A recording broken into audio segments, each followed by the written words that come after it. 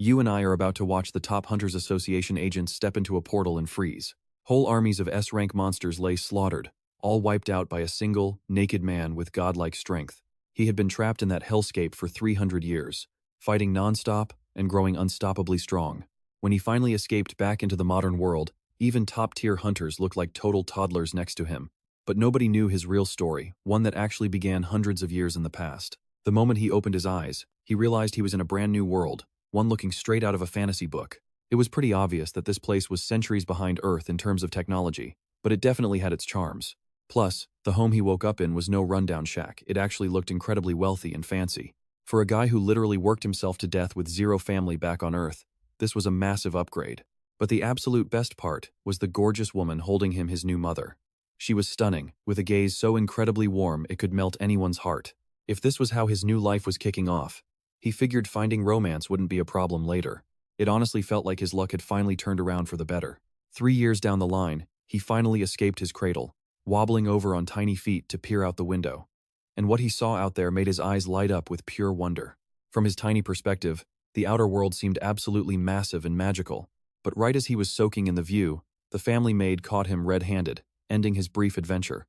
Now, pay attention here. As he connected the dots, he realized his family belonged to the powerful Grand Duchy.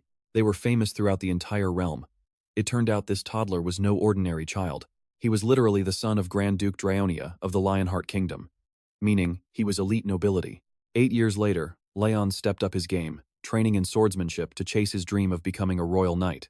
Naturally, he couldn't help but wonder if cool stuff like ki or aura existed here. His mentor was Sir Gothic, a legendary holy knight straight from the palace. And honestly, Gothic was honored to train the young heir of Draonia. But for Leon, hitting age 14 felt like entering a total nightmare. Gothic was an absolute beast who remained completely unfazed during their brutal sparring sessions. But becoming a true knight wasn't just about swinging swords. You had to prove yourself on dangerous quests to earn the title with honor. And to become a holy knight, you had to be chosen by the Holy Grail and drink its sacred water. As the Grand Duke's sole heir, Leon had to learn more than just fighting. He had to master everything required to lead the duchy one day. Though, currently, one casual swing from Sir Gothic sent him flying. Training to become a holy knight just to qualify as his father's successor felt like pure punishment. I know what you're thinking, why not just pray for help? He actually did, despite having zero faith in the gods, by the time he turned 16. Drenched in a heavy thunderstorm out on the open road, he finally accepted his official quest to earn the goddess's blessing. But right as he took his very first step, he spotted bright flames rising ahead and heard a desperate cry for help. With a massive horde of brutal orcs swarming the area, simply swinging his sword around wasn't going to be enough. He needed to build a real reputation, stack up heroic deeds, and earn her divine notice the hard way. Luckily, Sir Gildas was called in when the orc raid got out of control, saving everyone from a tight corner. During all the chaotic fighting, Leon found endless opportunities to put his sword skills to use.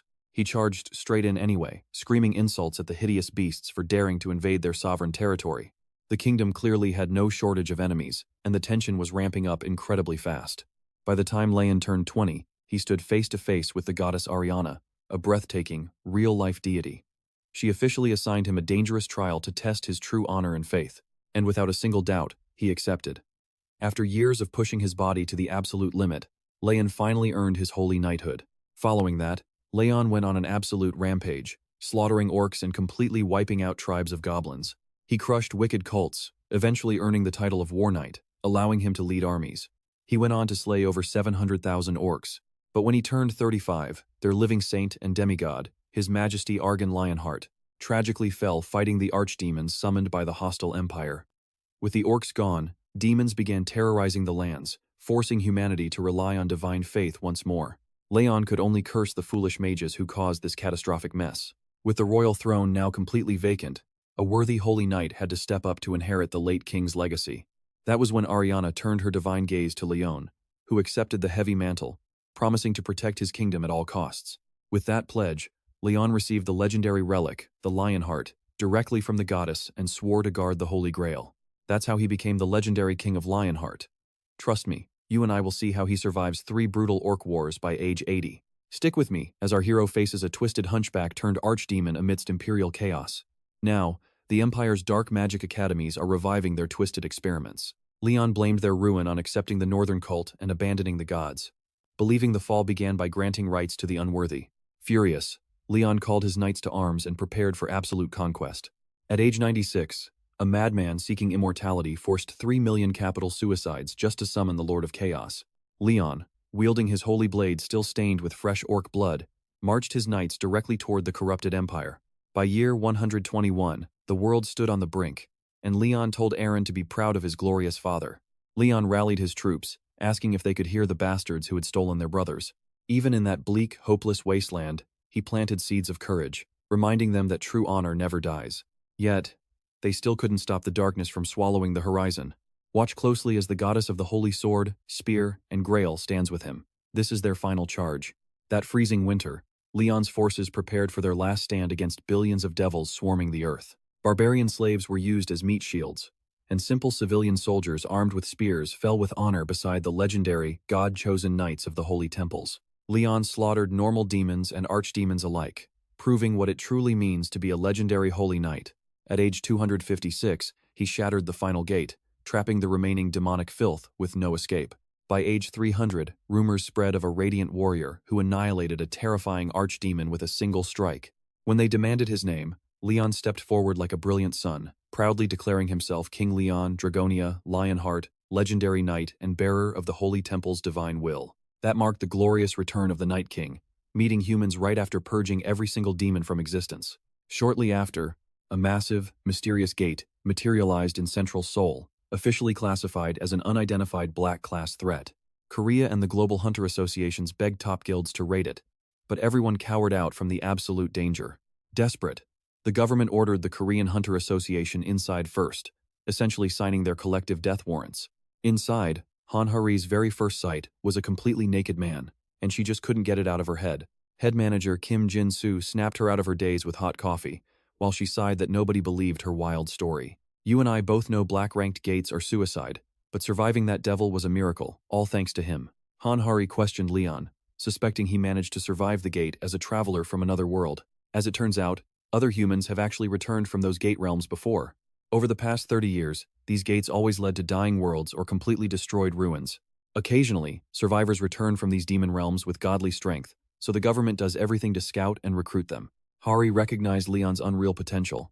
Even Jinsu was stunned, knowing elite A-rank hunters risk everything just to fight high-ranking demons. Yet, Leon obliterated one instantly. The kind of terrifying beast that makes S-rank hunters shake was nothing to him. Still, Jinsu is pretty worried about the cultural barrier, especially since Leon acts like literal, high and mighty royalty. Hari brushes it off, assuming he's a decent guy, but they arrive to find Leon screaming at workers and shattering heavy glass even monsters couldn't scratch. So much for being polite. This guy clearly has a massive, king-sized superiority complex. 15 minutes earlier in the interrogation room, Leon was feeling incredibly out of place. He remembered his past life as a regular 20-something who died from overwork, only to reincarnate into another world. He became a Night King, ruled for a century, and spent 200 years slaying demons. Back on Earth, he's relieved he remembers anything. He decides to keep his past life secret, since a glorious, legendary Night King sounds way better than some overworked corporate slave. And Leon has absolutely no intention of dropping his royal attitude. The bald agent struggles to keep up, while Leon assumes he is just a respectful government servant bowing to greatness. When the agent mentions the Black Gate and his demon-slaying rampage, Leon quickly interrupts and corrects him. Leon proudly claims he cleansed all evil to protect knightly honor, then demands the agent act as a personal scribe for his grand legend. Blaming cultural differences, the bald agent decides to play along and agrees. Leon then hints that royalty deserves far better hospitality, basically demanding food, sending the agent scrambling to get him a meal. Leon demands to know what he missed while away, and the agent explains how it all started 30 years ago when mysterious gates suddenly opened, unleashing monsters and demons. Stick around, because our king is about to change everything. After brutal losses, stick with me, humanity realized every gate has a theme, and ignoring them triggers a chaotic dungeon break. But then, he suddenly switches the topic to food. Leon is deep in thought, comparing Earth's gates to his own homeworld, which fell to a demon invasion. It feels like some kind of trial designed to make humanity stronger. When the meal arrives, the rich scent of slow-cooked bone broth and perfectly seasoned kimchi nearly blows him away. This is pure perfection. For a former manual laborer, this simple comfort food is practically sacred. Yet, Leon hides his excitement and calls out Baldy, claiming it is an insult to serve a king such peasant food. He demands proper royal treatment. Leon Dragonia Lionheart, an otherworldly noble, is the god-chosen guardian of the Holy Grail. wielding the legendary holy sword and spear. He has slain millions of demons, conquered chaos, and stands as the living history of a 300-year war. Once a normal human, he is now a returning king who believes Earth is broken because it completely lacks faith. Leon believes it is his royal duty to guide the lost, still carrying the heavy burden of the Night King even back on Earth. But once served a juicy steak, his royal pride is restored. This honor-obsessed noble makes Jinsu wonder how he even knew what black bean noodles were. Hari is just relieved he is happily enjoying a T-bone steak paired with a 1993 red wine. Jinsu gestures for Hari to start questioning him, but she is totally freaked out by Leon's ancient, royal way of speaking. Jinsu, slightly annoyed. Now pay attention, he starts to suspect Leon might like Hari since he called her brave and let her stay. Meanwhile, a hesitant Hari peeks into his room, politely asking to enter. Leon, wiping his mouth, recognizes the swordswoman and warmly invites her to sit down. When she asks if he liked the dinner, Leon praises the chef's skill, clarifying that his earlier anger had nothing to do with the food. Instead, it was all about their complete lack of respect in treating a king. He explains that how a country treats foreign royalty directly reflects their own nation's status. A nervous Hari realizes how rude they have been. Leon forgives her, confirming her name, and quickly learns that demons are terrorizing Earth. Hari reveals her true mission is to recruit Leon into the South Korean Hunter Association and their nation.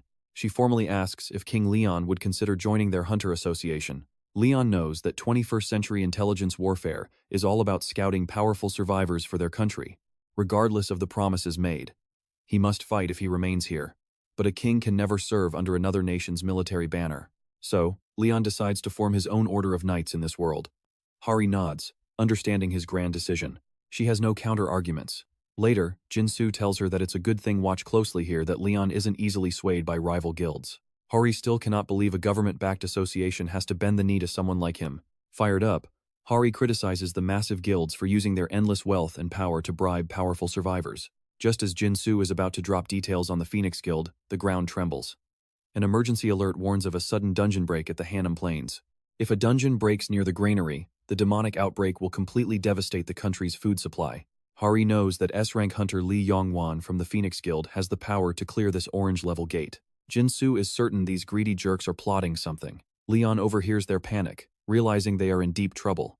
As the dungeon breaks, Leon knows it will infect and ruin the crops, so he decides to take action in a territory beyond Diora's control. A blonde figure in a green cloak stands in the wind near a massive white castle, while the dungeon wreaks absolute havoc. S-rank hunter Lee Yongwan, the powerhouse leader of the Phoenix Guild, notices Jinsu and Hari arriving at the scene.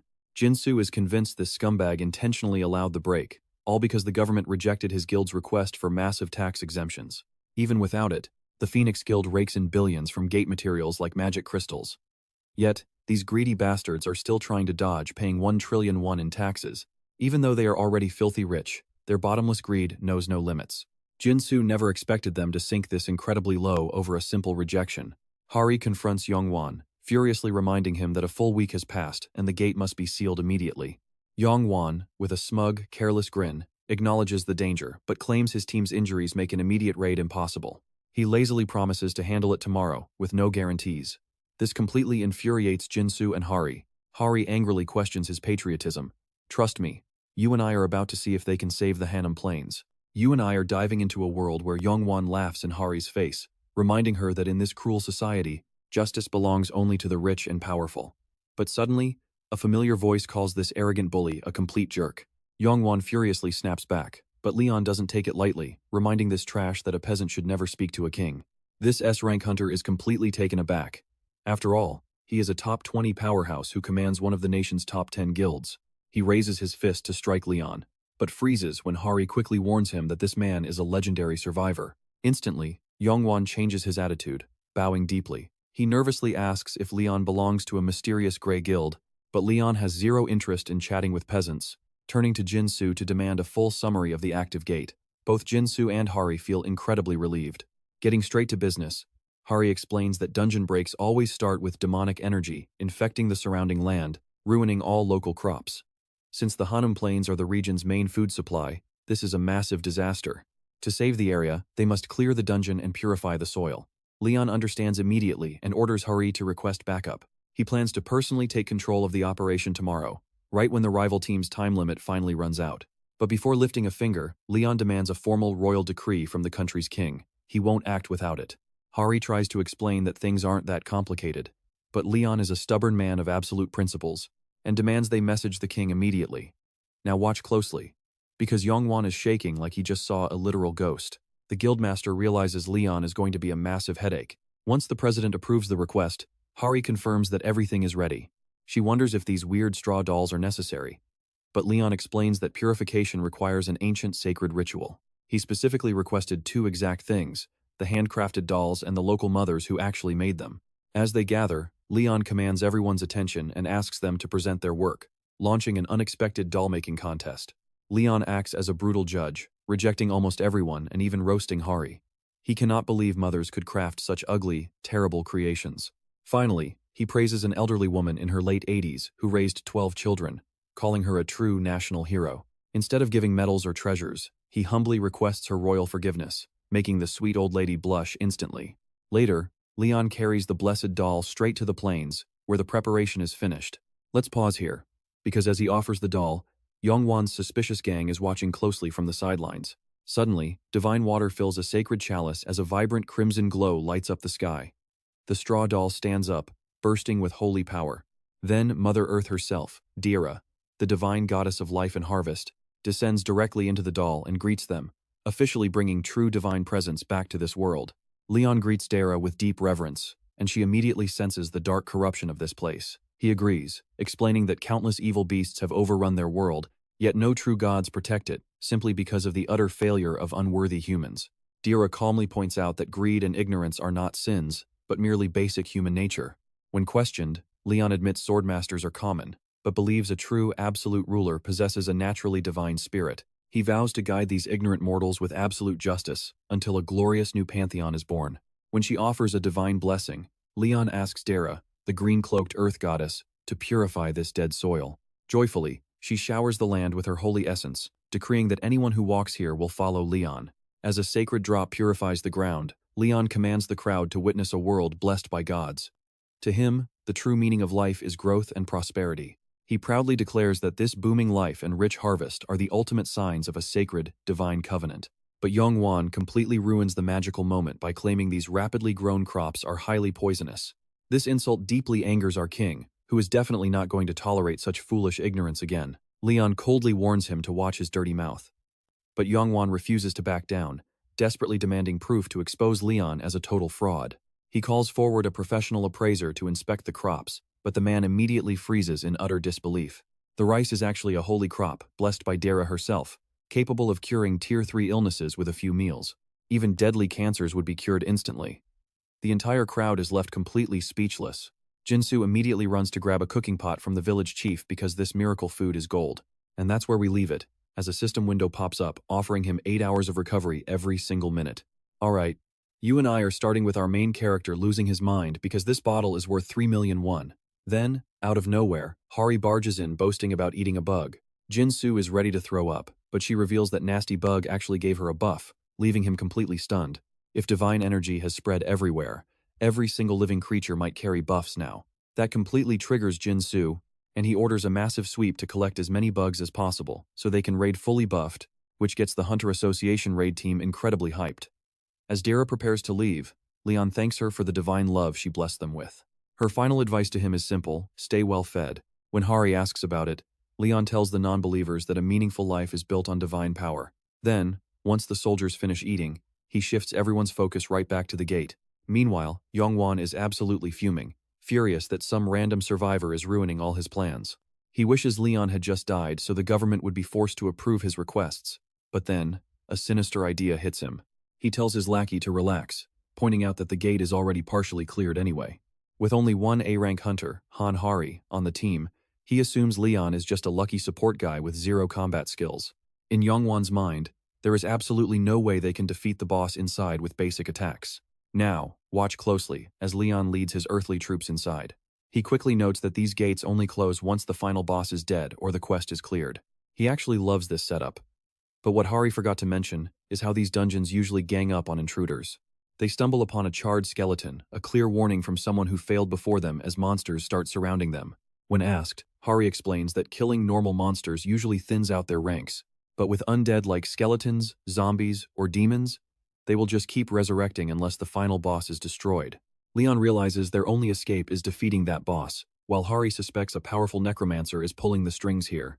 Suddenly, a flashing red alert warns Hari of an impending dungeon break, leaving them with a strict 3-hour time limit. Their mission is to defeat the commander knight, Dullahan, who is marching in with an army.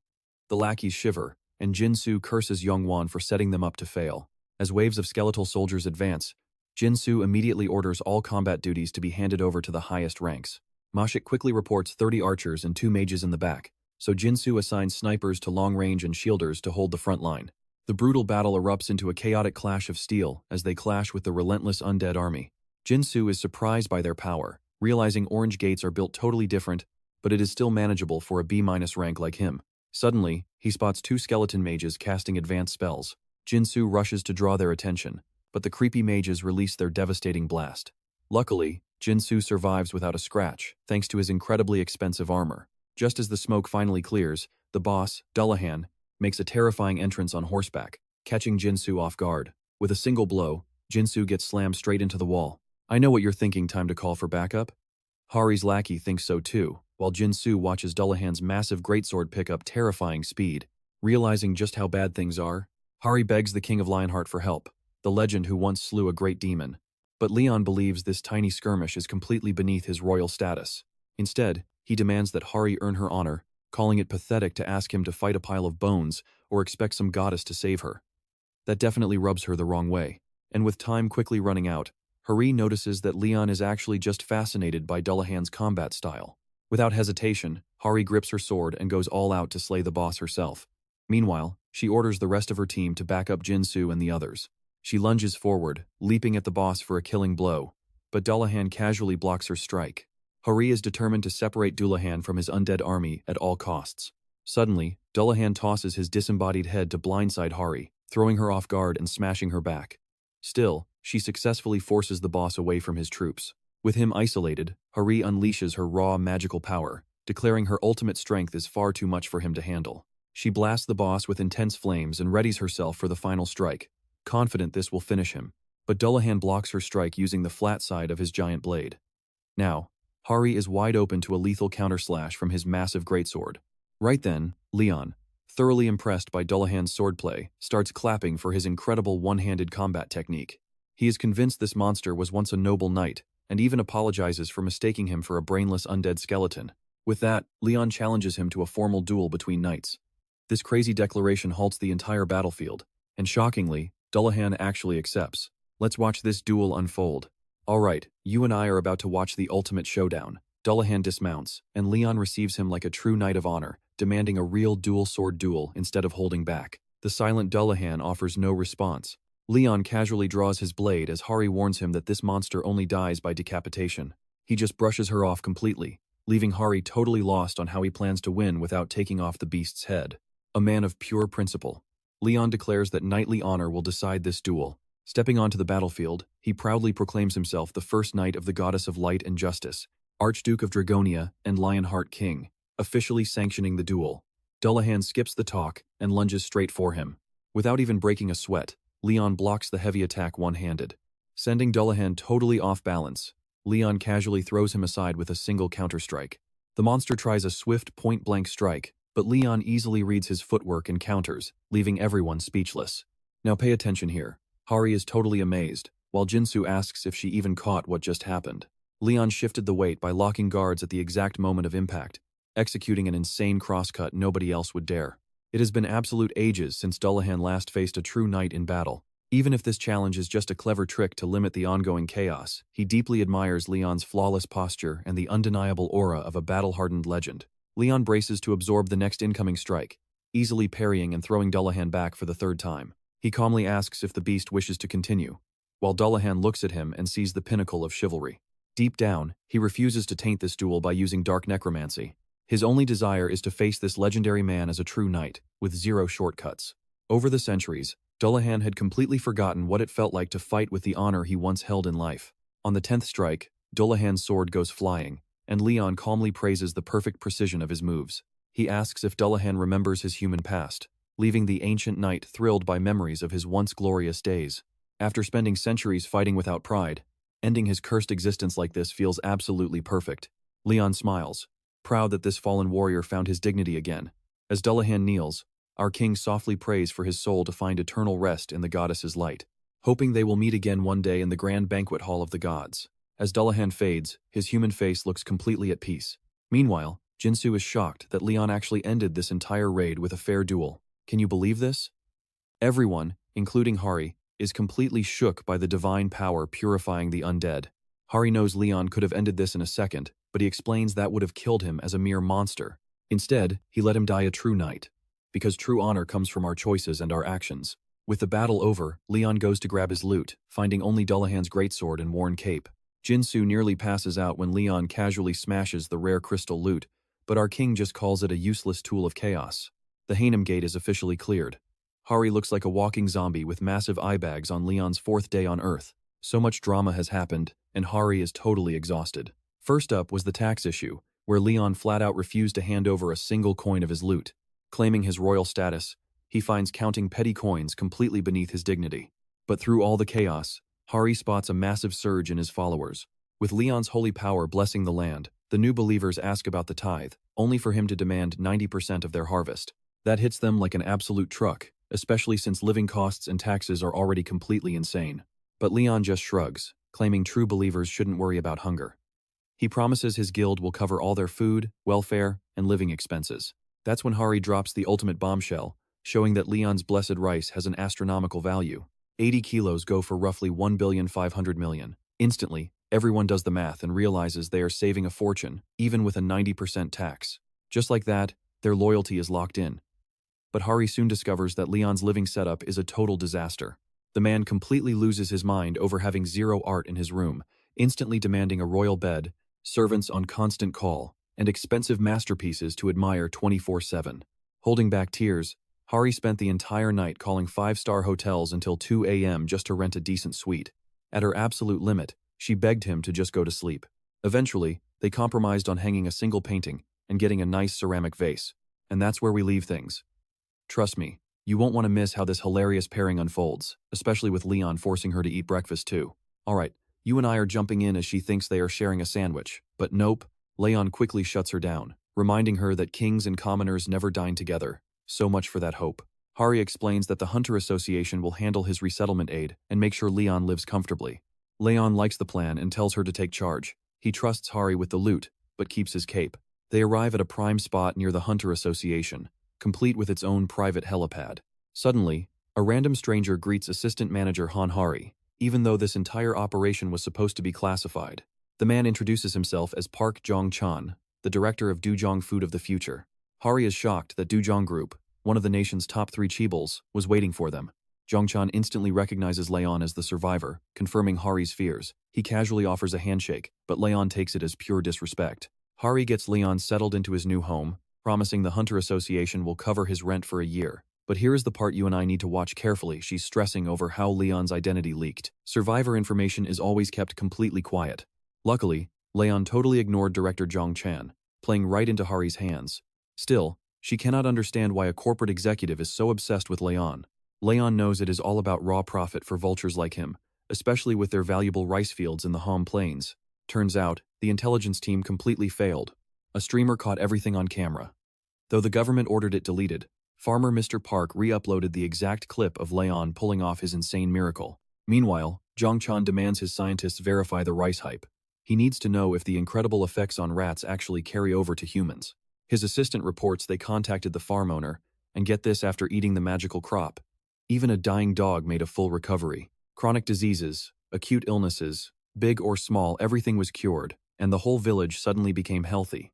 There has been no human testing yet, but the data proves this rice actually works.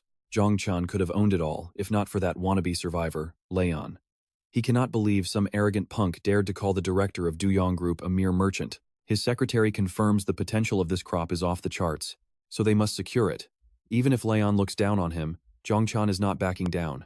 He plans to confront Leon directly and show him who holds the real power. To him, Leon is just another survivor treating Earth like a playground. But get this, Jong-chan is planning to crush him with some massive modern-day culture shock.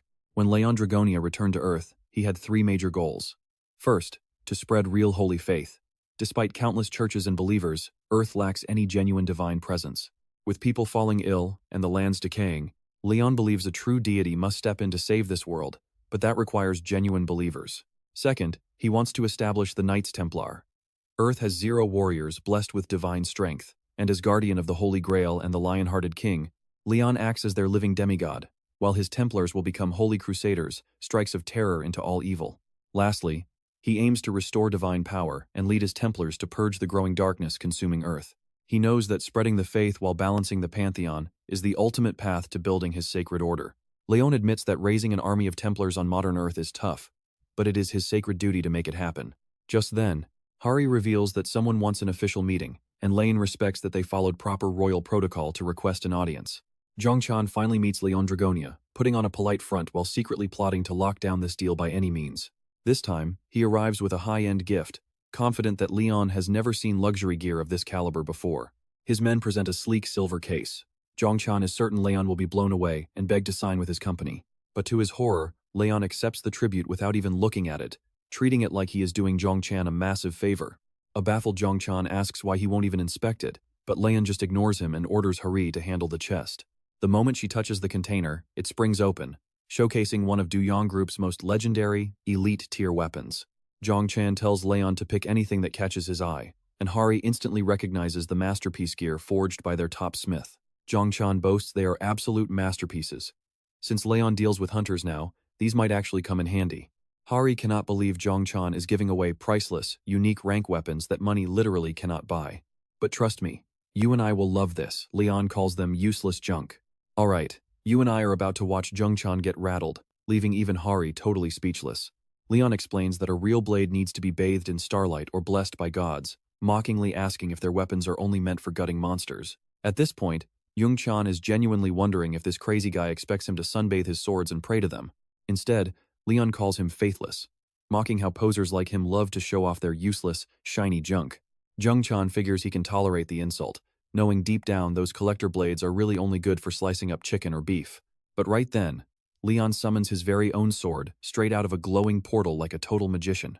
The blade looks incredibly ancient, and Zhongchan almost bursts out laughing at the thought of comparing this old relic to his masterpieces. Still, he wants to see what this king's sword can do, while Leon casually asks Hari to test out one of Zhongchan's blades. Surprised, she goes straight for the weapon she's admired for 4 long years, the famous sword named Dawn. Gripping the hilt, she instantly feels its massive power, charged from 10 straight days of absorbing pure sunlight inside a high-grade gate. Out of respect, Hari looks to Leon for his permission. He tells her she doesn't need to ask and should just play with the toy, raising his own weapon so she can take a full swing.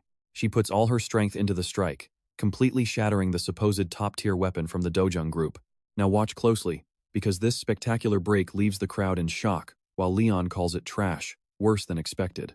That demonstration cuts Zhongchan's survival time to just 3 minutes, leaving him completely terrified after losing his absolute best weapon.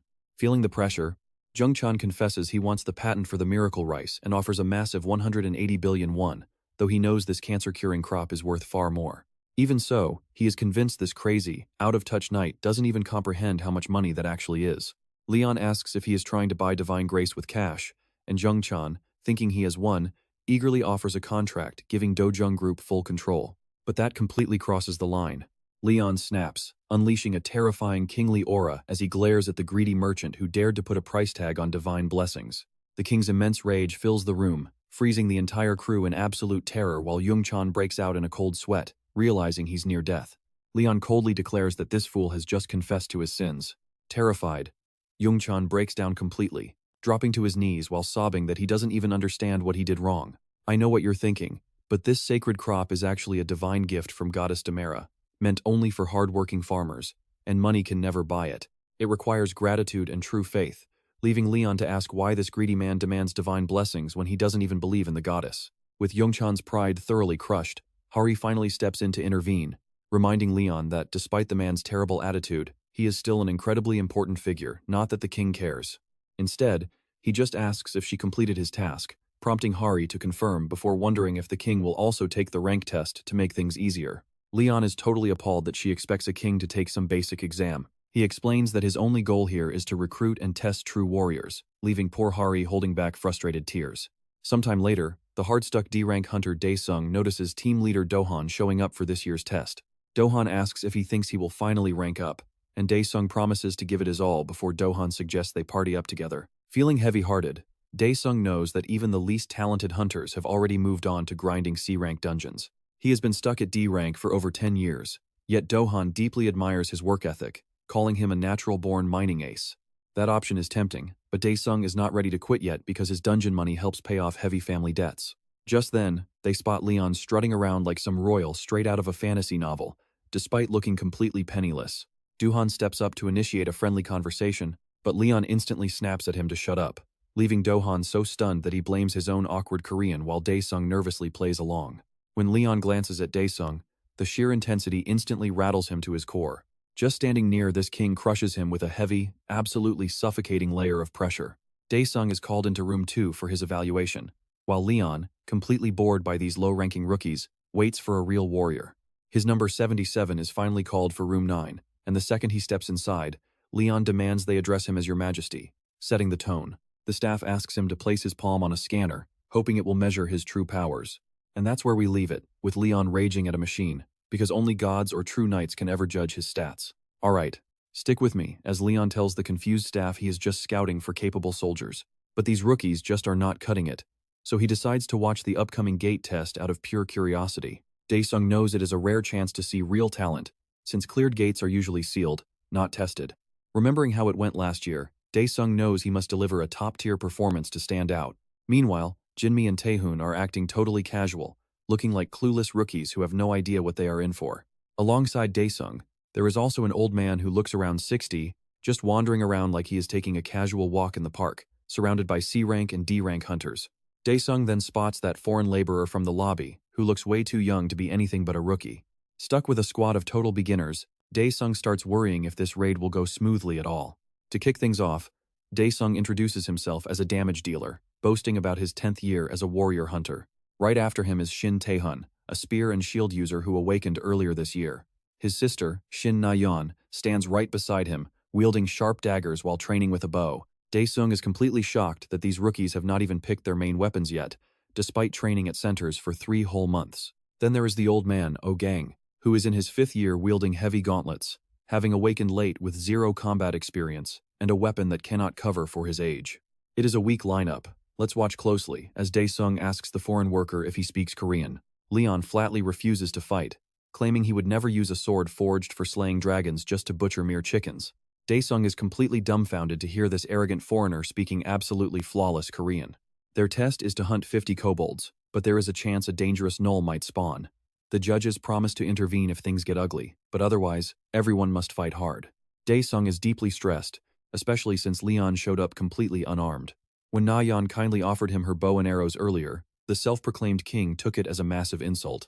Even when she promised he could just return them, Leon completely snapped, screaming that long-range weapons disgrace a noble knight's honor and are made for cowards, before furiously throwing her bow onto the ground. Back in reality, Daesung is a complete nervous wreck. Sure that this test will end in disaster, he suggests a perfect spot for hunting kobolds, and the rookies happily let him take the lead without any complaints. Taehoon then points out a settlement at the edge of the map that might be crawling with dangerous gnolls. But Daesung knows they are not ready for that yet, since their tiny team could easily get surrounded and wiped out. So instead, he leads them to a few caves to smoke the kobolds out by lighting damp grass and leaves on fire. Honestly, you and I both know it sounds way too easy. Taehoon highly praises his survival tactics, giving Daesung a massive confidence boost as he recalls all the guidebooks he memorized while dreaming of entering high-rank dungeons.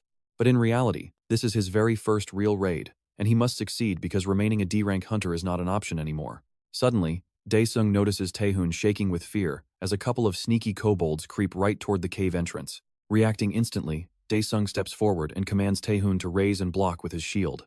After landing one solid hit, Taehoon gets super hyped, believing he can easily slaughter these brainless monsters. He is great at blocking frontal strikes, but his massive overconfidence blinds him to another kobold leaping directly at his head. He is inches away from having his face shredded by those fangs, forcing Daesung to scream that these beasts are incredibly fast. Luckily, the old man and the others are handling things like seasoned pros, slaughtering kobolds left and right, allowing Daesung to finally breathe. Once the area is cleared, Daesung praises the squad while Taehoon apologizes for his reckless mistake. Daesung lets it go since Nayeon easily killed two herself, and nobody got injured thanks to the old man's help. Despite all the nerves and anxiety at the beginning, things actually turned out much better than expected. Well, except for that arrogant foreign guy with the massive royalty complex, prompting Daesung to confront Leon about his uselessness. The examiner awkwardly promises to write that down in the official records, which heavily annoys the entire squad, but they push forward and quickly reach the deep cave. Arriving at the entrance, Daesung sticks to his strategy, commanding the team to light the fires immediately. But then Leon instantly triggers him by asking if this basic plan is really the absolute best he can come up with. Daesung defends his record, but trust me, you'll want to see how Leon shuts him down for relying on such basic experience. Alright, stick with me because Daesung gets so mad a forehead vein pops as he sparks the fire. Once the trap is finally set, Daesung warns the group that the kobolds are coming and to get in position. Just like he wanted, those kobolds charge in like rabid beasts, and the hunters strike all at once. Daesung feels like an absolute genius, thinking his plan is completely flawless. He believes that wiping out these kobolds and a few monsters on the plains will let them easily breeze through this exam. But right when he starts celebrating, a terrifying, deep growl suddenly echoes through all the chaotic noise. It is the gate boss itself, a massive null captain that is way stronger than any C-rank beast. That monster glares right at Daesung, and honestly, the poor guy looks ready to pass out. Daesung's mind completely short-circuits at the sight of the gate boss standing there, forcing Leon to snap him back to reality. Shaking off the panic, he orders Taehun and himself to hold off the null captain while Leon and Gramps handle the charging cave kobolds. Now, pay attention here, because sending a rookie D rank, like Daesung, against a boss is basically a fast track to getting his team totally wiped out, but with zero options left, he has to trust Taehun. Yet, the guy is clearly not built for battle. Facing down that giant beast, Taehun stands there completely frozen in terror. He is shaking violently, and Daesung screams at him to wake up. Honestly though, that massive creature is an absolute, waking nightmare. Daesung panics, realizing Taehun has completely lost his mind and will not even lift his shield to defend himself. Right on cue, Taehun slips and crashes down hard, looking like he is about to become the beast's dinner. Meanwhile, one of the judges quietly wonders when Leon will finally make his move.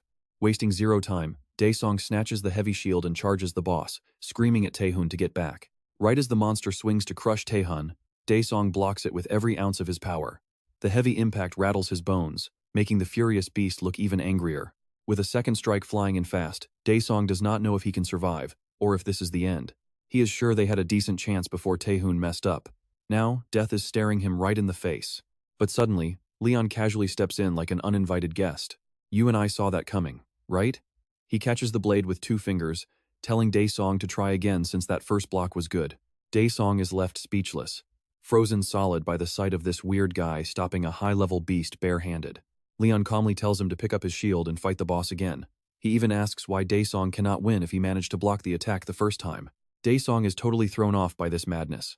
Leon demands he stand up, block the beast, and strike back. Daesung tries to warn this absolute lunatic that they are neck-deep in lethal danger. But Leon is not the type to repeat himself or take no for an answer, and ignoring a monster like him is just begging for a painful end. Leon explains that a Templar mentoring a low-level foot soldier is extremely rare. It is a once-in-a-lifetime chance, and Daesung wonders how many generations have passed since this last happened. Either way, Daesung knows for a fact that staying alive is his absolute #1 priority. Suddenly, the giant beast snarls at Leon, making the overpowered fighter think this dumb rabbit must have a literal death wish. Leon glares at the ugly beast, sending it into a trembling panic. The clash restarts, and Daesung realizes the monster is strong enough to rip his shield away. Leon screams at Daesung for blindly blocking an opponent who possesses vastly superior physical strength. Leon commands him to quit playing defense and actively search for a fatal opening. He warns him that this monster is not some dumb brute, but a beast that adapts as it fights. As Daesung struggles to plan his next move, Leon suddenly kicks him hard in the knee, yelling to never lose sight of his target. That sharp pain forces Daesung back to reality, realizing a single clean hit from that giant blade would have ended his life on the spot. Leon continues to demand that he unleash his hidden potential, which frankly terrifies Daesung to his core. After all, he has always been just a pathetic D rank with zero skills or talent. He is not about to buy this motivational speech about hidden power magically waking up because some crazy guy said so. Yet, something inside him begins to change. A weird spark ignites in his chest, whispering that he can actually win. So, when the massive beast lunges to strike him down, Daesung does not flinch. Believing, just for a split second, that he can win, he pours every ounce of remaining strength into parrying the blow. And incredibly, it actually works. He is stunned to block the hit, but before he can celebrate, The null captain smacks him directly across the face, throwing him aside like a piece of garbage.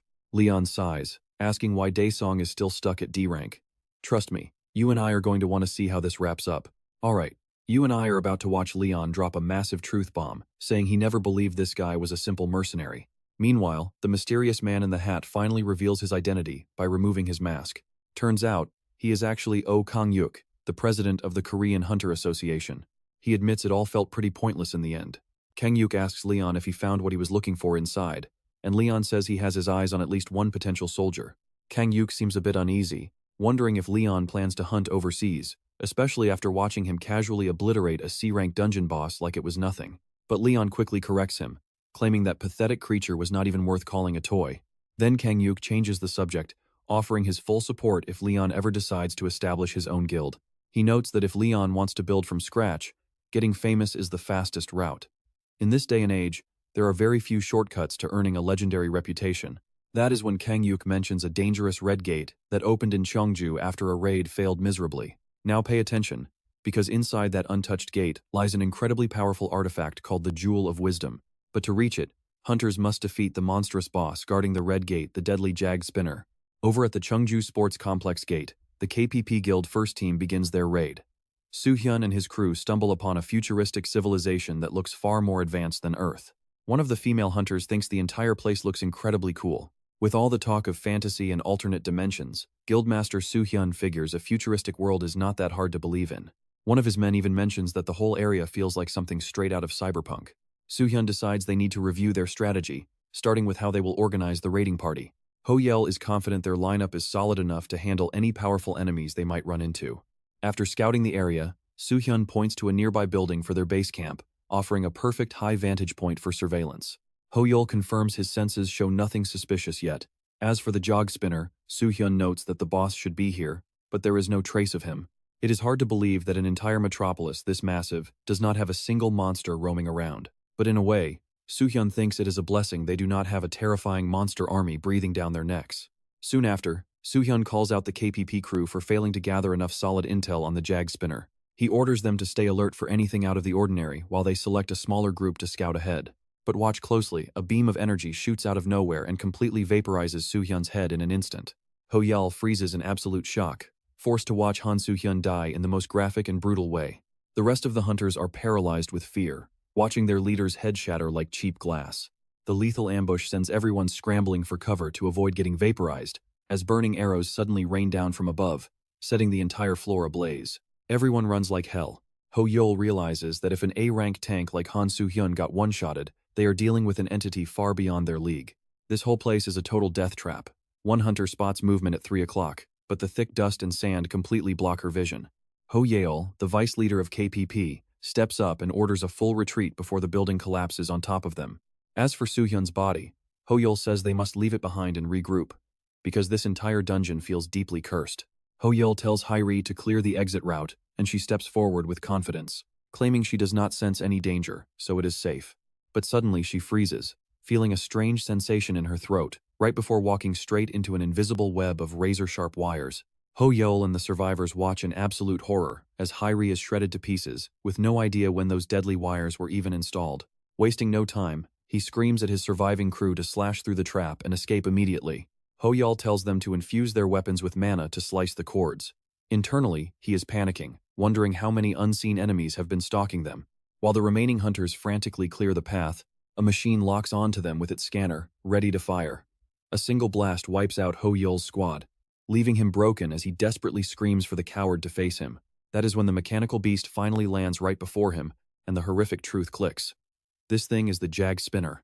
A mocking voice rings out from the machine, boasting that with this armor, ammo and power are infinite. Honestly, you and I would be just as furious seeing this robotic psycho slaughter an entire team just to make a point. Right in that moment. Alright, you and I are diving right into the action as Jagged Spinner lashes a glowing rope to end high, claiming it protects the city. Over at Cheongju Gate, the first Korean hunter raid team had 58 members and not a single one made it out alive. With the gate boss bumped to red level, everything is on hold. Later, the second raid team refuses to even enter the city, terrified of running into Jagged Spinner. Meanwhile, the third raid team is entirely focused on snatching the Jewel of Wisdom and grabbing whatever loot they can find. The white-haired hunter boldly declares that the 60 billion won bounty will belong to the second team's guild. With everything finally settled, they charge straight into the Cheongju Sports Complex gate. Access here belongs to the Golden Lion, a top 10 guild led by the powerful S-rank guildmaster Huang Gyum Cho and vice guildmaster Hang Yon Ha, an A rank, leading 47 other elite members. The Magic Tower also deployed Gil Tae-sung, who is incredibly close to S rank, with 48 mercenaries, alongside Hari from the Hunter Association, an A-rank hunter who is currently pouring barley tea for His Majesty, who is also joining the battle in this ruined stretch of modern civilization. Soon, the 4th raid team sets up their base camp. Leon asks Hari what is wrong, and pay attention here, because she admits she has a terrible feeling. She highly doubts things will go smoothly, but strangely enough, she is also worried if they actually do. In the best-case scenario, everything goes perfectly and Leon does not have to step in. But that means his shot at fame totally slips away. Leon is totally fine with that. He explains that if the Lionheart King does not need to lift a finger, the situation is not that bad. He breaks it down. Leadership can be handled by anyone who keeps their arrogance in check, but the King of Knights operates on a completely different level. This sparks Hari's curiosity, and she suddenly realizes that every time Leon steps in, it is to block an attack no one else can handle. Leon makes it clear that the king must be the ultimate wall, their very last line of defense. If the King of Knights is forced to take the field, it means everything has already gone straight to hell and everyone else failed. And looking at the pathetic state of this crew right now, Leon bets he will have to step in very soon. You and I both know they are dreaming, but Harry believes this team with their S-rank guildmaster actually has a chance. Leon sees them as stronger than normal humans, but they still do not truly understand warfare the way he does. Even worse, he questions their basic strategy, especially their foolish assumption that the city outskirts are safe. Even after encountering enemies, Leon is absolutely stunned by how blindly they trust their own intel. He cannot comprehend how these raid teams think simply analyzing monster patterns and reacting is some kind of master strategy. To Leon, that is pure nonsense. No real general plans like that, especially when facing a foe like Jagged Spinner, who is not just some mindless monster, but a sharp and highly dangerous warlord. Suddenly, a massive explosion rips through the area, catching everyone completely off guard. A young boy calls out to Yappy the robot, apologizing for this tragic end while begging for one final favor. Yappy accepts his master's final command: eliminate every single foreign intruder trespassing in the city. Driven by its new mission, the machine sets out to erase all intruders. Now a completely loose cannon, Yappy goes on a full-blown rampage, terrifying the entire squad. As its lens zooms in, locking onto new targets, a hunter suddenly swings a massive hammer and knocks the little machine aside. Right after that, a massive explosion shakes everyone to the core, leaving them clueless about what monster just wiped out 23% of their health. Yappy gears up for another blast, but the hammer-wielding hunter smashes it again, spiking its internal pressure. Gumsoon readies himself to take down the tin can next. Next, the guildmaster steps in to personally destroy it, which completely breaks the machine's programming. Yappy begins unleashing absolute havoc all over the battlefield. The guildmaster quickly activates his distortion force field and commands everyone to gather up immediately. Even so, absolute chaos reigns. One hunter shouts to Gil Taesung that bullet trajectories are going completely haywire. Taesung notes that their anti-jagged spinner magic tool is already being forced to make bullets curve in midair. He never expected to use it this early. Just as Yappy detects the interference, it initiates a maintenance routine. Out of nowhere, Taesung's lackey gets shot. Realizing that Yappy already calculated the angles to redirect their bullets, he totally panics, desperately wondering what this insane machine even is. Right then, Taesung is told to drop the field as bullets go wild, and trust me, we are left on the edge of our seats with a dying battery. Let's jump back in as Taesung orders them to charge up the moment the barrier drops. But the second they stop and the shield goes down, disaster strikes out of nowhere. A massive web of deadly wires instantly traps them, proving Yappy was working overtime behind the scenes. Now, the machine emerges like a mechanical Grim Reaper, fully prepared to fry the entire squad. Teung immediately realizes his fatal mistake in grouping everyone together in one spot, knowing there is absolutely no dodging this massive blast. But as the energy fully charges, a lone horse trots into view, and everyone is completely shocked to see Leon Draonia riding in like a legendary savior. Leon mounts up, dramatically shouting about the pure guts it takes to charge alone into enemy lines, declaring that the true King of Lionheart deserves endless praise. Without missing a single beat, Leon graciously offers Yag Spinner the ultimate privilege of facing him in a formal royal duel. The entire squad just stands there speechless, wondering if this guy has completely lost his damn mind. Leon mutters to himself, focusing entirely on the insane bravery of charging headfirst into danger with just a horse. He proudly proclaims himself the King of Lionheart, a true warrior worthy of honor. With absolute confidence, he seizes the stage and grants the giant machine the grand honor of a duel. Now watch closely, because Yappy is completely thrown off by this dramatic entrance. It simply charges up its massive railgun, focused only on vaporizing every single target.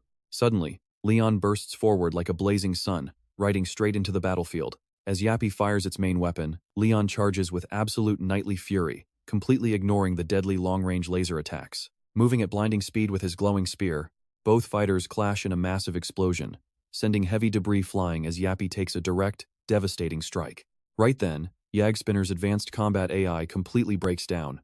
The machine has absolutely zero logical explanation for the impossible feat happening right before its eyes. Its system had already scanned the weapon, noting that Leon's lance looked ridiculously outdated and medieval, yet still fast enough to track. It calculated that the physical impact would be totally harmless. Yappy set his threat level to 0, expecting a single railgun shot to vaporize him instantly. That was the logic. But 3 seconds ago, Leon's battle cry formed a strange, unrecorded energy barrier. 2 seconds before impact, the system predicted a perfect hit, calculating that the massive shockwave alone would easily wipe Leon out, even if he blocked it. 1 second before impact, the projectile simply deflected, not a brutal block, but a smooth, effortless redirect. We are watching a legendary skill passed down by the Knights Templar. Leon wields it naturally, a miracle reserved for humanity's elite, enforcing absolute divine law with the legendary arrow shield, repelling every single attack thrown his way. Unable to comprehend this, the machine suffers a catastrophic error as its inner systems spiral into total chaos. Suddenly, it updates Leon's threat to level 5, the absolute maximum, before crashing hard into the dirt in a desperate retreat. Even broken, Yappy replays his master's final wish to protect this location at all costs. With its systems failing and balance shattered, Yappy targets Leon as a level 5 threat, activating emergency protocols to counter his spear. Suddenly, Yappy hears Jog's voice thanking him for everything, and the counterattack sequence finally finishes loading. Over in Block 8 of the Cheongju Sports Complex, a scout standing 250 meters away spots a heavy machine gun. He quickly orders his snipers into the nearby building across from Yagspinner, while the rest of the team holds defensive lines. But the moment he rounds the corner, he's hit with a horrific, bloody nightmare. Flesh and bones are shredded completely by razor wires, draining all the color from his pale face. Then, out of nowhere, he feels a sticky substance brush against him. He spins around to slash, hard hammering, but there's absolutely nothing behind him. Drenched in cold sweat, he's certain someone is breathing down his neck, right before sharp razor webs shred him into pieces. So what do you and I see? 5 targets instantly wiped out, but one terrified survivor stays hidden until he watches his leader get shredded to pieces, sending him running for his life. Just then, alright, let's dive into this. Yappy remembers a young boy's wish to be laid to rest in this graveyard, hoping to become one with the city forever, while Yappy kept the sacred ground protected. The flashback strikes a chord. Suddenly, Yappy's logic systems crash, completely shifting its core directives after staring down that weeping kid. He's just left, wondering if the metallic spider simply chose to spare his life, watching in silence as Yappy floats up into the clouds without making a sound. Moments later, Tyung approaches the boy, who nervously stammers that the mechanical monster must have run out of juice to finish him off and fled. The boy insists Yappy's expression made it obvious, showing the machine knew it had absolutely zero chance of survival. Probably because it spotted Tong heading straight in their direction. It just proves even top-tier machinery has constraints. Yet, what truly puzzles Tyson is why this graveyard remains pristine compared to the ruined streets. Meanwhile, Yappy clocks a 92% success rate but pulls back anyway, prioritizing citizen safety even for the deceased. Honestly, Tis and the crew are totally creeped out by this eerie place. Around that same moment, Yappy detects 49 active hostiles, noting the level 5 and level 3 targets are unharmed, while the odds of neutralizing the level 1 boss sit at a measly 35%. And just like that, war resumes. That's when an elite spots Yappy hiding to run self-repairs, mockingly asking if it enjoyed playing around with low-born peasants. This challenger? None other than the Great Lion himself. Now watch closely, because Lion literally embodies the concept of chivalry, living and breathing it. But behind that incredibly smug grin, the champion of Lionheart absolutely detests sneaky backstabbers, demanding an honorable clash where they look each other in the eye. Lion boldly asks if the drone is ready to face him, while Yappy's alarms blare at this sudden intruder in its domain. There's absolutely no reason for this knight to show mercy, but Lion refuses to compromise his rigid moral code. His code of honor drives his resolve, and that indomitable spirit fuels Lion's legendary strength, marking him as the ultimate elite. Lion sneers that a machine could never comprehend the concept of honor. Armed with 480 rounds and fully optimized gear, Yappy pulls the trigger, unloading on the arrogant snob. Yet Lion's glowing form remains untouched, shielded by his divine energy and the legendary blessing of the arrow defense. Yappy quickly notices the bizarre patterns of this engagement and begins calculating the incoming combat trajectories. The machine unleashes another salvo, dead set on neutralizing this Tier 5 threat. Yet Lion, wearing that infuriating smirk, refuses to yield. Wasting no time, he lunges ahead, cutting through the battlefield and vanishing from Yappy's radar like a phantom. Striking from a blind spot, he leaves the defense drone zero time to counter. Yappy shoots a blinding laser, but Lion keeps riding straight through on his armored steed. Panicking, the Spiderbot hits overdrive, unleashing a storm of metal to shred him to pieces. But scratching him is nearly impossible. Even Yappy's processors cannot compute the human's absolute, reckless bravery. Smirking, Lion boasts about his majestic stallion, laughing that the machine seems desperate to play hide-and-seek. The fight intensifies as both combatants push past their physical limits, moving like flashes of light to end this duel. Honestly, you and I are probably wondering the exact same thing as Yappy right now. How is a human moving this fast? Yappy discharges a devastating blast, prompting Lion to roar at his mount to find another gear. As they collide in a brutal clash, Lion offers a rare word of praise for the machine's efforts. But the onslaught never stops. Yappy rains, heavy fire, seeking a fatal opening.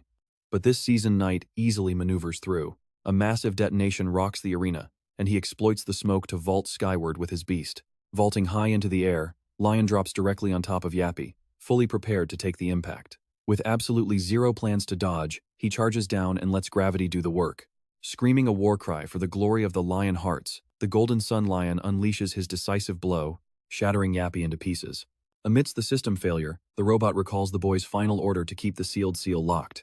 Fulfilling that sacred promise, Yappy initiates its self-destruct protocol, erasing itself entirely. But there's a catch. Yappy had pre-rigged the entire landfill facility with explosives, a deadly trap Lion completely failed to predict.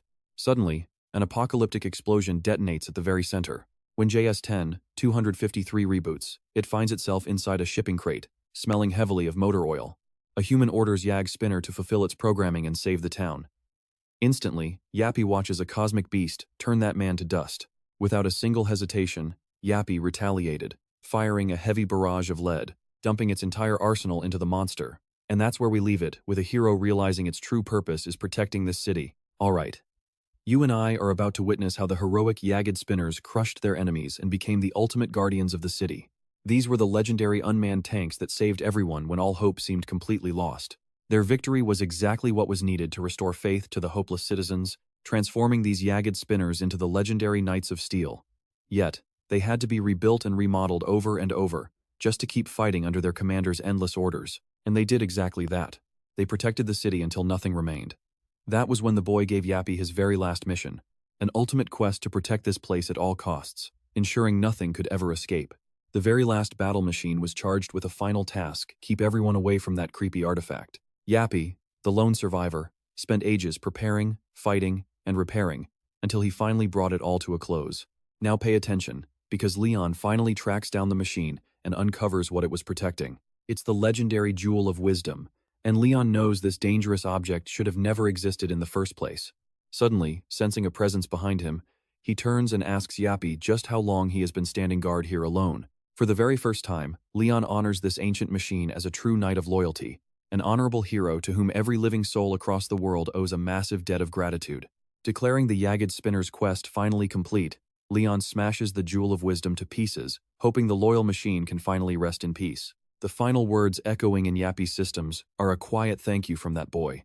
Later on, Kang Hyuk learns the entire truth about how Leon shattered the Jewel of Wisdom. As it turns out, Kang Hyuk believes Leon had every right to decide the jewel's fate, since he was the one who faced down the legendary Yagged Spinner. Leon warns him that the jewel was nothing but pure poison, crafted by twisted forces to lure foolish humans. Leon straight up calls it a demonic object, leaving Kang Hyuk completely stunned by the revelation. I know what you're thinking, a wish-granting jewel? But Leon explains it always demands a dark price in return. It's like feeding a wild beast. It feasts on the human desire for eternal life, stripping away their humanity until they transform into literal demons. He makes one thing absolutely clear: if another jewel like that ever appears, it must be destroyed instantly. This news deeply rattles Kang Hyuk, who immediately suggests informing the United States government. That seems like the smart move, but Leon warns that anyone who already possesses a jewel has likely fallen to demonic temptation. Afterward, they enter a quiet room where Leon asks if this is where the hero is resting.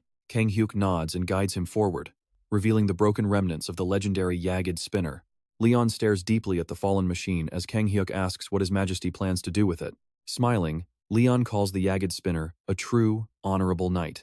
He wishes to bury him with the highest respect, praying he reaches the god's divine banquet hall. But before that, Leon offers a sacred blessing, suddenly summoning a goblet filled with glowing golden liquid.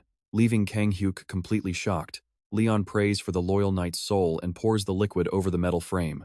Unbelievably, that single drop causes the dead machine to stir with divine energy. Leon knows there is no battery left, meaning his holy blessing just triggered a literal miracle. Somehow, the Yagid spinner manifests a tiny miniature version of itself. Leon tells the little creation that the goddess has chosen him before drawing his sword and slashing the air to summon her. The sheer force of the ritual knocks the wind out of them, and Kang Hyuk straight up collapses after catching a glimpse of the goddess's face. There is absolutely no doubt that this woman, radiating blinding light, is a supreme divine being far beyond any human. Goddess Ariana gazes down at her champion and demands to know the meaning of this summoning. Leon bows deeply before her, explaining that the Yagid spinner was a legendary, loyal knight who is truly worthy of receiving the goddess's divine grace. Ariana looks at the metallic creature, noting he never finished her quest or offered his glory to her. But Leon quickly speaks up on the machine's behalf, arguing that if this brave machine had not existed, Yappy would have easily claimed the ultimate glory of the Lionheart King. Goddess Ariana listens closely, choosing to view the Steel Knight through Leon's eyes. Yet, she still demands clarity on one final matter. She asks the otherworldly Steel Knight if he will worship the light and pledge himself to justice by joining her holy army. And that is where we leave it, looking at this mechanical hero who still has the pure heart of a child. Alright, you and I are jumping right into the moment she commands the machine to support her knight, Lion, and purge the world's evil to earn its own knighthood. Jagged Spinner stares down at Leon, letting a strange, glitched code upload directly into its processing system. Suddenly, the massive machine speaks, completely locked and loaded to join the war against the demon race. This delights Goddess Ariana, knowing that if Jagged Spinner pledges its power to her first knight, her divine glory will elevate him too. As Knight Templar number 10,253 floats in midair, it receives a massive upgrade of pure light and holy justice. Meanwhile, deep inside the United States Magic Tower, a terrified man begs Master Ronaldo Sherman for mercy, desperately trying to explain why he failed a simple command. But the entity speaking through the crystal sounds completely disgusted, especially after gifting him ultimate wisdom. Ronaldo stammers that a new survivor named Lion ruined everything. Hearing that name, the glowing crystal instantly freezes. Then, a breaking news broadcast flashes onto the screen, showing Leon Dragonia, Lionheart in the flesh. That's the final straw. Watch closely here as the crystal completely loses its mind, absolutely furious that this guy is back and swearing it'll never happen again. From that day forward, no matter how often Ronaldo calls upon the Jewel of Wisdom, it stays dead silent. Meanwhile, at the Korean Hunter Association, Kenya officially registers Jagged Spinner into Leon's guild. The paperwork might take a while, but Lion isn't worried in the slightest. But as the newly named Yappa steps out with Lion, the knight suddenly coughs up fresh blood, leaving the machine deeply concerned. When asked if he's alright, Lion admits that summoning a Knight Templar in a world with zero divine energy is destroying his body. He blames his own weakness, but Goddess Ariana steps in, insisting that she is the one who failed him. Lion gently cuts her off, saying he would never blame the heavens for his own physical limits. Touched by his pure loyalty, Ariana laments that the gods should have intervened sooner in this barren world where divine energy is almost non-existent. But then, Ariana completely catches him off guard, softly pleading with him to trust the other gods and finally get some rest. Later, she summons the rest of the pantheon to aid their only loyal follower. You see, the day Lion, the king of Lionheart, turned 21, his entire world was wiped from existence, leaving him as the sole survivor. After absorbing every last drop of his world's divine power straight into his own heart, the gods took refuge inside him. Let's pause and think about this. They watched him single-handedly butcher every monster for 180 years, carrying the weight of the world. Because of his sacrifice, every single deity in the pantheon owes Lion their lives. Breaking the silence, the goddess Dia asks Ariana how their champion is holding up, and Ariana admits her beloved knight has pushed far past his absolute limits. They all know that placing the entire world on one Grail Knight is a cruel punishment. Suddenly, Phaedos, the god of war and fire, demands to know why their once invincible king, who used to carry their glorious divine might, looks so incredibly weak now. Ariana snaps back, telling Phaedos to have some shame since her knight fought alone for 2 centuries and still won. He snaps, roaring that this pathetic state is exactly why he is so angry. Suddenly, a heavy, suffocating silence fills the room. 180 years of suffering, Ariana declares, is enough. It is finally their turn to act. She refuses to let her knight bleed alone. Hedo, the god of steel and blacksmiths, completely agrees with her, proposing they personally bestow their holy blessings to rebuild human faith in this world. He adds that using intel from Dea's earthbound followers, they can manipulate a tool called the Internet to broadcast undeniable, divine miracles straight to the human masses. Fidos questions why their champion, who is literally from Earth, never thought of this incredibly simple method himself. Hedo defends Lion, pointing out that the Internet did not even exist during his era. Meanwhile, Ariana wants to ensure they avoid mistakes, knowing it took Lion 20 long years just to establish a proper foothold here. Even so, Hedo remains highly confident that their Grail Knight is the ultimate key to victory. Sure enough, a bizarre stream lands on YouTube, leaving Hanbok and head manager Kim Jin-soo completely stunned. A mysterious channel named Pantheon TV starts broadcasting live from the Naju Plains, demonstrating exactly how to worship Goddess D. Even wilder, an old man instantly shuts down an arrogant businessman on screen, proving a single spoonful of rice can change a life, while an AI calculation about God leaves viewers utterly speechless. It looks like clickbait, but the insane part is that it is translated into 104 languages with flawless production value. It is enough to fry anyone's brain, but trust me, we're about to find out if this pantheon is linked directly to Lion. Let's dive in, as manager Jin-soo doubts Leon is cut out for the YouTube life, and Hari is completely useless with computers. Still, Jin-soo realizes the real threat. These videos are totally real. Panicking and having absolutely no clue what Leon is plotting, he decides he needs to confront him in person. Meanwhile, Leon's new sidekick Yappy has taken on a brand new mission, proving he's the actual tech mastermind, editing subtitles and uploading everything. Right then, Hari walks over and asks what he's doing, and Yappy casually explains that Phase 1 of his viral marketing campaign is active, while Phase 2 is already busy hacking the network. Hari just assumes this weird little machine is probably playing video games or messing around. But honestly, she is completely clueless when it comes to technology anyway. Over at the Pantheon Guild's temporary branch on the Naju Plains, a panicked Jin-soo bursts in demanding they delete the videos. Hari, totally startled, tries offering him some barley tea to calm his nerves, but Jin-soo refuses to drop the subject. Leon calmly explains that the legendary Sir Yaged Spinner was the one who pulled it off, leaving Jin-soo completely stunned. He can't believe that ruthless machine did this. Then, his eyes lock onto Yappy, hard at work. Jin-soo explains that this Naju Plains rice is no ordinary crop, since it actually possesses magical healing powers. Watch closely here. If that secret leaks, dangerous thieves from all over will flood these plains to steal it. He warns that once the Food Administration approves sowing, the association will finally send backup. Until then, Leon needs to wait. Hearing this, Leon understands they have their own strict rules and systems. Still, he's not sweating it. The goddess's holy crops cannot be stolen, leaving Jin-soo utterly speechless at his raw confidence.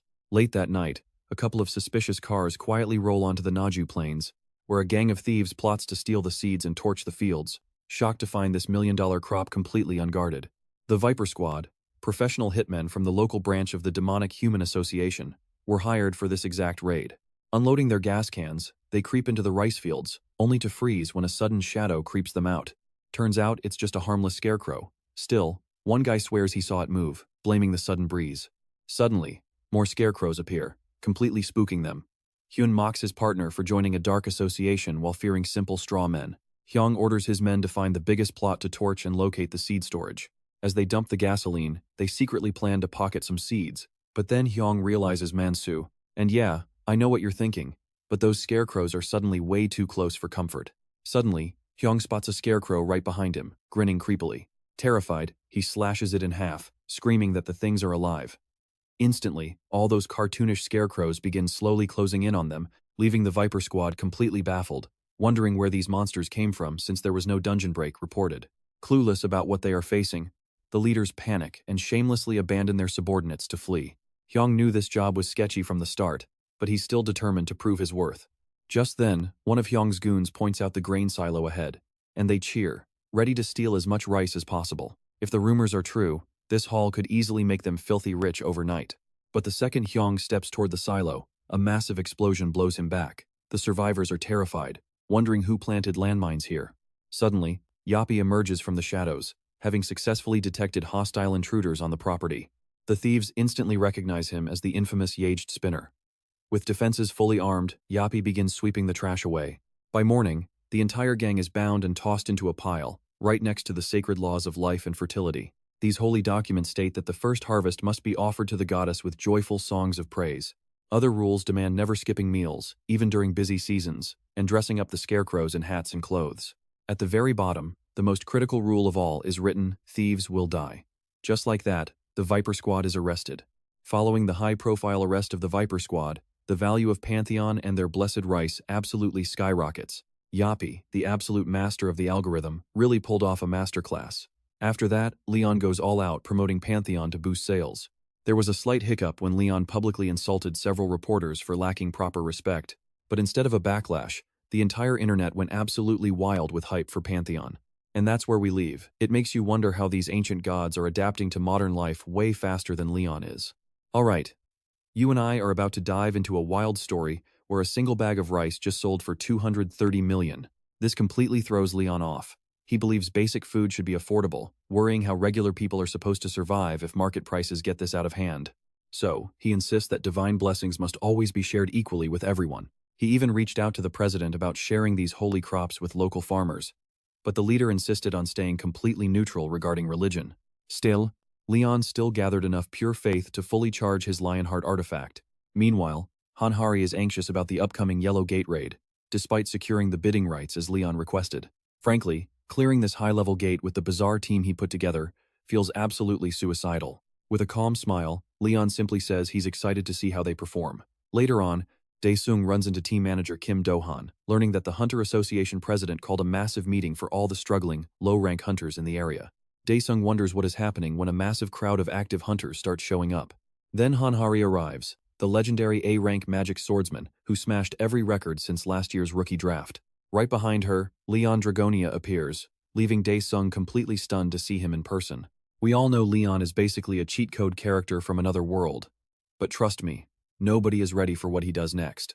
After a brief welcome, Leon steps onto the stage to address the massive crowd. He gets straight to the point, announcing that he gathered them all to recruit brave soldiers for his new guild, Pantheon. Anyone who survives his brutal training regime will officially be accepted into his personal army. Dae-sung is completely thrown off, realizing Leon is building an actual military force, not just a normal guild. Leon then drops a massive bombshell, announcing their entrance test is clearing the Yellow Gate at Samjin Station. This immediately triggers pure panic among the low-rank hunters, who see it as a total suicide mission. But honestly, can you blame them? Gate colors indicate threat levels. Black, red, and orange are absolute nightmares, followed by yellow, green, and finally blue. Dae-sung remembers that his very own rookie licensing test was just a basic blue gate. So for a standard C-rank or D-rank hunter, entering a yellow gate is a straight-up death sentence.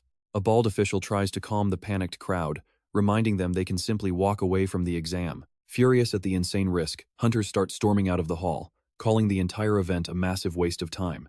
Within minutes, the massive hall completely empties, leaving only a handful of brave souls. Leon points directly at a guy with an afro, demanding to know why he stayed. Terrified to his core, the afro-haired hunter stammers that he felt there must be a deeper meaning behind this. Now, let's look at this mix of recruits. Some stayed for friends, others had nowhere else to go.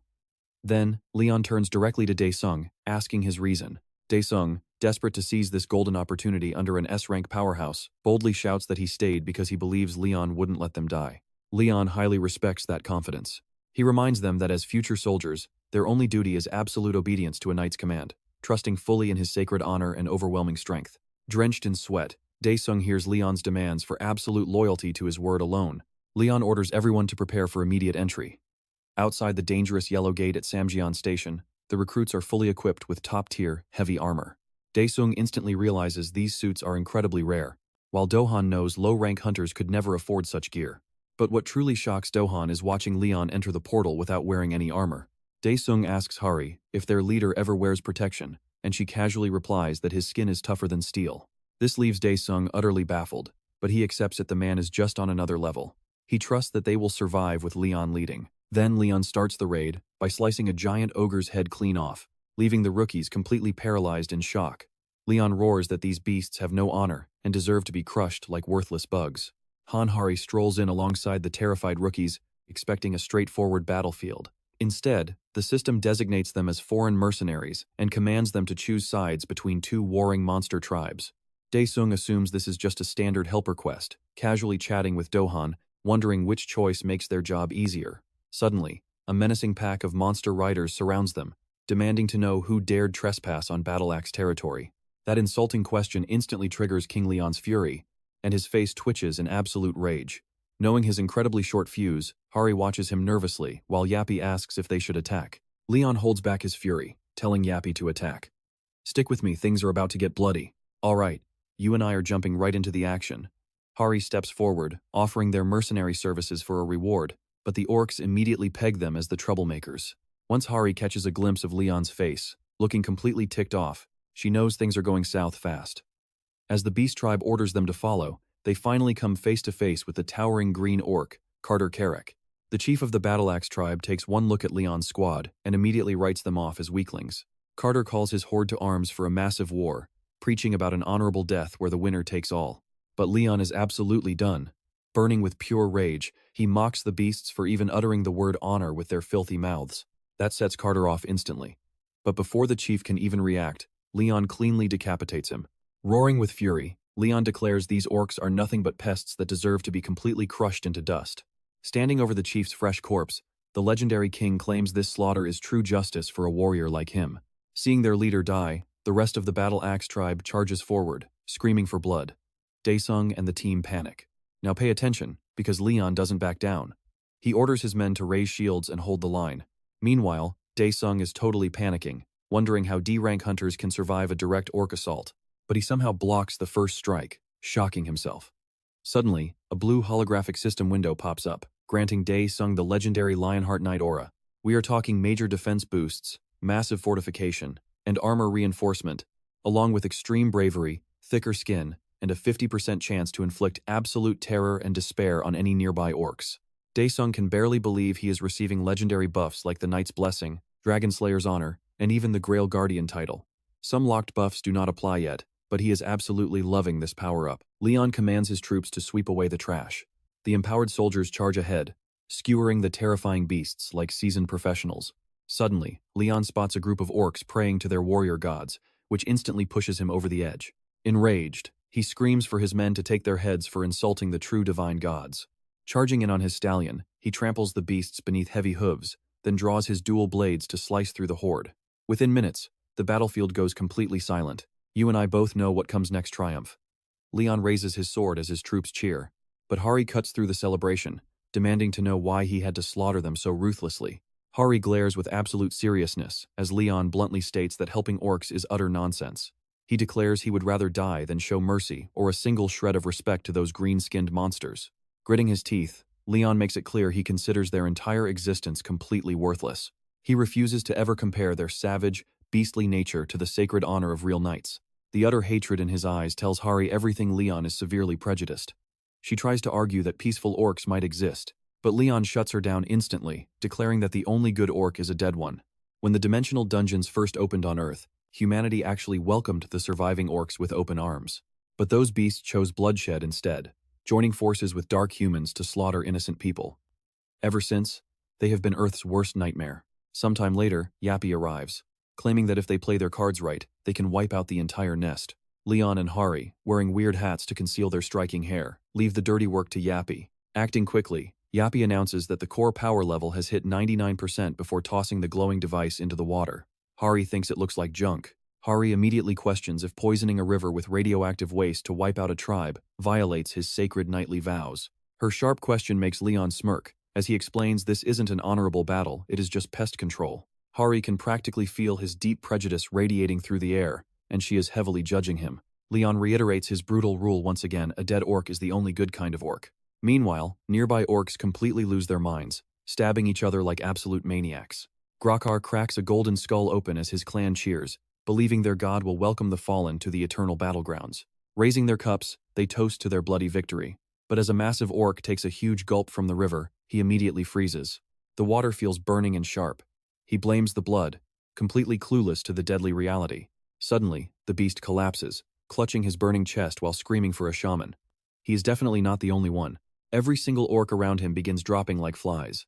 They have never witnessed a curse this terrifying before. Out of nowhere, Leon appears, unsheathing his blade to launch the surviving beasts into the air, slaughtering them all. And that's where we leave it.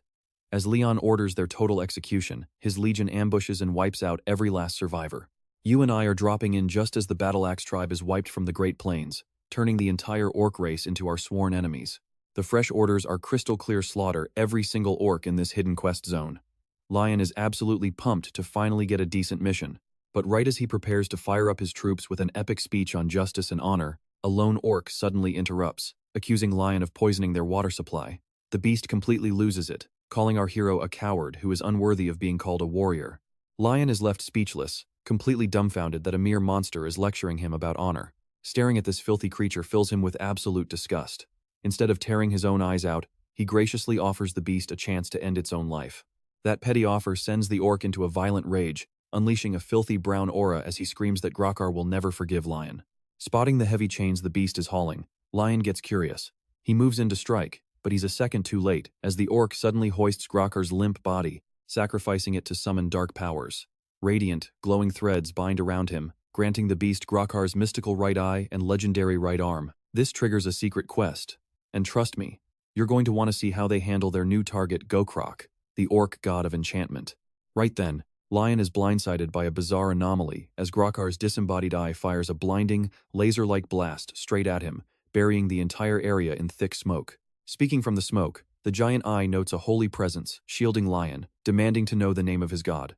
This insolence drives Lion absolutely insane.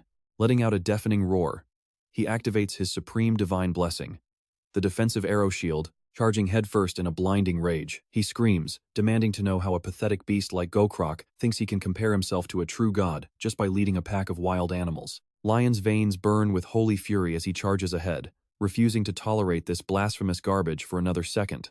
Channeling the eye's power, Gokrak tries to smash Lion to pieces with his fist, but one swift swing of Lion's blade severs the beast's hand, making him scream in absolute agony. Writhing in shock and agony, Gokrak cannot comprehend how he felt that strike when his real body is miles away, completely untouched. Then, the terrifying truth hits him. Lion is wielding the legendary Holy Sword of Radiance, proving he's the feared orc executioner and a true demon slayer. Gokrak instantly remembers that Lion is the lone survivor of that nightmarish, hellish realm, and cold, paralyzing terror grips his soul. Desperate to escape, he spits out a final curse at Lion, swearing he will make the human pay dearly for this reckless offense. Now watch this. While Gokrak retreats, Lion just stands there, watching him run. He knows a god who associates with trash like these orcs would naturally be a coward. The remaining beast is literally weeping in Lion's presence, yet he refuses to give up on avenging his fallen tribe. But Lion is completely done listening to this trash and cleanly decapitates the weeping orc, muttering that disgusting monsters like them don't deserve to breathe. With the secret quest finally cleared, every fighter earns the highly coveted titles of Orc Hunter and War Knight's Man-at-Arms. The Orc Hunter title grants a massive 30% damage boost, while the War Knight buff adds 20% physical defense, a crazy defensive bonus usually reserved for elite tank players. Daesong and his allies are totally speechless over these massive system upgrades. Suddenly, Lion barks out orders to gather all the fallen loot, as is the rightful privilege of the victors. The soldiers eagerly search the corpses for rare high-tier weapons, advanced warrior gear, and valuable items dropped by the witch doctors. During the chaotic looting, Hari asks Lion what they should do with the massive, severed arm belonging to that self-proclaimed divine orc god and witch doctor. Suddenly, Yap broadcasts a message from Hedo, which detects a massive surge of magical energy inside the monster's severed arm. Hedo commands Lion to absorb every drop of mana using the Holy Grail, promising him legendary rewards. Wasting zero time, Lion raises the sacred golden chalice toward the massive hand, completely draining its potent energy. Sensing the raw, divine power swirling inside, Leon realizes just how much his god thrives on the worship of these monsters. Still, their blinding hatred for other species completely disgusts him, stealing his resolve to wipe this ancient evil off the face of the earth. Out of nowhere, Ariana descends, using the massive pool of raw mana to make her arrival effortless.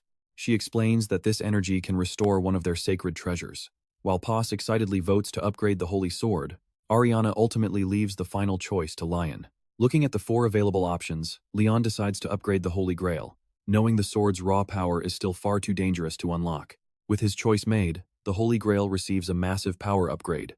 Right then, Hari runs over to Lion, excited to show him something cool, though she has no idea where Yap disappeared to. A sudden racket catches Lion's attention, and he spots Yap on high alert, tightly wrapping a mysterious figure in thick threads. The bound man is absolutely panicking as the heavily armed soldiers close in around him, screaming and cursing the jagged spinner for trapping him in these unbreakable threads. Lion casually steps in, and the tied-up guy immediately accuses Yap of launching an unprovoked attack. Lion coldly threatens to rip his tongue out if he insults. Yap again, totally shocking the captive. The jagged spinner then quickly exposes him, revealing the man is a dirty loot thief. He claims it's a misunderstanding, but we both know he's totally lying. Stick with me. A disgusted Leon decides to let Hari search his gear. Hari immediately searches him, uncovering the great orc warrior's heart, the absolute most valuable prize from this gate. Staring him down, she asks why he'd steal when loot swindling is a major crime, especially since he claims it was just a misunderstanding. Leon ignores his pathetic excuses and clean slices his arm, declaring that his laws and common sense are completely different from theirs. In the army of the Lionheart King, this is how justice is served. He turns to the crowd, asking if anyone has a problem with his rules to speak up now or shut up forever. Leon makes the absolute law of the Lionheart Kingdom crystal clear. If you steal, you lose your hand. No exceptions. Even though people from modern Earth find Leon's brutal laws hard to accept, the perks, like amazing buffs and upgrades, are too great to pass up.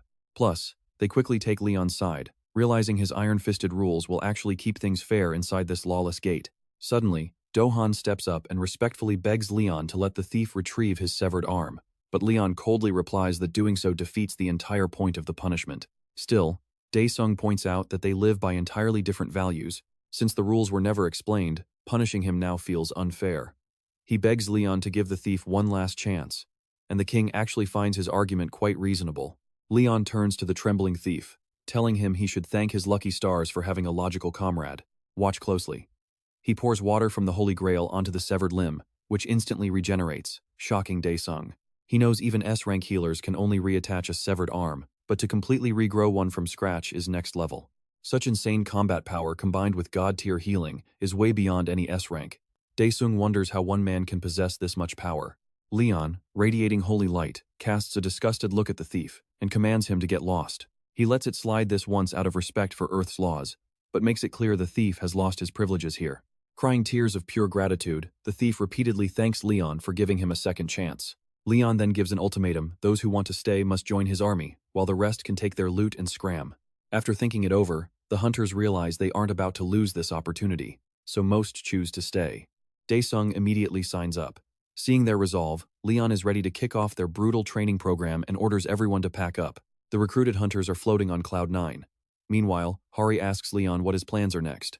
Leon reveals his plan is brutal physical training, and trust me, you and I are about to see how insane it gets. Dohan asks Daesung if he really entered a gate, and Daesung admits he was just dying to get some action. Dohan tells him he needs to rest, but their banter is cut short when Hari commands their attention. She proudly announces the arrival of Leon and Sir Jagged Spinner. Stepping forward, Leon praises everyone who managed to survive his little test. He notes there is a massive gap in their performance, but reassures them that hard training can easily fix that. Daesung is shocked to hear Leon call that brutal orc fight a simple test. Leon explains that they have countless flaws, and fixing their physical condition is going to be crucial going forward.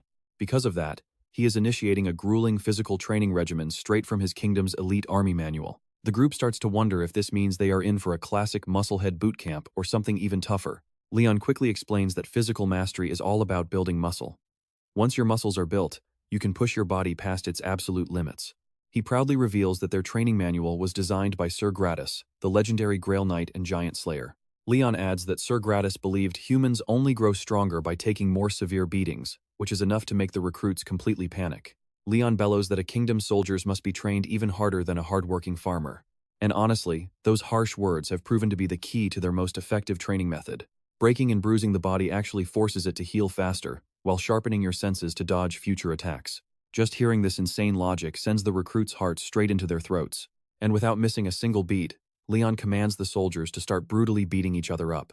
This absolute madman orders his troops to thrash one another until their muscles are completely torn and their fists are reduced to shattered bones. He demands they break bones as well, prompting Daesung to scream that this psychotic training will permanently destroy their bodies. That is when Leon pulls out the glorious Holy Grail, dropping the massive bombshell that he is indeed its divine guardian. Suddenly, Dohan alerts Daesung that all of his brutal injuries have already healed. And that's where we leave it. Watch how the Grail's holy water literally regrows their shredded muscles and bones. Alright, you and I are about to watch Leon set a 5-hour timer and order his men to smash absolutely everything. No teams, no allies, just fists and kicks flying in every single direction. It is a brutal free-for-all, and if anyone escapes unscathed after 5 hours, Leon promises to personally beat them to a pulp. With that final warning, he leaves Yappy in charge and calmly walks out. The soldiers stand there completely frozen, realizing their training manual is literally just a massive, violent crowd brawl. Nervous laughter echoes through the room, but it cannot hide the sheer panic they are all feeling. Suddenly, Sir Jagged Spinner fires a terrifying laser blast over their heads to shock them into action, a loud, undeniable command that the brutal chaos must begin right now. To make matters worse, he warns that the military will step in if they disobey Leon's orders. Instantly, the men dive into the madness, throwing bone-crushing kicks and heavy punches left and right.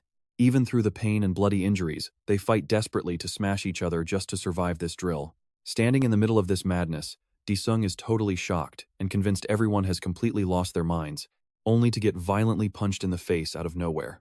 At that moment, the harsh reality of being Leon's future knights becomes crystal clear. Watch this schedule closely at 9 in the morning. They endure Greatus's brutal steel skin project. At 12 noon, it is lunchtime, featuring a miserable menu of water, salt, and sugar, served by Leon, Hari, and Yappy. The trainees are absolutely horrified, but the manual insists this pathetic meal is just enough to keep them alive. Only when they prove they are becoming real soldiers will they finally get actual food. At 1 in the afternoon, tactical drills begin, where a 5-man team must stop Leon charging at them on his warhorse. By 9 at night, they are finally allowed to sleep and rebuild their shattered strength. Disung feels like he has stepped straight into hell. But luckily, Hari's warm, gentle presence keeps them all from breaking. Even while eating, these recruits have absolutely no idea they are playing right into Leon's master plan. Later, Disung's personal training resumes on the field, and he is pushing forward with a whole new drive. But as fatigue sets in, carrying that massive shield and heavy sword makes it nearly impossible to swing clean. His stances feel incredibly stiff, so he tries focusing purely on stabs. Suddenly, Leon appears out of nowhere and harshly calls him out. He orders Disung to correct his posture and attempt the stab again. Disung adjusts and tries again, but Leon remains unimpressed. After several failed attempts, Leon points out that Disung drops his shield every single time he stabs, leaving him completely exposed. And pay attention here, he also reminds Disung to cover his battle ally's exposed right shoulder. Leon warns him never to drop the shield so low that it completely blocks his line of sight. Leon explains that a misplaced shield creates a deadly, giving monsters the perfect opportunity to strike. Disung hesitantly asks if the plan is for soldiers to block enemies while the heavy knights charge in for the kill. Leon simply replies with hammer and anvil, that is his tactic, and it is not up for debate. But Disung doubts this classic battle strategy will work against monsters, which instantly hits a nerve. Leon sharply asks if a mere recruit is seriously trying to teach him how to fight otherworldly beasts. Sensing the freezing tension, Disung quickly backs down. To set the record straight, Leon states he has slain these exact monsters countless times, so he knows exactly what works. In fact, Leon claims the beasts in this world are mere house pets compared to the true nightmares he has survived. He describes towering giants, massive trolls, terrifying multi-limbed serpents, and giant spiders ridden by vicious goblins. And he does not even mention the legendary dragon capable of crushing entire mountains like tiny pebbles. Leon stresses that mastering various combat styles is vital to surviving the endless threats out there. Hearing this, Disung realizes that staying alive means learning how to adapt to any unpredictable situation, and that level of tactical skill only comes from hard-earned experience. Having spent decades slaying beasts in service of a goddess, Leon carries an unstoppable warrior spirit onto any battlefield, regardless of the weapon. This is precisely why he is pushing these recruits to become versatile fighters before they can ever become true knights. To guarantee their survival, Leon believes they must absolutely master at least one specific skill.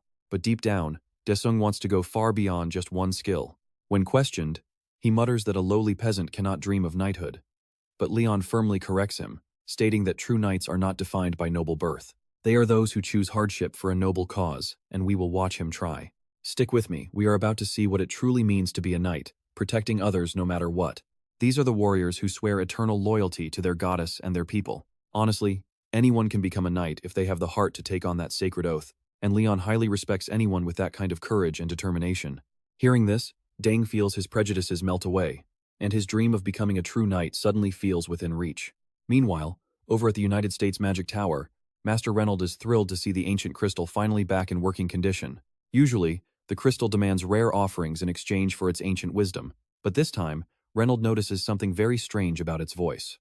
Out of nowhere, the crystal demands a space jump spell so it can launch itself into orbit in case things go south. The crystal completely despises Leon, claiming it would have never shown up in the first place if it had known that Absolute Monster was around. Now pay attention here, fueled by pure rage, the crystal starts plotting Leon's downfall, insisting they must strike him immediately. Since Leon is currently without his army, It pressures Reynold to enter the exact same gate as him, praying that this time, Leon does not make it out alive.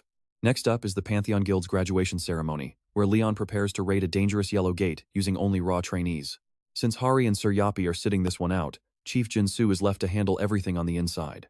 Standing beside Chief Jinsu, Leon addresses the rookie soldiers who proved themselves during a month of intense training. Now is the moment for them to show their grit and put those newly learned skills to the test. Normally, yellow-ranked gates are completely off-limits to rookies like them, but Leon throws them straight into the deep end to show them what it really means to serve the legendary Lionheart King. He declares they will serve the gods within. With a booming voice, he commands, "Pantheon, move out immediately." With 49 hunters of average rank, a single representative from the association, and Leon Dragonia of the Lionhearts, they all step inside the dangerous portal.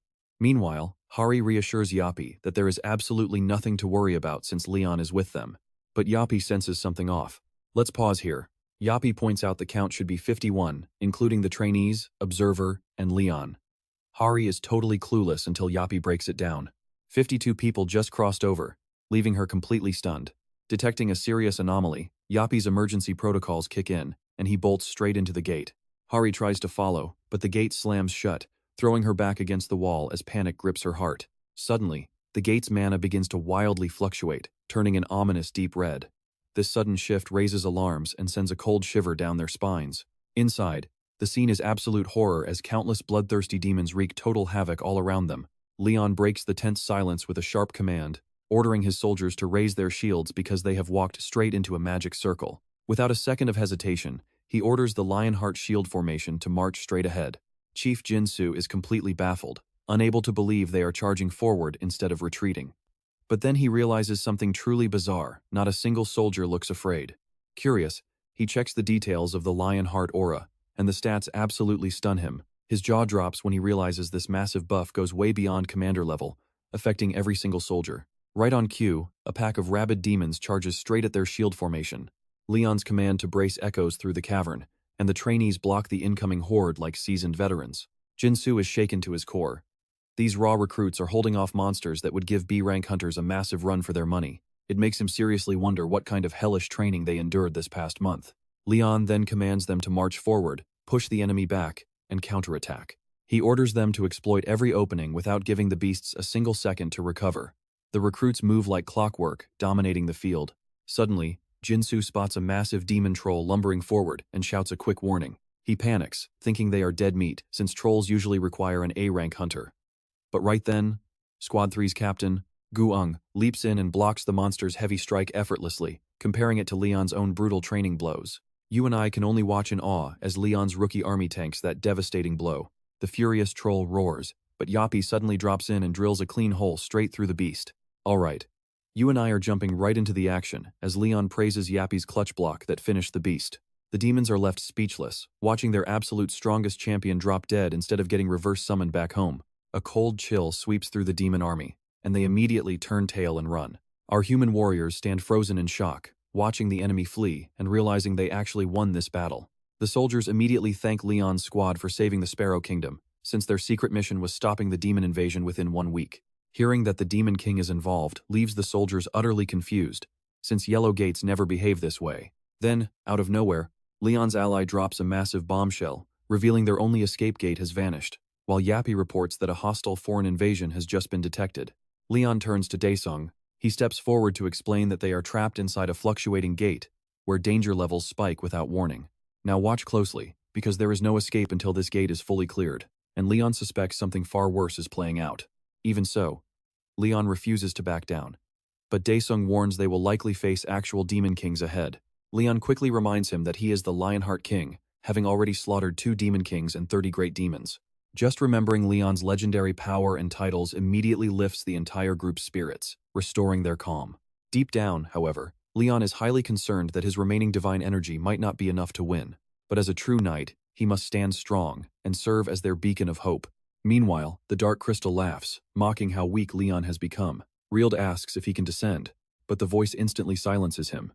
The voice reveals that the demons of desire spent 100 years crafting a weapon specifically to obliterate Leon once and for all. So, the Sparrow Kingdom, famous for its peaceful nature and a proud 1,000-year history, suddenly found itself pushed into a terrifying corner. With relentless demon assaults pounding the land, only the royal palace remains standing as a tiny handful of survivors cling to hope. Daesung explains that, while every gate has a unique theme, this specific battlefield has a strict time limit. Usually, dungeon breaks occur when hunters ignore the lurking beasts for far too long. But for timed quests, the gate finally shuts down once specific conditions are met. But let's pause here because Leon suddenly asks Jin Su for permission to let him and Yappy handle the threat. Jin Su calmly approves, noting that the association president already anticipated this exact worst-case scenario. When Leon mentions hidden quests, Daesung is stunned, especially when Leon casually declares his ultimate goal is to slay the Demon King. Later, Leon notices the troll's lingering demonic energy is far too weak to connect with the gods of Pantheon. Seconds later, the goddess Ariana checks in on her champion, asking if he felt that strange vibe. Leon confirms he felt a highly unusual energy pulsing inside the dungeon. Ariana explains that his presence suppressed the dark force, though it has already begun slowly leaking out into the real world. She warns that this overwhelming pressure is something even her divine senses missed initially. She suspects it belongs to a Lord-tier Demon King, despite the surprisingly low output of energy. She also passes on a message from Apollo, who wants to investigate, since something here is seriously wrong. Ariana requests enough energy to manifest herself, and Leon knows exactly how to supply it. The carriage pulls up to the palace, where head butler Falco warmly welcomes King Leon and his entourage. Leading them inside, Leon takes a moment to admire the palace's stunning royal art. Falco explains that the palace walls chronicle their deep history, stretching from the first Queen Fiora to Queen Beatrice. Dohan quickly realizes they are in a matriarchal society ruled exclusively by women. Leon immediately glares at Daesung and Dohan, sharply reminding them that commoners have no right to gossip about royalty. He apologizes to Falco, blaming the rushed situation for forcing him to recruit such uncultured buffoons. Falco dismisses the issue gracefully and guides them straight to the grand chamber where Beatrice awaits. Stepping inside, Leon looks incredibly serious as all eyes lock onto him, with Duke Aram asking if they actually fought in the battle. The Duke is quick to introduce Leon as their heroic savior due to his incredible battlefield achievements. But that's where we leave it as Leon interrupts the Duke and approaches Queen Beatrice directly.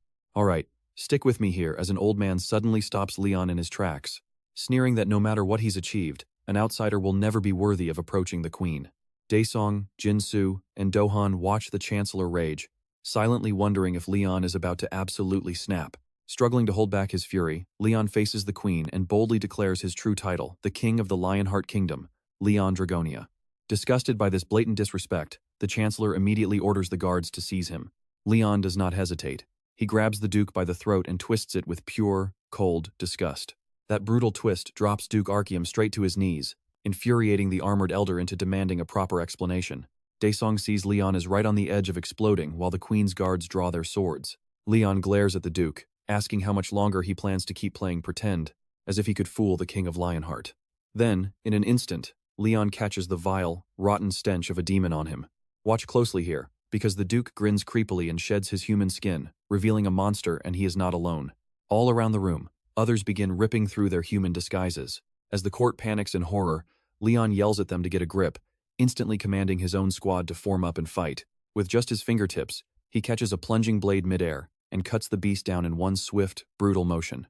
The old commander stands frozen, unable to believe these hideous monsters were hiding right under their noses. As the demons swarm the terrified crowd, the old man leaps forward, slicing them in half, roaring that demons have breached the castle, ordering his men to ensure not a single monster escapes alive. Once the chaotic battle finally clears, Leon wastes no time shifting his focus back toward the Queen. But the old knight blocks his path again, declaring his loyalty is to the Queen alone. Leon, however, is not having it. He casually brushes past him, knocking the heavy blade aside like a mere toy. Standing as a sovereign king, Leon proclaims his right to judge and decide, coldly telling the old knight to remember his place. The old warrior finally relents, admitting the Queen is no longer in any state of mind to rule. With the Chancellor dead, he claims temporary control, and Leon accepts the terms without any argument. Leon warns that vile energy has deeply corrupted the castle, meaning a purge must happen instantly. When the elder doubts him, Leon simply replies that a king never lies, demanding full command of the soldiers to purge the evil while the Queen remains helpless. Now, watch as Leon gathers everyone in the central square. He rounds up the trembling survivors and casually drops the bomb that he is now in complete control. Introducing himself as Leon Dragonia, Lionheart, he shocks the crowd by revealing many of them are already possessed by demons. He is certain these monsters planned a coup and quietly infiltrated the castle to pull it off. Fortunately, Leon has a natural radar for spotting these possessed freaks, and he is ready to show them how it works. He drags two suspects out from the terrified crowd and throws down a brutal challenge. Anyone claiming they are innocent and uncorrupted by evil must step directly into the roaring flames to prove it. To show he is not playing games, Leon throws both of them in himself, sending shockwaves through the audience. While the soldier instantly burns to a crisp, the girl stands completely untouched in the fire. Leon calmly explains that these sacred flames only consume the truly evil. Praising Pose, the god of war and fire, he commands the crowd to chant his name while stepping forward to prove their purity. As the terrified crowd hesitates in deep doubt, Leon loses his patience, barking at them to jump in. He warns that if they are all corrupted, he will execute every last one. Terrified, the citizens rush into the fire, exposing the foul demons that were hiding right among them. The demons hiss that Leon will die a painful death, but they completely underestimated his short temper. Leon snaps, roaring at the parasites for feeding on human suffering while posing as royal protectors. There is no way Leon Dragonia lets this slide, his burning rage fueling a promise to make them scream in agony. Only then do the demons realize they picked the worst enemy possible, as their grand plan crashes and burns. Watching from the side, Reynold remains silent while Crystal openly admits this terrifying king scares her to death. Standing high at the altar, Leon addresses the kingdom with a bound demon at his feet, telling them to cast away fear. And trust me, with him around, no monster stands a chance. Let's dive in as he explains to the crowd how these twisted beings corrupt innocent minds. Right then, the boar-faced demon cackles creepily, barking that absolutely nothing can save them from total destruction. Leon shuts him up instantly, slicing off his head with one clean, brutal swing. He goes on to explain how giving into temptation and fear lets evil run wild, ultimately causing starvation, sickness, ruined marriages, and broken families. The demon tries to whine that none of this is his fault, but Leon cuts him off before he can even finish. Instantly, the crowd's anger boils over as they realize these demons are the source of all their suffering. Just as the demon tries to interrupt again, Leon flicks him on the forehead with the force of a massive hammer. He explains how these wicked creatures sneak misfortune into human lives, causing all their downfall and pain. But he calms their panic by revealing that Pados, the god of war and fire, gifted him divine flames. Out of nowhere, Leon calls a red-headed boy from the crowd to hold the flame, commanding him to punish the demon until it pays for its sins. The kid hesitates, which immediately ticks Leon off. He snaps, asking if the boy actually feels sorry for a monster. The boy yells back that his father died because of them. Instantly, the demon threatens him, swearing to haunt him forever if he dares to touch him. But Leon delivers one solid slap to shut him up. Now watch this. The red-headed boy swings a fiery bat, setting the demon's head ablaze. Leon roars, completely fed up with the creature's pathetic threats. Later on, Balters, the demon of pleasure and corruption, finds himself bound tightly inside a dark prison cell. This vile creature knows he spent 34 years corrupting and torturing countless innocent humans, but never expected to end up here. Suddenly, Yappy arrives, and the demon panics, realizing he cannot corrupt a cold machine. Yappy demands answers, but Balters just bursts out laughing and mocks him relentlessly. Wasting no time, Yappy notes that Captive 14 is uncooperative. Right on cue, heavily armed soldiers march inside. Balters is not afraid of death, but when soldiers reveal 15% strength holy water, the demon begins shaking like a leaf. Watching this intense reaction, Yappy realizes that the holy water is indeed the perfect tool. Without hesitation, Yappy splashes a huge wave directly onto Balters' face, burning him so severely it looks like his soul is escaping. Despite the agonizing screams, Yappy still labels him uncooperative as the demon begs for mercy and claims to know absolutely nothing. Following a few more agonizing rounds of holy water, Yappy finally extracts the vital information. Captive 14 spits out a 30,000 character report, while the first 13 averaged around 39,000 each. Yappy is convinced Balters is hiding secrets, but the demon snaps back, saying he is no psychic and has no clue what the others spilled. Yappy makes it brutally clear that the only reason this hostage is still breathing is to get solid intel. Honestly, I know what you were thinking. And yes, Balters immediately breaks, desperately asking what Yappy wants to hear. Later, intelligence gathered from 32 different sources shows a shocking similarity of over 89%. Leon praises Jag Spinner, remarking that their grand song of justice sounds incredibly beautiful, but his mood instantly shifts as burning rage takes over, fueling a sudden outburst, declaring he cannot stand breathing the same air as these vile monsters occupying sacred human lands. Yappy agrees completely, stating their kind must be exterminated without a second thought, and Leon fully supports that plan. Neither the demigod nor the machine feel any exhaustion, launching their late-night hunt. Thus, 4 brutal nights of relentless cleansing officially begin.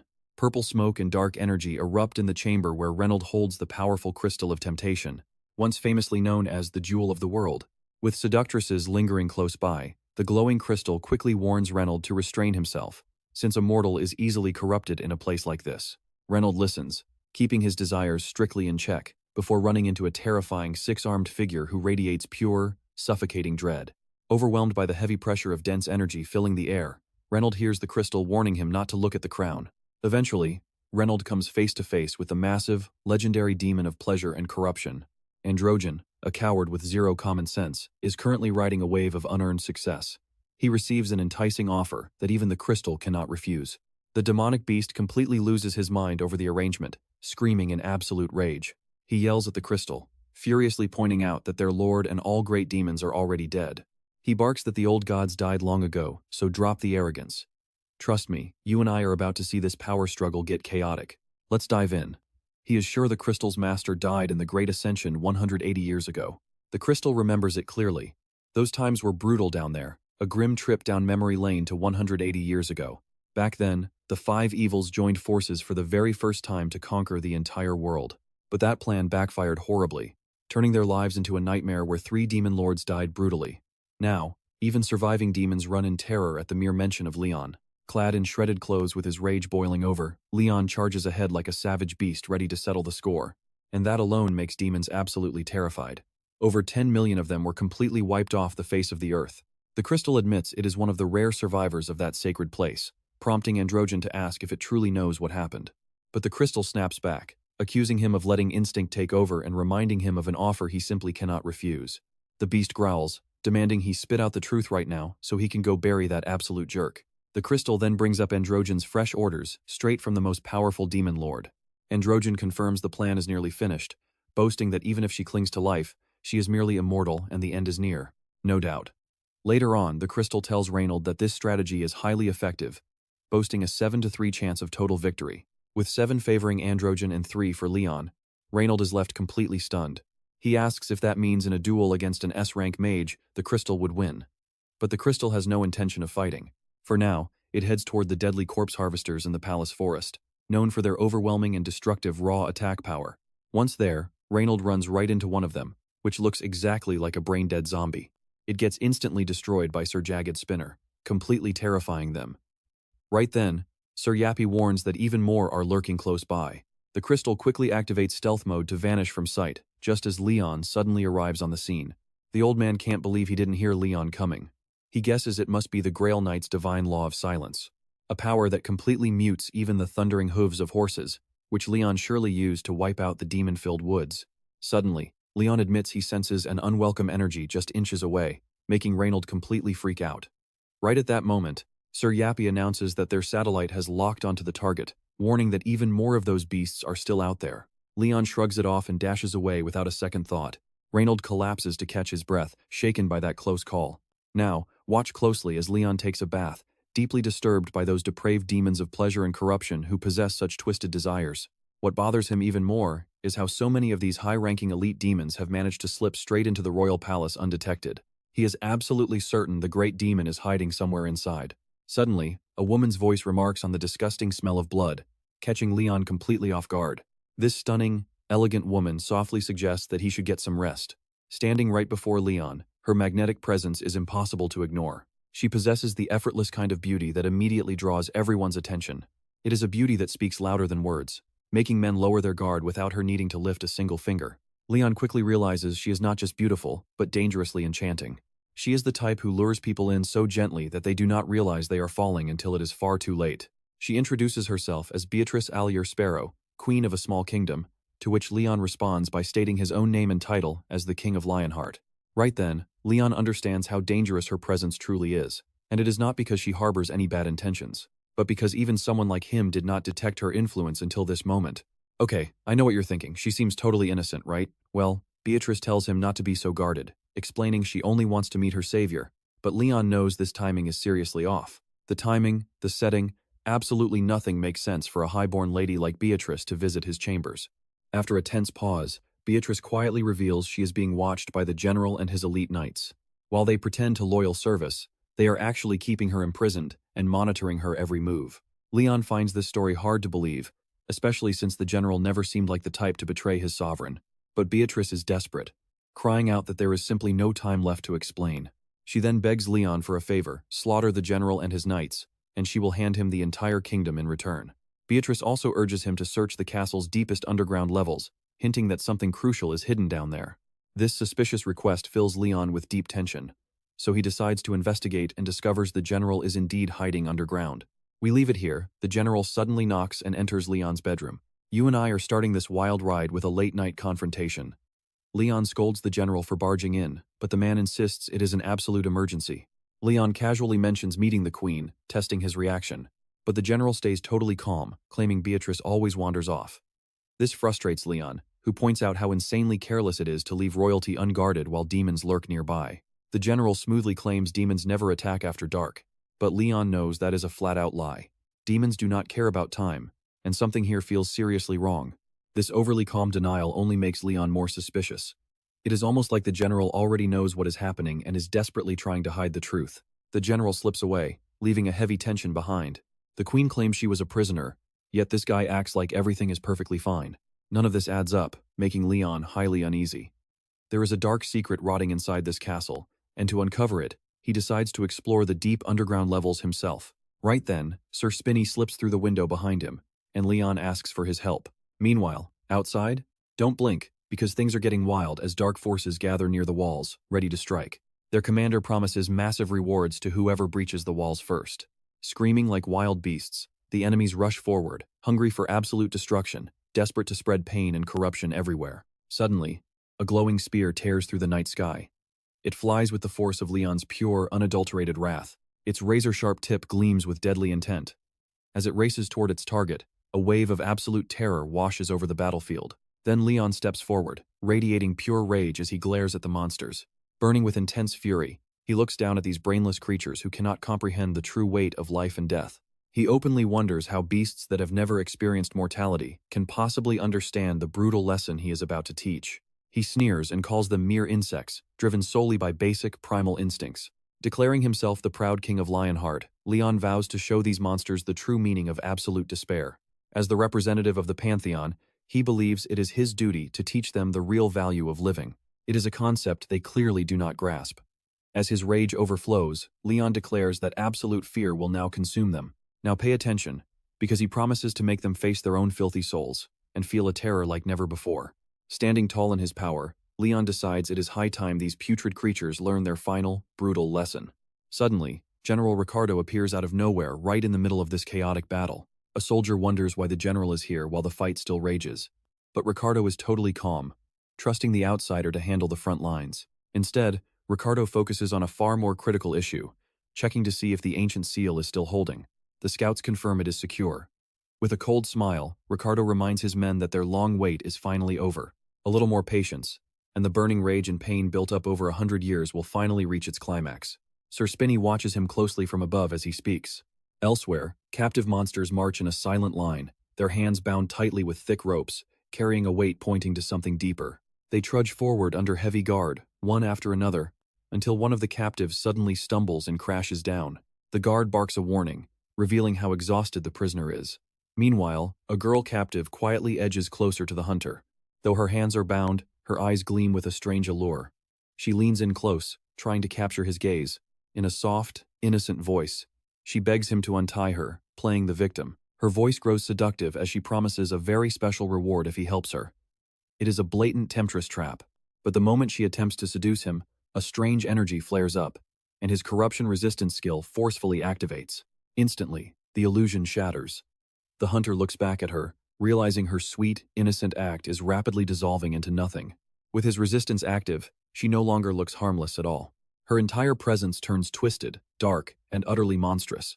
The energy radiating from her is bone-chilling and completely unnatural. Realizing the truth, the guard recoils, horrified by how close he came to falling for it. The monster stares in utter disbelief, wondering how a mere human resisted such intense seduction. His voice shakes, completely unable to process how his demonic charm magic failed so miserably. He was so close to enslaving the hunter by masquerading as a beautiful girl. And now, he simply cannot fathom why his ultimate trap failed. While the beast panics, Leon demands to know what happened. The soldier points, and trust me, you and I are about to see real justice. All right, you and I are jumping right into the action as Leon snaps, calling him a bastard for seducing his soldier. The beast begs for mercy, but Leon completely tunes him out, shouting that a filthy, disgusting creature has absolutely zero right to speak.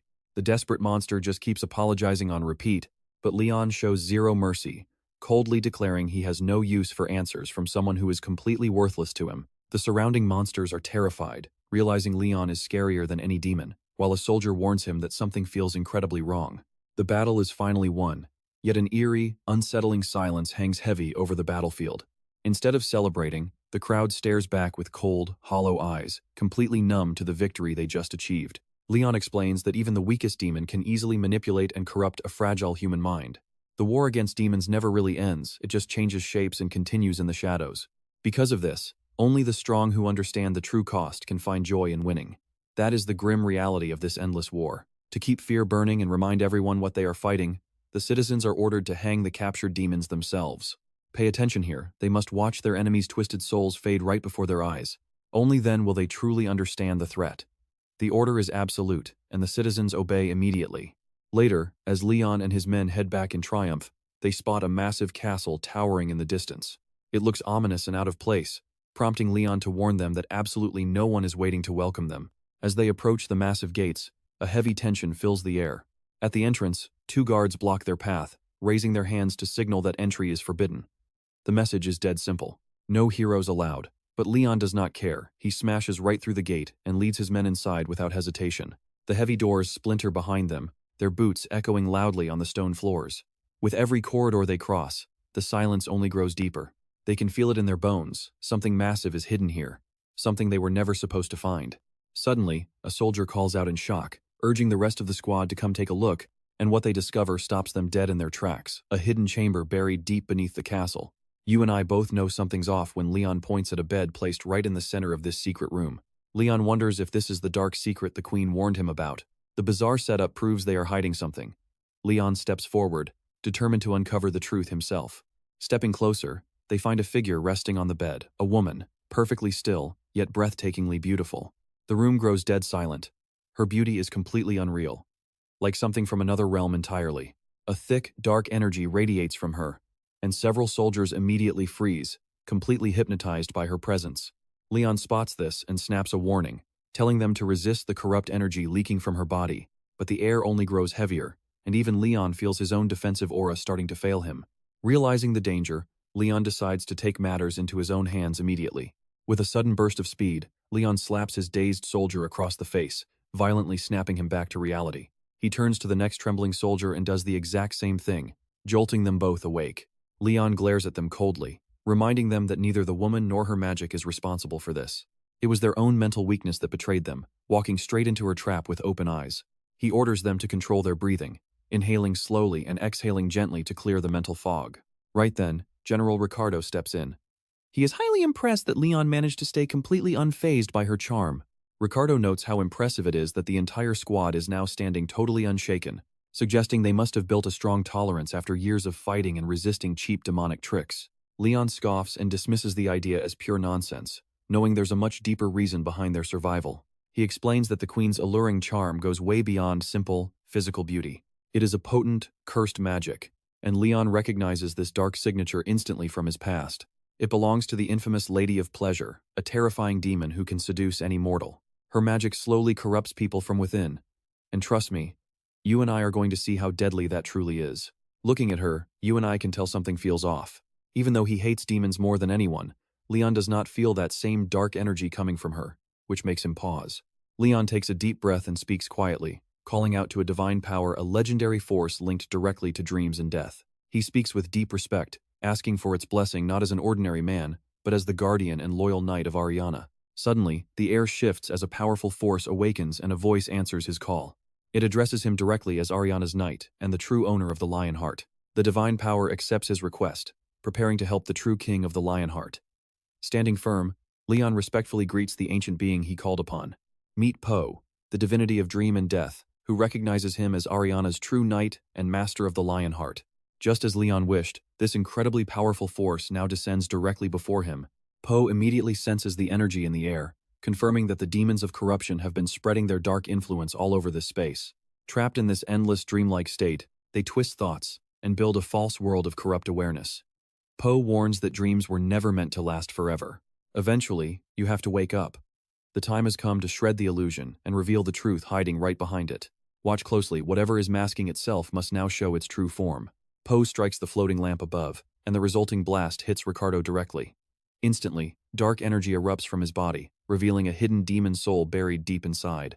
Everyone watches in pure shock as the twisted spirit violently separates from Ricardo. Poe's holy power exposes the truth and forces the clinging darkness out. Now seeing it clearly, Leon finally understands why none of this felt right before, and why he could not sense any danger. The Queen's strange energy makes perfect sense. This is not simple seduction, it is an absolute authority, so powerful it can create an entire world on its own. Leon is finally fully aware of what they are facing. This is no ordinary trick. This is a crafted world built by corrupted power, and Leon must shatter it to find the truth beneath. The Queen lies quiet, surrounded by strange magic. Nearby, someone whispers not to disturb her, saying she and the sealing magic holding everything together must be protected. Suddenly, a soldier screams that more Death Knights are charging from behind as the danger intensifies. But then, Leon notices something incredibly strange about one specific Death Knight. Unlike the others, this one is not wild with rage. He seems calm and uncorrupted, which makes Leon realize something very important. And get this, the dream they are trapped in started with the Queen. If he reaches her, the dream might shatter. Leon warns Ricardo that stepping forward means fighting completely alone, which goes against a knight's honor. But Ricardo simply admits he threw away that kind of honor a long time ago. As enemies surround him from both sides, Leon does not back down. Instead, he braces to fight, confident that even if he is attacked from both directions, nothing can stop him. Leon carefully analyzes the strength of the undead knight before him. He is surprised that despite being undead, the knight still commands massive power. The knight, clinging to distorted pride, mentions the Queen and how Leon's single strike had wiped out their royal guards. Leon urges him to wake from this dream, warning that if he does not, he will remain trapped in this fantasy forever. Processing the knight's words, Leon gets a strange feeling. Many betrayed their oaths, but the apostles stayed fiercely loyal. This sparks doubt in Leon's mind. Queen Beatrice, despite all that has happened, had begged him to slay the apostles, a request that just does not sit right with him. He senses that the truth behind everything is far more complex. As Leon pieces the puzzle together, it becomes clear that the Queen is not a villain after all. Ricardo's undead knight finally speaks up, revealing the shocking truth that the Queen actually made a deal with a demon. The knight explains that despite her legendary bravery, the Queen was forced into this terrible pact. She agreed to harbor the corrupt essence, reliving her kingdom's brutal collapse for 100 agonizing years. In exchange, the demon promised to spare her people, as long as they remained uncorrupted by its power. With the kingdom already on the edge of total destruction, Queen Beatrice had absolutely no choice but to accept. Even knowing it was a demon's trap, she had no other option. She made the deal solely to save her people from an even worse fate. 5 years into her dark pact, Queen Beatrice begins to feel both the incredible power and the crushing burden of her decision. But trust me, this dark deal felt strangely refreshing at first. Alright, you and I are about to see the horrific consequences as corruption spreads, making people lose their minds and turn violent. They obsess over the sick pleasures offered by the demon. By day, Beatrice can only watch helplessly as monsters slaughter her innocent subjects. And by night, the corrupted whisper directly to her, feeding her overwhelming guilt and despair. With each passing night, Beatrice questions her choices, crushed under the absolute weight of her actions. The deal seemed manageable at first, but she quickly uncovers the terrifying truth of the demon's trap. This dark magic is built entirely on lies, and there is absolutely no escape from their contract. Anyone attempting to escape through suicide is doomed to wander as a lost spirit in the netherworld. Worse yet, once the contract expires, every soul will fall completely under the demon's control. Years pass, and the Queen slowly loses her mind, watching her kingdom crumble while the rot festers inside her. After 50 years, her most loyal knight succumbs to temptation, giving in to dark desire and entering the Queen's chambers. Now pay attention, because this is where the corruption finally claims her most faithful follower. Seeing this, General Ricardo realizes no one can resist the seductive power. They are all hopelessly trapped in the rot. Faced with this nightmare, Ricardo is forced to make a devastating choice. To protect his queen and spare her from further agony, they must end their own lives. Even if suicide means wandering the netherworld as lost souls forever, Ricardo believes it is the only way to shield her.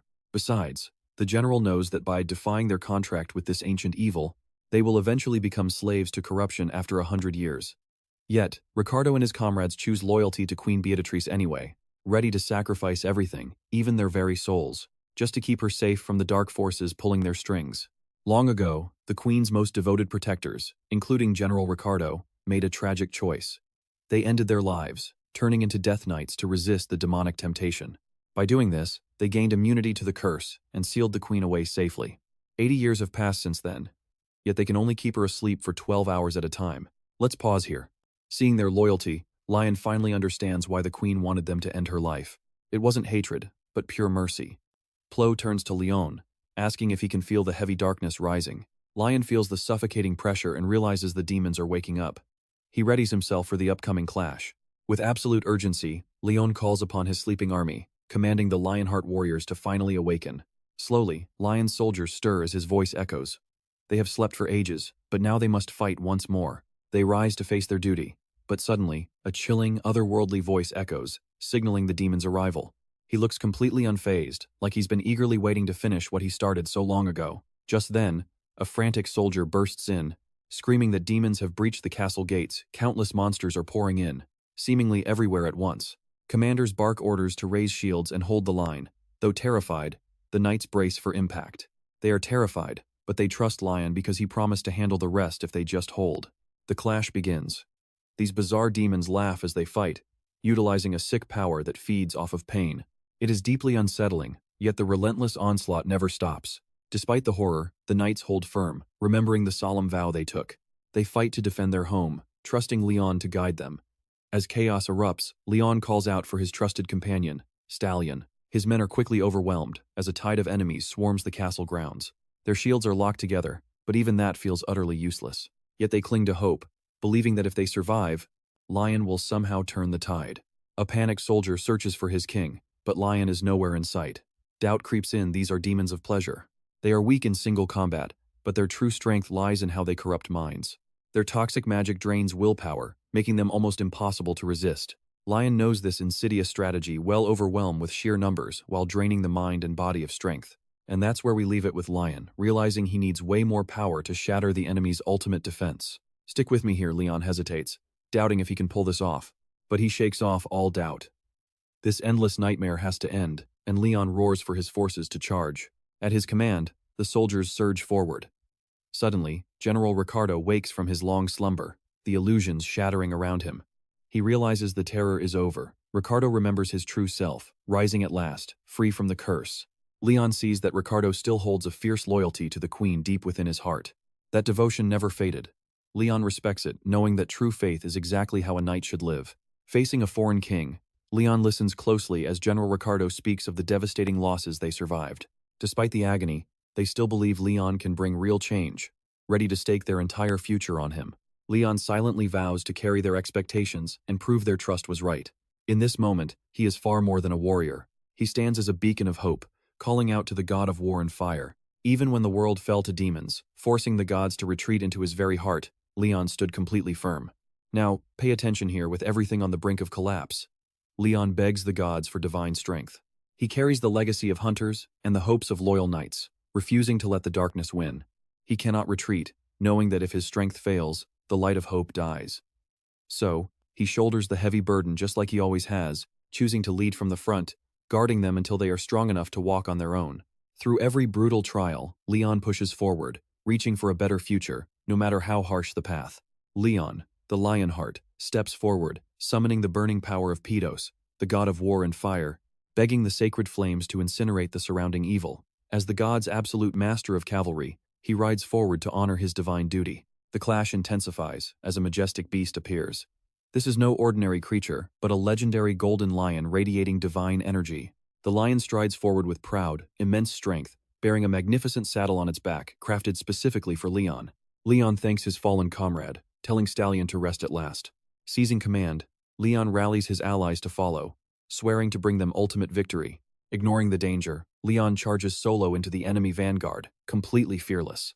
The demons leap to strike him down, but Leon strikes back, mocking their ignorance. And yeah, they really don't understand the power of legendary cavalry, and he is about to teach them that lesson. Leon surges forward with unstoppable determination. To him, charging into war is far more than just running forward. It means gripping sword and spear, fully prepared to unleash hell. As Leon moves, a violent aura erupts around him, and his legendary skill, Strongest Attacker, activates, making him absolutely unstoppable. The demons panic as they realize they cannot slow him down for even a single second. Terrified, Androgen screams for the magic cannons to fire. Explosions tear through the field, but Leon charges on, shouting that cowardly ranged weapons hold no honor compared to true melee combat. Right then, a glowing divine blessing spreads across his entire army. Arrow nullification skill activates, granting immunity to all oncoming missiles and spells. Shielded by holy light, the Death Knights press the fierce assault. The tide of battle completely shifts as Leon's allies gain massive buffs. Their charge strength skyrockets, their blows hit harder, and the demon defenses crumble. Blazing fire erupts from their swords as Pedos's riders imbue everyone with flames. Curses spread, drastically weakening the nearby horde. Their strength, defense, and dark powers wither away. Screaming in rage, the Androgen general charges straight at Leon, but Leon keeps pushing forward, his focus absolute as he leads his army toward a glorious victory. Severely wounded, the Androgen demon looks around in absolute confusion. Leon, the mighty warrior they dread, has vanished. Gone without a trace, his overwhelming aura completely vanishing from the battlefield. With his presence gone, the demon army panics, screaming at each other in utter chaos, clueless on how to react. Leon commands his army to hold their ground for just 1 single minute. And even though it's brief, everything feels different now. The Androgen commander realizes that these knights of the fallen kingdom are no longer weaklings. They stand proud, vastly stronger than expected. When Leon reappears, the monsters realize that 60 seconds wasn't just a countdown. It was about giving Leon the perfect opening to prepare his ultimate, devastating strike. And that's where we leave it, as the monster realizes this is the legend who slaughtered the mighty Dothradon. Alright. You and I are about to watch Lion completely destroy a massive, twisted demon who dared to stand in his way. The demon army finally feels the crushing weight of reality because Lion is no ordinary knight. He is a walking natural disaster. Lion coldly warns the Androgen demon that his execution is coming next. The only real difference? This ugly beast just has more limbs for him to rip off. Roaring with rage, Androgen charges with everything he has, desperate for a kill. But Lion does not even flinch. Lion calls out the embarrassing truth: this monster relies on borrowed magic rather than his own strength, which makes him incredibly weak. They have absolutely no real power of their own. Androgen unleashes a wild flurry of attacks, but Leon parries every single one effortlessly. As the final strike fails, the demon's body begins to shatter. Lion repeats his promise with absolute, deadly seriousness. He is going to rip every single limb off this monster's body. Suddenly, the air grows heavy, as a terrifying, twisted energy sweeps across the battlefield. The demon unleashes his ultimate, forbidden skill, the Crown of Desire. Now watch closely. This terrifying spell forces everyone nearby to surrender to their wildest, most primal desires. A nearby knight senses the overwhelming threat, and screams a desperate warning, believing their legendary leader is facing certain death. Androgen stares in absolute shock, unable to comprehend how Lion resisted the illusion of desire. The spell should have been foolproof. It traps every mortal in their darkest temptations. Yet, Leon stands completely unaffected. Lion explains that even the Queen of Pleasure herself failed to tempt him. A low-tier trash demon stands zero chance. Panic sets in as Androgen starts losing his mind. It makes no sense. Every living being has desire. Something is deeply, terrifyingly wrong here. Pure terror takes over. The demon realizes his only remaining option is to flee. He screams for backup, begging his allies to stop Lion, but it is already too late. Lion moves in a flash, exposing the monster's back. Lion seizes the moment, unleashing a flawless, lethal strike. The dying demon desperately screams accusations of cowardice, screeching that a divine god must have interfered in their fight. But his frantic cries mean nothing. The sheer terror in his eyes already proves who lost. The demon even accuses the knights of breaking the rules of combat, whining that a duel should be sacred and untouched by outsiders. Lion mockingly agrees. Yes, in a normal battle, honor dictates that a duel should never be interrupted. But this is no duel. Lion reminds him that vile, corrupt monsters do not deserve any honor. You and I both know what this really is, not a fair fight, but a total extermination. Still, the demon tries to twist the truth, calling Lion a racist out of sheer, pathetic desperation as his arguments completely fail. None of his whining matters. Finally, the corrupt demon of pleasure, Androgen, just like that, another plague is erased. Long ago, the kingdom was a beacon of absolute peace. Citizens lived happily with endless food and absolutely zero fear. Everything was safe, and nobody ever imagined things could go wrong. Queen Beatrice, a brilliant mage, ruled with deep compassion, doing everything she could to shield her beloved people. For a time, peace held. Even when minor threats emerged, the kingdom triumphed easily, keeping their hope alive. But deep down, Beatrice felt a lingering dread, knowing a far greater danger was looming. She knew the ancient evils lurking beyond their borders would not stay away forever. Her worst nightmares soon became reality, as demon hordes invaded, and those easy victories vanished. The fragile hope the citizens once clung to rapidly withered away, and the peace they took for granted began to dissolve. Eventually, Beatrice uncovered a horrific truth: these demons never truly died. Even after being defeated, they rose again, changing the war entirely. Beatrice realized this war was completely unwinnable. No matter how many times they triumphed or how many demons they slaughtered, the beasts always returned, crushing them with hopeless despair. As absolute ruin closed in, a demon approached the queen with an unexpected and sinister bargain: absorb the corruption herself, and watch her kingdom slowly decay over 100 agonizing years. If she could survive without fully succumbing to the darkness, the demons would stop their invasion forever. It sounded impossible and suicidal, but Beatrice did not even ask how she could trust their word. Deep down, she knew it was a trap, but it was her only hope, with no other way to save the people she loved. And that's where we leave it. She took the deal, hoping to save her home, as the dark collapse of the Sparrow Kingdom began. Alright, let's dive into a kingdom that's slowly sliding into absolute corruption. Once glorious citizens, brave knights, and even the proud queen herself, every single one of them begins to fall. As darkness spreads, anyone who surrenders to this evil can never return to who they once were. Eventually, a desperate knight loses all control, letting his deepest desires win, and crosses a line nobody thought possible by entering the queen's private room. Instantly regretting his actions, he begs for mercy, but the tragic damage has already been done. General Ricardo, unable to witness his kingdom rot any further, makes an incredibly painful choice. He locks the queen in the underground chambers to shield her from the world's rot.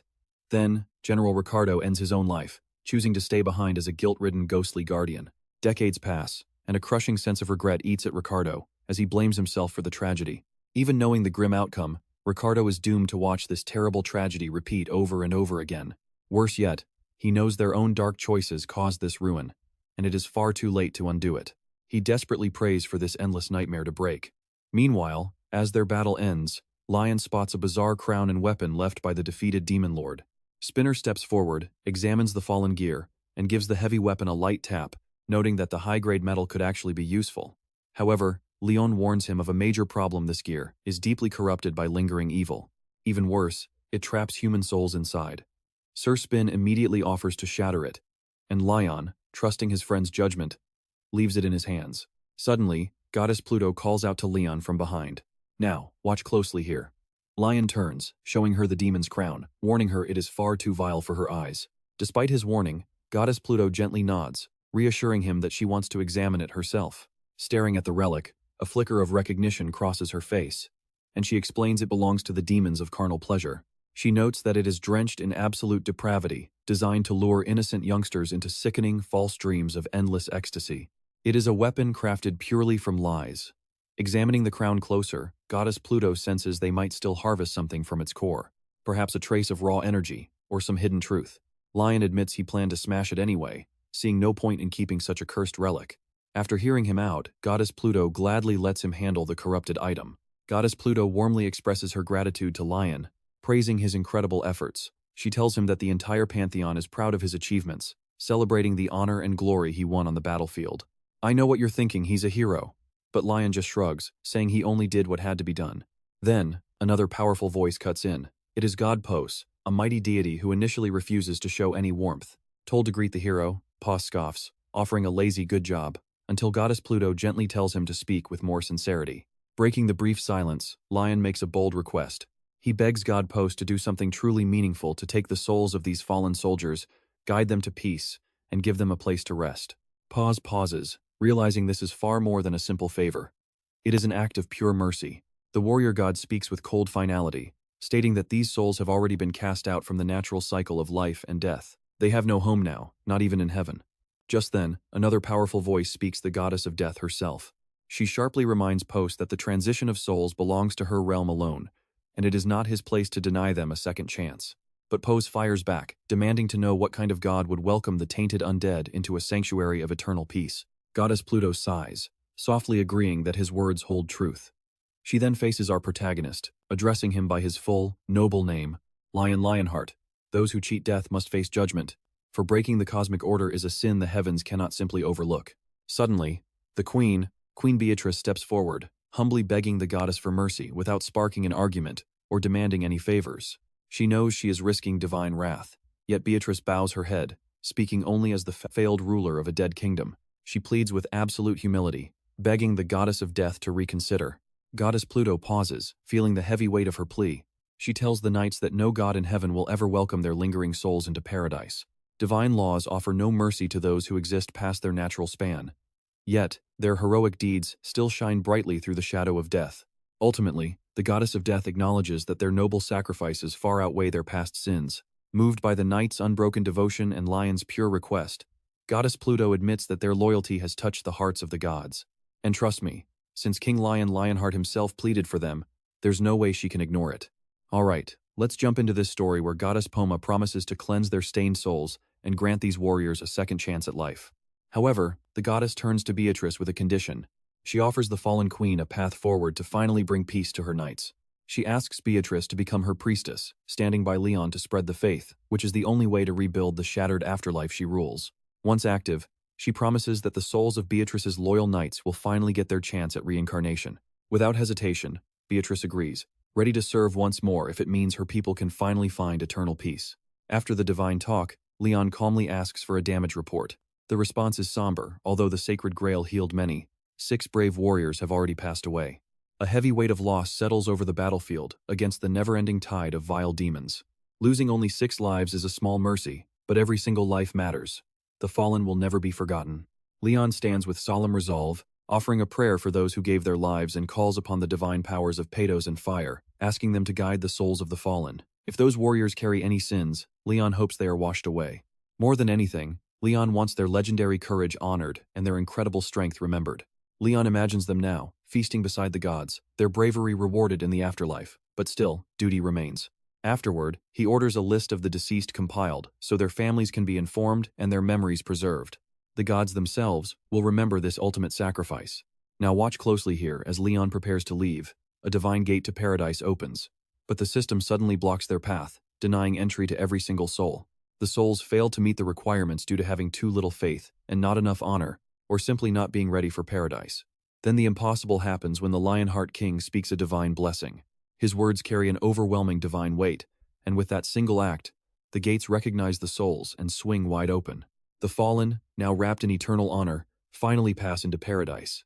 Meanwhile, the Hunter Association deploys every available hunter to confront a dangerous fluctuating gate, unlike anything they have ever seen. As days pass, fear slowly grows. But after a grueling week inside the gate, the hunters finally return. Relief washes over the crowd as the announcement confirms the gate is cleared with survivors. Instantly, the news is rushed straight to the higher-ups. President Kang Hyuk of the association officially recognizes Beatrice as one of the survivors. While expressing deep sorrow for those who did not make it, Kang Hyuk also pays his respects, hoping the fallen hunters rest in peace. In the aftermath, the president reviews the footage captured by Sir Spin.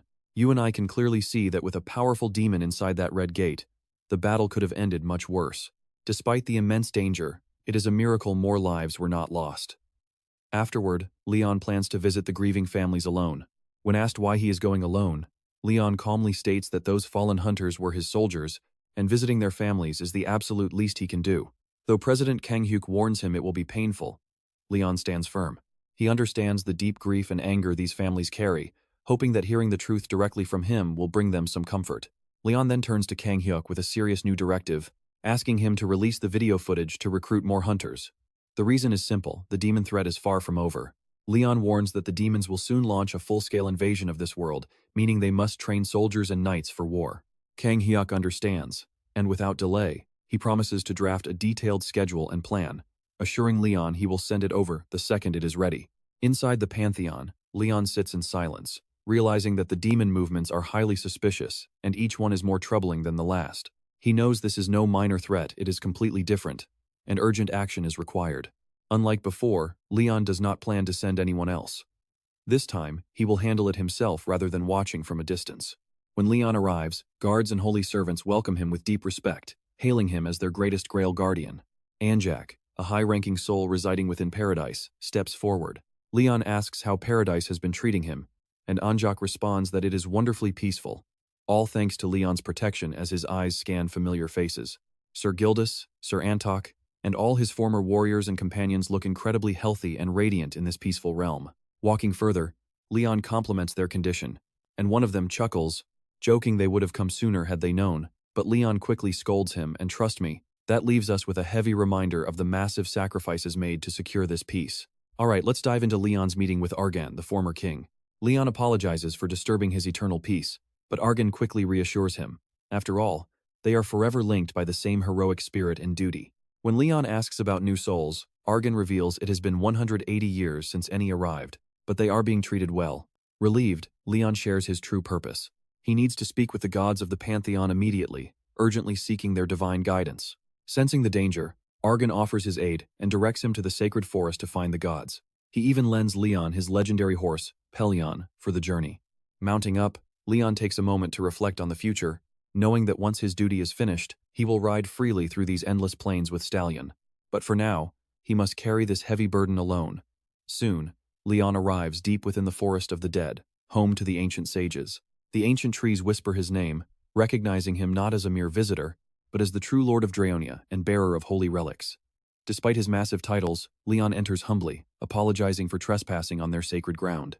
The ancient sages welcome him with quiet respect, revering him as a mighty protector whose brave actions have earned the eternal gratitude of both mortals and gods alike. Within this magic forest, Leon seeks out the youngest sage, Gunnar, his long-trusted friend. As Gunnar appears, they share a silent, wordless bond of old friendship before the sage asks why Leon has returned.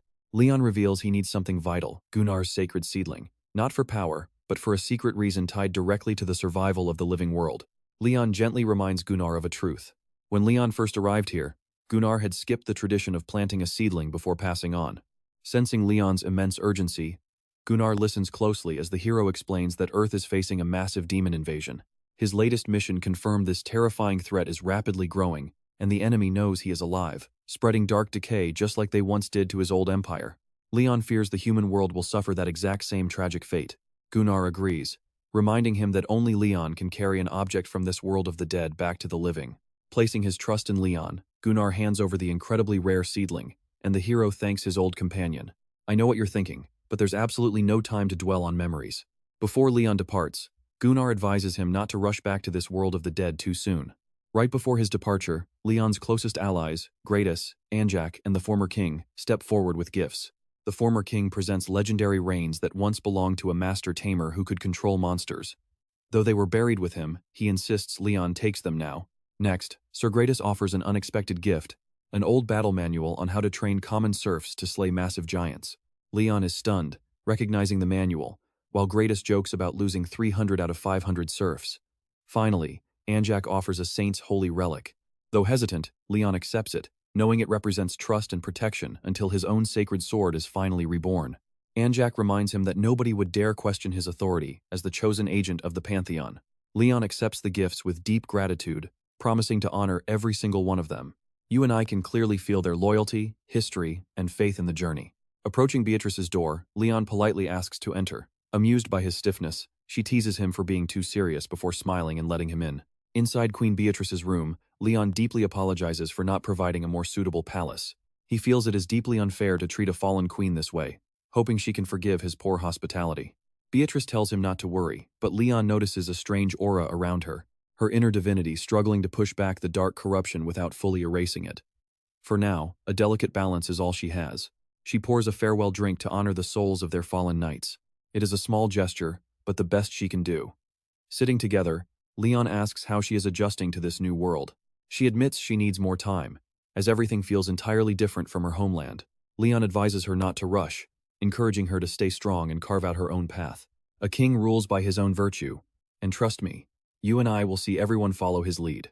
Let's dive into this. Beatrice thinks Leon talks like a ruthless conqueror, but the Holy King gently corrects her with a different perspective. He explains that tearing a world apart for selfish greed is just the petty act of a simple villain, but guiding and uplifting the people? That is the ultimate path of the great Lionheart King. Hearing this, Beatrice realizes that surviving hundreds of years of endless demon warfare takes a mind like his. She also senses that Leon's true enemies are far worse than just demons. Leon nods solemnly, revealing that he is simply carrying out a holy crusade directly ordered by the gods. Then, he offers her a spot right beside him, inviting the Sparrow Queen to join him on his epic journey. Beatrice feels incredibly indebted to him for saving her entire kingdom, so she accepts his invitation but with one major condition. She begs Leon to teach her the secret to permanently destroying Ki, the vile archdemon of pleasure, a monster she absolutely loathes. Leon eagerly agrees, stating he will gladly do whatever it takes to purge such filthy parasites. He even confesses that crushing wicked beasts with the divine powers they fear brings him pure, satisfying thrill, leaving Beatrice in absolute awe of his terrifying, unyielding spirit. Now watch closely. Beatrice reveals that her kingdom boiled demons alive just to traumatize them, since the monsters always resurrect after death. Leon actually commends her wisdom, knowing that intense, physical torment is the only thing demons truly fear. Then, he excitedly asks if she ever tried driving heavy iron nails under their claws, claiming it produces the absolute best screams. Without missing a beat, Beatrice says she preferred flaying them alive and rolling them over spiked boards, making Leon chuckle at her pure creativity. Their highly disturbing chat gets cut short when Hari suddenly bursts into the room, bowing with deep respect. Leon casually requests some tea while Beatrice asks for any warm drink. As she pours, Leon hands down a brand new assignment, ordering Hari to serve as the queen's personal bodyguard for now. Beatrice politely tries to decline, but Leon insists that a true monarch deserves proper respect and elite attendance. Beatrice turns to her and asks if she really is the famous Hari, making her gulp nervously. Sensing an overwhelming pressure from the queen, Hari internally panics and wonders how Beatrice was able to see right through her unique, high-tier skill so easily. Leon suddenly commands Hari to draw her weapon, stating that since she has served him well, she has earned a personal training session. Feeling both honored and incredibly tense, Hari draws her blade and slashes. But think about it, Leon instantly halts her, calling her movements too wide, making Hari freeze in realization. Leon teaches her that while striking requires raw force, every single swing must stay incredibly tight and highly precise. He demonstrates the ideal spacing, and orders her to practice that exact /10,000 times every day, before turning to Beatrice for her input. Beatrice watches, noting that Hari completely lacks control over her intense fire energy. She explains that flames naturally scatter, so just coating a blade in fire mana and swinging blindly is totally useless. She must master her aura to make the flames an actual extension of the edge, rather than just some flashy light show. The queen advises her to compress the heat tightly, since a focused flame will never disperse like a wild, untamed fire. Upon release, that concentrated burst must target a single, lethal point, transforming the sweep into a precise, piercing strike. Beatrice demonstrates this by instantly spiking the temperature to a lethal degree with a effortless flick, casually asking Hari if it looks easy. But Hari can only sweat and think to herself that it's insanely hard. Later that night, her brain completely melts from endless, stressful chores.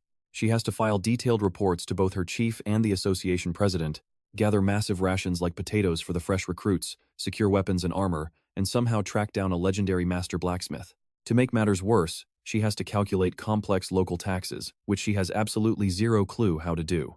Panicking, she laments that her academy never taught her real-world administration. While she suffers in despair, Sir Yappy suddenly floats in, scaring her half to death. Calmly, Sir Yappy suggests splitting the bookkeeping to boost efficiency, offering his aid right when she needs it most.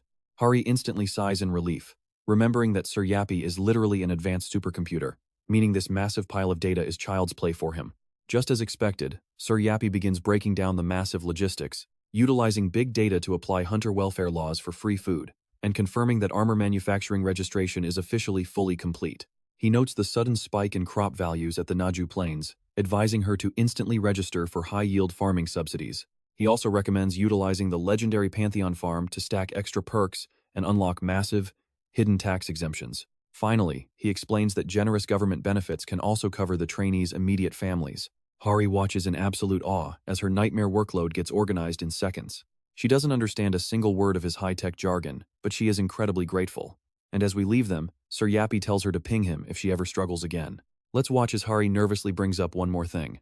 Since she will serve Queen Beatrice, she asks about buying proper clothes, but Sir Yappy bluntly suggests a maid uniform, leaving her totally flustered. In the Lionheart Kingdom, which mirrors medieval Europe, it is completely normal for servants to wear classic maid uniforms. Sir Yappy calmly explains that based on his calculations, ordering a maid uniform is totally logical, making Hari feel relieved since she feared being scolded for wearing what looked like cosplay. Now, completely reassured, she accepts when Sir Yappy offers to order a standard uniform using big data as a reference. Hari gratefully agrees, trusting the supercomputer without a single doubt. What Hari does not realize is that Sir Yappy is compiling his big data straight from online fashion trends. Lacking any real-world context, the machine ends up purchasing the absolute most popular item, a flashy, heavily censored rainbow magical girl maid stocking set, famous for online comments like, "Boyfriends love it," promising she will wear it often. Trusting big data blindly leads to a massive mistake, leaving Hari totally oblivious to the bizarre reality of modern online shopping trends. Now let's check out top student Kim Juk. He notices the massive crowd and comments that turnout is far higher than expected. As classmate Han Suho, another elite student, agrees and recalls the events of a few days ago. It all started when Leon visited the academy. Instead of looking for regular soldiers, he announced he was seeking potential knights, offering to personally teach them swordsmanship, spearmanship, horsemanship, and surprisingly, theology. Hearing theology mentioned left the students utterly confused as they whispered among themselves. Naturally, some students specializing in archery felt anxious. One student nervously pointed out their focus, but Leon immediately dismissed them, declaring that such a mindset suits mere soldiers, not true knights, his blunt words making them think he was incredibly arrogant and unreasonable. Complaints were endless at first, with students questioning why they needed to study divine law, wondering if they were being trained as priests. However, Leon calmly decided to demonstrate something simple, a tiny glimpse of divine law, instantly shifting their stubborn resistance into pure, unbridled curiosity. The students were completely stunned by Leon's overwhelming power, witnessing a divine force that allowed anyone to wield magical abilities without actually using magic. It was far beyond anything they had ever seen, leaving them in awe. Among the crowd is Cheon Soyeon from Class A, who was previously furious after Kim Juk insulted her by calling her a peasant. Now, Soyeon warns everyone to be very careful with how they address her. As the granddaughter of the Divine Sword Guild's master, she feels absolutely compelled to join after seeing Leon's incredible abilities firsthand. Now, you and I can see Pantheon TV, a channel with over 500,000 subscribers, broadcasting a video about divine laws and unstable gates. The videos explain how lower D rank hunters survive dangerous gates using divine laws, while highlighting the benefits of regular prayers to the goddess Dara. Right then, Suho spots Hari in the crowd and affectionately calls her sister. Surprised, they comment on her using an ancient phone despite her obvious wealth, but Soyeon explains that Hari quietly donated all her money to an orphanage, earning instant admiration from everyone around. They note she is currently dispatched to the Pantheon, and everyone naturally assumes she must be doing an incredible job there. Meanwhile, a highly embarrassing detail suddenly pops up on Hari's ancient phone screen. It is a listing for a sexy maid uniform advertised as a 5-piece cosplay set, and with its high rating, Sir Yappy insists the outfit is correct. Standing firmly by his analysis, he ignores Hari's intense embarrassment as she cringes. She tries to argue that the skirt is way too short, but Sir Yappy coldly reminds her that numbers never lie. Boasting a dependability rate of 99.999%, he asks if she is doubting the integrity of big data itself. Panicking, Hari tries to hide upon hearing familiar voices, frantically telling Sir Yappy to hold off on greeting the incoming guests, but she is way too late. Hari awkwardly steps out to greet her visitors, praying she can somehow smooth this bizarre situation over. However, the guests instantly freeze, completely shocked by her revealing outfit. Suho just stares, completely unable to process what his sister is wearing, before asking what on earth is going on. Hari tries to explain it was not her choice, but Sir Yappy coldly interrupts, asking how organic beings dare question big data. While Hari desperately struggles, Sir Yappy tugs the short skirt to adjust it, making this chaotic nightmare even worse. Leon arrives, staring in disbelief, demanding to know what she's wearing. Trust me, you'll want to see what's next. All right, you and I are starting with some major drama. Embarrassed, Hari tries to explain, but Leon snaps, ordering her to change out of that indecent outfit. Hari quietly obeys Leon's furious command, promising to go swap her clothes right away. Meanwhile, Sir Yappy announces trainee mealtime, handing out literal salt water. Hari can only sigh as this ridiculous situation spirals completely out of control. Her big reunion with her juniors is a total disaster. Meanwhile, over on Jeju Island, a red gate looms. After a long, exhausting journey, the Golden Lion Guild, led by Huang, finally arrives at the scene. Gumcho jokes about how fast they booked a flight the second money was mentioned, shamelessly calling out their own greed. Hang reminds her sister that after their brutal losses at the Changju Gate, their guild's finances have been in the gutter, and they desperately need a win, even with risky missions like this. About 40 other members stand ready beside Huang. Suddenly, a familiar voice calls out, and Li Yongwan makes his grand entrance. Huang teases him, bringing up the government blackmail scandal that forced Li into hiding for a while. Huang asks if Li was handpicked for this dangerous operation. Li just responds coldly, pointing out that unlike Huang, he has not lost a single ally yet, serving as a grim reminder of just how brutal this world is. Now, watch closely. Huang brings up the real issue. He demands a 50-50 split of the reward, making Li immediately snap and call it total nonsense. Li argues that Huang won't be doing any of the actual heavy lifting, making a clean split ridiculous. Still, Huang smoothly fires back, reminding Li that nobody else would even help him, mockingly calling him hunter-trader Nim. Li loses his temper, warning Huang not to cross the line, before offering a 6-4 split max. Huang just laughs it off and cheekily tells Li to buy everyone dinner, but Li curses and snaps back, telling him to buy his own damn food. Watching this childish bickering, Gumsho sighs in disappointment at these so-called pro-hunters. Suddenly, Hayuri sneaks up from behind, giving Gumsho an absolute heart attack. Gumsho quickly scolds her, telling her to make some noise when walking, so she stops giving him scares. But Yuri just tells him to speak more politely. Despite the tension, they know this is crucial. With 3 S-rank hunters and 1 near S-rank, they assembled right before a dungeon break. With their power, they are confident they can clear this lower black S-rank gate. The group moves out, stepping through the red gate, and immediately feeling an absolutely overwhelming, heavy pressure. A knight clad in holy armor steps forward, introducing himself as Gayover, a proud Grail Knight of the Lionheart Kingdom. You feel that tension too, right? Suddenly, a quest triggers to save survivors, with one simple clear condition: defeat the magnificent Goric. Soon after entering, the group comes face to face with a massive armored knight. Gayover demands to know why they attacked the royal military, warning that their answer will decide how he uses his warhammer. Gumsho and the others are confused, wondering what this guy is even talking about. But they quickly realize it is all just a big misunderstanding. Li steps up, explaining that one of the knights attacked them first, and they only fought in self-defense. Hearing this, Gayover calls out another knight, Delian. He scolds Delian harshly, warning that his impatience brings ruin and stains the goddess's holy name. Delian apologizes in shame.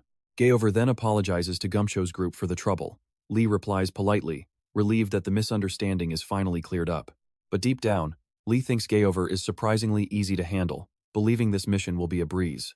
Even though the misunderstanding about the attack is settled, Gayover still demands blood, coldly declaring that since 6 royal soldiers died, it is only fair to take 60 heads in return, revealing the kingdom's brutal and rigid military laws. Meanwhile, the scene shifts as Hari's group arrives at a brand new location, the harsh soldier training grounds. It looks incredibly primitive, completely lacking any modern facilities or comfort. Kim Jack notices that in the cafeteria, the trainees only drink plain water instead of eating actual food. When they finally reach the field, they are shocked to see trainees brutally beating each other bloody in total chaos. This looks like a brutal battlefield, and trust me, we're just getting started. Alright, you and I are jumping right into a brutal training camp where newcomers like Sunbi are questioning their own sanity. But Hari watches closely, sensing a much deeper, darker purpose behind all this extreme violence. This is not just cruelty. This extreme method is meant to forge absolute survivors, pushing minds and bodies way past their breaking points for real combat. As the hellish routine drags on, someone whispers that the actual knight training manual has nothing to do with this current madness. That tiny realization brings a wave of relief. Suddenly, they feel incredibly lucky not to be in those soldiers' shoes. Kim Juk, absolutely traumatized by the sheer brutality, desperately starts planning his escape from this madhouse. But before he can run, Leon steps onto the field with a massive announcement, calling today a special day. The visiting recruits are finally here to watch and decide if they will join his army. He halts the bloody drills and orders the exhausted trainees to take a seat. They sit, but Hari gets confused when Leon singles her out, telling her to stand separate from the rest. He explains that she needs to aim higher and prepare to become a legendary mission knight, a prestigious title carrying massive authority compared to standard grunts. Hari nods respectfully. Now the real test begins as Leon announces he will personally select the absolute best students to become his direct disciples. Now, here is the part you need to watch closely, because training under him is a massive honor. As the trial begins, Hari's close companion Suho quietly whispers her name. Hari immediately warns Suho not to disrespect Leon, knowing exactly how terrifying and brutal the commander is. She is only warning him because she truly cares about his survival. No warm-up, no mercy. Leon orders every single student to draw their swords and attack him together. The rules are dead simple. The fight only ends when the last student drops. And do not worry about dying. Leon has the Holy Grail, a powerful relic that can instantly heal any injury. Facing 40 eager students, he casually mentions that he would be thrilled if even a single person could land one clean strike. Terrified but refusing to chicken out, the students charge forward in unison. But before they can even blink, Leon strikes, and the lead recruit drops cold without realizing what hit him. You and I both know they're completely outmatched, especially when nobody can even track his movement. Panicked voices scream to brace themselves. They finally realize this is no test, they are up against an absolute monster. Leon just stands there, daring them to try again. Swallowing their fear, the remaining recruits rally and launch another desperate assault. They fall one after another, but they do not go down easy. Every single kid fights with absolute, raw desperation. When the dust settles, they are left gasping for air. Yet, there is a flicker of pride that they actually stood their ground. Kim Juk admits he panicked at first, but once the adrenaline kicked in, he gave it everything. Hari feels like she just survived a brutal boss raid against a god-tier monster. And what is worse, Leon did not leave a single opening the entire time. Leon actually commends them, admitting they did decent, and notes their stamina has recovered enough for the real training to begin. He transitions into instructor mode, breaking down the difference between fodder soldiers and true elite knights. Training grunts is simple. It is just endless physical torture and endurance. But training a knight requires a completely different, soul-crushing path. He lays down the law.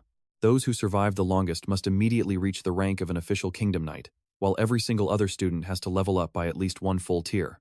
When a confused student admits they do not understand these high standards, Leon calmly begins to explain how the entire knight system works in his homeland. He explains that knights are split into 5 distinct ranks. At the bottom are knight-errants, the unappointed rookies, but once they prove their worth, they are promoted to kingdom knights who serve the crown formally. Above them are the war knights, elite leaders who hold absolute command over other knights in battle. Then come the mission knights, special warriors who abandon their lives to wander the lands, searching for holy quests directly from God. They must roam the world, sometimes for decades, until they locate and finish their divine task. Leon reveals he was once on this exact path, completing a trial directly from goddess Ariana. That supreme achievement is what transformed him into a legendary Grail Knight, securing his current supreme status. Now, if you are wondering if that is the absolute peak, Leon nods but hints at an even crazier truth. Let's dive in. Where beyond a normal Grail Knight sits the ultimate Grail Guardian. It is a rare title awarded to the single warrior succeeding the King of Lionheart, meaning claiming it goes far beyond chasing mere honor. It is basically a direct challenge to King Leon's crown, and he issues a deadly warning that challengers will be executed instantly. He even mentions that right now is their sole opportunity to strike, as his holy strength has currently declined, leaving him far closer to an ordinary knight than a true guardian. Yet, the cadets are left utterly speechless, unable to fathom how this terrifying, overwhelming man could ever be called weak. An anxious student asks how powerful these knights actually are, prompting Leon to pause, coldly stating they could not even begin to comprehend that level of power. Meanwhile, Jeomseol slowly wakes up, clutching her head in absolute agony. With a foggy brain, she struggles to recall why on earth she passed out in the first place. But no matter how hard she racks her brain, absolutely nothing about the recent battle comes back. Sitting up, she notices a mysterious young woman standing nearby, radiating an incredibly calm and soothing presence. The girl introduces herself as Hild from the Woodslinger tribe, explaining that she saved them from the royal army. Jeomseol is completely baffled by the term hero, since she has zero recollection of performing any legendary deeds. Before she can question her, a familiar voice rings out as a man approaches, relieved that his sister is breathing and safe.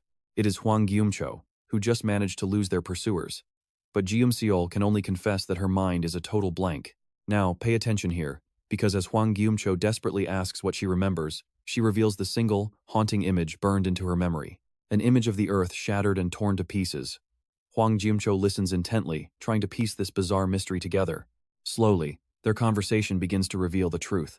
The shocking realization that she lost an entire day of memory hits her, leaving her wondering how she forgot it all. She overhears Hwang explaining how their spell failed, leaving them to barely escape with a terrifying beast hot on their heels.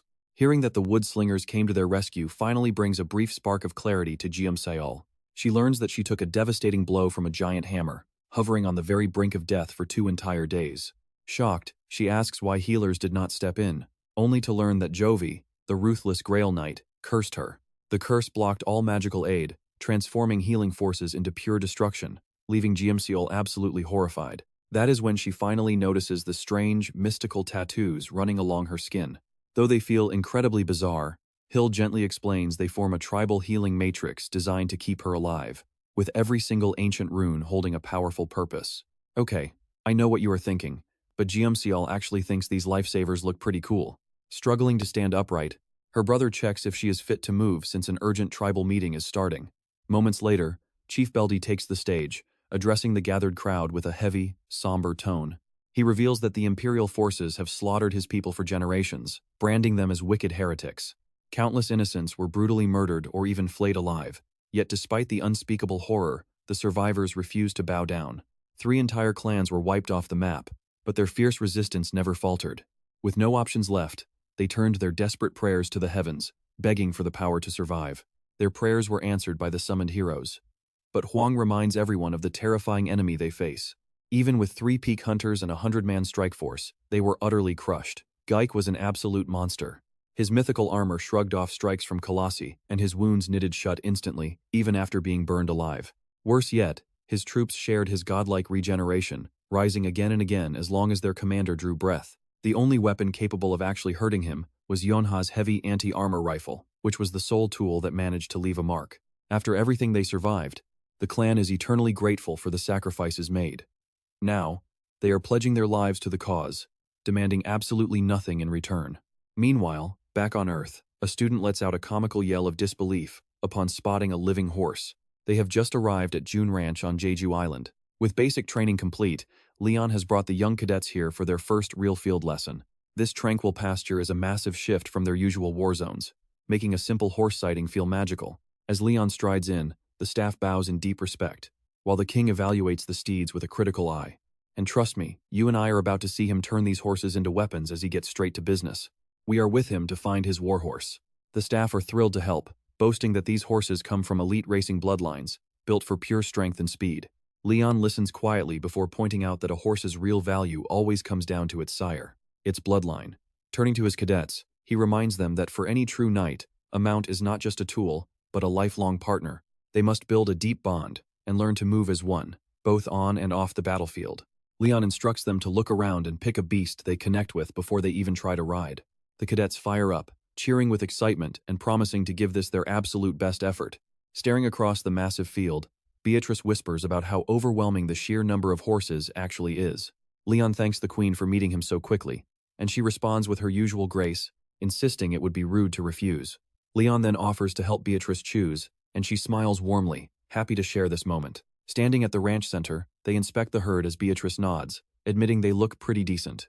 Leon offers her a ride, and Beatrice immediately accepts, asking him to recommend the best one. Pointing to a sleek black stallion nearby, Leon suggests she try it, and she smiles as she walks over. Leon then tells Hari to pick a mount too, making her nervously point at a white horse, totally unsure of herself. Before she can even finish, Leon cuts in and points toward a sturdy golden yellow horse instead, explaining its solid build is a much better fit.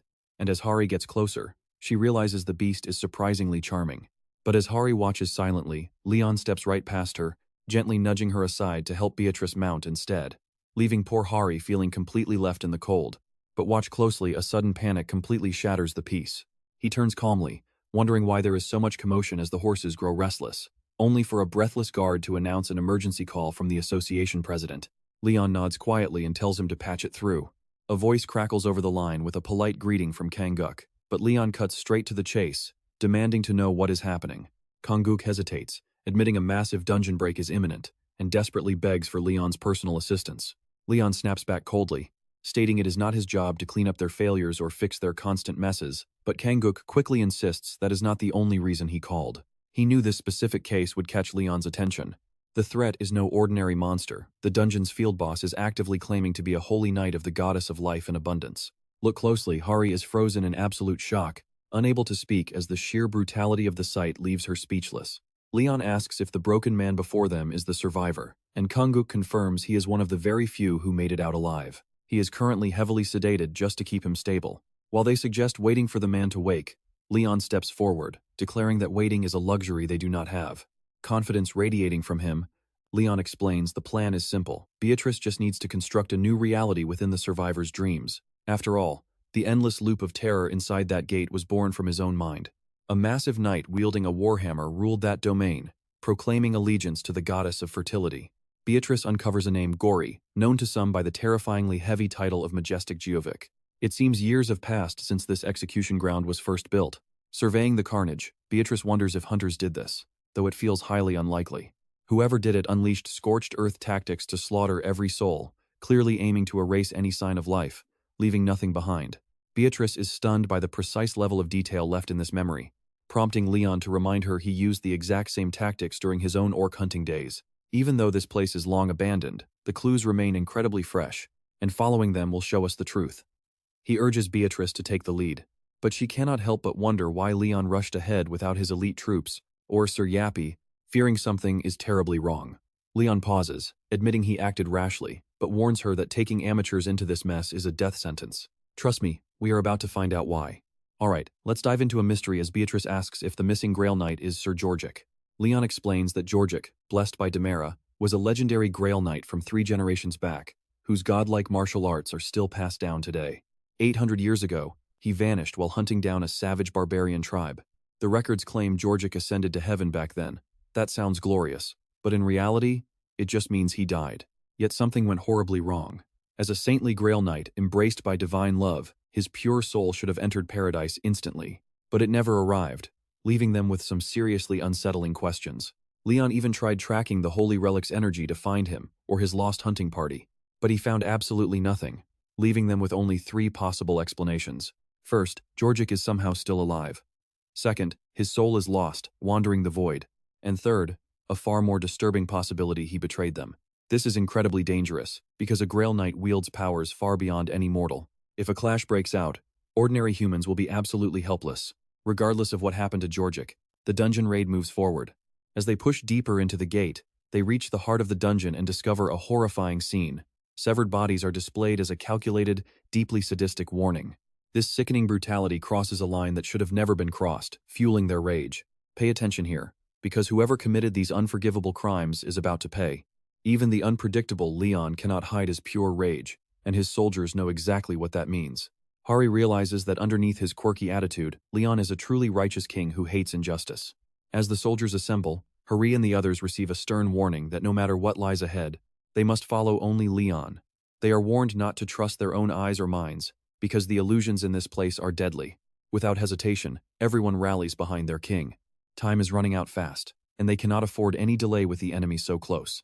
Shrill, blood-curdling screams already echo through the dark. Whatever vicious monster waits ahead is going all out, aiming for total annihilation with 0 survivors. Hari suddenly breaks the tense silence, shouting as she spots a nearby village under siege. Even worse, hordes of enemies are slaughtering innocent civilians in a display of sickening, unbridled cruelty. Seeing this slaughter, the group is absolutely furious, but Leon snaps instantly, charging without a moment of hesitation. His rage explodes, roaring at the top of his lungs, calling the monsters vermin as he attacks alone. He gallops ahead on his warhorse, leaving his shocked soldiers behind. They remember his terrifying bloodlust from the Great Orc Massacre. Whenever innocents are in danger, Leon simply cannot hold back, diving headfirst into the fray. Fueled by raw justice and anger, he moves so fast that his knights struggle to keep up with his blinding speed. Now, I know what you're thinking, but check this out. Hari suddenly realizes there's a deep reason behind his madness. Leon bellows for the glory of Lionheart, raising his glowing holy sword as his stunned troops watch him veer off. But there is one major issue: Leon is charging the wrong way. Hari just stands there completely frozen. Leon looks absolutely demonic, his voice freezing cold as he calls everyone around him insects. Refusing to explain anything, he locks onto his next victim and spurs his mighty stallion straight into a gallop. Everyone around him freezes in sheer panic. Instead of slaying the monsters, Leon turns his blade directly toward his own defenseless allies. Panicked whispers break out, as absolutely nobody can comprehend why their king is doing this. But deep down, Hari knows something is seriously wrong, because Leon is acting completely unhinged. Hari clenches her fists, her heart hammering since more innocent people will die if nobody stops him. Ready to intervene, she steps forward to stop Leon. But a sudden voice calls her name, freezing her in her tracks. Beatrice tells her to trust Leon, insisting he always has a plan. Hari hesitates, deeply conflicted by the queen's words. She quietly wonders if that could actually be true. Up ahead, Leon keeps hacking away like a demon, calling them garbage as he shatters records, completely lost in his berserker rage. Hari wonders if Leon is just throwing a temper tantrum, but Beatrice simply shrugs, saying he just gets too excited. In the end, they both realize there is absolutely no stopping him now. And that is where we leave it. They did not stop him, because those victims, they were just illusions, not real people. Believe me, these villagers are just fake NPCs, created from old memories inside the gate. Only a few here are true survivors, while the rest are mere phantoms mimicking history. None of these monsters or NPCs are actually real. They are just residual memories, mere shadows of events from long ago. So, slaughtering them in battle or putting them to death? It is not considered a real sin. Leon charges into the fray, roaring that not a single soul will survive. But then, a knight steps forward and bows with deep respect, saluting the Grail Knight as a living saint. Leon quickly orders the warrior to stand, pointing out they are still in a war zone. The knight introduces himself as Toskata Vendelik, brother to the local lord and member of the Dawn Knights. Vendelik, a city located right near Lankwell. Toskata nods, proudly adding that he was the only son whose knightly skills were ever recognized. His sacred pilgrimage was set to begin right after this mission. But Leon just mutters that he has never heard of his name. Look closely here. If Toscata actually became a Grail Knight, they would have met in paradise. This means only one thing. The knight either failed his holy quest or died horribly during this raid. Leon scans the sea of knights standing before him, but cannot recognize a single face. They were once legendary warriors, yet history completely forgot their names. Leon confidently declares his own title, Leon Dragonia, Lionheart, Sovereign of Dragonia, and the chosen hand of the Lionheart, a title bestowed by Ariana, Goddess of Light and Justice. Toscata recoils, completely overwhelmed by Leon's blinding holy pressure, wondering if this is some cruel joke. But Leon stands tall, stating that no true knight would ever dare lie about being the Lionheart King. Leon realizes that in this era, a different king ruled the Lionheart. Even so, Toscata nods and chooses to believe him. Turning to the group, Leon asks to confirm if these knights came here to raid the barbarians. Noticing a powerful war knight, Leon asks if their Grail Knight is indeed blessed with the magic of life and fertility. They quickly confirm it is Sir Geovric. Leon demands to see Sir Geovric immediately, his sharp tone carrying a heavy, undeniable sense of urgency. The knights explain that Sir Geovric is currently out hunting down the remaining barbarian survivors. Talk of brutal skinning and the chilling atmosphere make it clear that something is deeply twisted here. Sir Geovric is not just patrolling. He is rushing into battle to eradicate the barbarian tribes. I know what you are thinking. This is where everything goes horribly wrong. A terrible, unforeseen catastrophe is about to strike their Holy Grail Knight during this brutal war. Before long, the enemy army arrives, led by their chieftain. It is a dangerous red-grade gate, bordering on black-grade, but the squad believes they can still handle it. All of the local clans, who usually hate each other, have united to survive the relentless, brutal raids of the knights. Faced with extinction, they put aside their blood feuds to fight as a single unit. But even united, the Imperial Knights completely outnumber them in both troops and steel. As the tribal warriors prepare, their ancient beast blessings activate. The boar's molar boosts their ability to pierce heavy armor. The white tiger's seal sharpens their speed and instincts, while the iron bear's hide grants immense physical strength and iron skin. Lastly, the black eagle's claw weakens enemy defenses while granting them swift wind protection. Fully empowered, they charge into a battle that is far more than a simple raid. It is a turning point for everyone. Gaver explains that his ultimate seals were bestowed by the terrifying beast gods worshipped by these very tribes.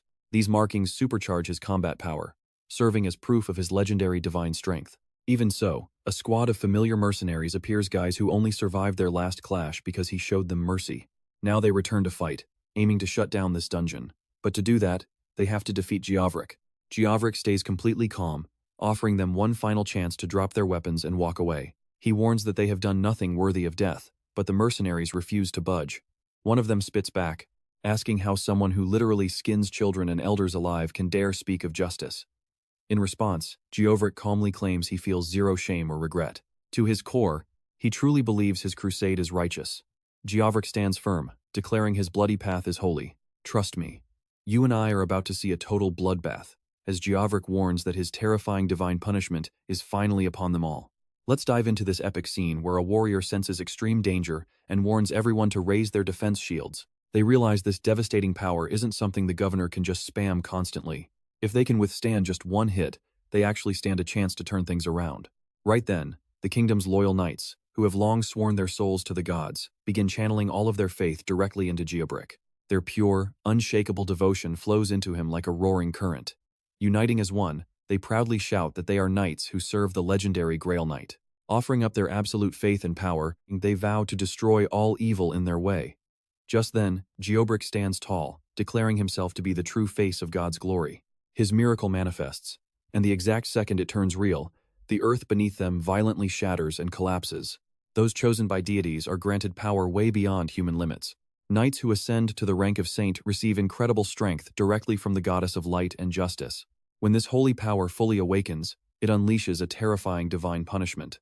But this wrath is unique for every Grail Knight. It depends entirely on their patron god. For the Grail Knight of life and fertility, that divine wrath literally tears the land apart. Now watch this, because the crowd is left completely speechless. One attack, and 3,000 tribal warriors vanish without a trace. Since it feels so inhumanly terrifying, the remaining troops sigh in relief, glad they weren't the target. In this chaos, Geovric prays to his goddess, begging her to guide their steps, serving as the very ground beneath their armored feet, and to lead lost souls back onto the righteous path. He screams to offer the enemy one final chance at purification, but instantly orders his men to wipe out the filthy heathens with absolutely zero mercy. Their strongest fighters step up to block the enemy head-on, while the others flank them from all sides. Vastly outnumbering the enemy, They're fully confident they have this won. But Geobrick watches in shock as a lone mercenary holds his ground like a beast. That weird heathen mark on the mercenary's body has to be the source of his monstrous strength.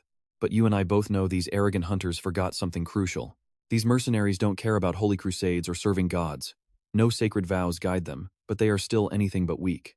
They've traveled across blood-soaked battlefields, constantly facing lethal danger just to prove their worth to the world. They don't need a deity's blessing to hold their ground, even if everyone calls them trash. They stand tall and ready to clash, not as mindless monsters, but as heroes forging their own path. And their opponents? Not rookies.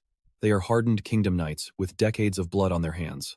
Some have fought for nearly 100 years, incredibly proud of a lifetime spent surviving brutal warfare. They've slaughtered countless beasts, invaders, and anyone who dared cross their borders. With that much experience, they won't back down, even against terrifying foes. Their holy hymns echo across the battlefield as massive waves of reinforcements charge in from behind. This crushing pressure is absolutely suffocating, and one mercenary realizes they must act now or get completely obliterated. Hang spots a desperate escape route, but running away isn't really an option, especially since they can barely handle these normal knights. And the ultimate threat, the field boss, hasn't even showed up yet. Their squad is just too weak. If they had help from a top 10 guild, maybe they could fight back. But time is running out. Long before backup can arrive, the dungeon will collapse. That's when Hang quietly proposes a much smoother way to end this. Everyone immediately stops to listen, because whatever Hang has planned might be their only. Ariana, the goddess of justice, and Dara, tied to life and fertility. These divine names float around, but they mean nothing to Lee, who has never cared about religion. Honestly, he doesn't see what ancient gods have to do with modern gates anyway. Then someone points out a crazy coincidence: the King of Lionheart might actually be from this gate. It all clicks when they recall the knights talking about divine missions. That level of holy talk is completely abnormal for a standard dungeon. If their king is actually from the same place as these monstrous knights, staying here is suicide. They must retreat immediately. Hildur desperately asks if Lee is abandoning them, but Lee fires back that he isn't giving up. He's going to fetch elite support because staying here with no backup would mean certain death. Plus, there's no point arguing with NPCs. None of this is real anyway, and trust me, you and I are about to see if they survive. Alright. You and I are jumping right into a disaster as Hildur screams for the guild to retreat immediately. These monsters just won't go down, and they have to escape before they all get wiped out.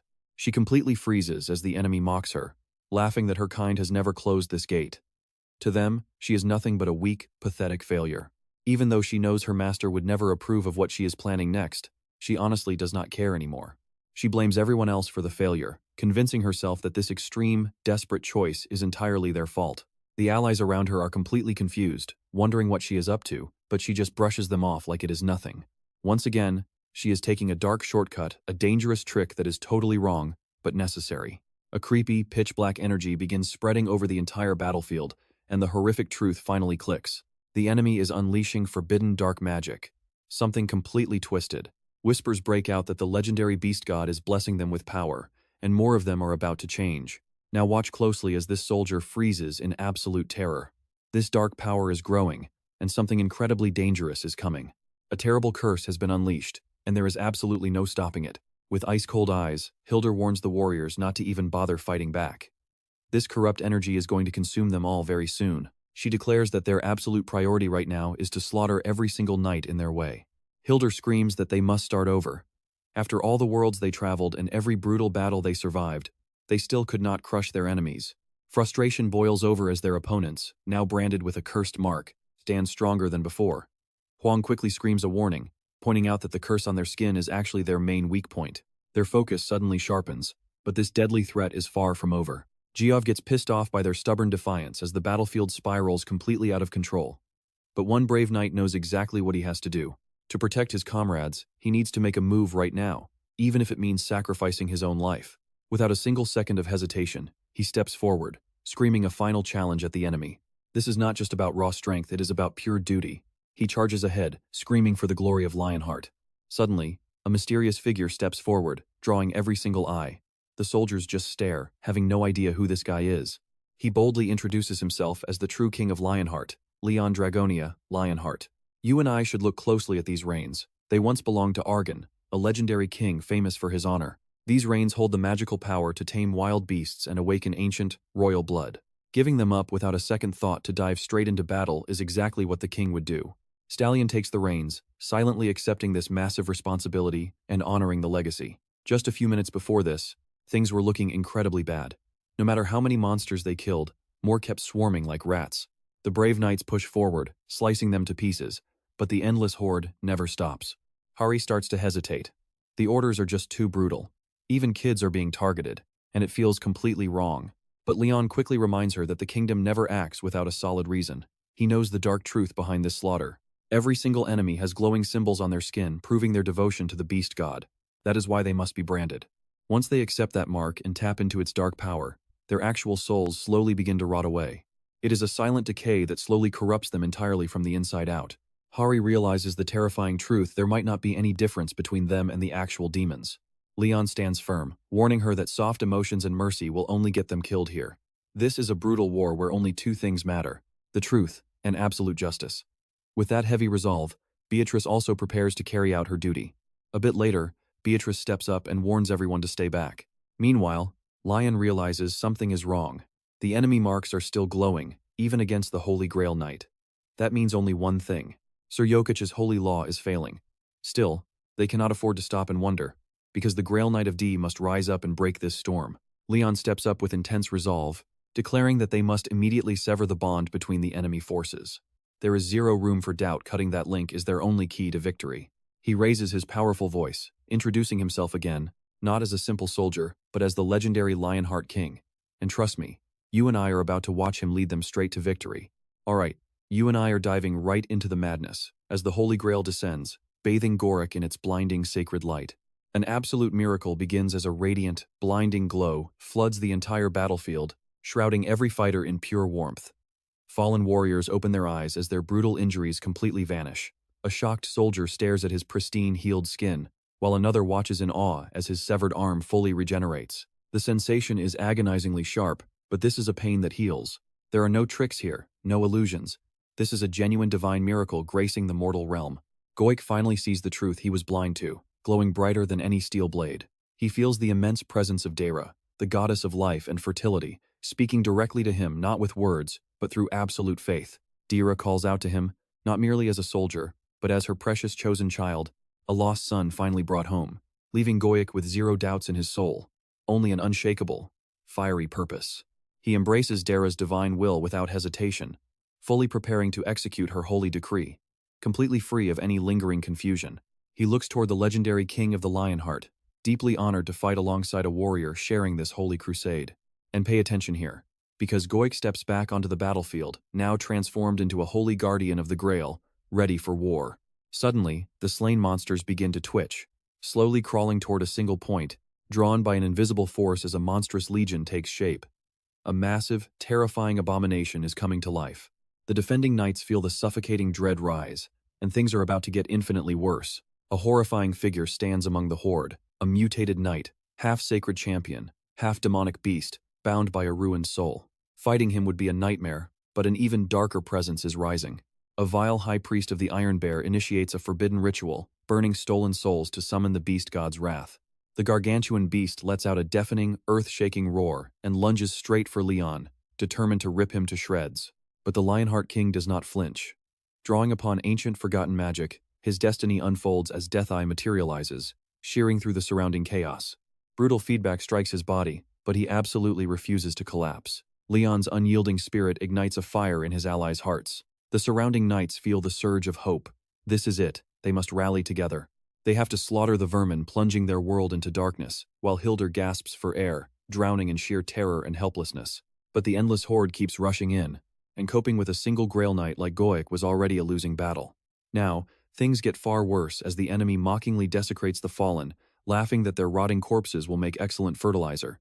I know what you're thinking: where did this legendary king of the Lionheart even come from, and who is this mysterious woman? Scrambling for safety, Hildur stumbles upon a glowing mana stone, a dense energy crystal harvested from the slain beasts inside the gate. But an icy dread washes over her.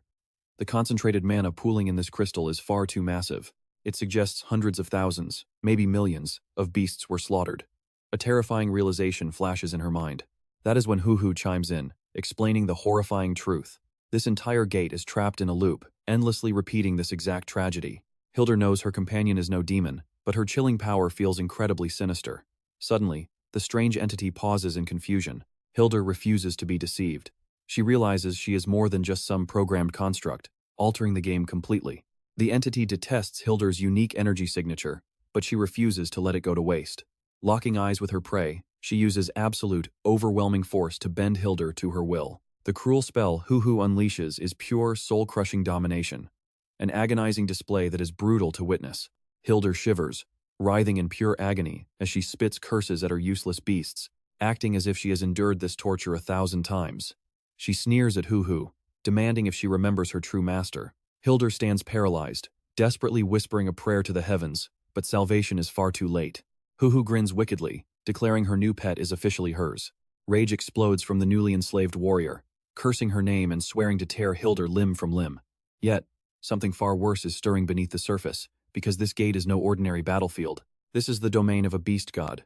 And if other rival beast gods manifest their catastrophic presence here, even for a moment, the mortal fighters are the least of their worries. The entire gate itself, along with the surrounding world, will completely shatter. We are looking at an absolute, apocalyptic disaster. Leon speaks with cool confidence, mentioning that the 11th king of the Lionheart frequently spoke of Goik and his legendary comrades. That legendary name strikes a chord in Goik, leaving him completely bewildered and questioning if Leon had truly met him.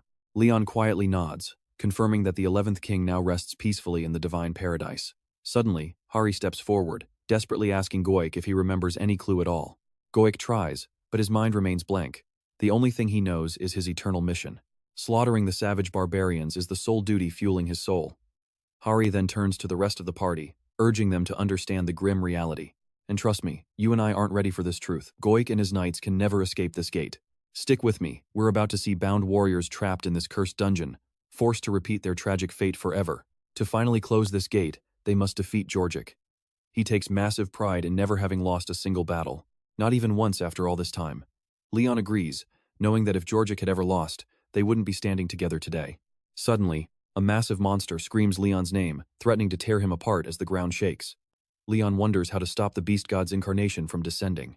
Hilda laughs cruelly, mocking that there is no stopping it now and the gate is already collapsing. The beast gods plan on unleashing their full, destructive power to crush everything. Leon hears this but refuses to back down, knowing these brave knights deserve a much better fate than being abandoned in this place. Leon is determined to fight, no matter the danger, even as Beatrice warns him that a direct clash is far too risky. But Leon's mind is made up, knowing that if they run now and a dungeon break occurs, monsters will flood into the human world, creating a threat far deadlier than anything inside this gate.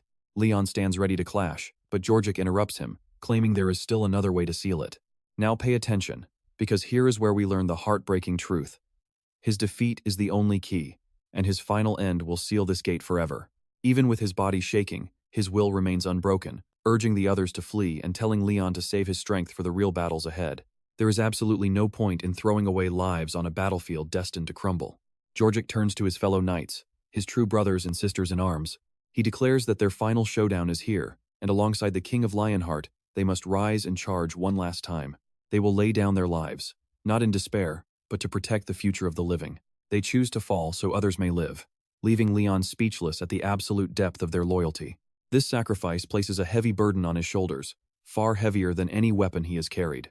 Still, he vows to carry it with honor. Georgic is not finished yet and begs Leon for one last favor.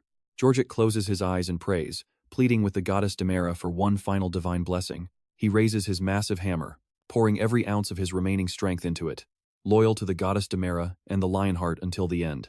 Georgic channels every single drop of his power directly into the weapon. Let's pause here, because this passing of the hammer is a beautiful moment of pure trust and legacy.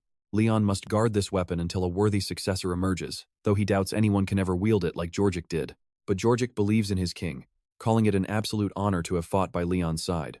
Turning to his elite cavalry one final time, Georgic orders them to shield the king until their very last breath. His knights raise their heads with immense pride, answering without fear, their final, honorable duty now perfectly clear. They shout a final blessing to their commander, their devotion completely unshaken even as the end draws near. Standing tall, Georgic reminds everyone who he is, not just a simple warrior, but an absolute battlefield legend. He has slain over 10,000 enemies with his own hands, faced millions more in war, and never once faltered. He remembers holding the line against 300,000 orcs, defending the homeland when everyone else had fled. He recalls their brutal victory over the giant ogre chief, where sheer courage kept them alive against all odds. Through all those wars, the goddesses, Demera and Ariana stood by him, while the god Pos cheered on their relentless spirit. Georgic is no ordinary knight. He is the Grail Knight of life and fertility, and with a roaring cry, he commands his comrades to rise. They march toward certain death today, carrying no fear, only absolute, undying honor. They fight for justice, for the future, and for their proud lineage. As they charge forward, their hearts burn with unmatched glory. Behind them, the Lionheart emblem blazes bright. Hari's heart is heavy, unable to abandon them even after Leon commands her to leave. Hari wants to witness their legendary final stand and honor their memory to the end. Leon doesn't force her away. If she wants to watch, she can stay. But then, Hari senses something is terribly wrong. Her voice trembles as the dark truth hits her. Georgic has officially ascended. Leon vows that the beast god they worship will suffer the cruelest death. Meanwhile, the Grail Knights slowly retreat, their duty finally done. Now, the ancient divine laws must take hold and force their judgment, no matter the cost. And that's where we leave it, trust me. Georgic's incredible sacrifice and ultimate legacy will echo in our hearts forever. Let's dive into this epic journey as Leon silently vows to carry those words forward. What Joik believed in won't fade. His justice will be realized through the king's next moves. Leon feels deeply exhausted, but this is different from the fatigue of battle. Even after slaying endless demons, he never felt this heavy. Now, something deep inside him aches. Over time, Leon begins to understand why. It's not the actual fighting that breaks him. It's the fear, the constant terror of losing his loved ones again. That kind of pain cuts deeper than any physical wound. Worse is the terrifying thought of facing the future completely alone. Yet, Leon knows this is a lonely path he has to walk by himself. This crushing weight cannot be shared with anyone else. Some heavy burdens are meant only for the chosen one to carry. Right then, a familiar voice calls out, and Hari finds him. Leon realizes how late it is and wonders why Hari isn't asleep, since she is usually the first to relax and watch her favorite dramas after a long day. But tonight, she is still standing there, gripping her sword as if she is waiting for something. Hari stammers, trying to explain herself. She admits it's not sudden, but their recent struggles have stirred something deep inside her. The brutal battles, the painful sacrifices, and the heavy truth have truly changed her. She feels like she can't waste another second. She needs to get stronger, not just for herself, but to protect everyone. Watch this carefully, as Leon tells Hari to raise her sword because he wants to test her actual strength. She stands tall, feeling both nervous and proud. Replying in her usual formal tone just like she always does, Leon sighs quietly, wishing she would drop the formalities. He lifts his blade effortlessly and tells her to get ready, so she tightly grips her weapon. But the second his blade swings, she stumbles backward, completely shaken by the raw power of his strike. Leon doesn't sugarcoat anything and points out her flaw immediately. Her arms are positioned way too low. Dropping them below the belly button costs her speed just a fraction initially, but enough to kill her. Any lower, and her movements slow down drastically. Hari nods quickly, absorbing his advice. Leon steps forward again, reminding her that defense is a full-body effort, not just arms and steel. One foot moves back, keeping the weight grounded.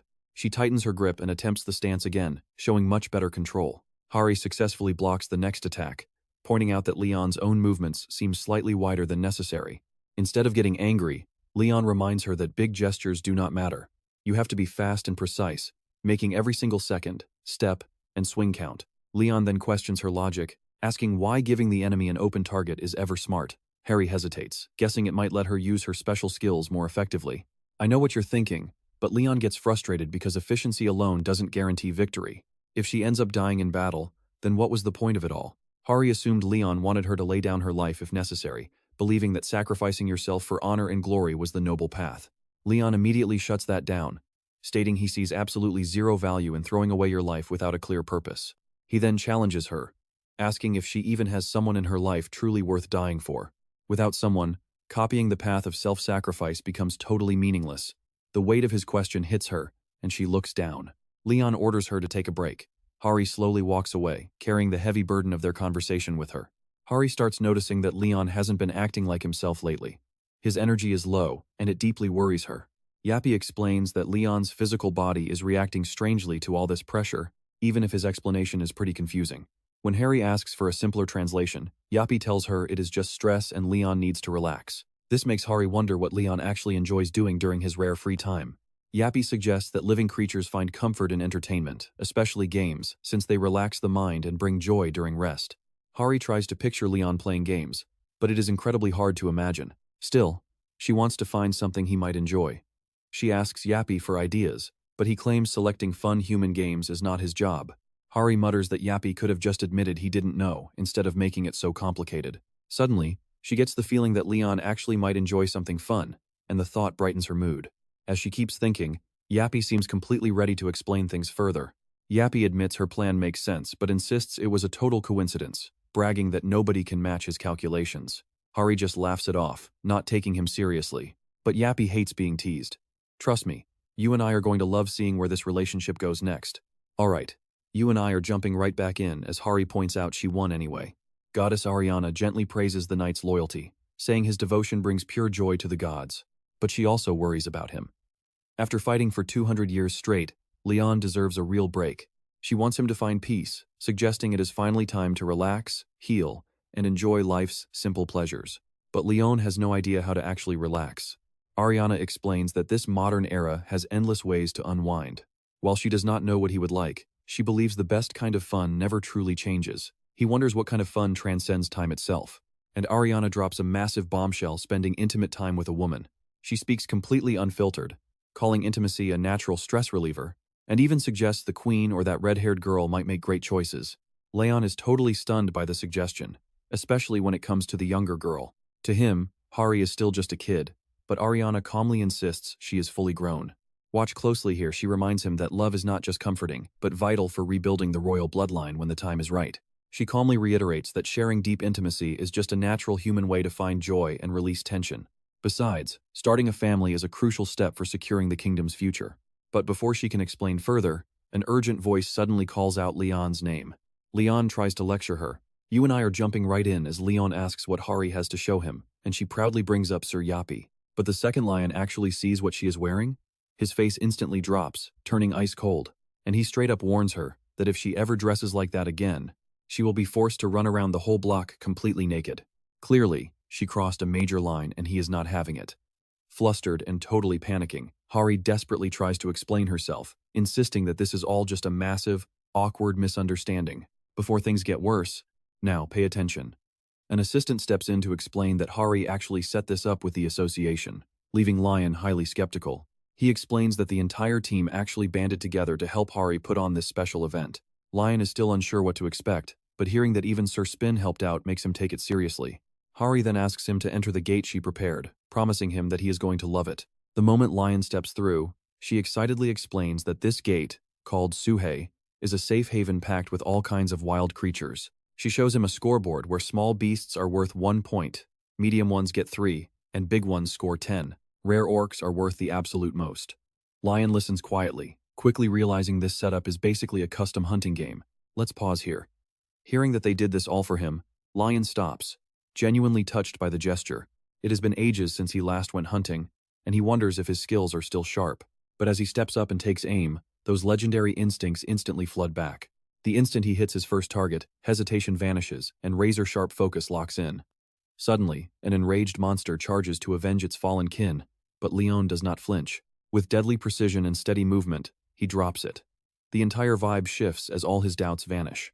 Watching him, Hari realizes he is completely locked in, making her earlier worries totally pointless. Honestly, Lion is having an absolute blast. Moving through the gate, he casually mentions that bringing home a souvenir is a must-do tradition. Hari, watching him wield that bow with flawless accuracy, trust me, she is stunned by how natural he is, especially since we all thought Lion hated long-range weapons. Let's clear up one major misunderstanding right now. Just because Leon is a knight doesn't mean he cannot use them. Honestly, hunting was a core part of noble life, especially for those venturing out on dangerous royal missions. These holy warriors frequently had to survive out in wild lands, tracking down their own food to stay alive. Now, watch closely over time, they became master hunters. Even though Leon is known as the strongest champion of his era, he casually admits he was only the second best hunter. This leaves Hari totally shocked if he was second. Who on earth was number 1? And Leon reveals that the top title did not belong to another Grail Knight, but to a high priestess. She was no knight, but trust me, the goddess of the moon and hunting chose her.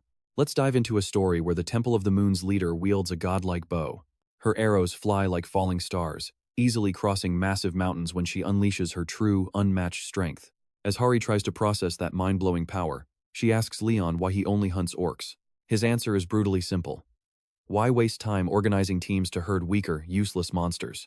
Orcs yield the absolute highest score, and aiming for the top in a competition is just common sense. While his logic is incredibly blunt, Hari realizes Leon views these monsters as nothing but prey. But right after their hunt, Leon spots something bizarre on the ground. This weird object radiates an ominous heavy energy. Hari agrees that it feels cursed, and it actually turns out to be an incredibly rare cursed totem. Instead of keeping the relic, Leon decides to sell it off to reward the hard workers who helped herd the beasts. Even though this artifact is worth a fortune, Leon believes it is the perfect payout for people who spent their day off sweating under the blazing sun. Right after, he spots tracks of fleeing orcs. With eyes full of focus, he declares the hunt isn't over, while those filthy beasts still defile the woods. Real or not, these monsters are lifetime enemies in his book. He calls Hari over, offering to train her in the absolute basics of legendary archery. Hari agrees, though she is pretty shocked by his sudden burst of high energy. Now watch closely. Hari looks at him and whispers that he seems much happier. Hearing this simple compliment, Leon suddenly freezes in his tracks. It hits him that it's been ages since anyone showed him genuine kindness, without asking for anything back. Touched, Leon softly admits he's proud of her. Hari doesn't catch his words initially, but Leon refuses to repeat himself. Instead, he sets a strict goal: she has to drop 3 orcs using his direct techniques, or he will be deeply disappointed. Hari completely panics, frantically reminding him that she has almost zero experience holding a bow. Soon, back at the Pantheon Guild's training grounds, Hari lets out a sigh of relief, happy to see Leon is in high spirits. Out of nowhere, the section chief walks in, complaining that their tractor broke down. He needs to check the supply room, a place untouched since the Naju incident. Hari decides to tag along to the vault, which holds the legendary, sacred hammer of Sir Jorg. Overwhelmed by the holy atmosphere, Hari whispers a prayer, a hilarious, chaotic mix of Buddhism and Christianity, even making the sign of the cross. The section chief immediately calls her out, utterly baffled by her bizarre, mixed-up prayer. Still, the chief confirms the divine weapon has been resting safely here the entire time. Because no living hunter can lift its incredible weight, they keep it locked away. Hari is about to leave, but something shocking catches her eye. Here is where it gets crazy. A mysterious figure slips inside, desperate to lay eyes on this epic artifact. As he steps closer, a loud security alarm blares, and Yapi instantly springs into action. It's the mechanical Holy Knight, Jagged Spinner, stunning the entire room. The metallic visitor looks at the artifact, confirming the Pantheon Guild really has the hammer. Yapi calmly greets the Metal Knight, who arrived to challenge the weapon's power. He offers him a surprisingly polite and formal welcome. Spinner, feeling slightly awkward, thanks him, noting the facility is far cleaner than he expected. But before they can talk, Yapi cuts in, demanding an entrance fee of 5 million won for active hunters. Spinner is completely outraged, pointing out that regular citizens pay only 500,000, while hunters get charged 10 times that amount. Yapi clarifies that normal citizens just look at history, whereas hunters attempt to wield the relic, meaning extra fees are vital for holy maintenance. Even with that explanation, Spinner still thinks that extra zero is highway robbery. However, everyone knows the unmatched value of an epic tier item makes the price tag worth it. The robot knight hesitantly asks if Samsung Pay works, but Yapi calmly replies that a direct wire transfer is better. Right then, Hari steps forward, introducing herself as an assistant manager from Management Team 3 of the Hunter Association.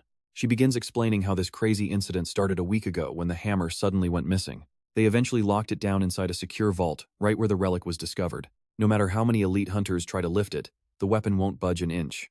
Suddenly, the hammer shifts on its own, moving with clear, conscious intent. This is no ordinary chunk of metal. Its overwhelming aura proves the legendary weapon has developed a mind of its own. This rare phenomenon actually happens when highly powerful holy relics spend centuries connected to godly, legendary individuals. Over the years, that deep divine link births a living consciousness, making these items notoriously hard to control. Back when Leon first wielded the hammer, it was entirely silent, acting as a perfectly obedient tool of war. It was blessed by goddess Daria, completely loyal to the king of Lionheart. But today, its energy burns different, stronger, completely awake, as if actively searching for a worthy soul. Leon immediately understands what's happening. You and I are about to watch this weapon choose a worthy new master. Hey, stick with me, because Leon is about to drop a massive bombshell on Hari and the entire Hunter Association. The association will definitely want to inspect the weapon first, but Leon doesn't care, the message is already sent. The stage is set, and this legendary hammer now waits for anyone worthy enough to lift it. But as they look closer, they notice something insane. This isn't just a strong weapon, it's an epic grade item. For hunters, gear ranking is everything. It's how they size up their gear and choose the right weapons to slay beasts. It starts at normal, climbing up to rare, then unique, and legendary tiers made with insane resources and elite craftsmanship. But epic items? They are in a total league of their own. These tools completely blow past legendary grade, with only a handful ever appearing over the last 30 years. We're talking world-famous weapons, immortalized in history books, and deeply feared for their absolute, terrifying power. Take the Heaven Destruction Sword used by the Master of Shawan Mountain, and once wielded by the Heavenly Demon himself. These aren't mere tools. They are legends made physical.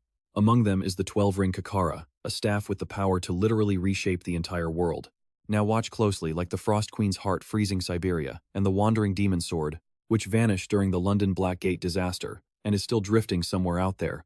These artifacts hold godlike power, turning hopeless fights into easy victories. And right now, another item of that legendary rank stands before them, Georgic's hammer. Despite how priceless it is, Leon stands by his choice. Whoever lifts the hammer owns it. Li Chansu can't believe his ears. Befuddled by why anyone would give away such a treasure, he quickly pulls up the item stats to check its worth. The weapon is divine, infused with the soul of Georgic, a Grail Knight chosen by Dira, goddess of life. It contains the key of faith, channeling holy energy from the goddess herself, while completely wiping out the wielder's fatigue. While touching the ground, it boosts your defense 4 times over and triples your healing speed. Allies get massive buffs too, like doubled defenses and boosted recovery. Plus, its special skill, the Saint's Painting, lets the user manifest holy laws based on their faith and connection to divine power. These absurd stats completely break Li Chansu. This isn't just rare, it's a straight-up miracle. Yet Leon doesn't budge at all. He firmly tells Li Chansu to report this to the association, leaving the stunned agent asking to step away for a very quick call. Over at headquarters, the association president answers. He practically screams in disbelief because this is the nation's first ever epic item, and only the 3rd one in all of Asia. You saw this coming, right? Hopeful challengers immediately flood the Pantheon Guild. The curious crowd gathers, shouting and demanding to see the hammer. But Hari shuts them down, explaining a holy artifact requires utmost respect. In this world, you don't just grab a legendary hero's weapon without showing absolute reverence. This is Sir Georgic's legacy, not a toy. Still, an eager hunter steps up, wanting to try his luck. But the moment he gets close, he freezes. The hammer's aura is terrifyingly heavy, radiating insane pressure without even moving. Without even touching the handle, the poor challenger collapses onto the floor. The hammer violently rejects anyone it deems unworthy, blasting them back with pure force. One guy stumbles away, crying that nobody warned him. But truth be told, the weapon acts on its own will, and nobody actually understands the rules it follows. Suddenly, Kirik's voice echoes out, demanding a tithe and offering for the goddess of this sacred relic. The hunters are baffled. They already paid an entrance fee, and now they're being shook down for more cash? But one clever guy realizes the connection to the goddess, figuring this donation is actually the real test. He steps forward and drops 10 million won as an offering. The crowd stares in shock, calling him absolutely insane. The second his offering is accepted, the energy shifts. The previously unmovable hammer suddenly lets him touch it. He wraps his fingers firmly around the handle, something completely impossible just seconds ago. The crushing aura fades away entirely, meaning the holy relic has finally acknowledged his presence. Seeing this, hunters go wild and start throwing money at it, desperate to lift the weapon and claim it. People are shoving and screaming over who paid more. Hari gets a bad feeling and whispers to Kirik that this is getting out of hand. She seriously questions if a sacred relic should be treated like a cheap arcade game. But Yappy just shrugs to him. It's pure business. Trust me, you and I are going to love seeing this hammer violently blast the next greedy challenger away. Alright, you and I are about to see that it wasn't about strength, the hammer just wanted a bigger offering. This holy test is starting to look a lot like a pay-to-win system. This relic isn't just testing worth, it measures gold. Honestly, it feels less like a legendary holy weapon and more like a tool for pure profit. But Yappy stays completely chill because his master plan is working. This is just step 1, and nothing can stop him. Word spreads fast, and even big brands want to open shops right inside the guild headquarters. The entire place is booming with hype. A quick look at the donation reports proves just how insanely popular they've become. Hunters from all over the country are lining up just to get a single shot at lifting that hammer. They don't want glory, they want miracles. One guy literally cries as his decade-long ingrown toenail heals instantly, while another feels his cavity vanish just from the hammer's aura. The power of the Pantheon is drawing massive crowds. Every single miracle makes their faith grow stronger, but behind the scenes, Yappy is working tirelessly without a single break. He is stockpiling cash, rare goods, and every resource possible. He isn't just chasing quick money, he is building something massive. Fame, reputation, and holy miracles all feed straight into his master plan. To him, this guild isn't just a building, it's a symbol. Every move he makes and every single coin he collects directly fuels the rise of this sacred facility.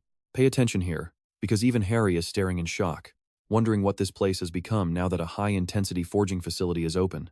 Despite all the gleaming high-tech parts and heavy machinery, it's still just a low-tier forge in Yappy's massive database. Built with Earth's primitive metallurgy, it's the absolute best he can do for now. To any normal human, it looks absolutely breathtaking. But Yappy doesn't sugarcoat the truth. He literally blames their awe on the simple, organic human mind, brushing off their compliments without a second thought. With hope in his eyes, Hari asks if Yappy can forge him a sword. After all, he is the Grail Knight of the God of Steel. That legendary title raises some massive expectations, but Yappy immediately declines. Not because of Hari, but because the forge isn't fully ready yet. It still lacks the highly specialized systems needed to process adamantite. Hari totally gets it, and Yappy immediately marches off, determined to secure way more funding. With this small forge officially open, Yappy finally pockets enough seed money to kickstart his real plans. He views himself as a righteous thief, stealing from the greedy, not for personal wealth, but to build an unstoppable future. You and I both know the stock market is always chaotic, but wealthy elites are furious because the media isn't spinning things their way. Even after throwing massive fortunes at controlling the news, the headlines still defy them, driving their rage through the roof. But behind the scenes, a digital ghost is quietly wrecking their schemes, waiting for the exact moment they try to cash out. This mystery player swoops in, steals all their hard-earned profits, and vanishes without leaving a single trace. And yes, that genius hacker is Yappy, slipping right through the system's cracks to drain their bank accounts completely undetected. With pockets full of cash, Yappy shifts his focus to food, which has quickly become the planet's most desperate crisis. Demonic energy has completely poisoned the soil, making farming nearly impossible. Rich nations survive the initial shock, but poor countries are still suffering. Dungeon outbreaks strike these struggling regions almost every single day, completely destroying any hope for stable agriculture. Amidst this global chaos, Yappy quietly watches and plans his next massive move. Realizing that food will soon be more precious than gold, Yappy starts buying up massive tracts of corrupted land across Eastern Europe and the Middle East. To the world, this land is toxic waste, but Yappy sees pure, untapped potential. His first massive move is targeting the grain industry of Heilongjiang, a once proud warlord nation completely devastated by the Shanghai disaster 20 years ago, leaving behind soil so toxic that nothing can grow there. Even so, Yappy buys up their struggling farming operations, systematically spreading the divine faith of Dara, the goddess of life and fertility. This holy faith slowly purifies the corrupted soil. It doesn't heal quite as instantly as Lion's legendary powers, but the land is definitely recovering. Before long, the dirt is rich enough to cultivate sacred rice, corn, and other vital crops. What was once a dead wasteland now promises insane profits and consistent food production. With this, Yappy intends to monopolize the global food supply. But he knows that owning the food means painting a massive target on his back. So he continuously gathers intelligence globally, watching as foolish nations waste resources on petty wars while dungeons and monsters overrun the planet. To him, any logical leader would stop fighting and focus on survival. Stick around, because you and I are about to see this dead land rise again. Meanwhile, breaking news flashes across screens everywhere. A massive coup has erupted in Jilin, igniting an all-out war. Let's watch how this begins. Amid the chaos, Yappy calmly pulls Hari aside, introducing her to his high-yield private equity fund. Without even asking for permission, the machine boldly announces he is taking over her finances. Startled, Hari asks if this is just an investment pitch, but Yappy quickly shuts that down. He claims it is not a request, but a professional financial intervention. While she marvels at his trading skills, he bluntly tells her that her current savings are pathetic. Though Hari proudly defends her hard-earned savings, he reveals she only has 15% of what normal A-rank hunters save, since most of her cash goes directly to charity. Hari tries to explain, saying she donates her extra money to the very orphanage where she grew up, but Yappy does not mock her kindness. Instead, he argues that building real wealth will let her donate even more. She tries to decline, but he insists that ignoring financial literacy in this modern era is basically giving up on life. He demands gratitude for his help. Hari offers to invest 2 million won, but Yappy demands 20 million, casually suggesting she sell her semi-basement apartment in Seoul. Hari hesitates, torn on how to respond, but deep down she trusts Yappy, desperately hoping this is not some scam. Yappy instantly bumps her up from bronze to silver status as a generous favor, explaining that silver members always receive double the returns of bronze. Blinded by the promise of massive profits, Hari immediately asks how she can climb even higher. Yappy tells her that referring 5 new members will unlock gold tier, which guarantees triple the returns. Pay attention here, Hari is only 20, completely oblivious to the danger she just walked into. She misses every red flag of this textbook pyramid scheme, genuinely believing it is an amazing opportunity. To make matters worse, people deeply trust her gentle soul. She quickly reaches out to Suho, eager to share this golden opportunity, and he signs up without hesitation because of his trust in her. With Hari accidentally recruiting others, the scheme spreads fast. Soon, investors flood in, and this sham financial system builds unstoppable momentum. But right when things seem to be booming, court officials arrive to deliver a grim asset confiscation notice. Sensing the panic, Leon turns to find Yappy casually chirping. It turns out the machine borrowed massive loans under the Pantheon Guild name, guaranteeing risk-free, massive profits and tricking everyone into investing with promises of double or triple returns. Believing the lie, guild members dumped in their entire savings, with some selling their homes or mortgaging land just to invest more. But disaster strikes instantly when Yappy's high-risk investments crash, sending the entire fund plummeting to rock bottom. Every single cent is gone. You feel that too, right? Hari is completely devastated after losing 87 million won. Another distraught investor admits he risked his wife's savings, while a trainee laments losing 5 years of cash meant for a life-saving medicine. Even Spinner, their high-ranking official, lost an astronomical 87 billion won. The entire room is left in absolute heartbroken shock, and all of this happened because they trusted a machine. Now, the guild is drowning in debt, leaving everyone with nothing but regret. The financial bleeding is horrific, with 50 million won vanishing every single hour, erasing 72% of their total investments. Pure panic erupts as people scream and weep over their stolen fortunes. Rage takes over, and desperate members begin looting the guild, trying to salvage whatever they can. One investor charges straight into the vault, grabbing any valuable item to offset his devastating losses. Suddenly, a man tries to wrench a shiny pillar from the wall, prompting Yappy to screech that it is his personal property. But nobody is listening anymore as raw emotion takes over, with another victim crying out about how hard they worked to save. Absolute chaos erupts as people riot, loot, and point fingers in blind fury. Angry victims hoist Yappy into the air, demanding answers as the staff panics. Hari feels physically sick from the stress, and the chief has lost all control. Even trapped in the middle of this riot, Yappy coldly glares at the crowd, calling them inferior life forms. Just then, Spinner steps forward, hiccuping from sheer stress. Leon commands Spinner to resolve this mess immediately, placing full trust in his intellect. Spinner asks how much time the machine needs, and Yappy confidently promises to resolve it all by tomorrow. Spinner agrees and takes a massive risk, offering to act as a financial guarantor to cover Yappy's astronomical debts. With that settled, he sternly orders Yappy back to work. Yappy departs, leaving everyone wondering if this mess can be fixed in one day. Stick with me to find out what happens next, as the guild's emergency alarms suddenly begin to wail. Get ready, because you and I are jumping right in as this insane prototype exoskeleton armor gets activated. The mission is simple: recover stolen funds. Meanwhile, way up north in Heilongjiang, Gillen Republic soldiers are dying of boredom. Ruyo yawns while another soldier complains that the enemy ran away instead of facing them. These orcs mock humans for being weak and having zero honor, but right now, Ruyo only cares about eating a good meal. They plan to wait a bit before attacking the next region, joking about cooking people into stew as they dream of plundering and destroying everything in sight. But just as they get ready to move, something bizarre catches their eye. High up in the sky, a glowing streak rains down like a meteor while in a high-security U.S. defense room, chaos erupts. Alarms blare as the Divine Staff, a top-secret weapon hidden inside an orbital satellite, suddenly fires up. The defense minister completely panics because only 3 people alive have the launch codes. Yet, someone just pulled the trigger, and both the White House and Hunter headquarters swear they have no idea how. To make matters worse, the weapon control passcode changes every single minute, with 100 million possible combinations. Even if the best supercomputers on Earth worked 24/7, they would need 13 years to crack it. And yet, someone already bypassed it. The entire room goes into a panic as things spiral. The satellite is fully active, and stopping it is completely out of the question. The encryption has over 10 billion combinations, making it impossible for any computer to hack in time. Grizzly, another massive system, also boots up and starts syncing with the Divine Staff. Watch closely, both weapons are targeted directly at the Gillen Republic. Right then, a video drops online with someone claiming that Jolene has completely shattered the peace of the United States.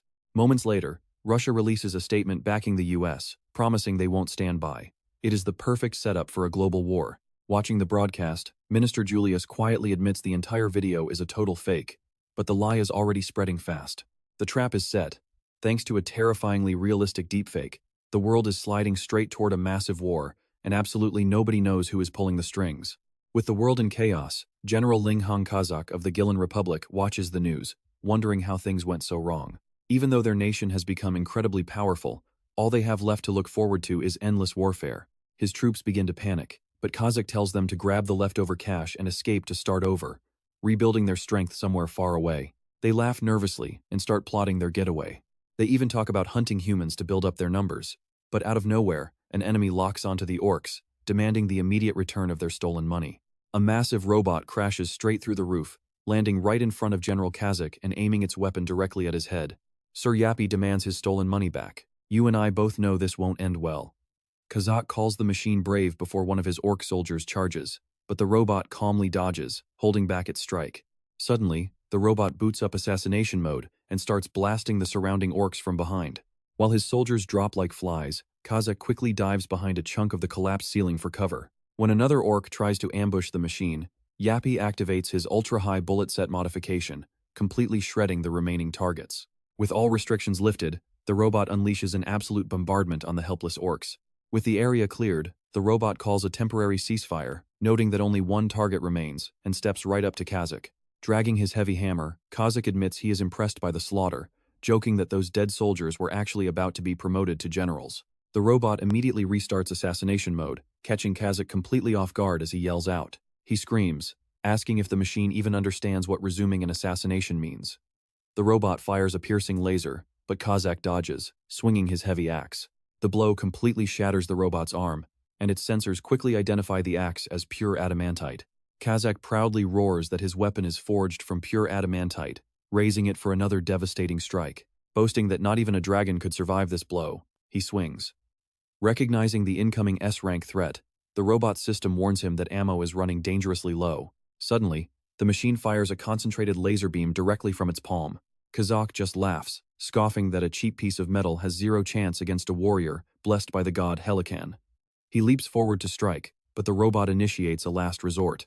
Warning, insufficient time, scenario failure. Suddenly, Yappy traps Kazakh in high-tech wire, noting that collecting real combat data is making his combat algorithm absolutely flawless.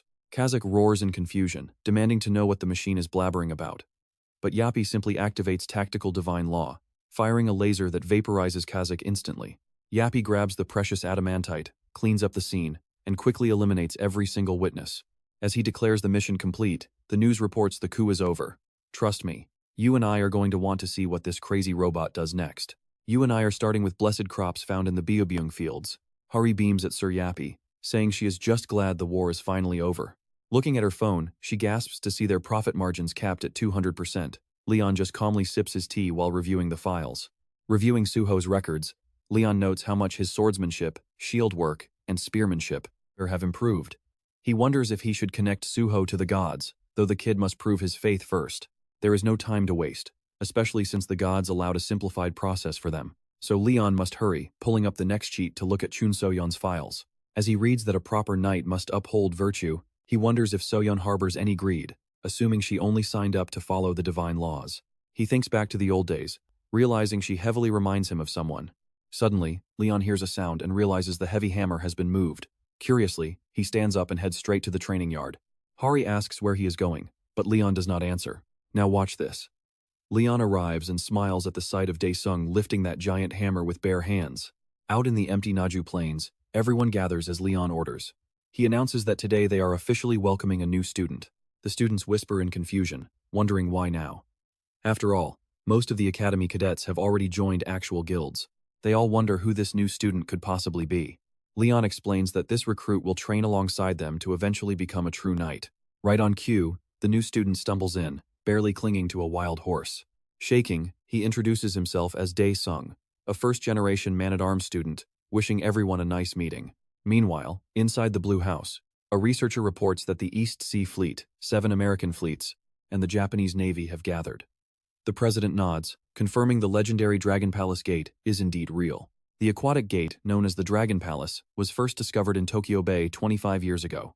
Back then, people assumed gates only appeared on dry land, and they lacked any satellites to monitor the open oceans.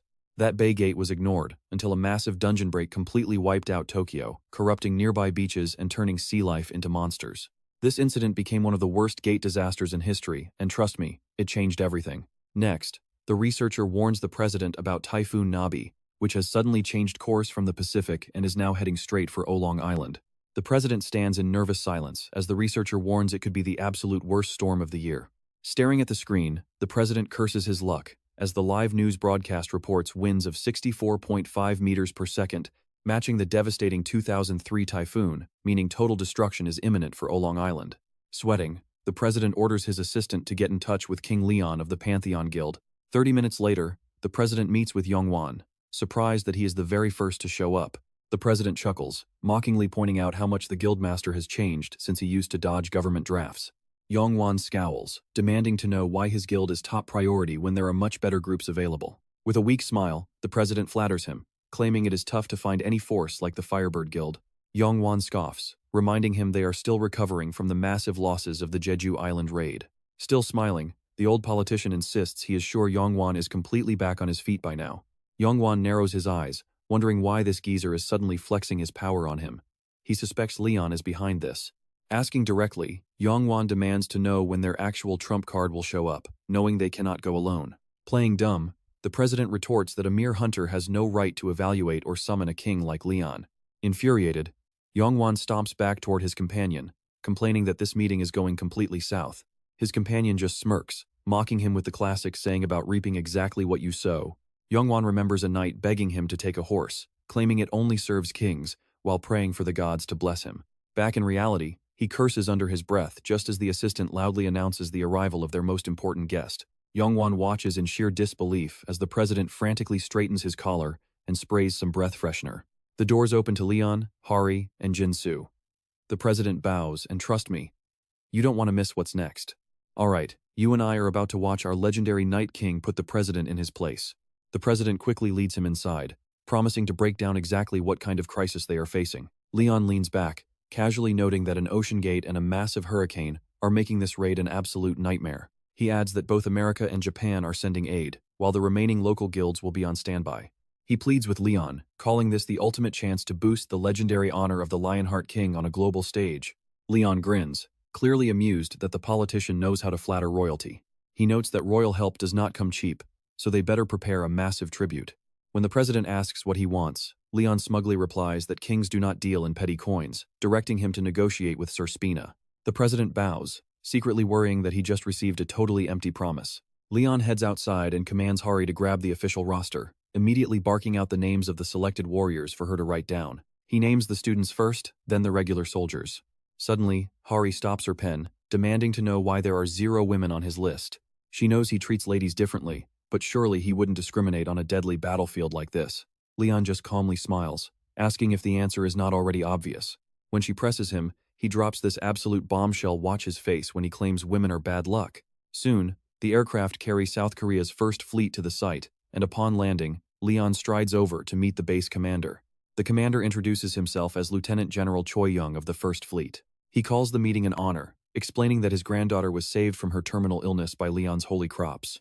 He humbly asks if Leon could accept her gratitude. Leon smiles with pride, declaring that since the commander respects the gods' blessings, they are practically brothers. Overjoyed by the response, the commander happily leads them toward the base, guiding the entire guild inside while promising to debrief them on the international forces joining the fight. Stepping inside, they immediately come face to face with a group of foreign hunters. Yongwan asks if they are the elite American squad. Jason explains they rushed over on a military cargo plane, which is surprisingly active for the usually passive American team.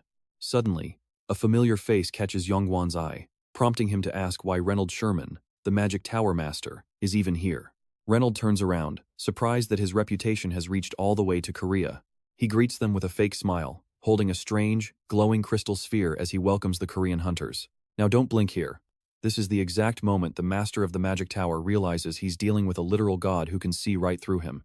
Reynold frantically asks his hidden demon what they should do now that Leon is standing right before them. The demon tells him to relax, pointing out that if Leon actually noticed him, they would already be dead. He reassures the panicked mage that their secret is safe, telling him to trust the power of the enchanted ring. Reynold grips his hand, in awe of the demon's wisdom, but gasps as the ring slowly begins to slide off. Panicking, Reynold tries to catch it, but the demon warns him that Leon's overwhelming divine energy is literally destroying the ring. Fearing Leon's suspicion, Reynold begins to stammer nervously. He sputters that it is a great honor, praising Leon's legendary status and claiming he always wanted to meet him. He hides his hand, knowing he cannot risk shaking Leon's hand, while the king smugly notes that the mage knows his place. As Leon walks away, the confused mage wonders what pleased the king, while the demon urges him into the gate. Hari paces outside, still grumbling about Leon's ridiculous ban on women, when she spots Daesung working hard with the laborers.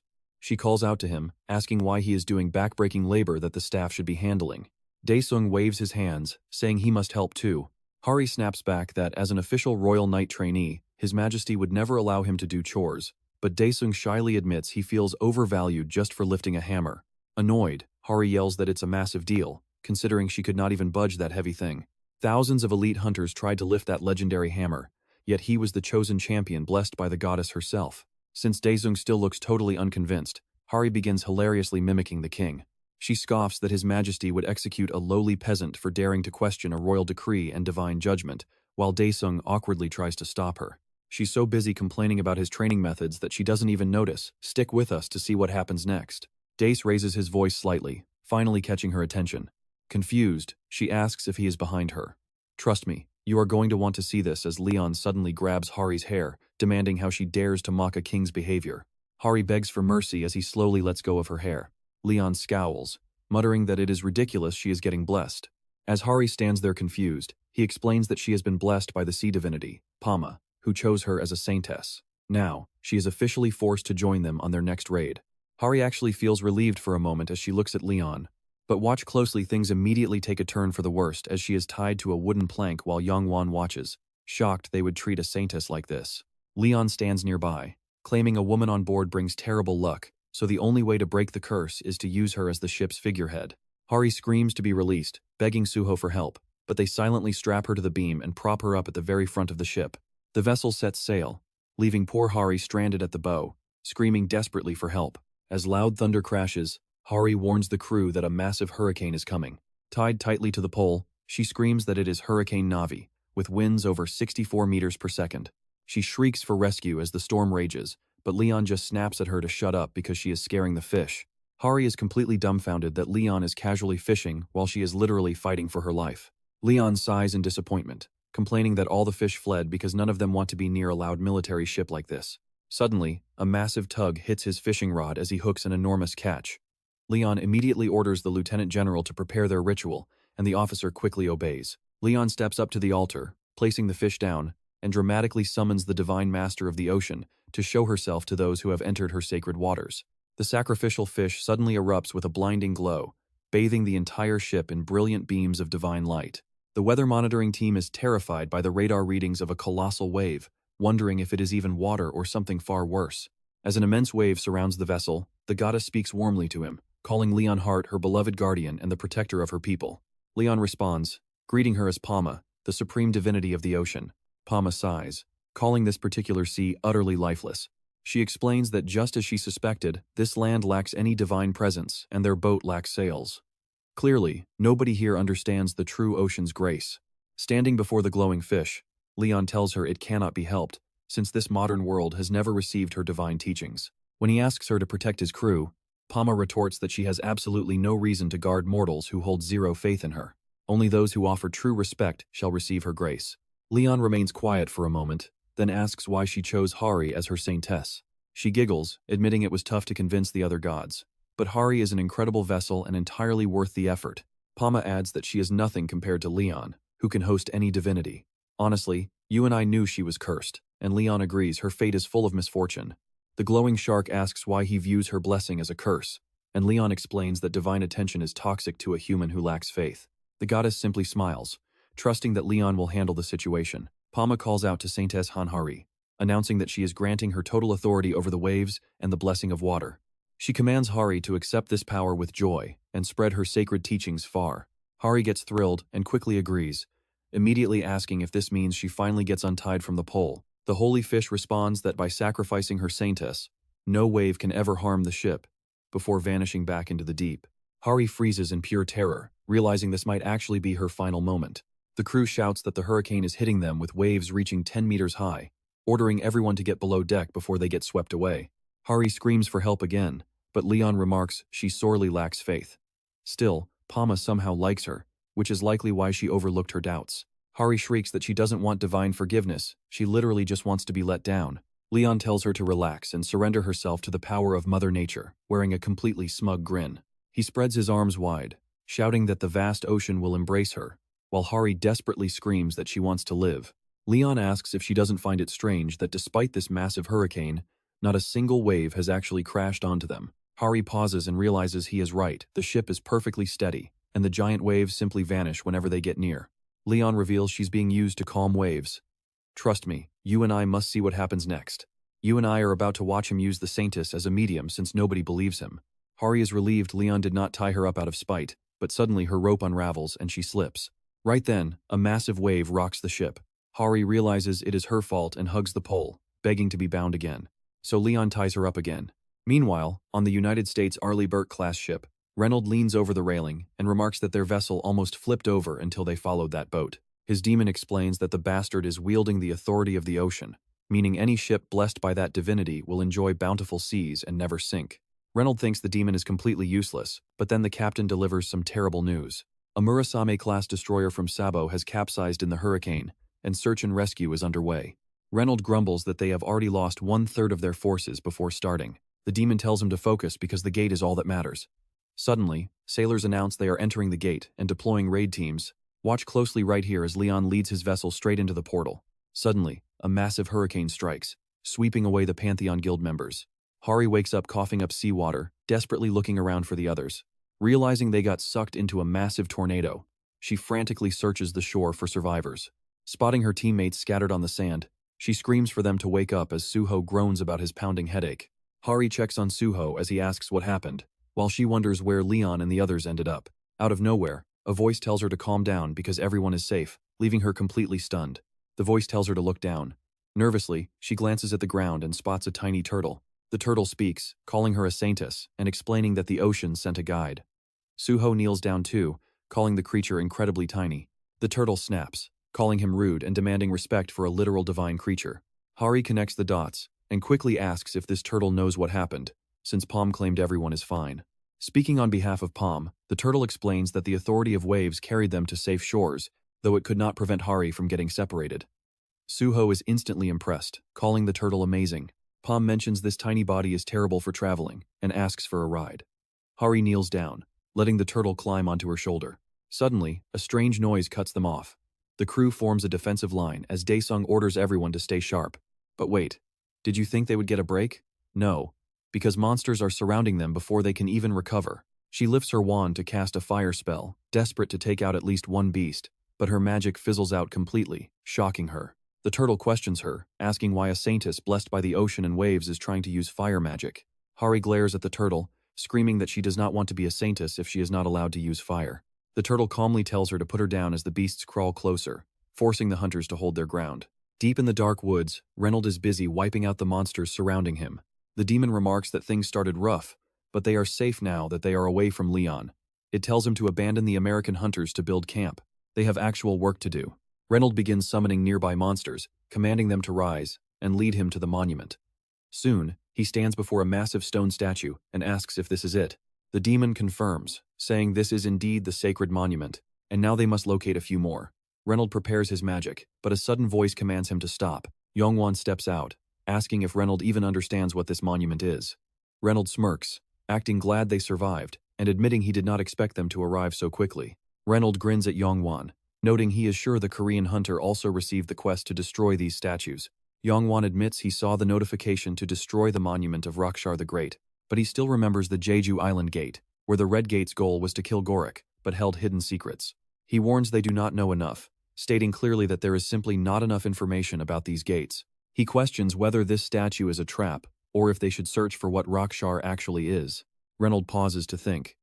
It actually makes perfect sense to approach it that way. The demon silently orders him to retreat, warning that he cannot take on all of them at once. Reynolds retreats, admitting Yongwon's logic makes sense, telling them to return to the beach. Meanwhile, Hari sheathes her weapon. And trust me, you and I are relieved they finally cleared all the monsters. She asks if anyone is injured, and luckily, they are all fine. Let's dive right back in. A knight suddenly rushes over, shouting that His Majesty's aura has completely vanished, while Hari jokingly complains about losing those sweet stat buffs. The worried knight snaps that this is not the issue. He explains that they've mapped Leon's power before and know its limits. The demon's massive aura usually covers 30 kilometers, but right now, none of them feel a single thing. Hari instantly puts the pieces together. This island is wider than 30 kilometers, meaning His Majesty is likely trapped on a completely different island somewhere out there. She quickly turns to Palm for answers, but Palm reveals that the telepathic connection is totally dead on her side too. The group exchanges worried looks, deeply concerned about where Leon could have gone. Deep underwater inside the dungeon, Leon stands face to face with a colossal beast. The creature growls that it is finally time to end his long slumber. He adds that after eating fish for 500 years, he is absolutely sick of seafood. The beast lunges forward, roaring that he cannot wait to see how a god's night tastes. Elsewhere, Sir Yappy tries booting up his system BIOS, but the screen flashes a critical error due to unrecognized materials. He suddenly realizes he's trapped in a dark cave surrounded by giant crab monsters. Watch closely. Even after trying multiple times, nothing changes. He nervously questions the creatures, but they just silently follow him. Back on the main island, Hari breaks the bad news that she cannot locate Kim, Dohan, or Jaehyuk. Dyson sighs, admitting he has not seen Chief Kim either. Another hunter mutters that he never expected the trainees to vanish like this. Suho bravely insists that they must be fine, but then he turns to Hari with a worried look, asking if they really stand a chance. Hari flashes him a reassuring smile before turning to thank the American hunters for their crucial support earlier. She says they cleared those beasts easily because of them. The blonde leader quickly salutes, warmly greeting the Korean team and introducing himself as Mistral from the famous Maverick Guild. Hari introduces herself, but freezes as the name Mistral clicks in her head.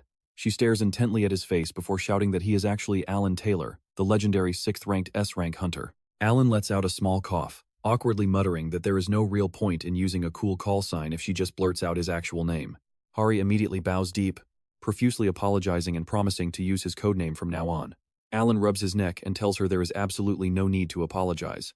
The other Korean hunters also recognize the superstar, whispering that they have seen him on YouTube, amazed that an S-rank powerhouse is here to help. Trust me, you and I would be just as shocked as Hari to find him here.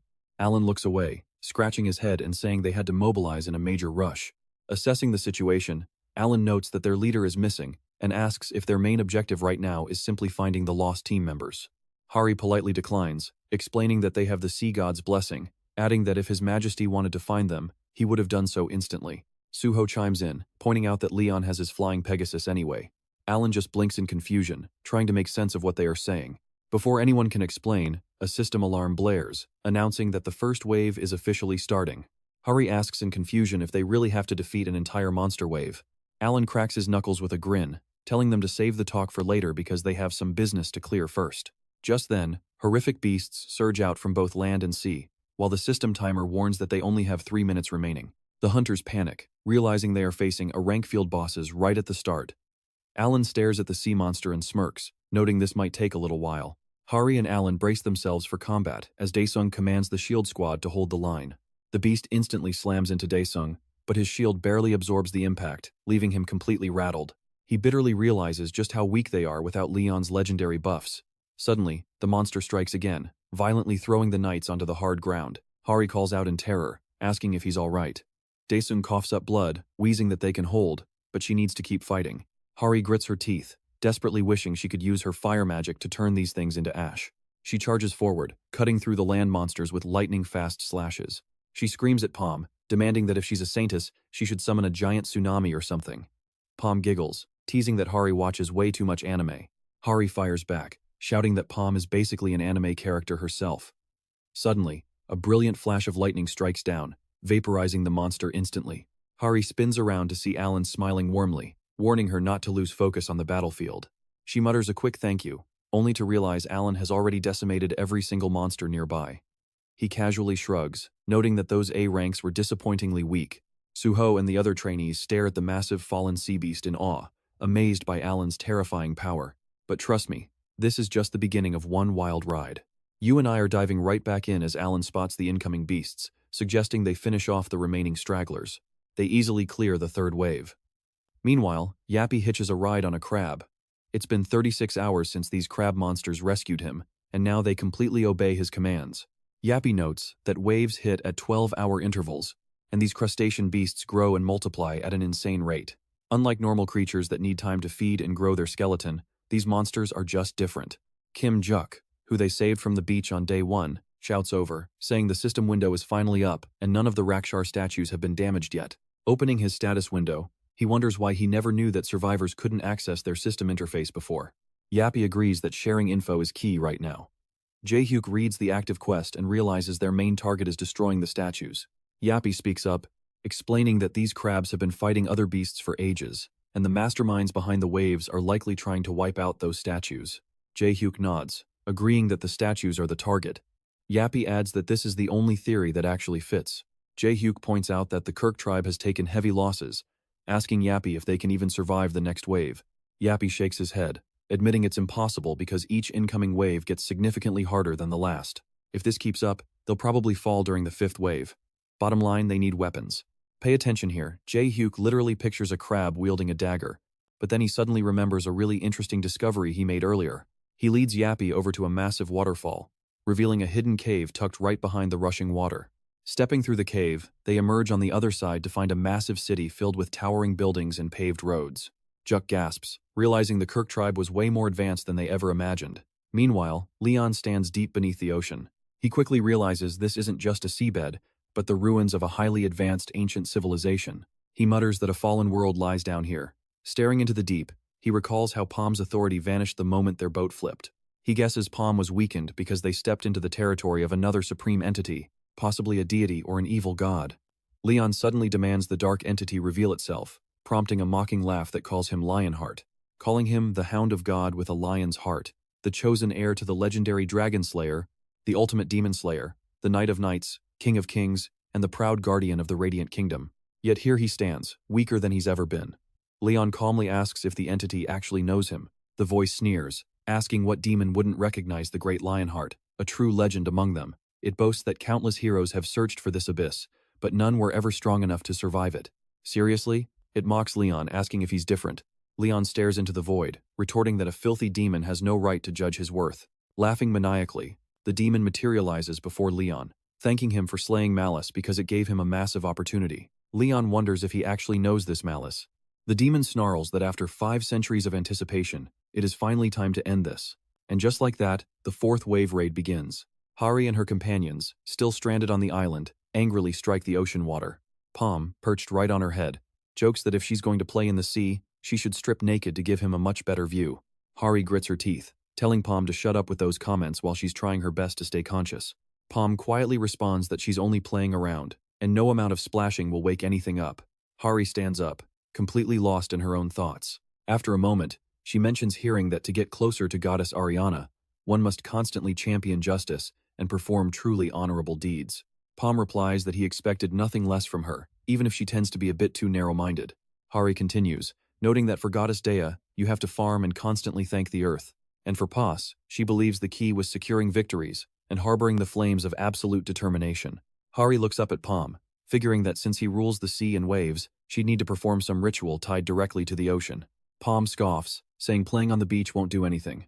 She gently rubs the little turtle's head, begging him to help so they can rescue His Majesty. Palm reveals that His Majesty isn't actually trapped on land at all. Instead, he seems to be deep underwater. Hari cradles Palm in her hand, sadly asking if they should rush so she can awaken her power and find His Majesty. Palm simply nods, which frustrates Hari because everything would be resolved if he just told her how to awaken. Staring at the clueless turtle, she realizes she has absolutely no idea what is actually going on inside his head. And that's where we leave it for now. Palm looks up, calling her his saint, promising it's easy to learn the sea's creed and build her faith. Alright, you and I are diving back in as he explains that the sea offers infinite life, which will help Hari gain faith. But then, he questions how she can possibly think the paths of a mere believer and a saint are identical, or how a knight's deep knowledge compares to a common soldier's. Hari sighs, promising to try harder, and Palm nods in approval. Suddenly, Suho comes running up to her, completely out of breath, gasping that they finally located the lost statue of Rakshar. Hari gasps in surprise, and Suho quickly adds that the Maverick Guild was the one who actually discovered it. Meanwhile, Reynold watches Yongwan stare intensely at the stone figure, noting how determined they are to guard it. He wonders why they're working so hard on an unassigned task, while Yongwan stares like it's the most fascinating thing alive. The Whispering Demon tells Reynold that the Phoenix Guild seems to have serious doubts about their current quest. Reynold asks if they should secretly smash it during the night. The demon warns him that it would look way too suspicious, promising that a perfect excuse to break it will present itself soon. Just then, Minuteman from the Maverick Guild yells over to Yongwan, asking if they should just smash it. He admits caution is good, but pay attention here, 3 days have passed with only this one statue around, so this must be the target for the quest. Yongwan locks eyes with Minuteman while Yuri quietly whispers that they really don't have any other options left. Yongwan nods silently, and waves Minuteman forward, giving him the clear green light to destroy the statue right now. Minuteman gathers his strength and punches the solid stone statue to pieces. And system alert pops up the statue of Raxar, the Great is gone, leaving only 2 remaining targets on the list. Minuteman grins, proud of his choice, while Yongwan finally accepts that they did indeed smash the correct statue. Yuri leans in closer, whispering that they need to prepare. Yongwan sighs, wondering if another wave is already coming since they wasted so much time. They wait for a few moments, but Yuri softly reports that the wave isn't coming. Reynold walks over with a smug grin, claiming their success proves breaking the statue was absolutely the right move. Yongwan grinds his teeth in frustration and mutters that he is glad. Reynold suggests they wrap up their plan and asks everyone to gather close. With the group assembled, Reynold explains there should be 3 statues across the island, but first they must locate their missing allies. He suggests rushing to destroy the statues immediately. Yongwan agrees, drawing out a quick map on the dusty ground with a stick. He explains that because there are 3 islands in total and they still have 2 statues left to destroy, they must split into 2 teams to tackle different islands. Reynold notes that whichever team finishes first can hunt down the other. Yongwan adds that sailing between the islands should be a breeze since they already have boats. Minuteman hypes up the guild members to smash those last 2 targets, and Yongwan commands his own team to set sail. Yongwan and his crew board the boats and set sail toward the island. But when they step onto the shore, trust me, what they see next is going to blow your mind. Shattered ruins and debris are scattered everywhere, making Yongwan wonder if a massive war went down here. Spotting a heavy cannon half buried in the dirt, he senses immediate danger and yells for his guild to retreat because this place feels wrong. Suddenly, a flash of light blinds them. Yongwan readies a fire arrow as a metal claw bursts from the soil, revealing a mechanical crab monster. Then another appears, and soon, a whole army rises. A guild member screams that the monsters are packing heavy firearms. Furious, Yongwan demands to know why this place is so different. He tries to stay calm, telling himself these weapons must be fake. But right then, the crab beast fires a blinding laser right at them, leaving Yongwan screaming in horror that the weapons are real. He scrambles back into position, realizing they cannot escape without a fight. Suddenly, a booming voice commands them to kneel before the Kirk tribe chief. Sir Yappy and Juk arrive, riding atop a massive crab. Sir Yappy demands the mortals surrender immediately because they stand 0 chance. Yongwan stares in shock, recognizing the Pantheon kids Yags, Spin, and Jae-hyuk, which spells utter defeat for his guild. So here is the situation: the Phoenix Guild is stuck on Yappy's island, while Maverick and Reynold are exploring Hari's territory. Only 2 statues remain. Reynold and Maverick march toward the next monument, only to find Hari physically shielding it with her body, which completely ruins Reynold's mood. Hari screams that they absolutely cannot destroy this statue, desperately reminding them of her terrifying vision of the future. And that is where we leave it, stuck on a massive choice that could change everything. What would you do? Let's dive into this insane moment where Hari begs everyone to look at the terrifying red aura bleeding out of the ancient statue. She realizes that destroying it would be a fatal mistake.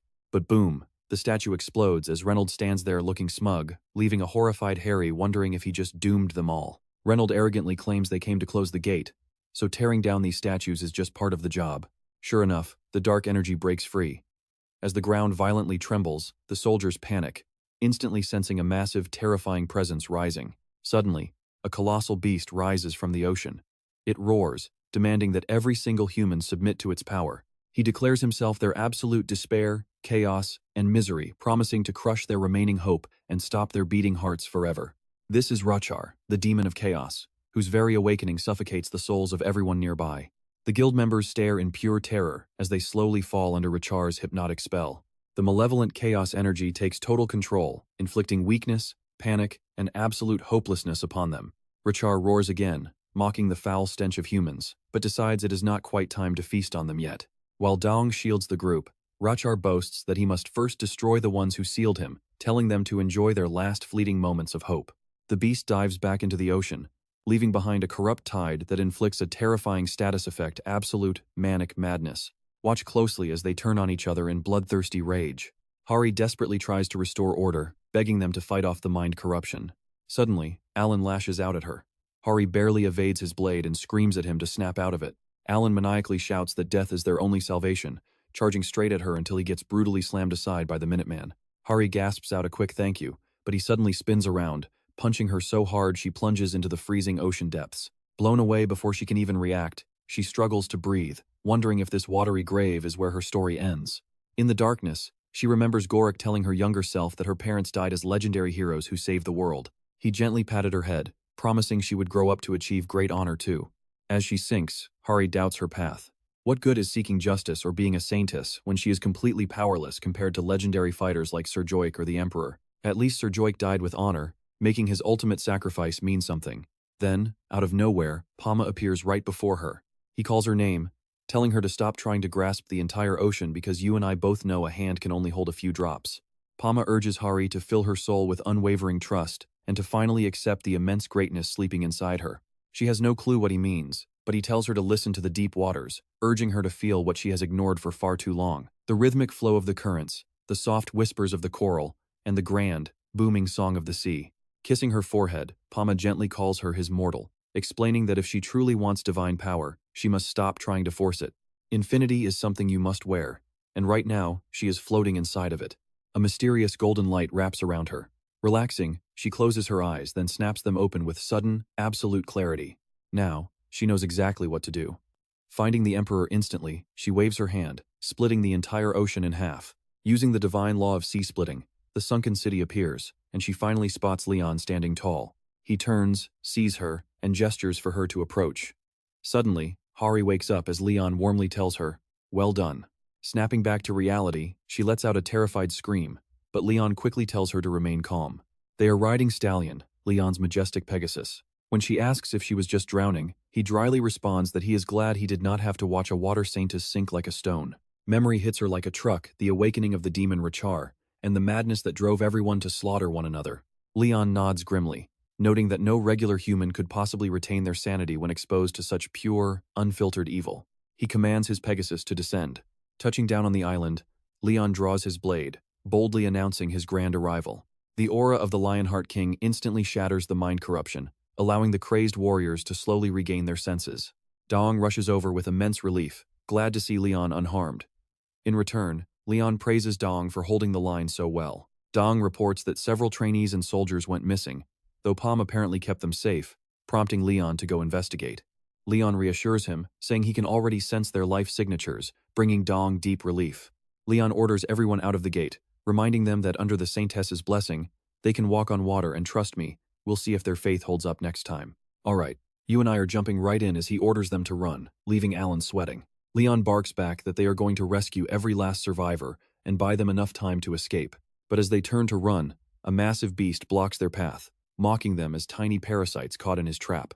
The monster boasts about waiting for this day, charging a massive fireball, but suddenly freezes as Yappy rides in on a giant crab, radiating raw power.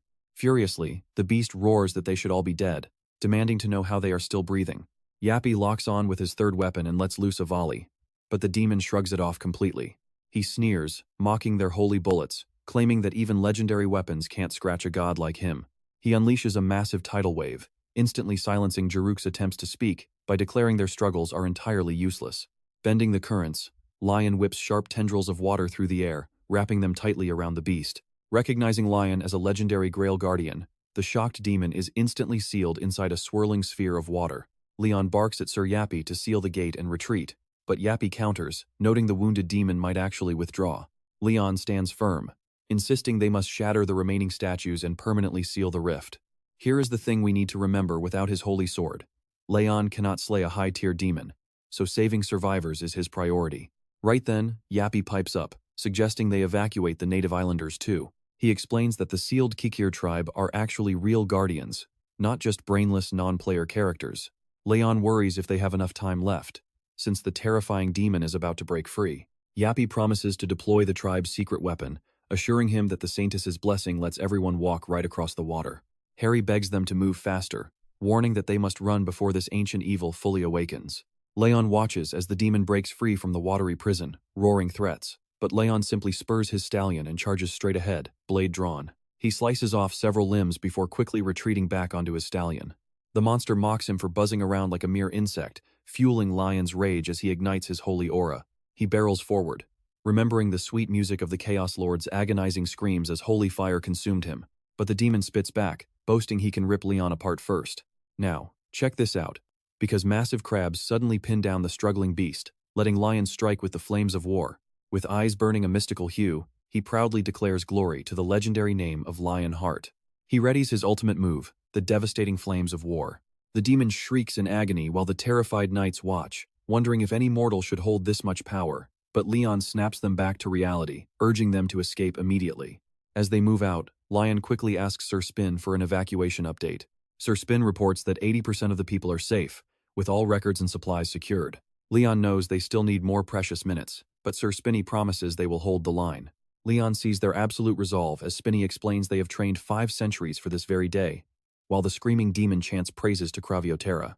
Leon salutes their fierce honor, warning that the gate is collapsing and they must retreat immediately. The battered demon laughs, asking if he is running away now, taunting his knightly vows of never surrendering, desperately daring the hero to stay and fight.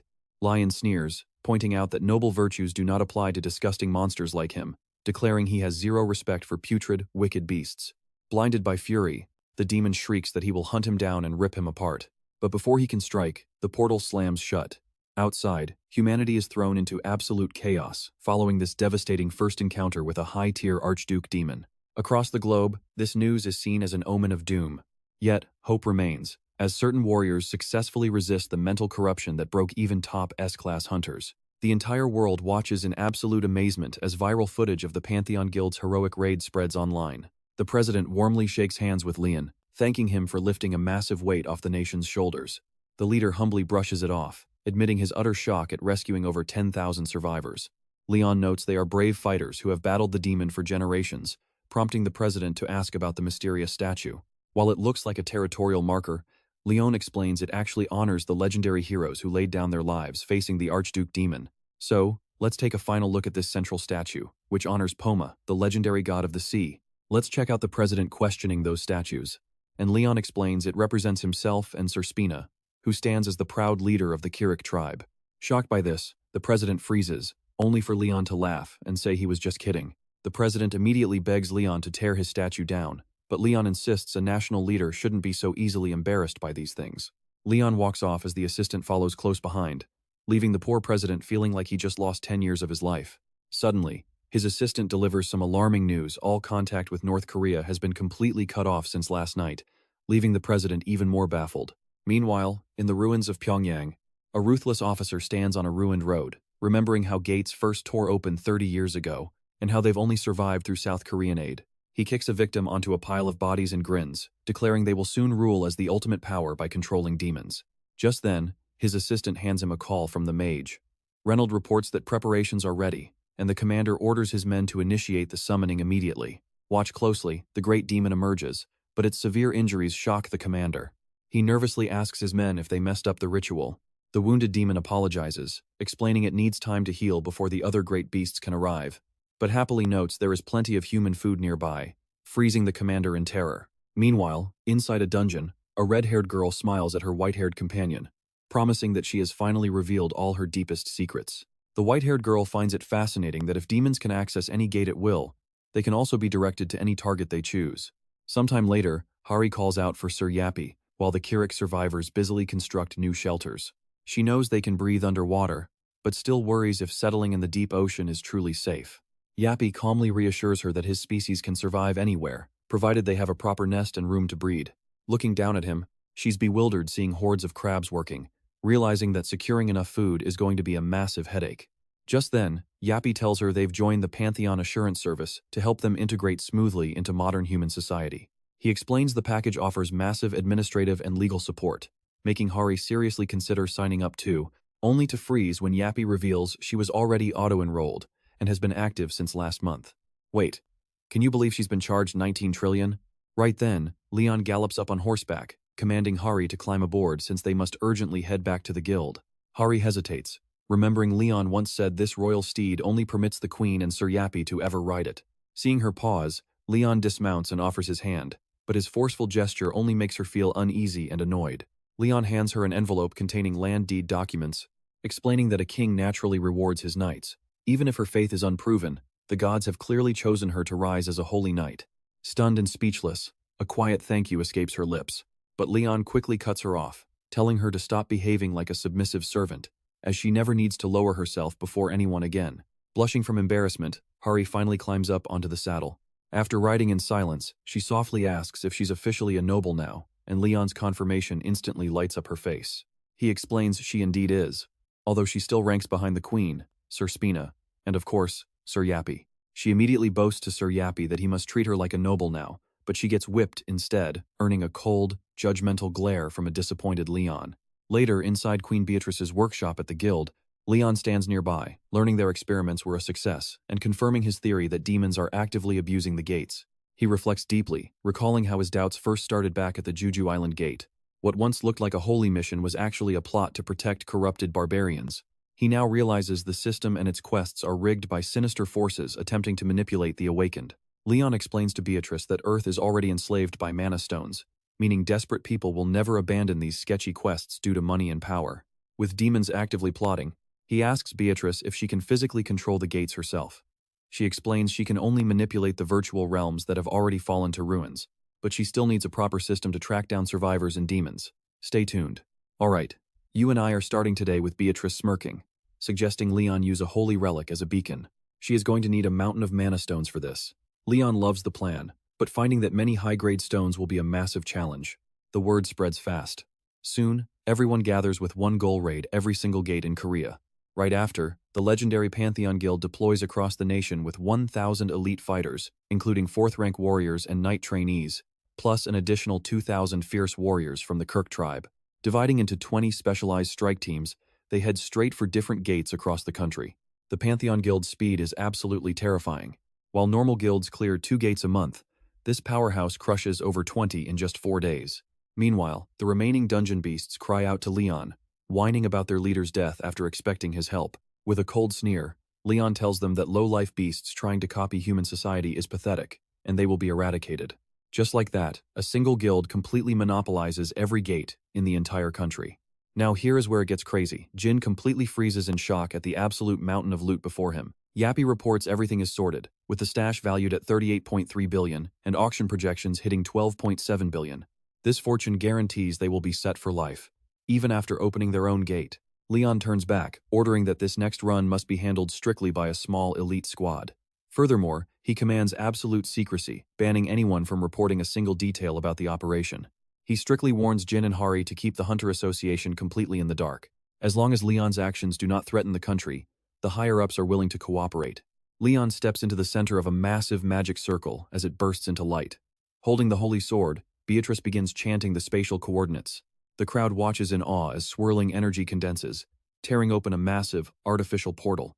The onlookers are completely stunned, but Leon is highly impressed while Beatrice simply smirks at their dropped jaws. Stepping through the rift, they are instantly thrown onto an active battlefield with warriors fighting for survival. Suho rushes to pull Jaehyuk up, scanning the chaotic war zone in total confusion. And yeah, you and I knew it. Something went wrong, and our squad is completely split up again. Suddenly, a deafening roar echoes as a massive army of heavily armed orcs comes charging right at them. Before the monsters can strike, a knight named Babel evades and instantly slashes one down. Babel snaps at Jaehyuk and Suho, yelling at them to stop standing around like statues because this is a deadly war zone. Babel immediately kneels in deep respect, but Leon recognizes him as a company commander from Valter's Orc Shredder unit. Pushing that aside, Leon demands to know where they are. Babel explains they are deep in Rime Valley, escorting the sacred relic of Syria. Leon's mind races as he quickly pieces together exactly what is happening here. The tragedy has already happened. The legendary Grail Knight of Dreams and Death, Zira of Twilight, failed his final mission. Leon is hit with deep regret, wishing he had gathered far more intel back in paradise. That knowledge would be priceless right now. But what is done, and he needs to focus on surviving this crisis. Leon turns his gaze towards Sir Zera, who is actively unleashing his fantasy domain. Grasping his blade, Zera channels a devastating aura that floods the area, sending the orcs screaming in agony before dropping dead. Leon steps forward calmly, warning Zera that the main horde is advancing. The moment they spot him, Zera and his holy knights drop to their knees, hailing Leon as the goddess Ariana's first knight. Seeing them bow, Leon remembers how knights reach their true peak after drinking from the Holy Grail and awakening. Leon has been an absolute powerhouse since his youth, but he realizes that to the average eye, he looks like an old warrior past his prime. In reality, this weathered, older appearance actually represents his absolute peak strength. Observing that Zera hasn't changed a bit, Leon orders him up and demands a full brief on their situation. Zera reports they secured the sacred relic and were heading toward the Empire's border when orcs and savage beast god worshippers ambushed them. To survive, a few brave knights held the line, while others split into 5 decoy groups to smuggle the relic out. Curious, Leon asks which squad has the actual relic. Zera hesitates before revealing it's the 5th team heading southwest. led by Zera's past self. Meanwhile, in another part of the valley, a sinister laugh rings out as Daesung slowly wakes from his unconscious state. He is relieved the killer bear is dead, but Hari is there too. Yep, you and I know they're separated again. You and I are about to watch a legendary knight get shocked when some crazy newcomers actually join his hopeless mission. Suddenly, a system notification pops up, telling them to help the Grail Knight, Zarya of Twilight, transport a holy relic to the Lionheart border. Seeing how shocked they are, Zarya explains they are out of the loop because they've been isolated. To make sure this really is the legendary Zarya of Twilight, Daesung repeats his name, but to his absolute shock, Zarya tells him that this noble title will actually belong to him one day. For now, he is just a humble knight on duty. For decades, Zarya Bertham had not received a single quest from the gods.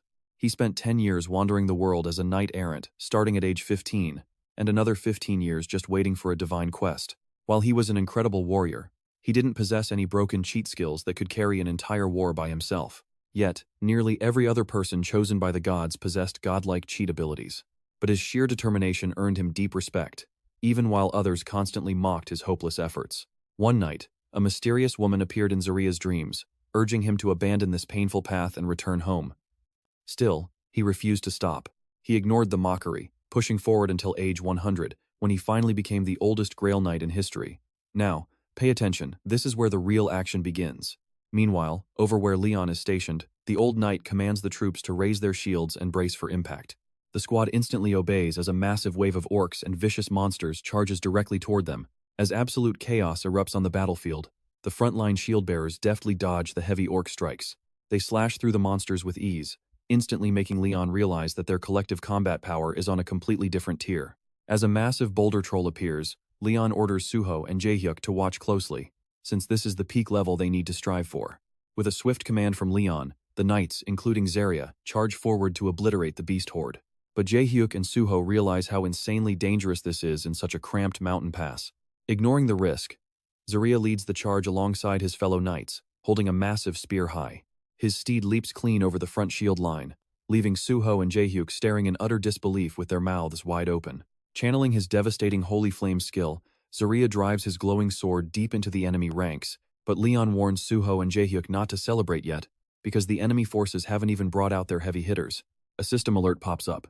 Look at this, they must protect Serge's forces until the very end. Reading this, Leon decides to stay and defend Serge's squad, knowing the stallion will target the real transport team. He wants to see this honorable Grail Knight's battle to the finish. Meanwhile, Suho and Jaehyuk search the fallen orcs but find absolutely zero mana stones. This confirms to Leon that the quest is completely balanced, with none of the usual hidden malice he normally senses. So, he suspects there is a way to exploit the system. With that in mind, Leon orders his men to search for any surviving students. He is about to say more when a spear suddenly flies straight at his head. In a fraction of a second, he snatches it midair and snaps it in half, completely furious that a mere beast dared to use a ranged attack on him. Staring down the orc, Leon sneers, mocking the creature as a pathetic, low-life beast. Furious, he barks an order to Zarya to bring him that beast's head, no matter what it takes. Zarya turns on the orcs who insulted his liege, deeply honored to personally execute the garbage that dared disrespect the king. The orc just laughs in mockery. But before it can even blink, Zarya has already vanished and reappeared right behind its back. Without wasting a single second, Zarya drives his heavy staff straight down onto the monster's skull. The impact craters the orc into the dirt, shattering the ground beneath them. To the beast, this godlike power feels completely unreal. Standing tall, Zarya demands to know how a filthy creature dared invade this sacred land where only their king should rule. But the beast shows absolutely no fear, warning Zarya that he is severely outnumbered by an entire army. Still, Zarya does not care about a horde of useless trash. A cold grin spreads across his face as an eerie energy begins to envelop the entire area. Before the monsters can react, Zarya calls upon the goddess of dreams and death to bring swift execution to these heretics. An ethereal goddess manifests behind him, pooling dark energy in her palm, and countless bloody slashes instantly rip across the orc's flesh. Meanwhile, back with the real relic transport team, Zarya warns Daesung that the night belongs to the most dangerous, bloodthirsty monsters. Zarya urges them to a nearby cave for safety, but trust me, they are far from safe. Let's dive in as Zira carries the heavy relic box forward on his shoulders. Stella breaks a sweat, hating to see a noble like him doing back-breaking labor, but Zira calmly reassures her that right now, he is just a simple mission knight. Even though his words make zero sense to her, they finally reach the cave. Once inside, Zera channels his divine energy to grow a thick, plant-like barrier at the entrance for safety. After setting up camp, Stella nervously asks him to watch the relics. His response absolutely shocks her when Zera tells her to start giving him direct orders. Since a Kingdom Knight holds higher authority than a Mission Knight, this bizarre command leaves the entire group completely baffled. They have absolutely no clue about the mysterious connection between Zera's past and present. Seeing their blank stares, Zera explains his divine reward. After endless struggle, the goddess Pu granted him a unique Grail Knight power, allowing him to summon a physical clone of his past self. This version before them is 85, the exact age he received his divine quest. He warns them not to expect too much, as this clone is nothing compared to his true Grail Knight strength. Suddenly, a terrifying roar echoes through the cavern, putting everyone on high alert immediately. Zera's smile vanishes instantly as he turns dead serious, ordering everyone to stay dead silent because the danger is right on top of them. Dezao and Hari draw their blades, bracing for a fight, but the ceiling suddenly caves in with a deafening crash. Watch closely, right here. Zera screams for everyone to scatter as a demonic beast crashes down. To halt its advance, Zera drives his sword deep into its massive maw, but the beast viciously slashes his back, coating him in a highly lethal venom. Stella rushes to help, but Zera commands them to retreat immediately. Obeying the order, Hari sprints toward Dong, desperately calling his name, only for her eyes to widen in horror as she sees his arm melting from a deep, venomous wound. Hari frantically wraps his arm while he mutters weak apologies, but she does not care about his excuses right now. All she can focus on is the deadly toxin spreading through him, blaming herself as she tells him to hold on. Stealing her resolve, Hari grips her sword and marches back toward Zera, who is desperately holding off the beast. Zera spots her and screams to stay back, but his jaw drops as she steps forward, her blade radiating an incredibly powerful, surging energy. Memories flash back to her time with Leon, who declared she was personally chosen by the gods of war and fire, warning her to never take this gift lightly. Leon had conjured a flame, explaining that divine energy flows just like an ocean current, moving in perfect sync with her will. Channeling that lesson, Hari swings her blade, merging both fire and water elements into one devastating force. She unleashes a massive slash, leaving the giant monster heavily wounded. Zera watches in absolute awe, and once the beast falls, he quickly brews an antidote. But there is only enough for one, because the Dark Mage's chimera was accidentally burned to ashes during Hari's wild attack. Okay, I know what you're thinking, who gets it? Dong drinks it down, while Zera carefully conceals their hideout, making sure no beast can track them down, no matter how sharp its sense of smell is. Right then, Zera suddenly collapses, completely paralyzed as the lethal venom from his own wound finally takes its toll. The entire group rushes to his side, but with a fading voice, Zera assures them that his clone carries a special blessing from the Lady of Death herself, ensuring his past self will survive to aid them. Taking his final breath, he orders them to treat his clone as a mere tool to safely deliver the sacred relics to the Lionheart King. As his life fades, he watches the Lady of Death consuming his soul. Meanwhile, Zera's clone finishes slaughtering the remaining orcs, earning praise from Leon, who realized the knight was trying to draw out the enemy leader. But the plan failed. These orcs are unusually disciplined, and ignoring such direct provocation means their chief must possess incredible leadership. Leon's mind races as he suspects a legendary orc champion is leading them. These rare warriors are chosen by the orc god to unite their clans and spark devastating wars. While it is too early to be certain, Leon suspects a great chief is rising. Later, he pulls Zera aside to reveal the truth. Zera clenches his fists, shocked to learn his future self had already died and ascended to heaven. His hands tremble with heavy emotion, realizing Leon had fought the dark forces alone for 2 centuries. Overcome with guilt, Zera begs Leon never to forgive his failures, but his master gently tells him there is no need to apologize. Zera deduces that if his future self fell to an orc, their great chief must be nearby. Leon agrees their god's chosen champion is here for a dark experiment, and you and I will have to wait to see his next move.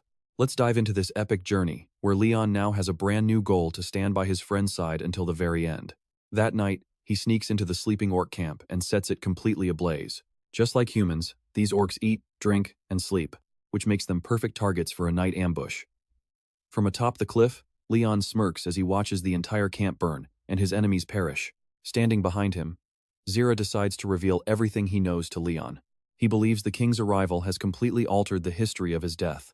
If this gate can truly recreate their ancient kingdom, then the only warrior capable of matching the legendary strength of the Lionheart King, the legendary, strongest Grail Knight, will surely arrive. Days later, a leader in the orc camp screams in pure frustration, his face turning bright red as he wonders how they've been under non-stop attack for 3 whole days.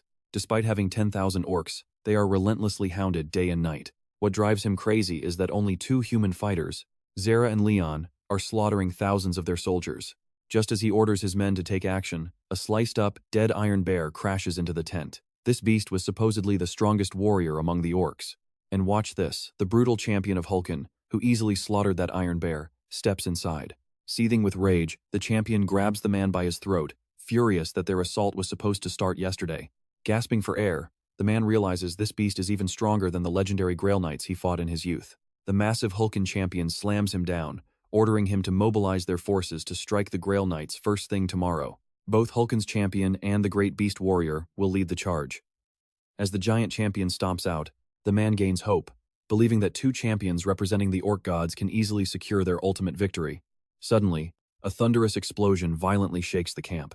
Rushing outside with the other beasts, they discover a massive spear impaling a formal letter into the ground. This traditional message, originating from the Lionheart Kingdom, is sent out every single year. And inside, a formal duel is proposed. Without hesitation, the Hulken champion orders him to accept, believing this duel is their golden ticket to crushing the Grail Knight. Elsewhere, the relieved knights are deeply thanking Beatrice and her elite squad for slaying the monster, arriving just in time before things got ugly. A concerned female knight steps forward, asking Beatrice where Suho and Jaehyuk currently are. Beatrice clarifies that their critical assignment was to support Zera and the Vanguard squad, so if the king isn't with them, he must be guarding a different convoy. Either way, Beatrice tells everyone not to worry. Besides, she placed a tracking spell on everyone, meaning a reunion is right around the corner.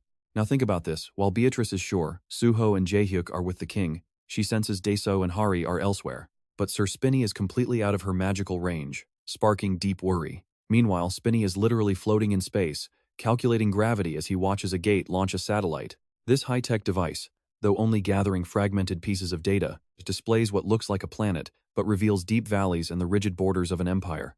Suddenly, it detects a massive signal. It is a knight from the ancient Lionheart Kingdom, staring directly at him, something Spinny never saw coming. Pulling off his helmet, the furious Lionheart Knight commands him to get lost immediately.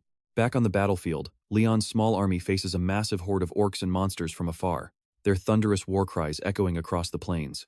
Jaehyuk, feeling the suffocating tension, realizes the monsters will charge any second, but Leon explains they must hold the line to analyze the enemy's strength and reveal the truth. If they can survive this, the relic transport squad will have a safe path. Recalling their past disastrous failures in transporting ancient relics, Jaehyuk voices his deepest doubts, but Leon remains confident, trusting Beatrice and Spinny to secure their side. With Leon's nod, Zera steps forward. But before he can draw his blade, the orcs roar in frenzy, feeling the watchful eye of Hulken. Everyone, including a visibly annoyed Leon, glares at the beasts for making such a deafening racket. Right on cue, Hulken's champion, Balbazar, stomps onto the field, arrogantly screaming that he is invincible and demanding a challenger. Leon simply smirks, mocks him as a fool, and orders Zera to bring back his head. Following orders, Zera unsheathes his brilliant sword and steps up, promising that Balbazar will die today. Sneering, the giant orc swings his massive weapon first, but Zera swiftly evades and mocks him.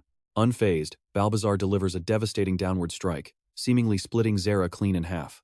He roars in victory, while the knights freeze in absolute horror. But look closely, Zera's body suddenly erupts with blinding, godlike energy. Alright, let's jump right into this battle as Zera mocks Balbazar for being a lowly beast, unleashing his divine fantasy domain skill. He creates a clever illusion to make Balbazar think he won, closing the distance to strike with his aura of execution. But Balbazar catches Zera's sword blade barehanded before the strike can even land. Sensing that divine power, Balbazar screams in pure envy and swings his massive axe, slamming Zera hard into the ground. Mid-attack, Zera feels Hulken's power, but manages to land on his feet while desperately clutching his fresh, painful wounds. Gathering all his remaining energy, Zera charges right back at Balbazar.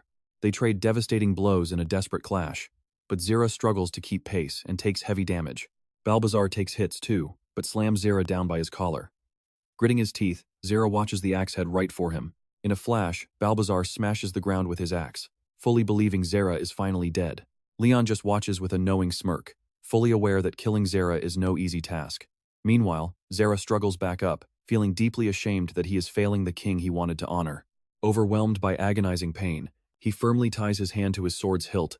Now pay attention here, he takes his stance and charges, while Balbazar waits calmly for Zera to close the gap. The moment Zera gets close, Balbazar's axe slices deep into his shoulder, mocking him for being just another weak human. Not long ago, before the orc hunt, back when Leon served as a war knight, he stood alongside the other knights and asked Zira his name. Upon hearing it, Leon recognized the veteran, knowing he had served as a royal knight for 50 long years. Leon then spoke to him about bringing down the mighty orc champion. Zira agreed instantly, begging the king for the lowest rank possible, wanting neither glory nor honor, just to keep living his own way. Back in the present, Zira remembers how Leon approached him, coughing violently as every single inch of his body screams in pain. Believing Zira has surrendered, Balbazar raises his axe for the kill, but freezes when he sees Zira gripping the weapon firmly. Flashbacks of Leon offering his hand and calling him a loyal warrior flood his fading mind. With a final surge of power, Zira swings, praying for a blessing from the Great Lady of the End, and instantly pierces Balbazar's heart, activating his ultimate death resistance skill of the Great Divine Law. Before the beast can comprehend this sudden power, he collapses dead, leaving the entire battlefield in stunned, total silence. Zira pulls his sword from the corpse and raises it high, signaling their victory. Just as we think it's over, Leon's forces celebrate while the disappointed orcs watch Magar, champion of the sorcerer god Gokrok, step up to challenge a heavily bleeding Zira. Even after losing so much blood, Zira vows to keep fighting for his king, but stumbles as he steps forward. Leon catches him, praising him for a battle beautifully fought. Leon tells him to rest, promising to personally watch over and bless his final moments. Leon steps out to face the enemy, drawing all his relics as a blinding golden light erupts from his body. Suddenly, the massive spirit of a flaming lion manifests behind him. Meanwhile, high in orbit, Spin looks down at the planet below, detecting some unusual movements. An uneasy, tense alliance is forged between the Empire and the Lionheart Kingdom. The squad transporting the sacred relics moves exactly as planned, even though two other teams were completely annihilated. Fortunately, the guild members of Pantheon remain safe, though the hordes of orcs and heathens keep growing rapidly. Spin spots something highly unusual and detaches from the shuttle just seconds before a massive explosion blows it to pieces. Meanwhile, back on the bloody battlefield, Leon has completely annihilated everything in his way. He turns to Zira, revealing he possesses a grail, and will follow him to the very ends of the earth if necessary. Zira collapses, begging Leon not to waste his energy, but Leon insists on starting the ascension ritual. Zira pleads with him to save his divine powers, but Leon promises the retreating enemy won't pose a threat, and he won't need to fight again except to chase off any lingering stragglers. Too exhausted to argue, Zira simply stares as Leon kneels, his body surging with immense energy to begin the ritual. With deep respect and honor, Leon asks Zira to pray to the goddess he serves. Zira clasps his hands and begins to pray, seeing the radiant spirit of the goddess right before him. Drawing his very last breaths, Zira prays for his king's lands to expand and for all his rulers' worries to vanish. At the exact same time, Leon gently places a hand on Zira's trembling shoulder, praying that Zira may feast and drink wine in her grand banquet halls. He promises his name will be remembered forever, and that they will surely meet again in the Hall of the Gods. And as Leon bids farewell and Zira fades away, you and I are left with a whole new mystery unfolding.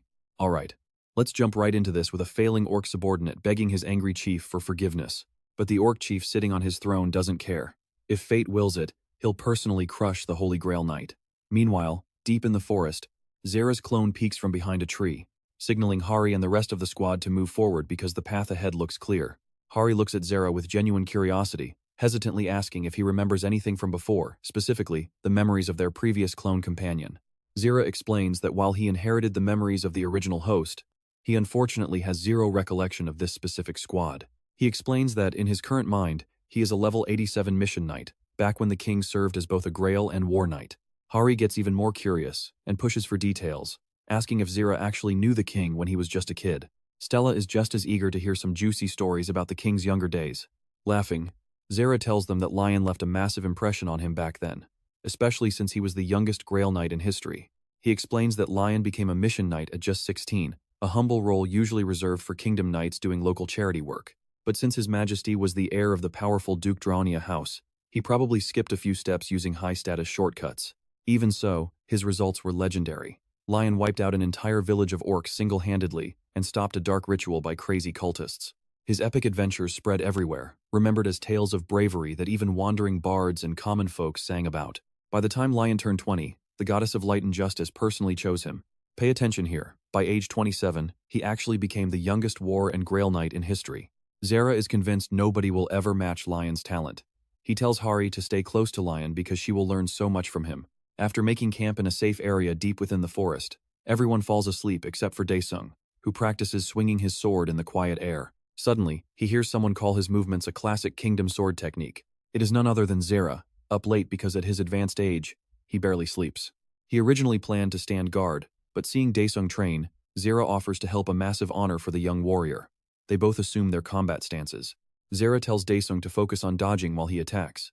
The moment Daesung nods, a lightning-fast strike is already flying his way. As Daesung scrambles to dodge, Zera tells him to keep his hands positioned above his belly button. A sword is not just for wild swinging, but represents the absolute fastest defense a warrior possesses.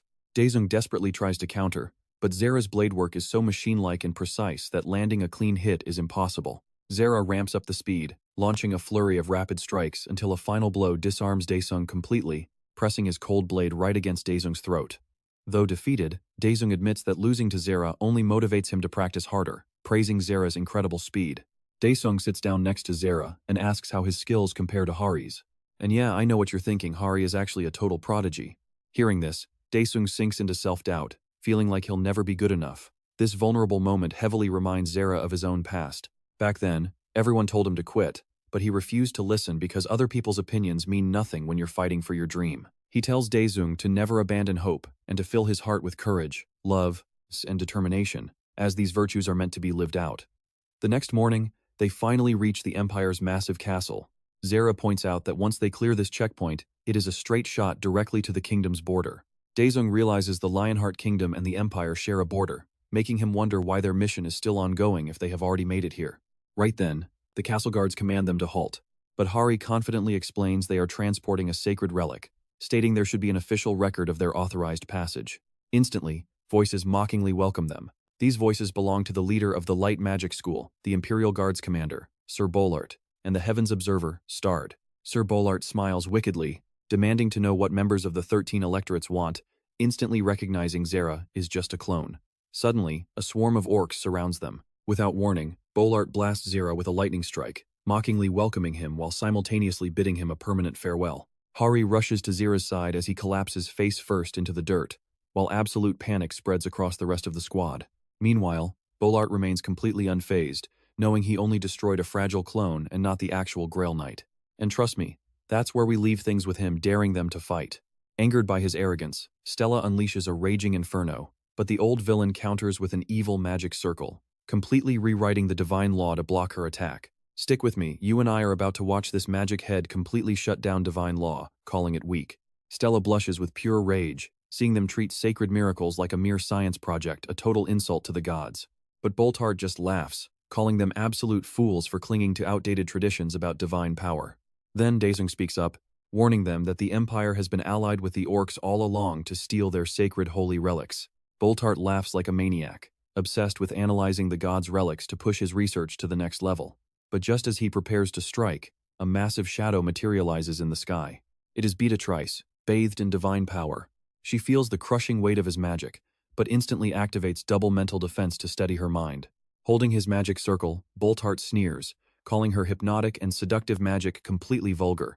Beatrice casually brags that she was born this way, making Boltart act like he could not care less.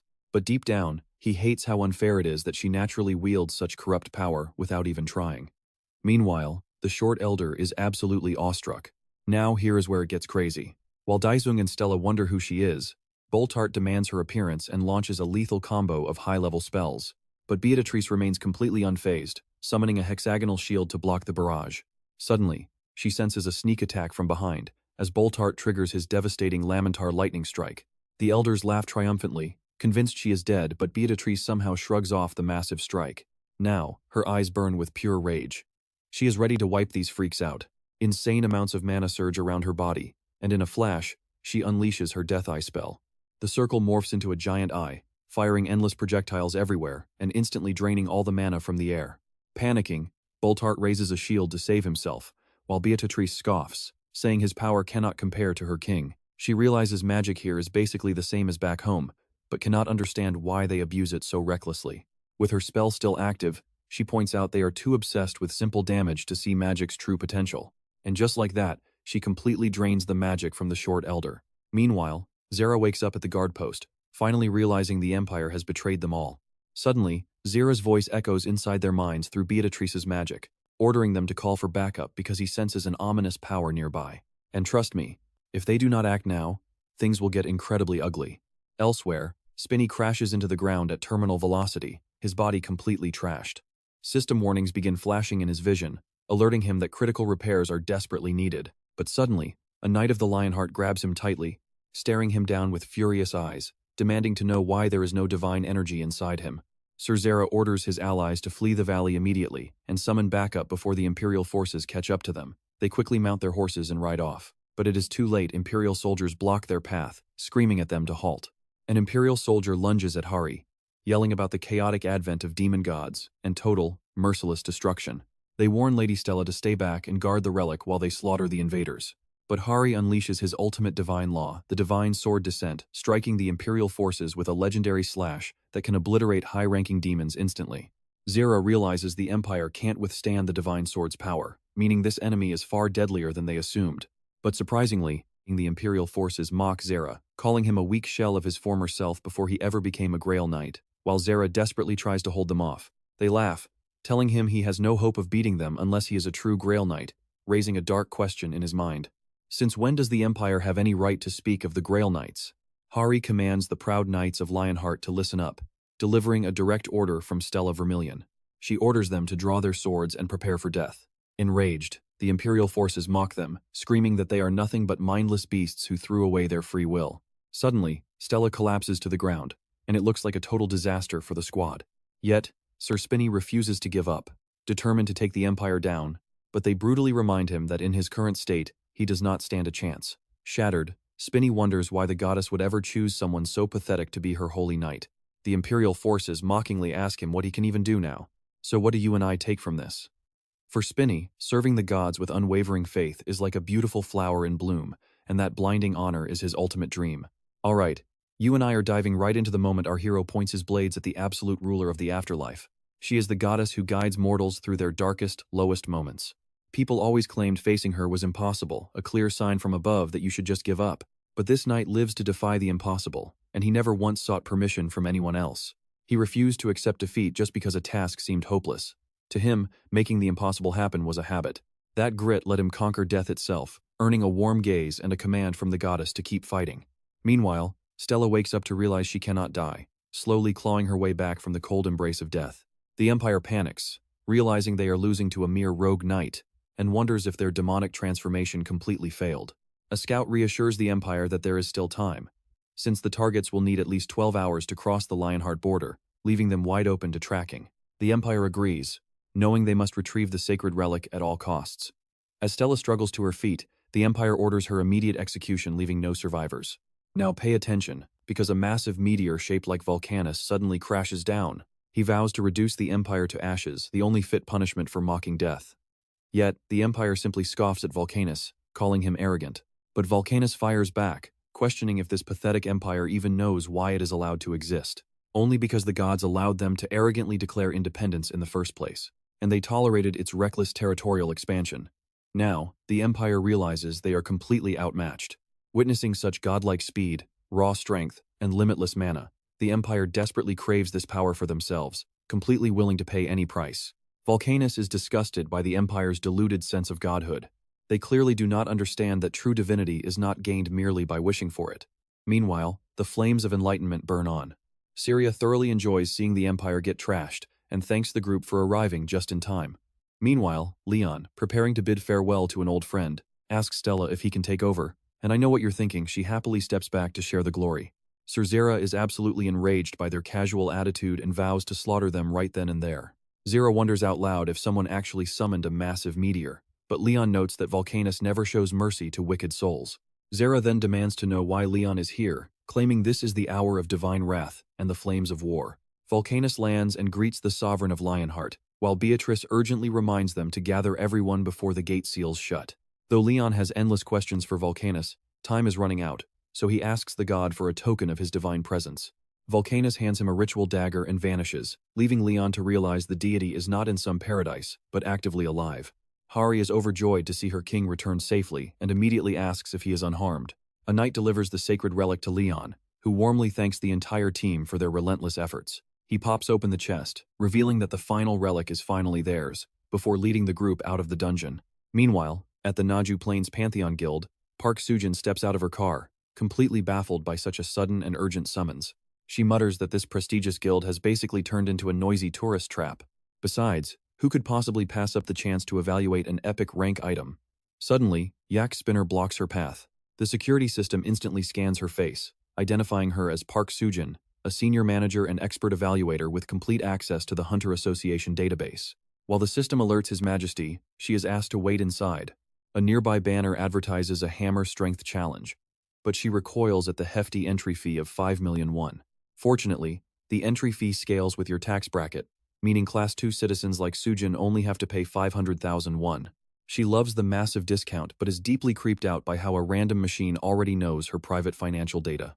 In reality, the device simply guessed her tier on a completely random hunch. Assistant Manager Han warmly greets Sujin and asks how she has been doing lately. Explaining that she is here to appraise a rare artifact, Sujin asks for directions, and Han leads her down the hallway. She is ushered into Yacht Spinner's private chamber, where the war machine asks if she represents the association. After Sujin introduces herself, Yacht Spinner instructs Hari to bring in the prized artifacts. Hari quickly returns with the items, a surprisingly rare sight for Sujin.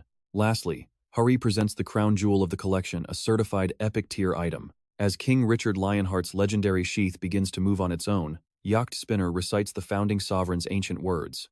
And that is where we leave things. Through suffering to the stars, let us dive in.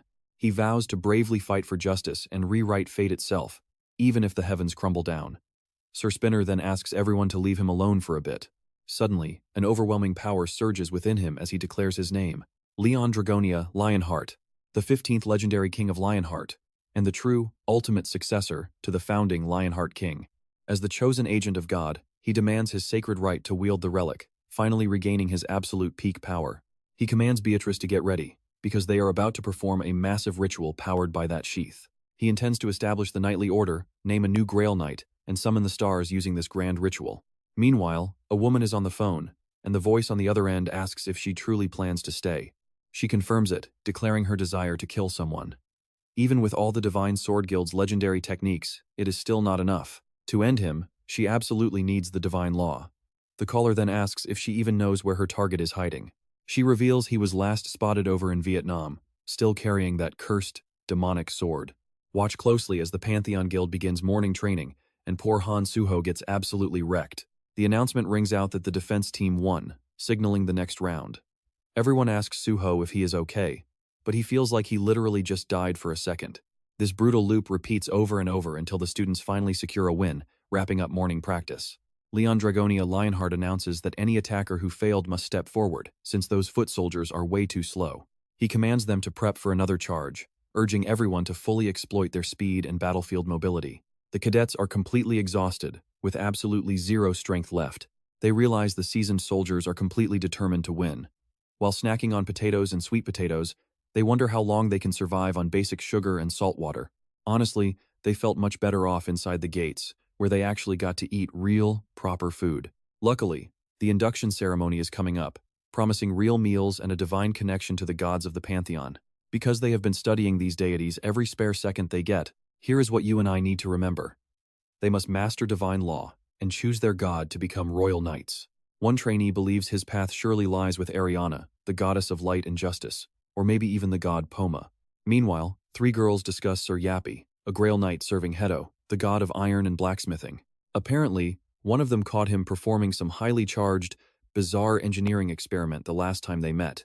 Suddenly, Sir Yappy flashes onto the screen, declaring his sonar detectors are infinitely superior to any biological organism, and money means nothing to him. A cadet is told to change and head to the lobby, as Jae-hyuk's mother has suddenly arrived for a visit. In the lobby, Jae-hyuk confronts his mother, coldly asking what she wants and telling her to speak fast because he is incredibly busy right now. His mother sighs, realizing he is exactly like his stubborn father. She demands to know why he wants to leave her guild, but he snaps back that it is none of her business.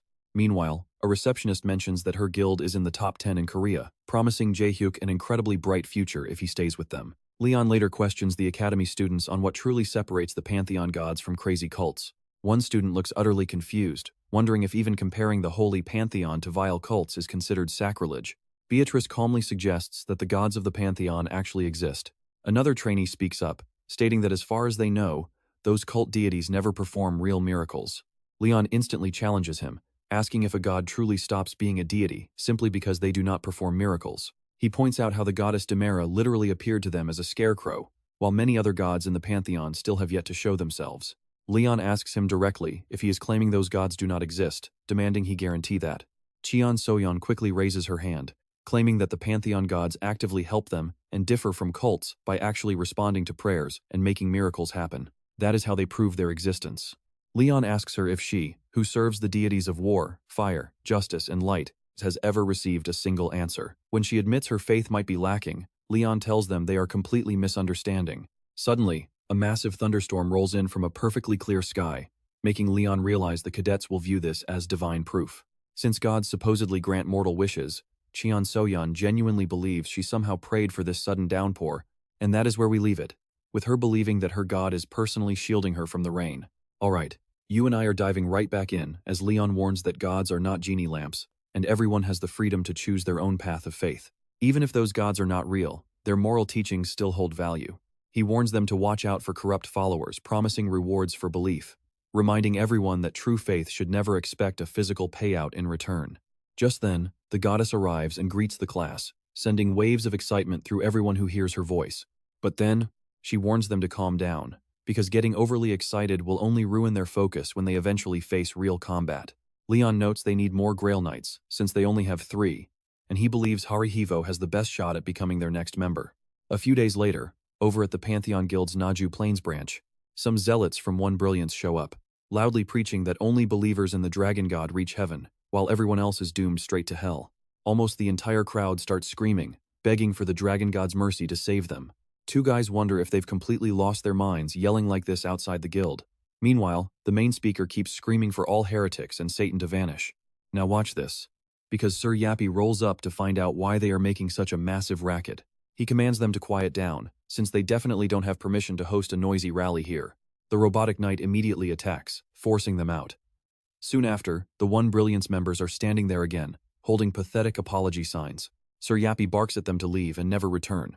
But when they refuse to budge, Sir Yappy starts beating them, asking if they have a death wish. The leader flees, screaming curses and claiming he's running from evil, not out of fear. Bystanders watch them flee as the One Brilliance leader finally catches up to his fellow guild members. They quickly ask him if he is hurt or okay. He scoffs, claiming a mere machine like Sir Yappy could never actually hurt him. That's when Mr. Choi chimes in, demanding to know if the mission was successful. Smirking, he reveals a hidden Thai camera and assures Choi he got everything.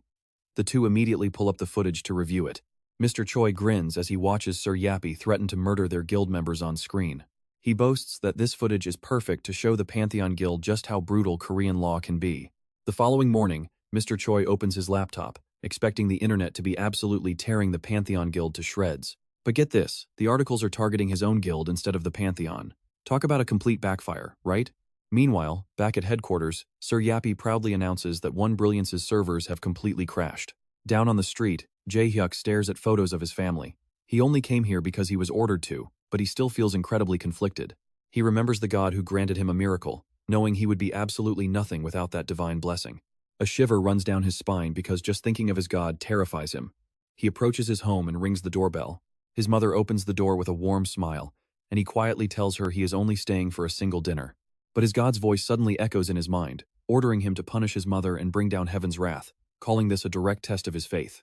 Oblivious, his mother mentions she made his favorite kimchi stew and asks if he wants some sweet pastries first. Jae-hyuk ignores the dark voice and sits down, asking if she will join him, but she says she has already eaten. She asks how the food tastes, but that terrifying voice screams his name once more, demanding he execute the heretic. Staring at her kind face, he softly tells her it is delicious, making her smile and offer him more. Later that night, he sits alone in the park while the god of thunder whispers to him, calling his family a bunch of evil heretics who belong to a wicked cult. The god orders her execution, but Jae-hyuk desperately begs, saying she is his mother. The god coldly responds that divine loyalty must come before blood, and worshipping a false deity is an unforgivable sin. He demands that the heretic be destroyed. Jae-hyuk screams out in agony, demanding to know why the god cannot just do it himself. How is he supposed to destroy a massive cult alone, especially when his own mother is one of them? Suddenly, Leon appears behind him, asking if this is his hometown, giving Jae-hyuk a massive fright. He spins around to greet the king, who sits beside him and admits he already knows all about his painful struggle. Jae-hyuk asks how, but Leon chuckles, noting it was impossible to miss after all the drama he stirred up within the guild. Jae-hyuk drops to his knees begging forgiveness, but Leon pulls him up, directly questioning the Thunder God for placing such a heavy weight on a young child. The arrogant god snaps back, stating that only he decides what size burden is appropriate for his loyal servants. Leon tells the god to leave the cult to him. Trust me, you and I will love what comes next. You and I are about to see a god refuse, demanding Jae-hyuk prove himself by punishing them. Leon agrees, wrapping up his chat with the Thunder God. He then turns to Jae-hyuk, asking why he kept this a secret. He tells Jae-hyuk that some group tried to ruin their name, but Sir Spin already taught them a lesson. They declared war on their gods, promising a totally one-sided beatdown. Jae-hyuk panics, begging to know what happens to his sick mother. Leon cuts him off, clarifying he is not some madman who just slaughters everyone, promising he is only going to teach them a lesson. Leon stands up with a cold smirk, ordering Jae-hyuk to lead the way. One Brilliance Guildmaster, Young-shin, was born in 1990, experiencing the Great Cataclysm at age 12. Before academies even existed, people had to survive and learn solely from experience. Young-shin became a famous rank hunter, and in winter 2014, he met God at the Samchuk Gate after losing his entire party to a brutal, sudden difficulty spike. The system offered to save his life, and the moment he said yes, a divine voice blessed him. That exact moment birthed South Korea's 7th S rank hunter. Now, Young-shin preaches to his followers, claiming God is real and proves it daily. Now watch this part closely. He tells everyone to look at these blessed warriors and listen to their gospel within the gates. A warrior boasts to the crowd that his run started normally until his system suddenly glitched in the strangest way. Instead of just slaying the boss and mining mana stones, the system led them straight to a legendary treasure chest that completely transformed his entire life. The brainwashed followers cheer, screaming that this is all God's divine grace. The hunter yells that everyone must believe. Honestly, these miracles kept happening to One Brilliance members. Even the Hunter Association had to officially admit these supernatural events were not just random coincidences, proving they were tied to the guild, fueling their massive growth. Young-shin smirks as the crowd worships the dragon god. He addresses the crowd, sharing a story about a desperate hunter who raided gates to save his sick mother, only to be blessed with a miraculous cure-all herb. He also brings up a talentless trash hunter who suddenly leveled up, claiming both of them received these blessings after proving their absolute devotion with massive cash donations. Young-shin screams that their god rains down miracles because their financial faith pleases him. He promises that by showing their loyalty, they can unlock these same blessings because they are one big family. The brainwashed crowd worships wildly. I know what you are thinking, and yes, Young-shin spots Leon and Beatrice in the back, utterly shocked to see the Pantheon guild leader. Leon grits his teeth, furious, staring at these parasitic cultists who shamelessly exploit desperate, poor folks, feeding them lies just to line their own pockets. Young-shin smiles, announcing they have a very special guest, declaring that all newcomers must undergo a holy baptism. He calls Leon to the stage. Leon stands, mockingly praising the pastor for having the guts to summon a literal king. Striding up confidently, he stops right before Young-shin and casually dumps a massive pile of cash at his feet. Young-shin stutters, asking what this is. Leon demands a miracle right now, since the pastor claims miracles are bought with cold hard cash, forcing a direct negotiation with their deity. Young-shin forces a smile, calling Leon incredibly disrespectful for testing God. Leon scoffs, asking if mindless devotion is truly all it takes to reach heaven. He demands to know if Young-shin plays gatekeeper. Young-shin grits his teeth, ordering him to submit and obey his pastor as the gospel demands. Leon asks how a mere messenger dares to speak as an equal to his creator, calling his fake faith absolutely pathetic. Young-shin snaps back, sneering at Leon for acting so high and mighty. Pointing an accusatory finger, he brands Leon a heretic and demon worshipper, screaming to banish this evil from the dragon god's sanctuary. The brainwashed mob chants, calling Leon a demon and demanding his expulsion. Nearby, Jae-hyuk sits calmly, knowing his king can handle this easily. Young-shin laughs, calling Leon pathetic as another brainwashed cultist from the crowd screams demon at him. While Jae-hyuk watches silently, Beatrice gasps, covering her mouth in shock. As a proud king, Leon Draonia Lionheart has incredible patience.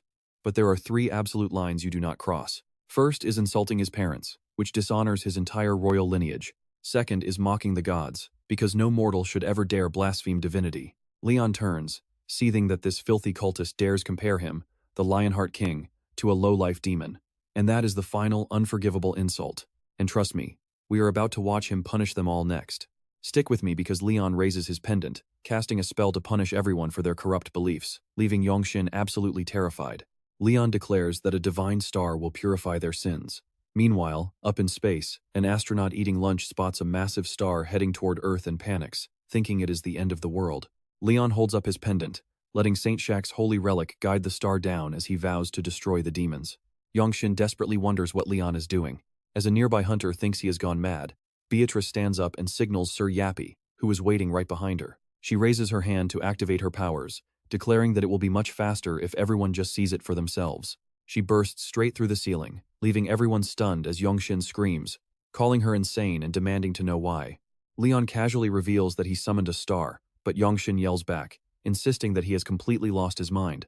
Now, watch closely, this is where things get truly insane.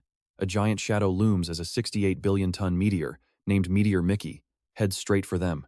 He signals Beatrice, who confirms she is ready, and they immediately activate their divine powers together. She envelops the massive meteor in her energy, while Sir Yappy loads his special property-changing divine ammo. The three of them charge ahead and completely obliterate the meteor. Yongshin's face goes pale, and even the system begins to curse. Yongshin cries out to his god, falls to his knees, and covers his face, only to find the meteor stopped inches from his eyes, wondering how this is even possible. Leon stands there calmly as Beatrice smiles and praises his amazing feat. Sir Yappy analyzes the remains, noting this material does not match any metal in his database.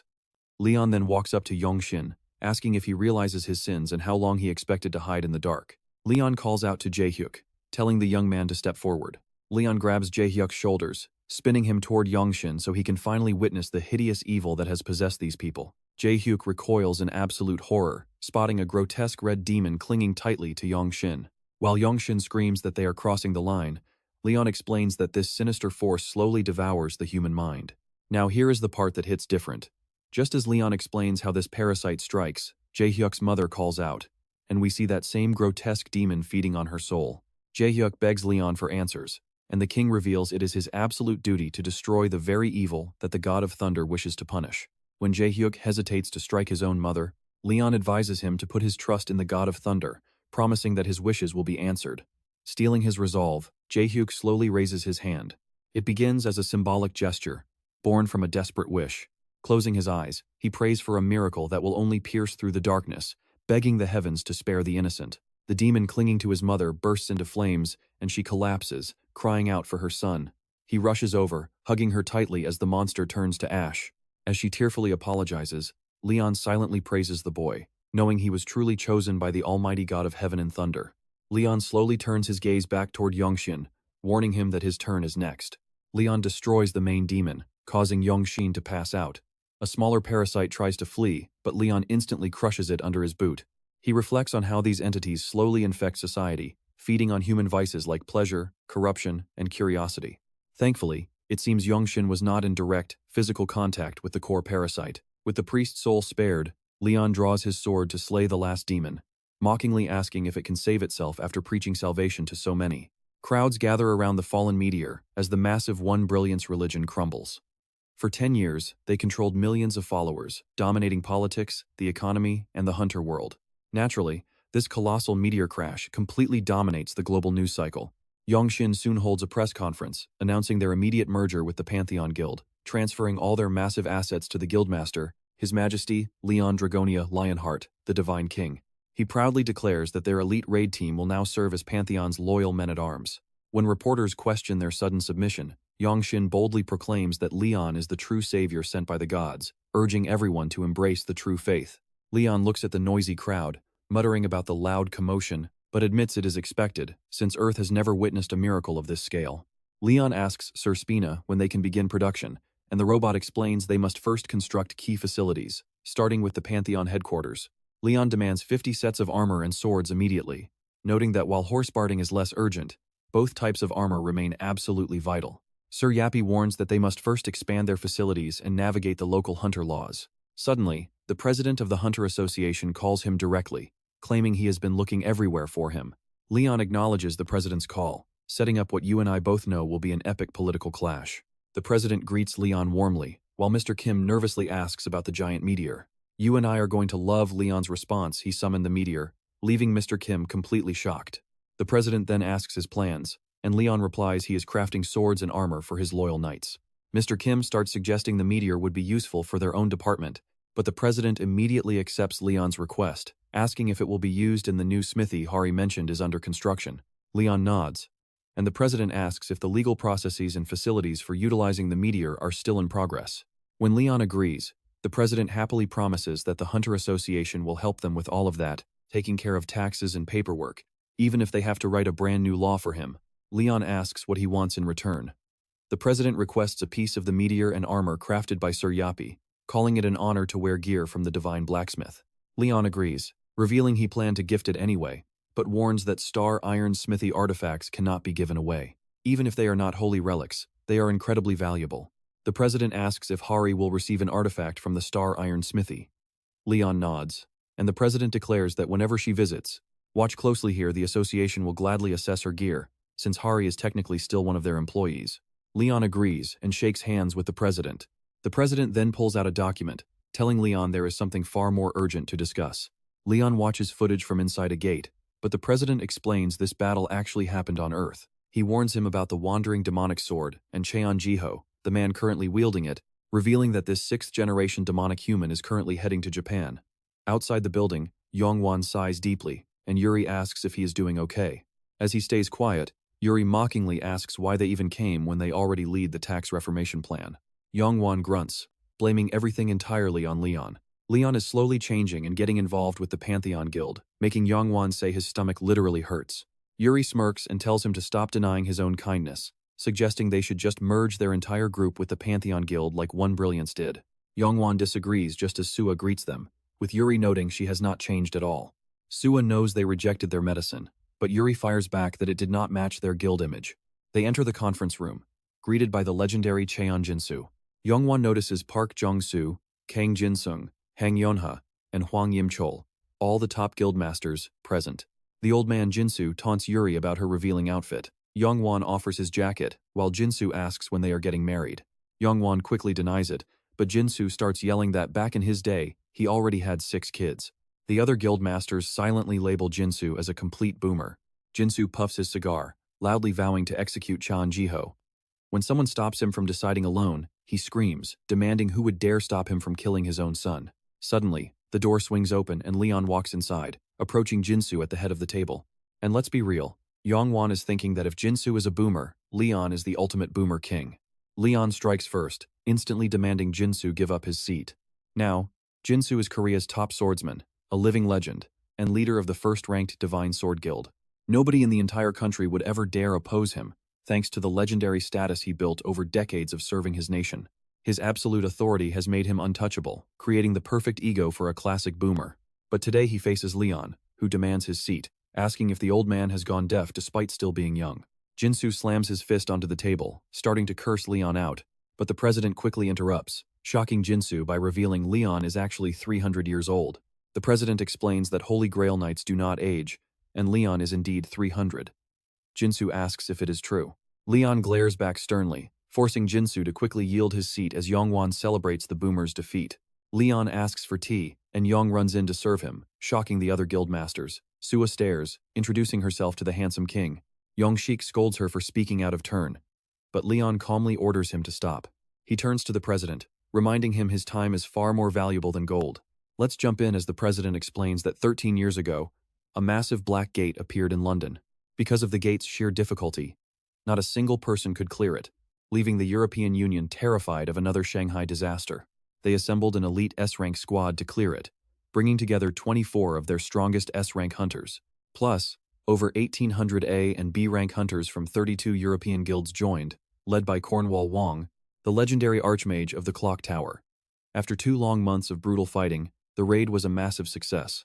The whole world celebrated their first ever cleared Black Gate. But Leon calmly notes that the real problem came afterward.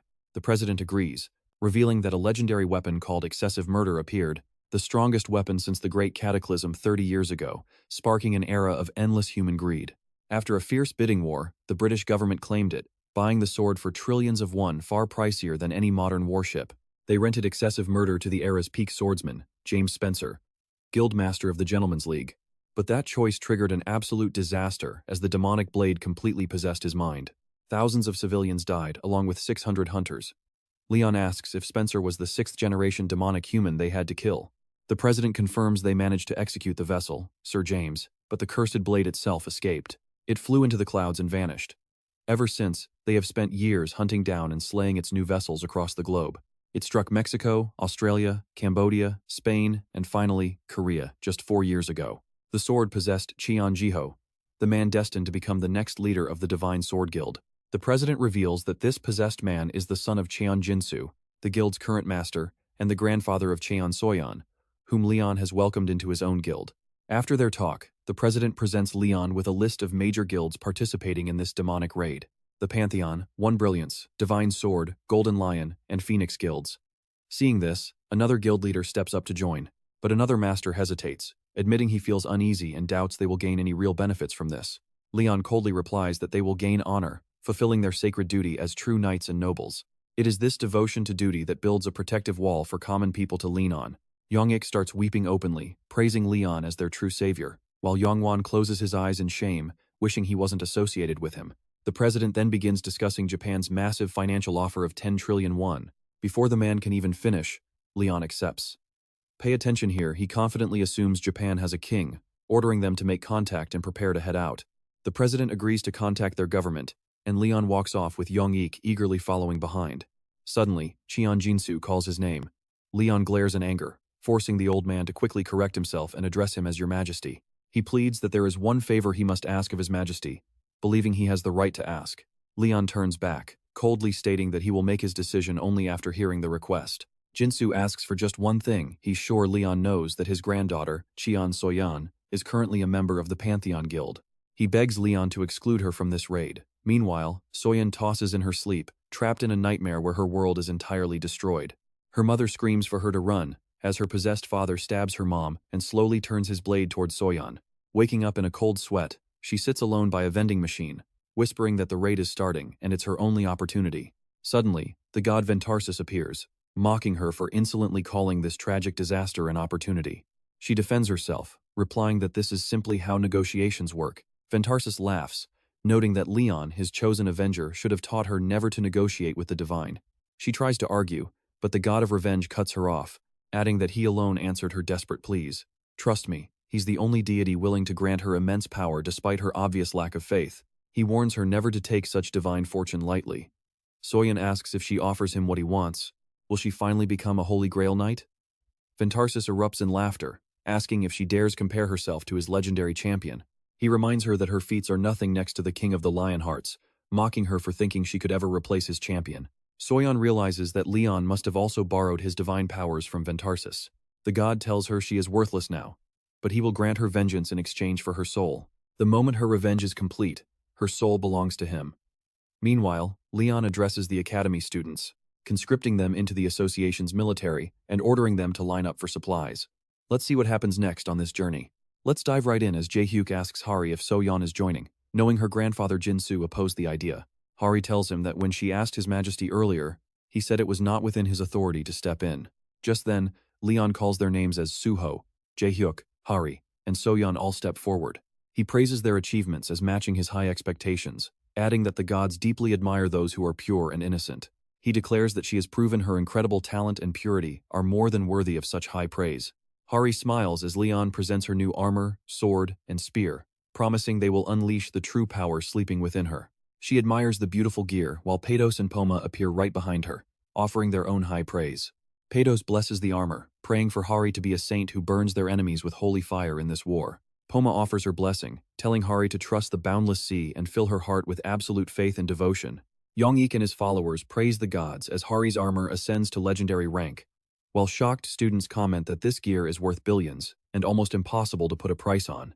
Now, watch closely as Leon approaches Jae-hyuk, and the god of heaven and thunder suddenly calls his name. He blesses his armor, declaring that the bright light of power will always protect him, and he will stand as a judge punishing evil beside the Lionheart King, shielded by his own unyielding justice. His spirit will stand unbroken, even when facing the most corrupt and fallen enemies imaginable. Goddess Ariana blesses Suho, wishing for the eternal light of immortality to guide him through the darkness. When it is Soyeon's turn, Leon explains that her grandfather requested to pull her out of this dangerous mission and asks if she agrees, but she resolutely demands to take part. Leon nods and presents her armor. As Ventarsis begins a dark blessing, affirming her quest for revenge and promising his gift will summon absolute destruction. He whispers that he is the only deity who can grant her true desires. Leon draws the sword, prompting a questioning glare from Ventarsis. But the king simply smiles, claiming he is just looking out for his disciple. Soyun stares in awe, wondering what the king is trying to do. Leon separates the blade from the armor as goddess Ariana steps in, offering a gentle blessing and urging her to always follow the path of light. The weapon erupts in a blinding, brilliant radiance, causing Ventarsis to demand if Ariana is suddenly trying to change the girl's mind. Ariana calmly answers that she is simply granting the deep wish of her knight. The god of revenge confronts Leon, calling him his chosen avenger while sneering that his soft treatment of humans is utterly sickening. Leon snaps back that he is the king of humanity, but Ventarsis merely taunts him by bringing up his lost daughter. Ariana shoots him a sharp glare as Leon quietly lowers his gaze. Ventarsis continues taunting, reminding Leon that as the heir to the Lionheart and Dragonia thrones, he must never forget that their founder achieved supreme glory deep within the darkness. Leon firmly replies that he is not forgotten, addressing him directly as the founder's guardian. Turning to Soyeon, Ventarsis warns her not to let the light distract her, since true vengeance can only be forged in cold, pitch-black darkness, calling her his little avenger. Over in Japan, Hunter Association President Kamiya Yasuda orders his assistant to bring him the final roster for the upcoming raid. He chuckles quietly, muttering that the Prime Minister must be desperate if he is resorting to using foreign survivors for this fight. His assistant smirks, noting that the national government has completely lost its grip on reality lately. You and I know Kamiya is arrogant, claiming Japan is his kingdom, before asking if the Pantheon Guild is really that big of a deal. She admits they are formidable, but still no match for their forces, though their presence remains quite troublesome. Kamiya mentions hearing reports that Pantheon has gained followers right under their noses. He notes their marketing is incredibly effective, and public backlash is strangely absent, jokingly wondering if they have actually managed to hijack the entire internet. He decides they will throw the Pantheon Guild directly onto the front lines for the mission's first phase. His assistant warns that Korea will fiercely object to this, but he carelessly waves it off, saying they should share the burden, and orders her to announce they are deploying 3 full raid teams stacked with S-rank hunters. She tries to protest, but he quickly cuts her off with a smug smirk, explaining those annoying teams have been testing his patience anyway, making this the perfect chance to wipe them out, while smiling that his kingdom will be completely flawless after the raid. He adds that a massive welcome ceremony will easily hype the Pantheon Guild up to take the dangerous front lines without questioning a thing. Soon, their private plane touches down on Japanese soil, and that's where we leave it with a sweating welcome team terrified by this royal level of presence. Alright, you and I are praying that nothing goes wrong this time. He recalls how the president warned them that Lion is not normal at all, advising against any political fights and ordering them to treat him like royalty. As the plane doors slide open, Lion steps out holding Beatrice's hand, both draped in stunning royal attire that leaves the Japanese staff completely speechless.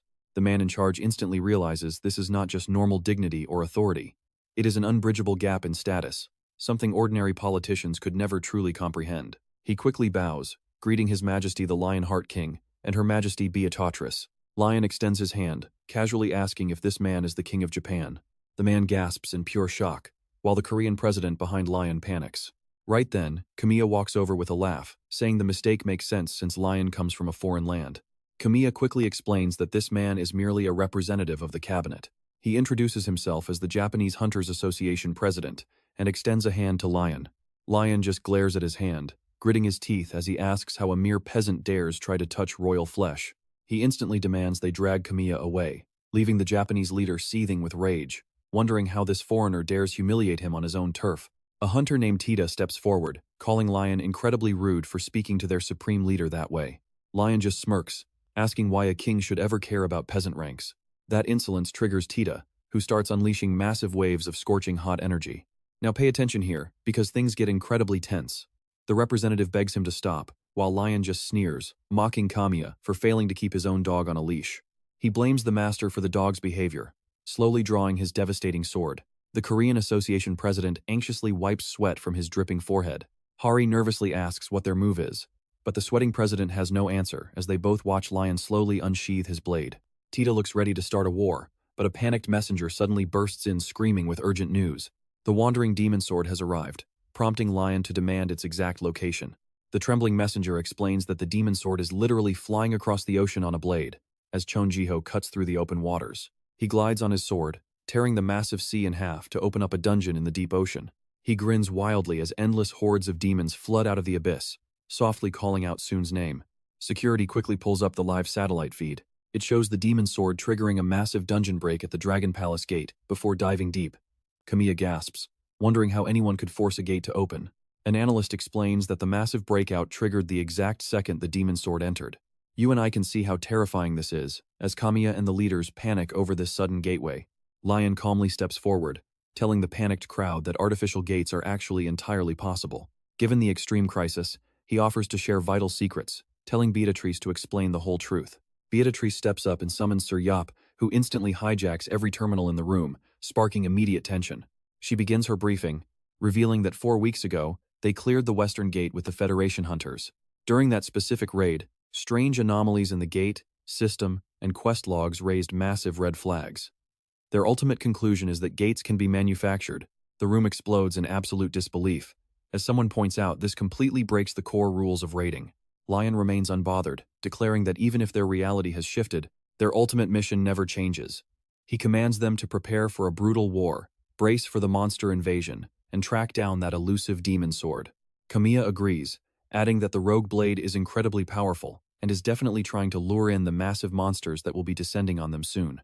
So they assemble an elite strike force to counter this demon blade, allowing their best hunters to deploy rapidly whenever an emergency strikes. Lion gives an approving nod, leaving the command to him. With that, they wrap up and officially launch the raid. A tactical plan is drafted. The Japanese Hunters Association will deploy immediately to Wakayama. The Korean Association will advance toward Kochi, while the Pantheon Guild locks down Miyazaki. All 3 strike teams deploy to their locations. They successfully repel the beasts across Tokushima, Miyazaki, and Wakayama, but trust me, you and I know this war is just starting. Alright, you and I are jumping right back into the action. Kamiya praises the Koreans for wrapping up in 30 minutes, just as security reports a giant cannon falling from the sky. Kamiya glances over the report and immediately rings up Tita, demanding an urgent update on Team 4. Tita promises to look into it, wondering if their radar is glitching. But when he actually arrives at the scene, he finds Team 4 completely wiped out. He shivers, wondering if the demonic sword was behind this, and how it moved without triggering any alarms. Tita quickly contacts Command, delivering the grim news that Team 4 is entirely gone. Then they spot a massive cavity carved inside a slain beast. Tita realizes the demonic sword actually hid inside the carcass to bypass their sensors. Suddenly, security crackles back with more terrible news. Team 2 is also gone, leaving Tita completely frozen in shock. Meanwhile, a panicked messenger sprints into the Korean Hunters Association, shouting that the demonic sword has resurfaced once again. When they ask where, the messenger gasps out that it is in Wakayama and 3 Japanese S-rank hunters are already dead. Tita is now scrambling to assemble every active squad, completely bypassing the Pantheon Guild. Yongwon demands to know why they are ignoring the Pantheon Guild. The messenger explains that when they tried calling, a flying beast shot down their communications plane. They immediately steer their aircraft toward the drop zone. Touching down in Wakayama, Tita deeply thanks them for arriving so quickly. The Korean elite size up the chaotic battlefield. Jinsu asks if their only job is to stall the demonic sword. Tita warns them that this entity is far stronger than anyone ever imagined. He was heading directly for them regardless, especially after already slaughtering 2 elite squads. The guildmaster tries to stay positive, noting they still have 100 A-rank and 9 S-rank hunters ready to fight. But before Yongwon can even finish his reassuring words, the demonic sword emerges. He approaches with suffocating pressure, declaring that absolute, merciless destruction has arrived, proudly introducing himself as the Slayer Akasha. Watch closely as the S-ranks draw their weapons, wondering if they've ever faced anyone more terrifying than the king himself. Jiho slowly approaches the hunters. Suddenly, a commander bellows the order, and Japanese hunters instantly encircle him from all sides. Tita reassures the group that there is nothing to fear, confident that no single target could withstand this much concentrated force. Yongwon tries to halt the reckless charge as Jiho lets out a dark chuckle. Recognizing that sinister grin, Yongwon screams for everyone to scatter, but it is already too late. Jiho moves in a blink, slicing through those A-rank hunters like wet paper. Yongwon stands there, utterly paralyzed. Tita breaks into a cold sweat, realizing he would have died right then if Yongwon had not yelled. He begins scrambling backward as Jiho locks eyes on him, raising his blade for another lethal strike. Suddenly, a shiny flash distracts Jiho, and Yongwon instantly commands the Koreans to launch their attack. An elite guildmaster lunges to strike Jiho from behind, but Jiho dodges effortlessly, leaving the attacker frozen in disbelief. Now, you and I both know they are in trouble. Suddenly, thousands of swords rain down like a storm, forcing the Korean guildmaster to deploy limitless swords. A sea of falling steel petals attempts to shift the battle's momentum, but Jiho teleports through the air, launching a counterattack. Yet another wave of blades crashes down, killing even more hunters. Jinsu frantically asks the guildmaster if this is really the same opponent they fought before. The guildmaster grunts that while he faced Jiho back in Ulsan, this monster has clearly evolved and grown far stronger. A healer rushes to Tita, panicking as she desperately tries to mend his wounds. But she screams in horror, her spells are failing, and something is happening that she has never witnessed before. Yongwon quickly assesses their status and realizes a massive stack of severe debuffs is draining their power. He sighs heavily, realizing that is not their only problem. Jiho might actually be on par with the Archduke Demon Rakshar, or maybe even stronger. Jiho laughs coldly and mocks them, telling them to stop worrying and focus entirely on their attack because they have to kill him right here. Jinsu steps up to confront him. The demonic swordsman laughs, recognizing Jinsu's face, and asks if he is related by blood to the vessel. Jinsu glares back with pure hatred, spitting out that he does not have a pathetic son like that. Jiho chuckles, asking where his granddaughter is hiding. Jinsu grits his teeth, snapping that it is none of his business because he is going to die by his hands tonight. An aircraft speeds directly toward the raging war zone. Yongshik mutters that it is a miracle he had a private helicopter ready, though he honestly wonders why they are even flying into this insane battle. He looks up, flashing a grin, and asks Sohn if she is truly ready for this. Sohn calmly replies that she was the one who insisted on coming, then asks if he had his own hidden agenda since he snuck them onto a helicopter. Yongshik nervously exclaims that he is still practically begging for His Majesty's forgiveness. Suddenly, the helicopter violently shakes, and you and I can see Jinsu and Jiho suspended in mid-air, clashing swords in a duel to the death. Let's dive in as these two keep trading blows in a deadly dance. Jiho smirks, summoning the Sword of Massacre Lord Akasha as it blazes fiery red, prompting Soyeon to scream for her grandfather. Yuri finally wakes up, finding Yongwon fussing over her. Trying to piece together what happened after that brutal father-son showdown, she groggily tells him to stop yelling. Looking up, she spots Jinsu dangling helplessly from Jiho's grip, while the other S-rank hunters are coughing, barely able to stand. Jiho just laughs, mocking their feeble efforts. He admits Jinsu is old, but expected way more fight, honestly thinking the old man should have died already. Pay attention here, this is where the tide turns. Soyeon charges in, her blade shimmering with the blessings of Ventarsis and Ariana to slice the hand holding Jinsu. The system alerts her that revenge is served, sending a massive wave of raw power surging through her body. Staring right at Jiho, she genuinely believes she has what it takes to bring him down. Jiho just sneers, calling her an amateur before lunging, but she stands her ground, bracing for impact. He admits her holy power is impressive, confessing it has slain plenty of his allies, but mocks her, pointing out she is neither a knight nor an orc. With a single devastating strike, he blows her away, standing over her to sneer that she is absolutely nothing. Yang leads his squad forward, ordering them to shield Soyeon for the Lionheart. They charge, but Jiho unleashes a massive, blood-red shockwave. Shock hits Yongshik's face as he, his allies, and Soyeon are violently blasted back by the sheer force. Jiho scoffs, mocking them by saying even a dog tucks its tail before a tiger. To him, they are fools battling an immortal god. But Yongwon suddenly starts laughing right in his face. He calls it hilarious, because in front of a true powerhouse, everyone else is just a mortal. He points skyward, and Jiho looks up to see Leon arriving on a glowing Pegasus, radiant as the sun. Once, there was a world guarded by gods, a world where blessed holy knights protected the kingdoms. These warriors were a major pain to the immortal demons lurking in the shadows, bending reality and using divine laws to purge evil. So, the demon forces decided to wipe them out completely. 4 of the 7 lords rose up, leading 6 archdukes, 87 great demons, and 10 million soldiers to invade the divine realm. And they succeeded, turning almost the entire world to ash. Only 2 factions survived, the desperate knights preparing for a final stand, and the bloodthirsty orcs who treated this apocalypse like a grand festival while crushing the East. Back then, Akasha was stationed in another realm, completely missing the final moments of that tragic war. But get this, now he's about to realize just how lucky he actually was. Jiho sneers, mocking Lion's right to call himself this world's last hope.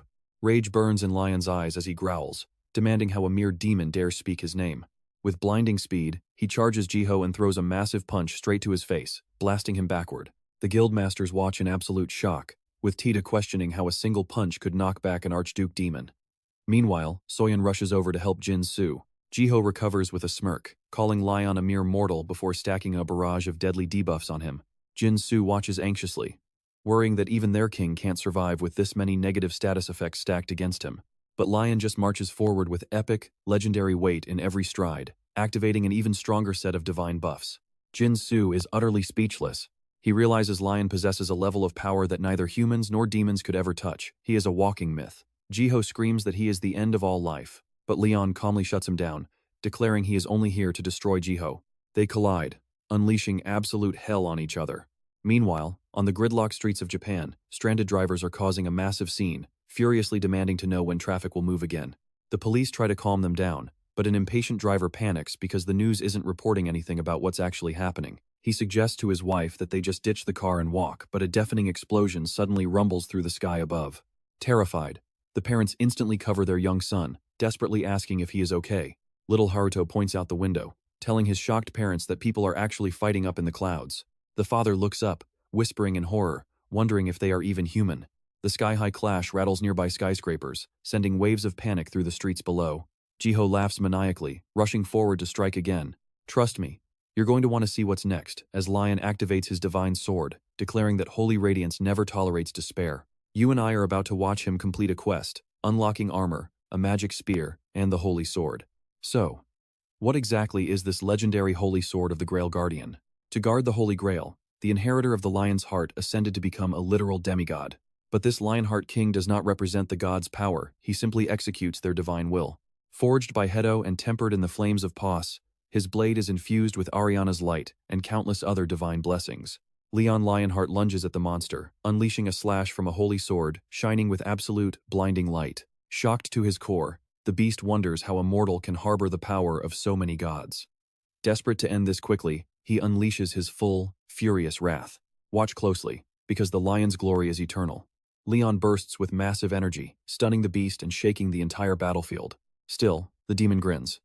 He can sense that Leon is actually way weaker than he used to be. The beast realizes this land lacks the deep, devoted faith that usually fuels the king's godlike strength.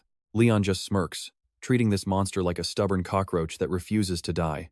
He boldly tells the beast that even if he is weakened, the demon is still absolutely no match for him. That trash talk completely strikes a nerve, sending the enraged monster into a frenzy of casting deadly magic spells. But Leon doesn't even flinch at the attack. Striking from his blind spot, Leon's sword flashes, nearly carving deep into the monster's flesh.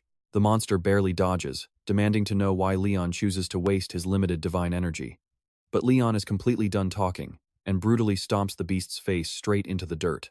Suddenly, a violent wave of blood-tinted rage blasts Leon backward. Yet, the monster quickly realizes he can never win this fight alone. To tilt the scales, he summons a swarm of wild beasts to back him up. Leon finds it pathetic that this demon actually thinks some brainless monsters can help him win. You and I know there's no way Leon lets him escape this time. As his beasts charge, the demon secretly stalls, needing just a bit more time to complete his ultimate transformation. He orders his troops to swarm Leon, but out of nowhere, Yappy locks on and vaporizes them with a charged particle cannon, catching the archdemon totally off guard. Suddenly, Beatrice rolls in to provide critical support, saving precious mana. At the same time, Hari and Beatrice arrive, absolutely itching to back up their legendary king. Watching Leon's powerful squad assemble, the demon is shaken to his core. He vividly remembers meeting the Lionheart King just 4 months ago. He cannot comprehend how Leon managed to recruit an entire powerhouse army in the blink of an eye. It's as if Leon literally conjured them out of thin air. Without hesitating for a single second, Leon Lionheart rallies his team, ordering them to strike with absolutely everything they've got. Beatrice admits to Leon that their worst fear has actually come to pass. Looking over the endless sea of dead demon bodies, Beatrice regrets that the demon sword somehow slipped through their fingers. Back then, the highly motivated trainees, fueled by a fierce thirst for victory, successfully wiped out every single beast the cursed demon sword had summoned, but they still failed to prevent it from escaping. Spotting Leon's sinister, evil grin, Beatrice quickly asks if he has a secret backup plan in case Akasha gets away. Leon is already 10 steps ahead, revealing he secured the severed arm of the slaughtering Lord Akasha. He asks Beatrice if she can use that severed limb to summon a gateway. Showing a mischievous smile of her own, she confidently assures Leon that it is absolutely possible. Because of this, the demon will soon realize his home base is no longer safe. The two royals burst into a villainous, echoing laugh that sounds like a dark omen over the quiet battlefield. Meanwhile, the onlookers stand amazed by the incredible setup, having never witnessed anything like it. Hari seems incredibly hyped up. Her friends Su-ho and Jae-hyuk agree their victory was epic, joking she must be flooded with interview requests. Hari asks if they've seen the king, while outside, Soon knows this isn't over, even though Plo believes she simply can't handle the burden. Plo suggests that she actually possesses the raw talent needed to defeat her target. Since his child once absorbed the dark power of the Archduke Demon of Sloth, he can now transfer that immense power directly to her. soon has already sacrificed her soul, leaving her with nothing left to trade with Plo. But Plo demands nothing in return, as long as it means completely wiping out those vile demons. Right then, Leon Lionheart steps in, warning Soon not to cross a point of no return. Soon asks if he wants her to give up or seek revenge, but Leon shakes his head. He explains that he is hailed as the Avenger, having fought entirely alone for 2 centuries to conquer the absolute impossible. But wait for it. You and I are diving into a story of revenge, as Plo urges, Soon to learn from Leon, who spent 2 centuries avenging his fallen world. This legendary king had literally achieved the impossible, proving he knows exactly how sweet payback can be. But Leon explains that while payback sounds sweet, the path is freezing cold. If revenge forces you to sacrifice your humanity and give up everything, it will only devour your very soul. He warns her to watch her step and take this seriously, since even the worst divine traitors still manage to keep their souls. Choosing this dark path will only lead her down a road of absolute emptiness in the end. Instead of losing her mind, she needs to lock in and fix her own weaknesses first. He declares that her ultimate revenge must start with a smile, before asking who she actually wants to destroy. Is it the father who murdered her loved ones, or is it herself for wielding that corrupt demon sword? She finally breaks down and confesses that she hates herself for giving in to the sword's dark temptation. Leon points out how foolish she is, targeting herself and turning the victim into the villain of her own story. She is just chasing her own tail. The only enemy who truly deserves her wrath is the Archduke Demon himself. Now, pay attention here, because Leon demands she fix her dark divinity contract before she can take revenge. Trust me, that absolute truth hits her like a physical punch. 10 days later, the Demon Sword raid squad reunites, with Kamiya and the rest immediately causing a massive scene. They demand to know why the Black Gate is opening in Japan, wanting justice for the comrades who lost their lives to that cursed sword. But the public ends up siding with the powerful Pantheon Guild instead. These brave hunters are supposed to be the very future of the nation, yet Pantheon is completely happy, sacrificing them just to line their own greedy pockets. He is fully prepared to make that demon sword pay for every single casualty while exposing Pantheon's dirty secrets to the world. On top of that, he wants to see how the legendary Lionheart King handles the nightmare waiting inside the gate. But the moment they step inside, the horrific scene chills them straight to the bone. Leon, absolutely losing his mind with rage, decides to round up these fools and put them to work as literal serfs. The grand stage is set, and everyone is dying to see who survives the ultimate clash between King Leon and Pantheon. Just a few hours earlier, the atmosphere in the Demon Sword's territory took a dark, heavy turn. Suddenly, a system alert flashes red, warning that they have entered the territory of the Slaughter Lord, instantly slashing everyone's stats to 80%. We can only imagine the pure panic as everyone struggles to survive this massive downgrade. Leon tries to keep them calm, but panic spreads like wildfire. However, looking closely at the system effects reveals a massive list of crazy buffs, from Legion reinforcements to heavy defensive boosts, Invincible Fortification, unlimited reinforcements, massive bravery boosts, and lightweight armor, all unlocked just by fighting right alongside a war knight. Leon is stunned to see these buffs active for thousands of soldiers at once. He knew his skill was broken, but this is beyond even his wildest expectations. That's when Hari alerts Leon that a new quest has appeared, ordering everyone to assist the Lionheart King in slaying Lord Akasha. Fully hyped, the squad readies their weapons to kill the beast. Leon wants his squad to absorb every single drop of combat experience, since this is their very first time in Demon Lands. But out of nowhere, the Cheongju Gate's ultimate mechanical killing machine, Sir Yappy, rolls up, scaring the absolute daylights out of everyone. Leon just laughs, happy to see his metallic buddy, asking if the upgrade is ready. Leon notices that Sir Yappy looks vastly more powerful than before, especially as his new scout drone deploys to scan the area, immediately picking up massive enemy colonies ahead. Leon orders his squad to charge the nearest camp. Once they arrive, a lowly peasant actually dares to demand Leon's identity.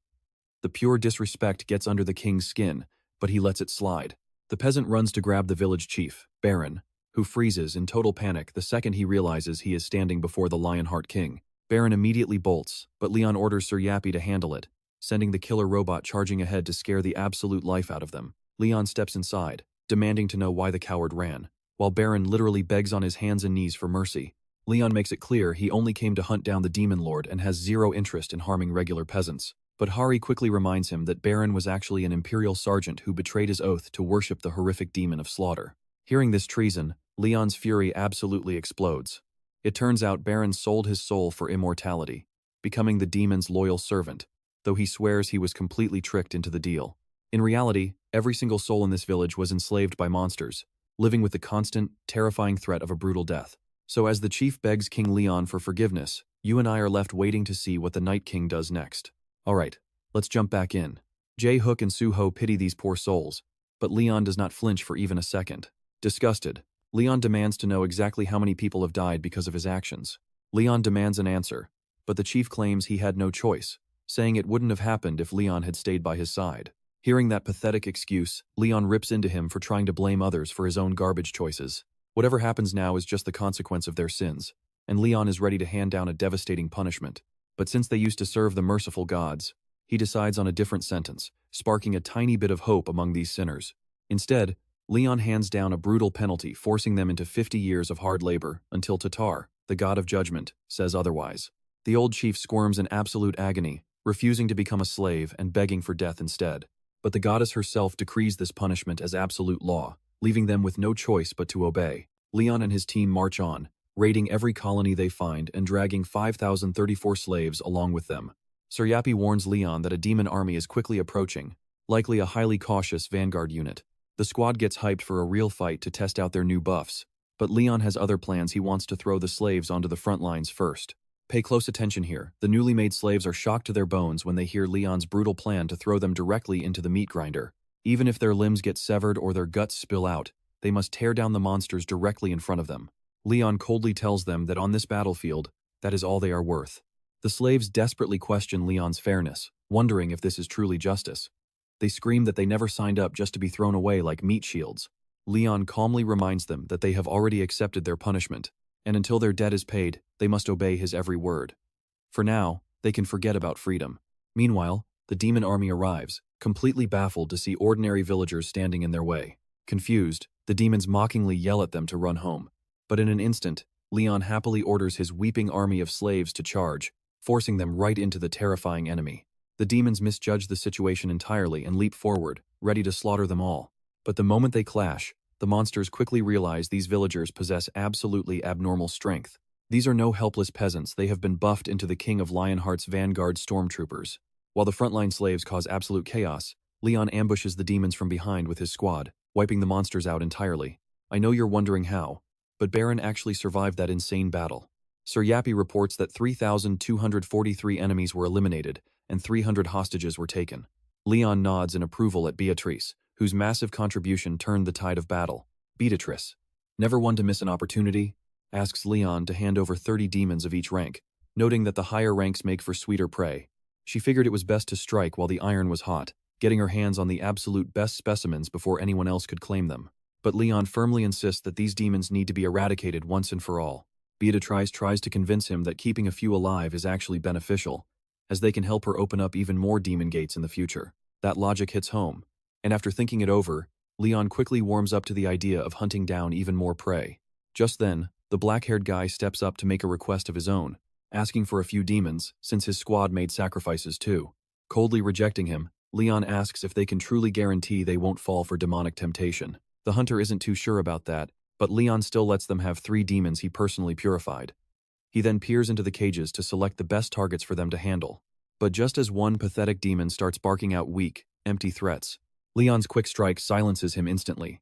He warns the hunters about the monster's manipulative lies, but figures his purification should weaken their influence. He hands over 1 demon immediately, promising to eliminate the rest and properly purify the survivors 2 days after they return. As they plan their assault on the main fortress, the black-haired hunter asks if Leon seriously plans to throw those poor slaves onto the front lines again, pointing out that they have already lost around 20 of them. But the hunter drops a total bomb, revealing they actually lost 900 troops in the last clash, completely shocking Leon. Stunned, Leon immediately asks if those useless slaves were counted in that massive number, and that is where we leave it, with him realizing humanity's future is looking incredibly bleak.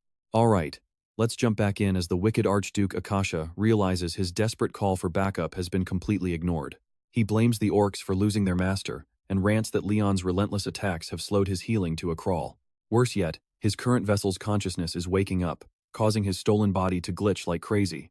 Desperate for an elite, genius-level vessel, one perfect target suddenly flashes into Akasha's mind: Soyeon. Leon Lionheart asks Soyeon if she truly wants to save her father and claim righteous revenge.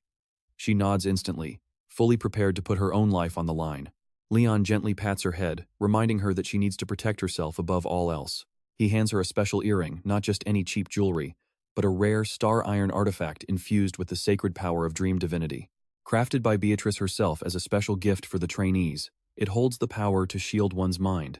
Knowing how brutal the upcoming battles would be, Leon warns Soyeon that if she fails, she will become a vessel for the demon and he will have to put her down. But Soyeon stands firm, promising she won't hold a grudge, and chooses to trust him this one time. Leon smashes the gates open and orders her to follow. In a flash, his golden blade tears through Akasha's castle, terrifying the hiding Archduke. Yet, Akasha is absolutely thrilled to see Soyeon walking right into his trap. Pay attention here, hoping she is his ticket to victory. He orders his minions to buy him 5 minutes to snatch her. As Soyeon fights off the minions, Akasha ambushes her from behind, brandishing the cursed demon sword. Soyeon strikes back furiously, demanding her father's release. But the demon Archduke has other plans. Their fierce clash rages on until the monster finally grabs her. This freak is desperate to achieve perfection by claiming her body as his new vessel. Suddenly, Soyeon hears her father's desperate voice screaming at her to run, but Akasha sneers that it is far too late. Instantly, he floods into her soul, seizing absolute control of her body. He knew she would have become unstoppable if left unchecked. Though Akasha mourns his old essence, he is thrilled with this powerful new vessel. All he wants now is to retreat and rebuild his power. But you and I both know Leon won't let him escape. Ready to end this nightmare, he charges, and a savage battle explodes between them. Akasha is absolutely loving every single second of this highly adaptable form. With every stolen sword technique stored in his mind, he realizes Leon is just a mortal, but one with skills sharp enough to match any high demon. Leon just laughs, mocking Akasha because despite stealing all those styles, he has not mastered a single one, calling him a pathetic parasite. Akasha snaps at the arrogant insult, screaming that Leon is just a weak mortal who only lived for 300 years. He swings his dark demonic blade in absolute fury. Leon calmly retorts that by stealing those techniques, the idiot copied their fatal weaknesses too.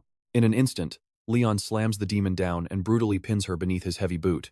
Akasha jeers, asking if he has the guts to slaughter his beloved knight, but Leon shuts him down, declaring his justice never wavers. Without hesitating, he raises his glowing blade, prepared to execute the demon while keeping Soyeon pinned hard under his boot. The desperate parasite inside her body does everything possible to twist the knife. He mocks the king once more, asking if he can actually murder his loyal knight. But Leon's deadly sword does not tremble even a fraction. Desperate, the Archduke tries to flip the script and calls Leon the real monster. But Leon cuts that trash talk down instantly, proclaiming he is no monster, he is the king of Lionheart. With those words, his holy energy surges, turning his sword into blinding gold, but as he lunges toward her chest, he suddenly pivots. Instead of a fatal strike, he targets the divine earring that has been shielding her soul. In an insane twist, the terrifying Archduke Akasha ends up bound like a slave, entirely at the mercy of Beatrice and Plu. Beatrice kicks off their meeting with a smug smirk while Plu happily nods along. With both gods enjoying this way too much, the humiliated demon can only sit there speechless, his jaw hitting the floor as he realizes this was no accident, but the Lionheart gods pulling the strings. It turns out Soyeon let Akasha possess her on purpose, and their risky plan worked beautifully. Beatrice adds that there is no way she could ever ignore Leon's direct request, while Plu points out that locking up an Archduke's divine soul is a massive victory. Honestly, you and I can see Soyeon has had enough of this chatter, as she bluntly asks to leave this hellhole. Beatrice, alright, you and I are jumping right back in as the priestess lets her completely exhausted saint leave without any fuss. Meanwhile, Plo watches her walk away, unable to help but think her saint is a total weirdo for abusing their dreams in such a bizarre way. On the other hand, Lord Akasha is fuming like a rotten egg left in the hot sun, absolutely unable to stand being ignored. As a last resort, he screams at Soon to accept his contract, promising supreme power to obliterate anything since she craves strength so badly. Soon? Completely unbothered. She just throws him a pitiful side-eye, walks up, and smashes a punch straight into his face, leaving a massive dent. That is enough to make Beatrice proud. Even Plo throws in some praise, noting that Soon is finally putting some real weight into her legs and back. From Lord Akasha's point of view, Soon is completely worthless, which only earns him a brutal kick to the head without an ounce of mercy. Later, Soon finds herself falling asleep beside her father's hospital bed, until she is gently woken up by his hand patting her head. Tears immediately flood her eyes, and without a single second thought, she throws her arms around him in a tight hug, holding on like she never wants to let go, before asking what he plans to do next. He says he wants to make up for everything he has done. Even if he is not entirely to blame, but those dark memories still haunt him like nightmares, so watch closely as he decides to visit the Pantheon Guild to find a cure. Soon is hesitant about that, but she blushes a little while admitting she has actually been chosen by a divinity. She received permission to wield divine authority in exchange for handing over the Archduke Demon's soul. Now, she wants her dad to return and take over as the guildmaster, while she assists the Pantheon Guild herself. Her dad looks at her, asking if that is truly everything she has to say. Soon blushes once more, making him realize his little girl has grown up far more than he thought. Meanwhile, outside, Leon sits calmly, sipping his tea and enjoying the peace until Grandpa Cheon comes over to disturb his zone. The old man mentions he has been visiting the hospital for the past few days. Then, he asks what brings Leon here. Leon explains he had business, specifically checking if Soon's dad still carries soul imprints or traces of the demonic human sword techniques. If so, purifying his soul will be a brutal road, and Leon needs to see if it is something even he can manage. The old man worries deeply about whether other demonic swordsmen's souls might still be lurking inside his son. Leon reassures him, explaining that there are no apostles left in this world to guide those lost souls. I know what you are thinking, and yes, hearing how grim this is makes the old man bow and promise Leon anything for rescuing his family. Leon simply replies that he would not mind an extra hand in wiping evil off the world. Grandpa Cheon is more than ready to swear brotherhood with Leon, even offering to let Leon be the elder brother. This stings Leon's pride a bit, since the old man does not exactly hold a social rank fit to be his brother. Grandpa Cheon proudly claims he is from the 37th generation of his high-class family. Hearing that, Leon invites him to convert to their faith if he wants brotherhood. Grandpa Cheon agrees without a single second thought, even planning to bring other guild members along to convert with him. However, Leon still needs time to think about the brotherhood part, since this stubborn old-timer is a tough nut to crack. Afterward, Grandpa Cheon asks if he plans to leave. Leon simply tells him to go enjoy his family reunion after 4 long years. Moments later, Leon feels a sharp calling deep in his soul, knowing it is finally time to use serfs to kill giants. Out in the forest, a massive bald-headed giant casually picks his nose while Leon's party watches in dead silence. While his crew stands there frozen in absolute shock, Leon calmly estimates the monster to be about 9 meters tall. Some days after defeating Lord Akasha, Hari and the other trainees are instantly promoted to become Leon's official knights, receiving their first real mission. Leon assigns his newly minted knights the ridiculous task of defeating this giant using nothing but serfs. Jae-hyuk tries to correct him, asking if the serfs are just meant to be a simple distraction for their real attack. However, that is not what Leon wants at all, explicitly demanding they take down the behemoth using only the serfs. That demand completely fries Jae-hyuk's brain, especially when Leon calmly claims historical records prove it has been done before. Looking at their dumbfounded faces, Leon can only sigh, seeing how these earthlings still cling to outdated logic. To pave the way, Leon decides to personally show them how it is done before their actual trial round. This only fuels their worries, but trust me, you and I are going to want to see how they challenge these insane odds. Soho has his own concerns, thinking these serfs are probably only around D rank level at best. Let's dive into this wild battle as a cocky serf named Bill asks Leon how they'll actually survive. Leon ignores him, reading aloud from Sir Gratis's crazy battle theory. He explains that if a giant has 3,000 health, and a serf with a dagger deals just 1 damage, then 1,000 stabs will eventually hurt him. 2,000 strikes will make him bleed out, and 3,000 will easily bring the beast down. Leon can't help but grin, knowing it's actually a pretty genius plan if you think about it. If each serf stabs the monster 6 times, the giant collapses. Hearing this ridiculous math, Bill is left standing there completely speechless. Leon is literally just running the math on how 500 people can land 3,000 strikes. Of course, if they fail, they all die horribly. The recruits behind Leon are left absolutely stunned, suddenly realizing their new king is leading them straight to a brutal slaughter. Bill accepts this crazy fate, realizing this suicidal plan is his ultimate 50-year penance for his past sins. Refusing to be Leon's puppet, Bill charges straight at the massive giant at full speed. Suddenly, Jae-hyuk notices a 20% stat buff on all the serfs, but before Bill can even celebrate his speed, the giant instantly squashes him like a bug. Everyone's jaws hit the floor in sheer horror. Leon is just annoyed that the useless idiot died without landing a single stab. But then, Jae-hyuk reports that their buff jumped to 20.00001%. Now watch closely, because Leon finally realizes that the 20% buff means the giant absorbed 200,000 units of blood. He bursts into a wild laugh, finally unlocking the secret power of Gratis's strategy. Instead of explaining anything, Leon simply tells the serfs to fight or die. Miraculously, the terrified mob actually manages to bring the giant crashing down. Of course, several of them are brutally crushed during the battle, but their victory makes the giant-slaying buff permanent, rising to over 20.01% for all the surviving serfs.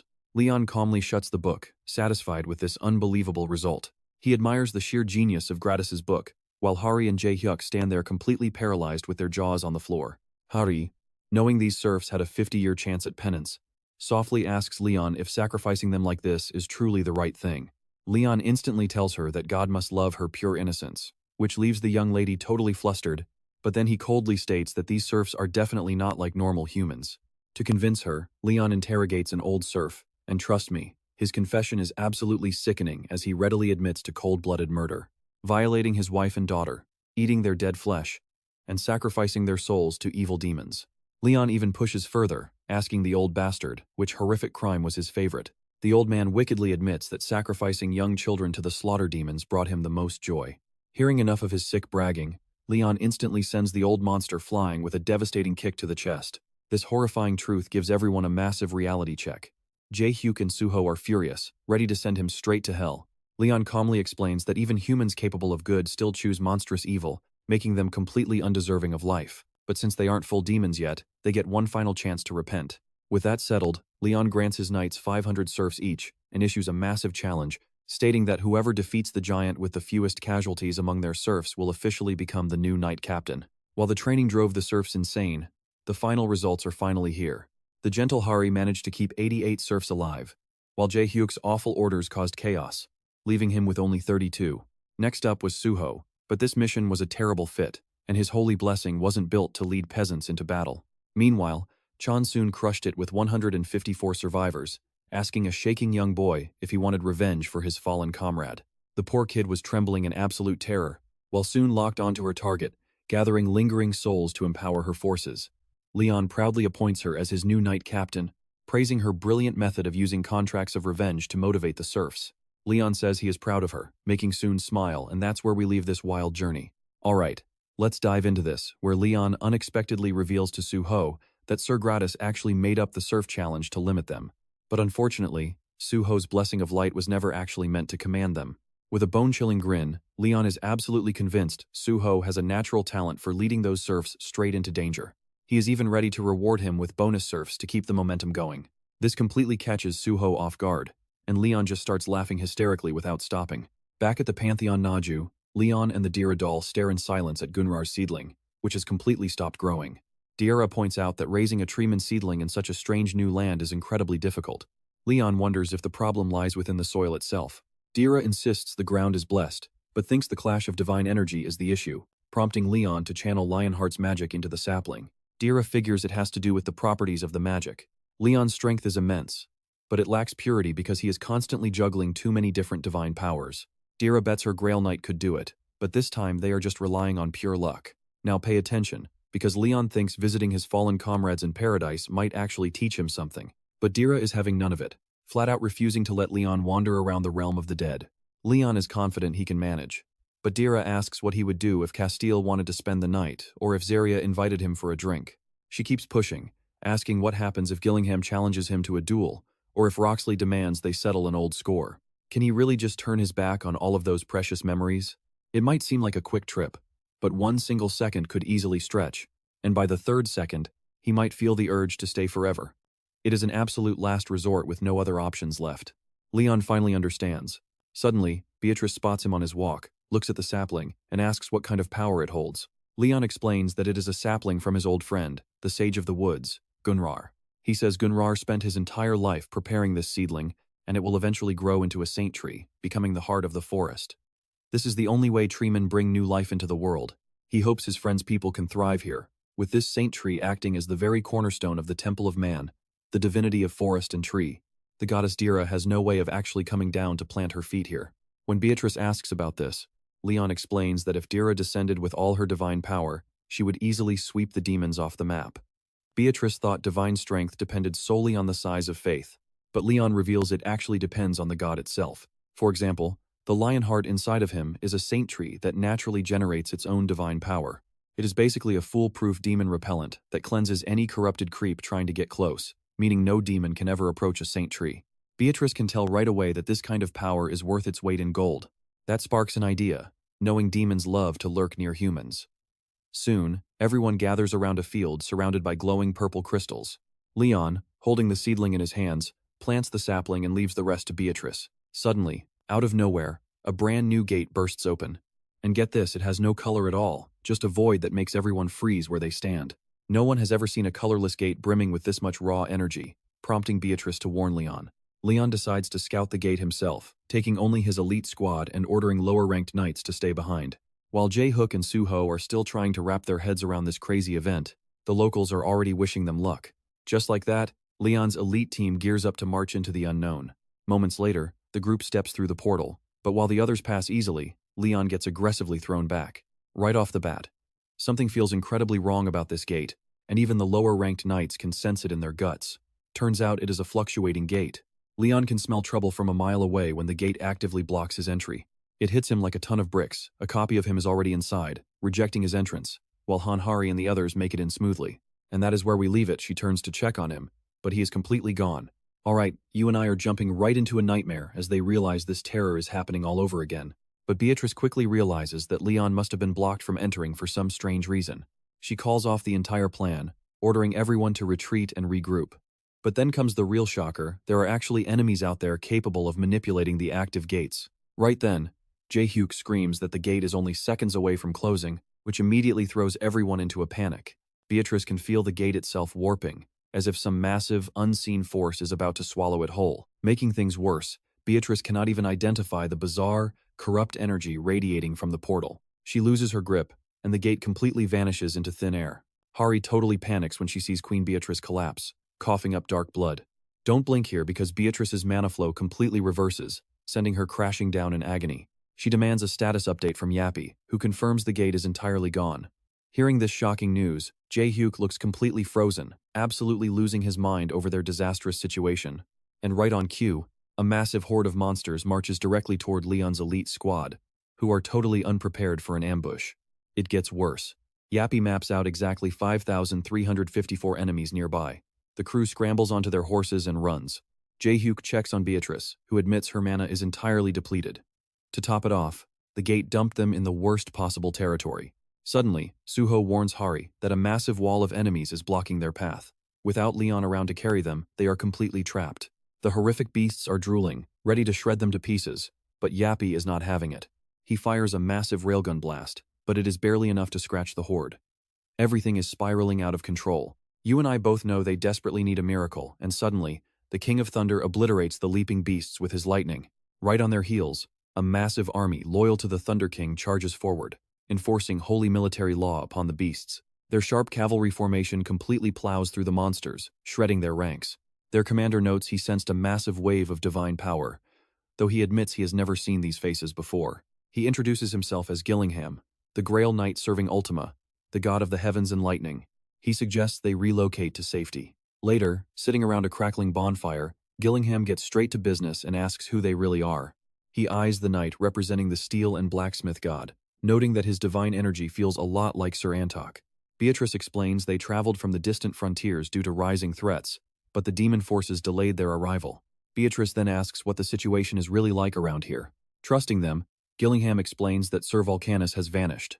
After a brutal battle at the Dolce Plains, the Archduke of Greed has mobilized his forces, pushing the demons deep into the kingdom's territory. He adds that King Leon Lionheart has united elves, treants, dwarves, and other magical races to fight back. The demon invasion is officially in full swing. It also looks like the knights are rounding up the kingdom's remaining survivors. Beatrice realizes how desperate things are, and quietly tells Hari to inspect their quest window without letting the Holy Knights notice anything. Hari checks the screen and gasps that all world travel is blocked off, making their situation even more hopeless. Gillingham admits he has not been hospitable enough to his brothers and sisters after such a long journey, but promises they can safely rest until dawn. At sunrise, Hari and the crew ride out, and are completely stunned by the sight of a colossal, glowing castle.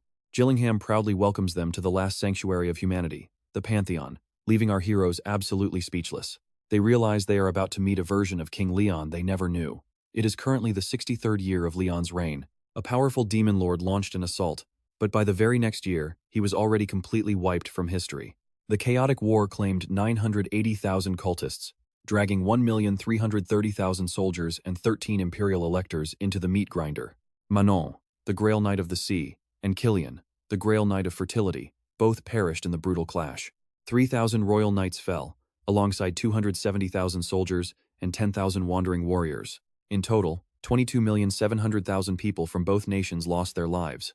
By the winter of the 66th year, a second crusade launched, ultimately leading to the total collapse of the empire. The sacred elven forests burned, The mountain dwarves were completely slaughtered, and the eastern Sky Kingdom crumbled to dust. Almost the entire Lionheart Kingdom was reduced to ash, leaving only a single region out of 10 still standing. By the 85th year of King Leon's reign, the crumbling kingdom fell, and the Holy Knight finally retreated to the Pantheon. And as Beatrice and Hari wonder what is next, you and I are left waiting to see how they survive this.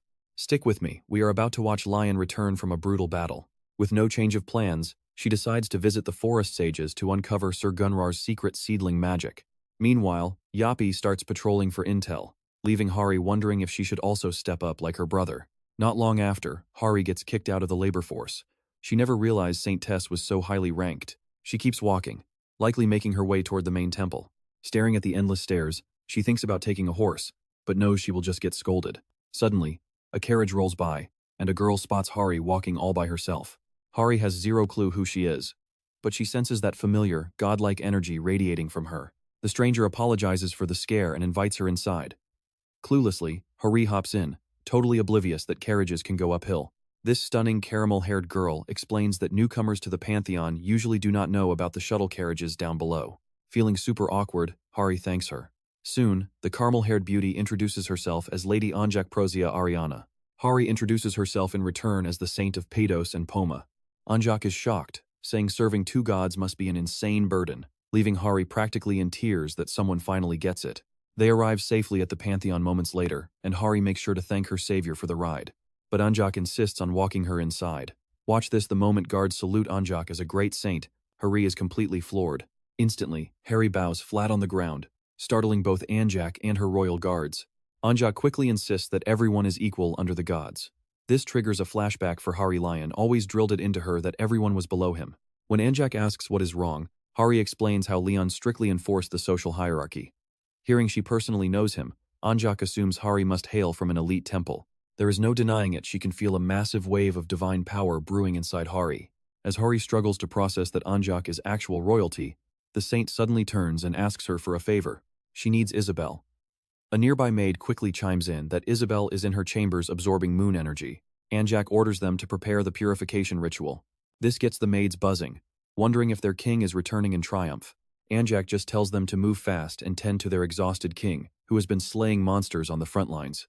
Everything clicks, and Hari realizes this is definitely the past version of Lion created by the dungeon gate. She wonders how he will behave. Following Anjak, she freezes as a guard shouts that Lionheart has entered the premises. The blood-soaked Night King has returned from his slaughter of the demonic horde. As he steps inside, Hari is chilled to the bone. Trust me, this is not the Lion we know. He feels completely foreign. Instead, he looks like death incarnate, wrapped in terror. The entire room is instantly crushed by his suffocating bloodlust. Suddenly, a hand drops onto Hari's shoulder, scaring the absolute life out of her. A golden-eyed girl named Isabel tells Lion to stop terrorizing everyone, while a maid frantically warns her to respect the king. But Isabel fires right back, boasting she is the king's sister-in-law and the top hunter of Denna. That revelation completely blows Hari's mind. Isabel snaps at Lion to drop the edgy act and get to his ritual. The golden bath is fully prepared, and Anjak warmly invites Lion to step inside. Lion begins shedding his armor, and as his shirt comes off, Hari gasps at the horrific black bruises covering his torso. When asked, Leon casually explains they are the leftovers from tearing apart the demons of pursuit with his bare hands. Their agonizing death screams are literally etched into his skin as a curse, though they cannot actually harm him. Isabel notes that it looks incredibly painful, but Lion shrugs it off as if it is absolutely nothing. He claims he has committed grave sins against the goddess of purity. During the ritual, a girl named Grand Duke Draonia suddenly bursts in. She is the Grand Commander of the Northern Army, Duchess of Draonia, and surprisingly, Lion's own daughter. She cheerfully offers her congratulations on his victory, catching the entire room completely off guard. The Duchess calmly announces that the Northern military has officially declared their immediate and total withdrawal from the Grand Alliance. Lion absolutely refuses to allow this, but Karina counters that the Northern Army is the backbone of their alliance. Their departure will inevitably leave their forces severely crippled. Lion snaps back that there is no point staying, while Karina counters that the entire continent is already in ruins. Trust me, we are left wondering how they will survive when they do not even have 30,000 men left. Let's jump back in. The enemy forces still have over 10 million soldiers, and that massive army keeps growing bigger every single day. Seeing this, Karina asks the Grand Marshal of the Knights and the Pantheon agent if they even stand a chance of winning. Leon demands to know what her real proposal is. She explains that the Grand Duchy was completely burned to ashes after the Empire fell. 30,000 soldiers lost their homes and families, and now she is pregnant while her people are still left struggling in the freezing northern region. That is why she is absolutely determined to get revenge, even if she cannot slay every single demon herself. She swears to slaughter every foul demon that desecrated their dead and dared to occupy their ancestral lands. Leon, looking heavy-hearted, asks if she hates him for striking the enemy's main army instead of defending her homeland. To comfort him, Karina reassures Leon that he only did what was necessary, since protecting the entire kingdom is far more important than one duchy. To prove her burning desire for revenge, Karina reveals her dark mark. Pay attention here, this shocking reveal completely stuns King Leon, and the look of disgust on his face is beyond words. He roars in anger as Karina confesses that the entire northern region made a pact with the god of vengeance, making her the Grail Knight of Ventarsis, the Duchess of Draonia, and leader of 30,000 Avengers. Leon immediately banishes and disowns her, but Karina firmly declares that survival is no longer her only goal in life. Isabel asks if banishing her was right, but Leon replies it is too late because that dark pact leaves her with only one tragic fate. Isabel continues her work, drawing the corruption out of his flesh. When Leon wonders if he made the wrong call, Isabel reassures him, though she is surprised he would even ask. After all, this is the ruthless Leon who once kidnapped her little sister, the High Priestess of Purity, though that was something they both secretly desired. As Isabel treats him, she wonders aloud why he is acting so soft compared to the cold commander who ordered that brutal invasion. But suddenly, Leon shifts his gaze toward the hidden intruder, catching Hari completely off guard. Now let's check on Yappy, who is busy watching the blacksmiths talk about star iron while they search for a new star. They wonder if the legendary Saint Tess has sent any word. Meanwhile, Yappy records the conversation to analyze their movements and back up the data later. Nearby, the blacksmith is pouring all his concentration into crafting weapons until he suddenly senses something extremely off. He detects a tiny intruder lurking in the shadows, which turns out to be none other than little Yappy. The blacksmith demands to know who goes there, but Yappy just tells him to take it easy. Suddenly, Yappy fires glowing ropes, making the smith realize this intruder is actually an adorable tiny priest, which bursts him into laughter and annoys Yappy. The smith chuckles and says they have no reason to fight since they serve the exact same god. He introduces himself as Antok, the Grail Knight of Steel, and asks if Yappy knows about Ant, the legendary guardian of the mines. Later on, temporary shelters are set up for the new recruits living on the outskirts of the city. Hari returns to check on her comrades with some fresh food, and Suho is incredibly excited to see her back safely. She shows off her food basket, explaining that the temple provided everything she needed. When they ask, she admits she actually met with King Leon. The group is completely stunned, but she quickly clarifies it is the Leon of this gate world. She then asks if they found any intel. Jae-hyuk explains that the capital and most surrounding territories fell to the enemy a long time ago, leaving this fortress city as the sole survivor. But Hari remembers hearing details about the final battle from Ventarsis. So, she suspects this gate is linked directly to that legendary battle, while Jae-hyuk wishes they could just read the quest info. To make matters worse, Suho asks if anyone can reach their gods. Their skills still work, but their divine connection is incredibly faint.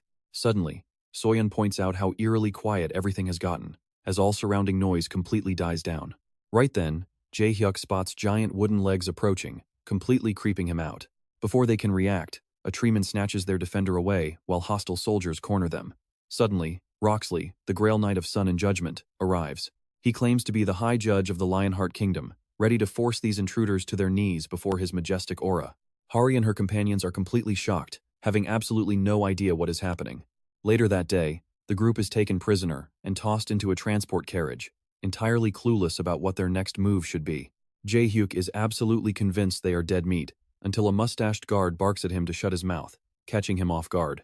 Trust me, Hari suspects they are heading straight to the execution site. Let's dive in.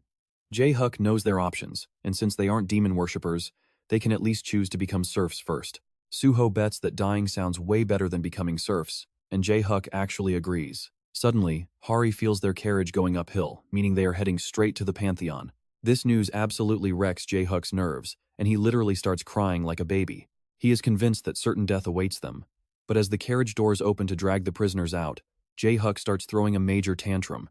Apparently, they are being summoned directly before Anjak, Isabel, Leon, and Roxley, and Gillingham, sparking a very tense silence. Between them sits a pool of holy water, and Leon orders Roxley to throw the prisoners straight in. Roxley draws his blade and commands the sinners to dive right into the holy water. Trembling, Jae-hyuk panics, wondering if they are about to get tortured. But Roxley's thunderous shout forces Jae-hyuk to jump, with Suho and the others following suit. Leon confirms they are not demons, noting that their flesh did not melt in the holy water. On top of that, Anjak points out they all wield divine energy, proving they are completely clean. Gillingham agrees, completely trusting them, but Roxley remains highly skeptical. He knows damn well that devious demons can pull off all kinds of illusions. He also reminds them that while King Leon is closest to the gods, even he knows absolutely nothing about these strangers. Watch closely, because their blind faith in Leon is genuinely terrifying. Meanwhile, Gillingham's reports indicate there are two other powerful players out there. A woman carrying the divine powers of dreams and death, and an otherworldly entity blessed with blacksmithing divinity, both worthy of being called saints. Hearing this, Leon decides to personally handle the questioning, ordering his knights to leave the room.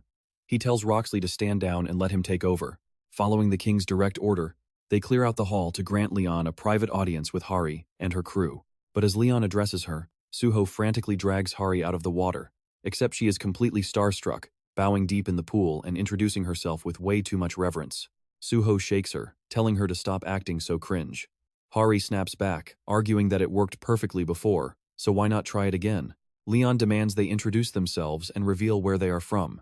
Their hesitation instantly irritates Leon, forcing them to panic and blurt out that they are from a faraway country called South Korea. Suddenly, using his ultimate ability, Leon summons the projections of all the gods, and they all declare they have never seen these humans, questioning how they possess their divine blessings.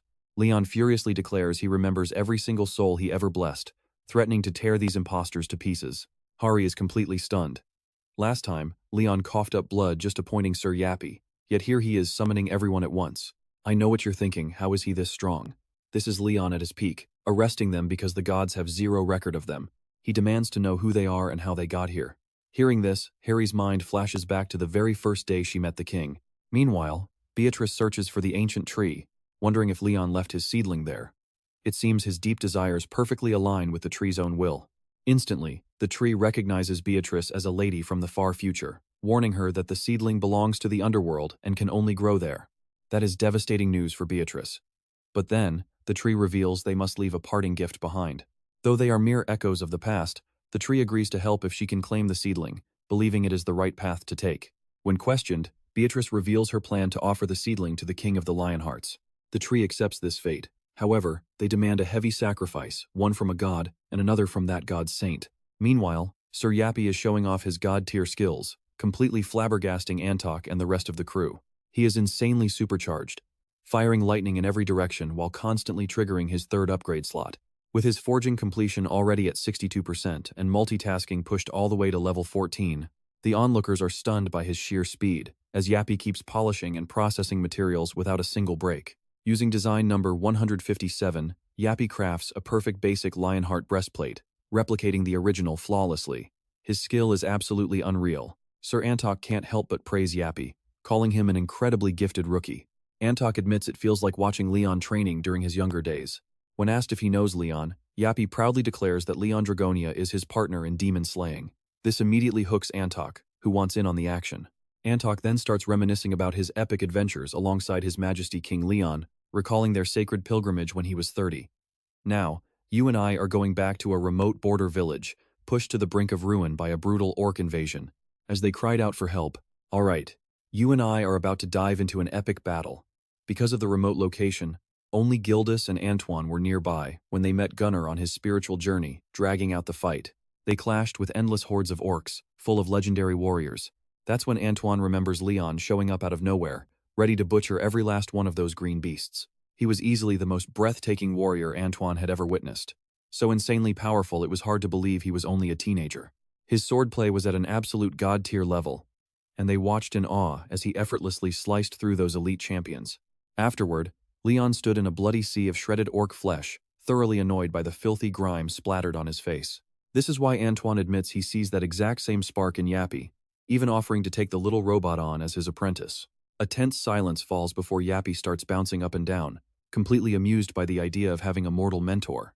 The little machine still looks down on humans, so Antoine asks if Yappy even knows who he is. Cockily, Yappy notes that while he knows the Grail Knight of Steel, Antoine is still a mere mortal who can never match his flawless programming. That catches Antoine off guard. But it also cracks him up to see such bold pride from a little tin can. Now, you and I must watch closely as Antoine prepares to show this machine what he can do in the forge. Antoine actually admits he respects Yappy's flawless precision, a level of speed and perfection he could never replicate himself. But the moment Antoine strikes his hammer, Yappy instantly flags a mistake, calculating that the weapon's instability is spiking rapidly. Sweating profusely, Antoine explains he isn't just forging weapons, suddenly picking up his hammering pace with pure joy. He reveals that to him, blacksmithing is pure art shaping steel by sculpting the soul, which goes way beyond any perfect technique. To Antoine, burning passion will always beat out cold, calculated technique. Pouring insane effort and fiery passion into the forge, Antoine happily crafts a magnificent set of armor. This makes Yappy realize Antoine's soul-fused craft might actually replicate Leon's divine armor, bridging that impossible 0.01% deficit. Yappy admits he lacks sufficient data, making this extra information absolutely vital to his calculations. Intrigued, Antoine asks once more if the robot will become his apprentice, but Yappy quickly reminds him he is only there to observe his growth. Either way, Antoine takes it as a yes and affectionately pats the little robot on his metallic head. Suddenly, Gillingham breaks the moment to announce that King Leon has summoned Antoine to the castle. At the war table, Leon stares silently out the window until Isabel finally breaks the heavy silence, proposing to forge the final grail. She directly asks Gillingham if he's prepared to face the entire demon army should King Leon command it. Gillingham barks out a yes, and honestly, you and I can feel the sheer weight of Isabel's vow to sacrifice her life for the future. Leon solemnly agrees as a heavy gloom blankets the silent room. Isabel promises to carry all their sins until the time comes to make her ultimate sacrifice for the Grail. Stepping forward, Isabel confesses she never imagined she would ever have to commit such a horrific sin. Leon feels immense guilt for demanding this of her, but Isabel reassures him that even a bastard who stole her sister's innocence is a king worth dying for, because they lost so much territory to the demon horde. Performing the holy ritual for the Grail was now impossible. To obtain the vital star iron, they had to force the Grail's descent. Raising her crossbow to the sky, Isabel accepts that her part in this tale is ending. As a goddess of the moon and purity, she was never meant for the battlefield. Instead, Isabel had bestowed a unique blessing of power upon her most isolated, lonely followers. Now, drawing every ounce of her remaining strength, she aims her arrow. This is the absolute peak of an archer who never, ever misses her mark. But deep down, she quietly begs the goddess for forgiveness for what she must do. It was unthinkable for a moon saintess to literally shoot down the moon itself, the ultimate sin against her own deity. Her brilliant lightning arrow pierces straight into the heavens as the entire city watches on in absolute shock. Just like that, the arrow shatters the moon, opening up a blinding river of cosmic light. Gillingham stands frozen, his jaw dropped in sheer disbelief as he struggles to comprehend this impossible sight. Right then, Leon roars for the great Saint Anak to unleash her raw divine magic directly into the heavens. Their insane gamble pays off as Gillingham watches Anak carefully guide the falling shards of the moon toward them. Suddenly, Isabel collapses right into Leon's arms, coughing up blood and crying out from the agonizing pain. Gasping, she whispers that the merciful goddess Dinah halved the divine backlash. Gritting his teeth, Leon honors her sacrifice, swearing to carry her heavy burden from here on. Suddenly, Gillingham points up, and trust me, you and I are not ready for where those shards are heading. Anjak was barely keeping them under control. A massive wave of mana was pulling the fragments directly toward them, and Anjak just couldn't contain it. And stick with me here, because Beatrice instantly realized this was the exact same mana that had shut down their gate. The trajectory of the moon fragments had been violently dragged away from their position. As Leon held Isabel in his arms, who had sacrificed her entire life for this, his fury went absolutely off the charts. He instantly ordered an elite squad to recover that fragment. He was absolutely determined not to let the opening Isabel died to create go to waste. Later, as the moon pieces crashed onto the surface, Antok praised their decision to head here, instead of wasting precious time elsewhere. The recovery squad finally arrived at the crash site. Beatrice gave the signal, and Yappy immediately launched the scouting drones. Watching those flying drones made Antok incredibly curious about his brilliant disciple's high-tech tricks. That totally annoyed Yappy, who bluntly stated that Antok was nothing more than a basic technology provider. Yappy even claimed Antok lacked the brains to be a master, which just made Antok laugh, genuinely impressed by the little Tinkin's sharp wit. Antok then pointed out that Beatrice must have noticed this eerie, sudden silence. Now pay attention, because those demons aren't just going to let this slide. Antok is certain those freaks are waiting in the shadows, ready to ambush them. Despite the danger, he joins forces with Yappy and the troops to dig out the star iron. Suddenly, Yappy detects incoming threats closing in fast. A massive swarm of monsters comes charging right at them, exactly as Antok predicted. He quickly warns Beatrice that they desperately need more time, demanding they hold the line as long as possible. As Yappy begins the operation, Beatrice steps up to buy time, unleashing the devastating Lamontar's rage. The resulting explosion completely blows Antok's mind, since even high-ranking nobles can rarely wield magic of that scale. Beatrice explains that magic had to evolve into pure destruction just to bypass the oppressive divine laws. Even so, she warns Antok to move fast because a second wave could swarm them any second.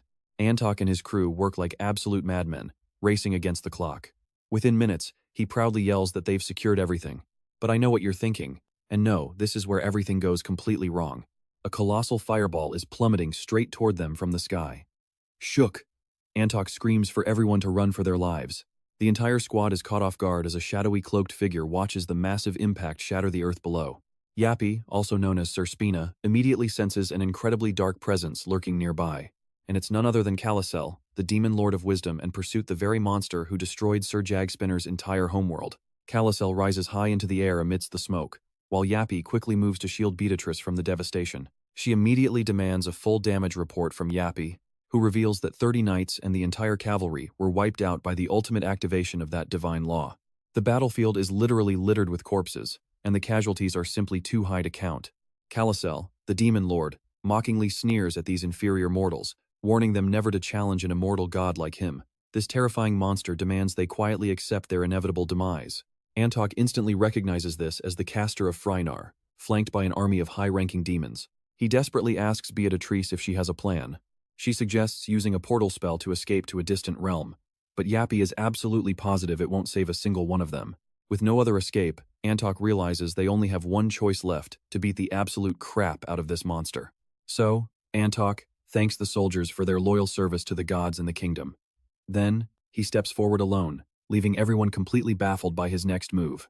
Antok declares that it is finally time to honor their sacred oath to defend the kingdom, even if it costs them their lives. In that heavy silence, every soldier knows this is a command to make the ultimate sacrifice a final order. Yet, they blindly choose to follow Antok's lead anyway. Antok secretly agrees with Yappy's bleak assessment, but points out that some things in life are far more important than mere survival statistics. Even Antok's patron deity objects, warning that no mortal body could ever survive hosting a divine descent.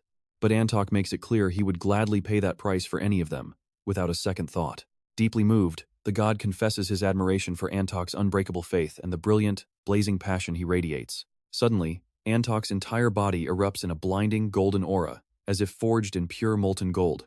And trust me, you and I are watching the legendary Grail Knight of Steel and Blacksmith, the kingdom's ultimate protector, finally unleash his true, godlike power. Alright, you and I are diving into a story where hope itself has ground to a complete standstill. There is simply no future left for a blacksmith who sealed his own fate. Yet the steady strike of hammer on forge never stopped. That ringing iron was the only thing forging a path forward, clashing with the very gods of steel and craft. Antok swears an oath on the steel, completely blindsiding Calicule. This bizarre power turns every artifact into non-steel materials, bringing all true steel under his absolute control. With a roar, Antok summons the Hammer of Hedo. The demons quickly raise their shields, but that little trick does absolutely nothing to stop him from smashing right through their defenses. Forced onto his knees, Calicule admits it is incredibly impressive for a mortal to wield such terrifying power. Now, watch closely here. Antok is stunned that this demon blocked his heaviest strike without a single scratch. With that, Calicule prepares to unleash the real war. Meanwhile, Beatrice checks in on Yappy, whose system charge is at 86%. Stalling for time is no big deal for Yappy. After all, he has survived worse situations before. Beatrice desperately begs for any crazy plan to buy them time, knowing the demons will see through their bluff eventually. Yappy actually has a strategy ready, but the success rate is sitting at a miserable 2.7%. Beatrice is willing to take those awful odds. Mages usually rely on cold logic, but tonight, she is betting everything on a miracle. Back in the fight, Calicule praises Antok's raw strength for shattering complex magical spells with nothing but a hammer. He finally understands why other demons tremble in fear at the mere sight of this world's strongest race. Staring down this supposed low-tier knight, Calicule wonders how terrifying the supreme commander at the top must be. He admits their ultimate champion might stand a chance against a demon lord, but Antok is still leagues below that level. As Calicule unleashes a massive barrage of magic, Antok commands the steel to form Hedo's defensive anvil. Standing tall with his massive hammer, Antok snarls that the demon's lack of faith is exactly why they are so twisted. I know what you're thinking, fight time, right? Well, Yappy suddenly barges in, starting a nuclear self-destruction sequence. Antok desperately screams for him to stop, but the countdown hits 0. A massive explosion rips through the field with a deafening roar. Walter, the sole survivor who was saved, he is the former emperor and commander of the Silver Knights, and he vividly remembers the monsters who crushed his empire. They are the exact same demons who invaded 20 years ago. Now, he is absolutely certain the world is finally ending. 23 years ago, the foolish emperor summoned a demon monarch, triggering his own downfall. Soon after, those vile creatures took over every single region. Even though the legendary Lionheart King arrived and crushed the enemy forces, that victory was merely the beginning. Walter knew deep down that despite the king's grand presence, the demons would only return stronger and more vicious. And that hope was a total lie. Suddenly, the ground begins to violently shake not from a natural storm, but from a brutal ongoing war. Meanwhile, Kalakyle, the legendary demon lord of wisdom, laughs at his enemies for using a raw explosion, claiming it could never hurt him. But then, a soldier reports a teleportation gate just opened. Meaning the blast was just a desperate distraction, Kalakyle still finds the plan pathetic. A tiny gate can only save a handful of people, leaving the rest of the army behind to die. Furious, Kalakyle begins weaving a devastating spell to finish them off. But out of nowhere, a massive spear comes flying to block his path. Looking up, they see a massive army of heavily armored knights from the Lion Empire charging straight into battle. Without wasting a single second, Kalakyle unleashes a catastrophic spell right at them, brutally crushing the entire charging army, while blowing back Antok and Beatrice in the aftermath. Antok's body is completely shattered. The devastating attack left a massive, gaping hole in his chest that requires urgent medical attention. Even so, he insists they head to the forge. Upon arriving, Sir Spina tells him his life force is fading fast, but Antok already knows. From the second he accepted this fragile mortal fate, he knew his end would come. As an iron-born steel knight, he always knew his remaining hours were short. With only one chance to pass down his ultimate legacy, he appoints Spina as his final apprentice. As his heavy hammer strikes the glowing forge, Antok begins teaching his last lesson, recounting his grand journey. He tells of setting out on an epic quest and meeting the legendary, future Lionheart King. He trained under a master craftsman he could never truly surpass. But even if he never beat his teacher, his weapons defended an entire kingdom. As his fading strength fails and his vision turns completely dark, Antok pours his last bit of soul into the steel. Trust me, you and I will feel his final plea to Spina to carry on his legacy. Pour your soul into steel, forge weapons that protect the innocent, and shape the future with every strike. Alright, stick with me as Antok finishes forging a brand new weapon, perfectly embodying those sacred lessons. Soon after, Lion arrives just as Antok draws his last breath, asking if he has any final words for his son, Aaron. But because Antok raised his son with nothing but love and respect, no more words are needed. Instead, he begs Lion to lift him up, so he can look upon his people one final time. The crowd weeps in pure grief, seeing their great leader so weak. Yet even now, Antok commands them to protect the king at all costs. With those parting words, his body goes limp, and he passes away peacefully in Lion's arms. Every citizen bows to honor the fallen hero they loved. Later, inside his tent, a soldier reports that Gildas has arrived outside. Once welcomed inside, Gildas and Galveron enter, offering their deepest royal salutes to King Lion. Being his godfather, Lion embraces Galveron, telling him to just call him uncle, before asking Gildas how Aaron is taking the tragic news of his father's death. He simply could not abandon his scouting duties, making his arrival impossible. Right then, Gunnar walks in completely unannounced, bringing a sudden wave of relief and joy. Gildas immediately teases Gunnar about his heavy footsteps. Listening to their familiar bickering, Lion smiles warmly, flashing back to the days when they used to train side by side. Moments like this remind us how precious these old bonds are. Even though Antok is gone, they share so many incredible memories that there is no room for sorrow. Pouring the wine, Lion laughs, admitting he always expected Gildas to die first, which Gunnar heartily agrees with. Handing out the drinks, Lion reassures them that Antok passed away with absolute honor and glory. Now, as lifelong friends, they must send him off with the utmost respect. Together, they raise their cups to honor their fallen brother, Antok, whose legacy will live on in every weapon and heart he shaped. Lion asks Gunnar about their completed project. Gunnar confirms it is flawless, blessed by blacksmith divinity, though the sages still need to infuse the final essence. A wave of relief washes over Lion. He is deeply grateful to the sages for completing these crucial preparations. With that, he exits the tent to find his massive army assembled, led by Walter and Anjak Predacia. After a brief salute, Lion asks Walter if the demon forces are truly marching, and Walter confirms they are active. They have spotted the remaining forces of the sloth demon at the Dolce Plains, alongside the beast god worshippers and the Empire's corrupt soldiers. I know what you're thinking. 10 million enemies? Absolutely. And Lion knows the final battle is finally upon them. To survive, they must ready themselves immediately, because the demon horde is closing in fast. Thousands of soldiers reinforce the massive wooden gates with heavy battering rams, preparing for the impending onslaught. Meanwhile, Hari, Suhi, Jaehyuk, and Chonsoon eagerly offer to join the fight, but Lion flatly rejects them, ordering them to stay put, which absolutely shocks them. Unlike Lion, who belongs to the past, they represent the future. Sending them past those gates means certain death, and Lion refuses to throw their young lives away. Instead, he assigns them a different mission, sending them to the chambers of the champion of Dana, goddess of purity. As the sister-in-law to the Lionheart King, she is the second most powerful figure in the realm. Her name is Isabel. The group stares at her in awe. Sensing their curiosity, Isabel explains that while many gods exist, one supreme deity rules above them. Beneath that creator, the 7 gods reign supreme. Though blinded by a prior battle, Isabel channels her magic with flawless skill, unlocking a nearby ancient chest. Inside are legendary shields containing the power of the sea, raging fire, and roaring thunder. She explains that these elements represent nature's ultimate fury, and while other gods exist, these are the exact powers they need. Hari stares in absolute shock at these divine relics, once wielded by legendary Grail Knights and saints of old. They stare at the treasures, but they're all left completely confused.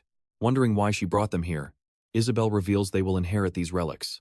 But there is a catch. The relics have not yet acknowledged them as their worthy masters. Yet, Isabel is ready to entrust them with the future, knowing the king believes they will survive this war. She knows her time is ending, and trust me, she knows they will make better use of them. You and I are about to see a massive challenge these heroes must solve completely on their own. Isabel then points at Cheon Soyeon, asking for a favor her divinity can easily handle. And once Cheon Soyeon agrees, Isabel officially begins their succession process. Just like that, everyone gets to work on their final preparations as the soldiers steel themselves for battle. While civilians pray for those who will shed blood, elite knights and soldiers from across the continent begin to return. With preparations nearly complete, the massive demon army finally invades their territory. Anicia warmly welcomes the sages of the woods, proudly announcing that the extraction ritual is already complete. The sages are deeply impressed by the item, concluding that Ant mastered steel better than anyone and absolutely fulfilled his duty. Now, it is finally time for the sages to fulfill theirs. Beatrice announces that she and Spina will stall the front lines for time, while Hari and her strike squad seize the divine relics. Spina instructs them to gather at the rendezvous point afterward, promising to rejoin them after securing the grail filled with essence. Before heading out, Beatrice gently pats Hari on the head, reminding her of their critical roles. Guinevere then reminds Anicia that once they finish, the divinity must descend to complete the ritual, since Leon is occupied leading the charge on the battlefield. Therefore, she must bear that heavy burden alone. Anicia responds that sacrificing for a brighter future is only natural for the great saintess of light and justice, especially since she has spent her entire life deep inside the temple, studying and teaching holy doctrines. Even after the brutal war against the demons broke out, she maintained her pious lifestyle. Her only change was praying for the souls of the dead instead of the living. While comforting these lost souls, she felt a deep sadness, wishing she could protect her people like the knights did. So, the Saintess of Light prayed for the king while the castle prepped for war. But watch closely, the enemy forces approaching seem absolutely endless. Their army stretches past the horizon, even building a dark temple over the ashes in absolute mockery. Even the proud Lionheart Kingdom, legendary land of guardians, is now down to its very last standing fortress. Just as they assume long-range artillery cannot harm them, a massive explosion erupts, killing several of Leon's men. The dark energy rising from the corpses is actually deadly poison, forcing the soldiers to quickly cover their mouths. As more attacks rain down, the soldiers brace in tight formation, while priests frantically purify the toxic mist to the northeast. Standing atop the castle walls with Aaron, Leon unleashes devastating torrents of flame upon the oncoming demons. He tells Aaron to take pride in his father, who sacrificed himself bravely to return to the banquet hall of the gods, before turning back to the chaotic battlefield. We're about to see if the tragic history written by future descendants is truly bound to repeat this inevitable downfall. Leon, deeply moved by their desperate struggle, prays to the goddess for salvation, hoping that these soldiers, fighting through fear and sorrow, can uphold the glorious legacy of the Lionheart. While mothers comfort weeping children and young men fight to stay alive, the brave knights battle to leave behind hope amidst the bloodshed. Feeling the crushing weight of his people's suffering, Leon calls out to the goddess for ultimate strength. In response, he feels her divine presence behind him, promising to stand with him until the very end and granting him unbound power. Suddenly, a surge of raw, unfamiliar energy floods his veins, and fueled by pure rage, he drops his legendary sword, slamming it repeatedly into the ground. He begins chanting the names of those who stood beside him since day one: Knight Aaron, son of Ant, the great Grail Knight of Steel; Gildas, the war hero who crushed the great horned giant; and Galvaron, the noble elf guardian of the oak forest, along with other honorable warriors who fought relentlessly. He declares that these heroes would never tolerate demonic mockery, urging his people to rise up against the monsters who foolishly think they have already won the war. Because they haven't. Driven by agony and rage, Leon repeatedly slams his sword, trying to awaken that same burning fury in his people. He demands to know who he is, and the entire battlefield roars back in perfect unity, chanting that he is the demigod proxy of the Pantheon, the true guardian of the Holy Grail, and the legendary King of Lionheart who personally defeated Malice, the Dark Lord of Chaos. Filled with absolute resolve, Leon announces that victory is at hand, commanding his soldiers never to show fear or retreat. Their broken swords and shields will burn as firewood, turning this battlefield into a graveyard for the arrogant demons who thought they could conquer humanity. He orders them to fight until the bitter end. No matter the heavy cost, and even if they die alongside their king, his words completely ignite their souls. Trust me, you and I are about to watch absolute chaos erupt as this final battle begins. Leading the demonic horde, Karakul mockingly challenges them, demanding they bow down to him and calling them inferior trash unworthy of his presence. Alright, you and I are jumping right into a war where evil itself predates divinity. He vows to slaughter everyone, conjuring massive fireballs overflowing with pure, crimson demonic energy, aiming them straight at our heroes. Leon signals Roxley, who instantly unleashes a massive combo, Divine Punishment, Flames of War, and Manifesting Sun to blast those fiery spheres away. Leon yells for Roxley to focus on the stray shrapnel heading for the Pantheon Fortress. Roxley obliterates them effortlessly. Infuriated, the demon horde tries scaling the castle walls, believing they can end this war if they scale the top. But the armored archers on the ramparts are ready, raining down a relentless storm of arrows to keep the beasts at bay. Meanwhile, deep inside the fortress city Pantheon, over at the southern gates, Gildas grows anxious smelling burning meteor shards. He realizes these fragments alone are decaying the land into a wasteland, meaning restoring their home will take years. Demonic roars echo from the eastern gate, signaling a breach. High above, the vigilant knights hold the line, fighting desperately against the invaders. Elsewhere, Ain goes head-to-head with the great demon of ruin, the mighty Doomgore, proving to the beast that human knights can be terrifyingly strong even without the Grail power. Now, you and I need to watch this closely, because Ain is fighting completely alone, knowing Leon is pinned down. He leaps high, lunging directly at Doomgore. Meanwhile, inside the castle, Hari and her team finally finish examining the relics, but Jae-hyuk hesitates, feeling completely inadequate to wield such legendary weapons of power. He almost wants to quit, convinced this war is hopeless and only Spin and the king will make it out alive. Yet, since Leon already took down 3 demon lords, they still have hope. Hari nods, trusting Leon to win just like he always does. He defeated the demons in the past and guided them to the Black Gate, which can only mean one thing: victory is close. But then, a terrifying thought hits Hari. She remembers the final Grail plan was abandoned simply because they had to beg the king for help at the gate. With 3 Grail Knights missing from the front lines, she wonders if they even stand a chance. Hari spots a group of robed figures standing nearby and demands they show their faces immediately. As the hoods fall, a sinister aura erupts. One of them chuckles, mocking Hari for her sharp eyes. Sensing danger, Jae-hyuk unleashes his full divine power, but the intruders instantly counter, shutting his magic down. You and I both know they are in deep trouble, as the Archduke of Pleasure, Ki, steps forward. With a sadistic grin, Ki lunges forward, aiming a lethal slash straight for Hari's throat. Ready to die, Jae-hyuk shoves her out of the way, fully prepared to take the fatal blow. But out of nowhere, Gillingham flashes in, blocking the blade and saving both of their lives. Isabel stands beside him too, proving Leon had anticipated this sneaky ambush all along. Ki is utterly stunned to see them, having assumed these 2 powerhouses were deployed on the front lines. The duo smirks, refusing to let trash walk in their presence, though Isabel privately worries about fighting 3 great demons and an archduke. But as a holy saint, she will never back down. Gillingham tells her to fight like it is her last day, and she agrees, casting divinity dissension. Hearing them talk about throwing away their lives leaves Jae-hyuk and Hari totally bewildered, but Isabel orders them to find Han Soo-ho and Chon Soon because the Holy Grail is in danger. Nodding, they quickly run off to help. With them gone, Ki mocks Isabel's visibly weakened state. He doubts she can even fight, but she boldly boasts she can crush him with a single finger, making Ki fume. Determined to make her pay for that arrogance, he summons a massive shockwave that shakes the entire room.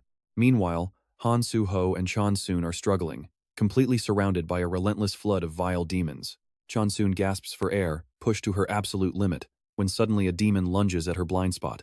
But Hari and Jae-hyuk arrive just in time, with Hari instantly casting a powerful spatial twist that obliterates the monsters. With the raging flames clearing out, they think it is over, but they are wrong. An elite great demon appears with a brand new horde, ordering Hari's group to get out of his way. But Jae-hyuk knows they must hold the line until Spin and the Queen arrive to save them. Before he can cast his magic, vines snatch all 4, and trust me, we have to wait and see what happens next. Alright, you and I are jumping back into the chaos, as our heroes realize it was the tree sage who dragged them away. Following the orders of the great saint, Anjak thanks everyone for guarding the chamber and announces the extraction is finally complete. She explains that this holy grail holds an essence brewed from the deep wisdom and knowledge of the forest sages. Even Hari can feel the absolute immense power it radiates, feeling that it is far more sacred than any relic she has ever encountered.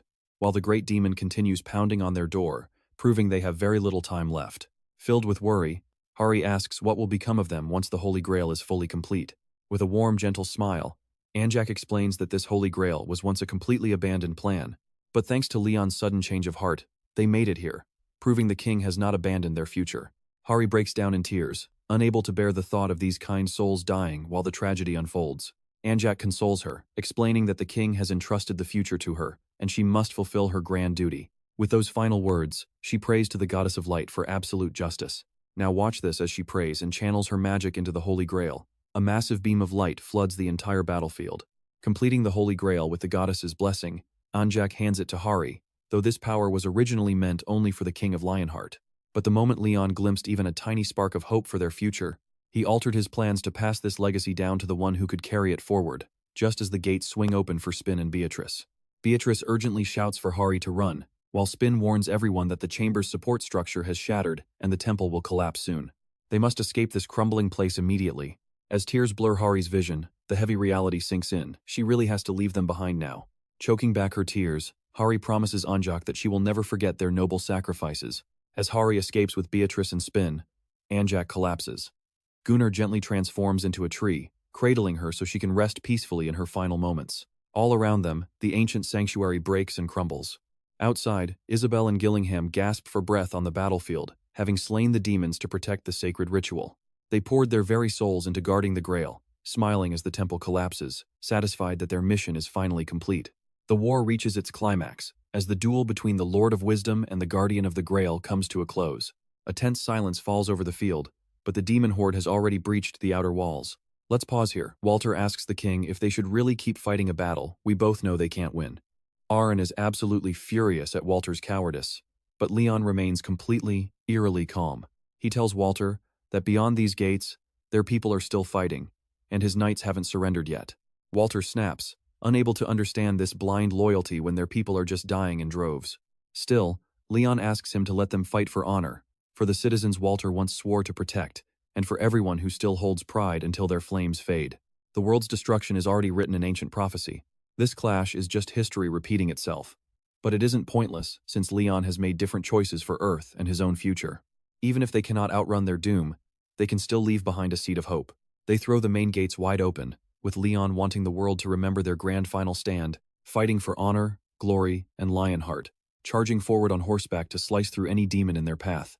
Watching from afar, Calical summons glowing magic circles in the sky, desperate to anchor his reign of darkness. But his eyes snap to the north as the fierce Dragonia cavalry charges forward, led by Karina.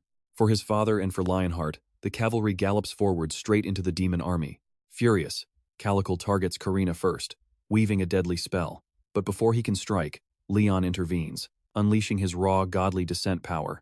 With 9 wings sprouting from his back, he blitzes Calical, slaying him instantly. He lands heavily on the blood-soaked ground, slamming his weapon down, utterly lost in grief, questioning the point of a life bound solely to a goddess's whim, but she whispers that he is the living proof. The loyalty of everyone who died for glory lives on within him, the ultimate knight carrying their legacy, so he must push forward to the very end. Every demon on the battlefield trembles in terror, yet they still dare to mock Leon. Leon smirks, completely changed. He doesn't just want to win anymore, and trust me, you and I can't wait to see them suffer utter humiliation. Let's dive into a brutal war 200 years in the making.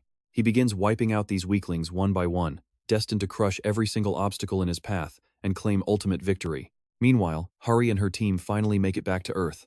Everyone is silent, some crying, others haunted by the ultimate sacrifices made. The waiting king on Earth merely smiles, while Spin sits alone, watching a recording of his very last moments spent with Ant. Even after Hari and the crew returned, life barely shifted. Luckily, Hari found her spark again, and the others grew a bit more mature. It was a small step, but at least they were still moving forward. And as for the Holy Grail of the Moon, Leon was absolutely stunned when he witnessed it in the future. He never expected that simply asking Beatrice about the seedling would spark all of this. but he still remembers how Gunrar and the other forest sages designed the ultimate plan.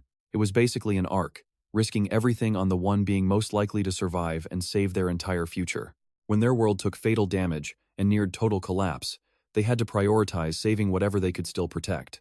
And the top priority was the Pantheon. Now pay attention, this Pantheon was a symbol of faith and their actual link to the world. If that sanctuary crumbled, all divine power would vanish, and paradise itself would completely cease to exist. Leon explains that this is why the gods escaped into his lion heart. They survived because the heart itself naturally generates raw divine energy. When the first king received the Holy Grail, Ariana fused the world's light with solar power and lightning to forge it. It represented the kingdom's core foundation, and was absolutely crucial for naming any new Grail Knight. Now, Leon merges these legendary Grails, fusing them into the ultimate final Grail. The Moon Grail was engineered to fix the flaws of the original, acting as a master key to customize the final Grail for whatever they need. Its true purpose? Gathering and preserving every single species and all lost knowledge. While this holds the power to construct a new empire, it only works if Gunrar's seedling actually grows. A bit later, Leon hesitantly asks Beatrice for a major favor. He wants to track down two people he knows are still alive. Alright, I know what you are thinking, he needs Volcanus and Karina. She was not in paradise, and though he cannot be a real father yet, he needs Beatrice's help. Beatrice gently reassures him that she will find a way. Leon thanks her, admitting that without her and Spin, they would never have made it this far. To show his gratitude, he offers to grant her absolutely any wish she desires. Blushing red, she promises to tell him later. Meanwhile, over in the South Korean president's office, the president is absolutely furious about the open gates while reviewing the strict terms of cooperation for his government. The government actually welcomed the Pantheon Guild's rise, since dealing with Leon alone was much easier than managing a powerful 10-guild alliance. Their blessed crops quickly became a highly valuable export, acting like a literal golden goose. But the president grew deeply worried as the Pantheon's influence and raw military power expanded way too fast, and the dangerous side effects were starting to show. During today's press briefing, reporters demanded to know the president's stance on Ariana, the goddess of light and justice. But his refusal to give a straight answer triggers a wave of hate from citizens in the comments online, driving the president completely insane. Right at that moment, an aide rushes into his office carrying an urgent message from the United Nations. They are sending an investigation team to look directly into claims of the Pantheon violating basic human rights. The ruined One Brilliance Palace is now a massive star iron mining site. While the laborers slave away, Hari pulls Spina aside to reveal she just got a call from the government. Seeing Hari so anxious, Spinny reassures her that he will handle it, telling her not to stress since they did nothing wrong. Meanwhile, Hari looks over at the exhausted, hunched-over laborers. For punishment, they were caught drinking more sugar and salt water than their daily limit. So, Spin kicks off a grueling surf challenge. Every single worker is forced to mine using nothing but raw, agonizing effort. Meanwhile, Barahair, a former elite-turned-Pantheon serf, has been doing backbreaking labor ever since his brutal demotion. The moment Spinny calls out lunchtime for Group 214, Barahair lets out a massive sigh of relief. When they reach the table, all they find is a strange, murky liquid. Spinny explains it is just a basic mixture of salt and sugar. Barahair loses his mind, wondering how they are supposed to keep mining after drinking only that. Back when he was sacrificing human children to demons, getting real meat was incredibly easy. But those days are long gone. Now that he is a lowly serf under Leon, every single one of his human rights has been completely stripped away. We leave them there, as Spin orders them to mine 20 kilograms. Alright, you and I are watching Barahair literally cry as his hand gets crushed and he stops. But Spin brutally lashes his back with a whip just for pausing, forcing the agonizing Barahair to immediately keep working. He regrets getting caught days ago and having to endure this hell, but as his anger boils, the wall suddenly collapses. The disaster quickly went viral, with every single detail plastered all over the front-page newspapers. It has been 20 days since that disaster, and now Har's team sits together, totally unsure of what to do about the survivors' Human Rights Committee. One member argues that feeding captives only sugar and salt water is way too extreme, leaving even the second-generation Knight trainees completely shocked. But then, J-Hook argues it is fine since it only happened during training, claiming the real issue is the serfs who worship demons. Hari agrees, but knows the survivors' Human Rights Committee will never buy that excuse while these serfs are being treated so horribly. Meanwhile, over at Incheon International Airport, the United Nations Survivors' Human Rights Committee touches down, met by Kang Yuk, the Korean Hunter Association president. He warmly welcomes Louise, the committee's deputy director. Watch closely here, because Louise suspects the government is dirty and refuses to let them manipulate her. She has defended survivors against global superpowers and ruthless dictators, so she is not about to lose control now. Hari arrives to escort them straight to the autonomous district of Crusateria, and they are transported safely according to their scheduled plans. Once they arrive, Louise scans the streets and realizes these people have integrated perfectly with humans, blending in without standing out at all. Spotting the massive statue of Leon, she wonders about their culture, but then asks Hari if they face any trouble with local fishermen. Since the Crusotians live on the coast, Hari clarifies that their operations focus on much more than just simple fishing. They actually focus on shipbuilding and heavy industry, while still maintaining great cooperation with local fishermen. Louise quickly questions them about their jobs, making it clear that everything she does is to protect these vulnerable survivors. Hari remains calm, explaining that the people work for government-run ocean cleanup services, collecting sea trash and managing local farms. Louise seems slightly relieved and prepares to ask her next question. Suddenly, a massive explosion erupts out at sea, catching Louise completely off guard. She instantly demands answers, but Hari calmly explains it is likely just the Crusoteria commandos running training drills. Louise looks confused, so Hari explains further that over 3,000 Crusotians are actually elite warriors, and their king has ordered them to train out in the open waters. After a thorough investigation, the human rights team realizes these people are adapting perfectly, using their strengths and weaknesses to seamlessly blend with the locals. I know what you are thinking, but Louise still cannot believe these terrible rumors of captive abuse. She assumes they must be simple misunderstandings. Soon after, they pull up to the Pantheon headquarters. The moment Louise steps out, all the serfs are forced to smile, claiming they are never forced into hard labor. Their eyes are filled with tears, a forced act Louise has seen countless times in places with zero human rights. Louise Foster worked tirelessly to protect human rights while staying true to her strict principles, guiding the world toward a better path, even if just slightly. Nothing made her happier than bringing real smiles back to those who were suffering. But her gut tells her something is wrong. The way these people smile and speak feels entirely scripted. Louise takes action, grabbing a serf and demanding he tell the truth if he is being coerced. But the terrified, clearly abused man desperately lies, insisting he is there entirely of his own free will. Louise is baffled, completely unaware that the second they signed their souls over to Tatar, the divinity of sun and judgment, they surrendered their entire free will, too. Before she can investigate further, Spin arrives to call everyone for lunch. Eager to test them, Louise demands to dine right alongside the workers, and Spin willingly agrees. As they head out to eat, Spina flashes his whip to force the terrified serfs to keep grinning. Meanwhile, at the town hall, Louise and her team are absolutely stunned by the massive, delicious feast. She finds it odd that there is no meat served. But at the same time, she shrugs it off as part of their unique local cuisine. Hari shows them how to eat, and with just one bite, Louise feels instantly energized. Trust me, these legendary Naju crops really make her feel alive. Alright, you and I are about to see how these legendary, disease-healing crops shock Louise when served to basic employees. A couple of workers actually turn it down, but the feast is still a massive success. Later, Hari and Louise chat while taking a stroll. But get this, because the food tasted so good, the Human Rights Committee has no clue these blessed crops are toxic to evil souls.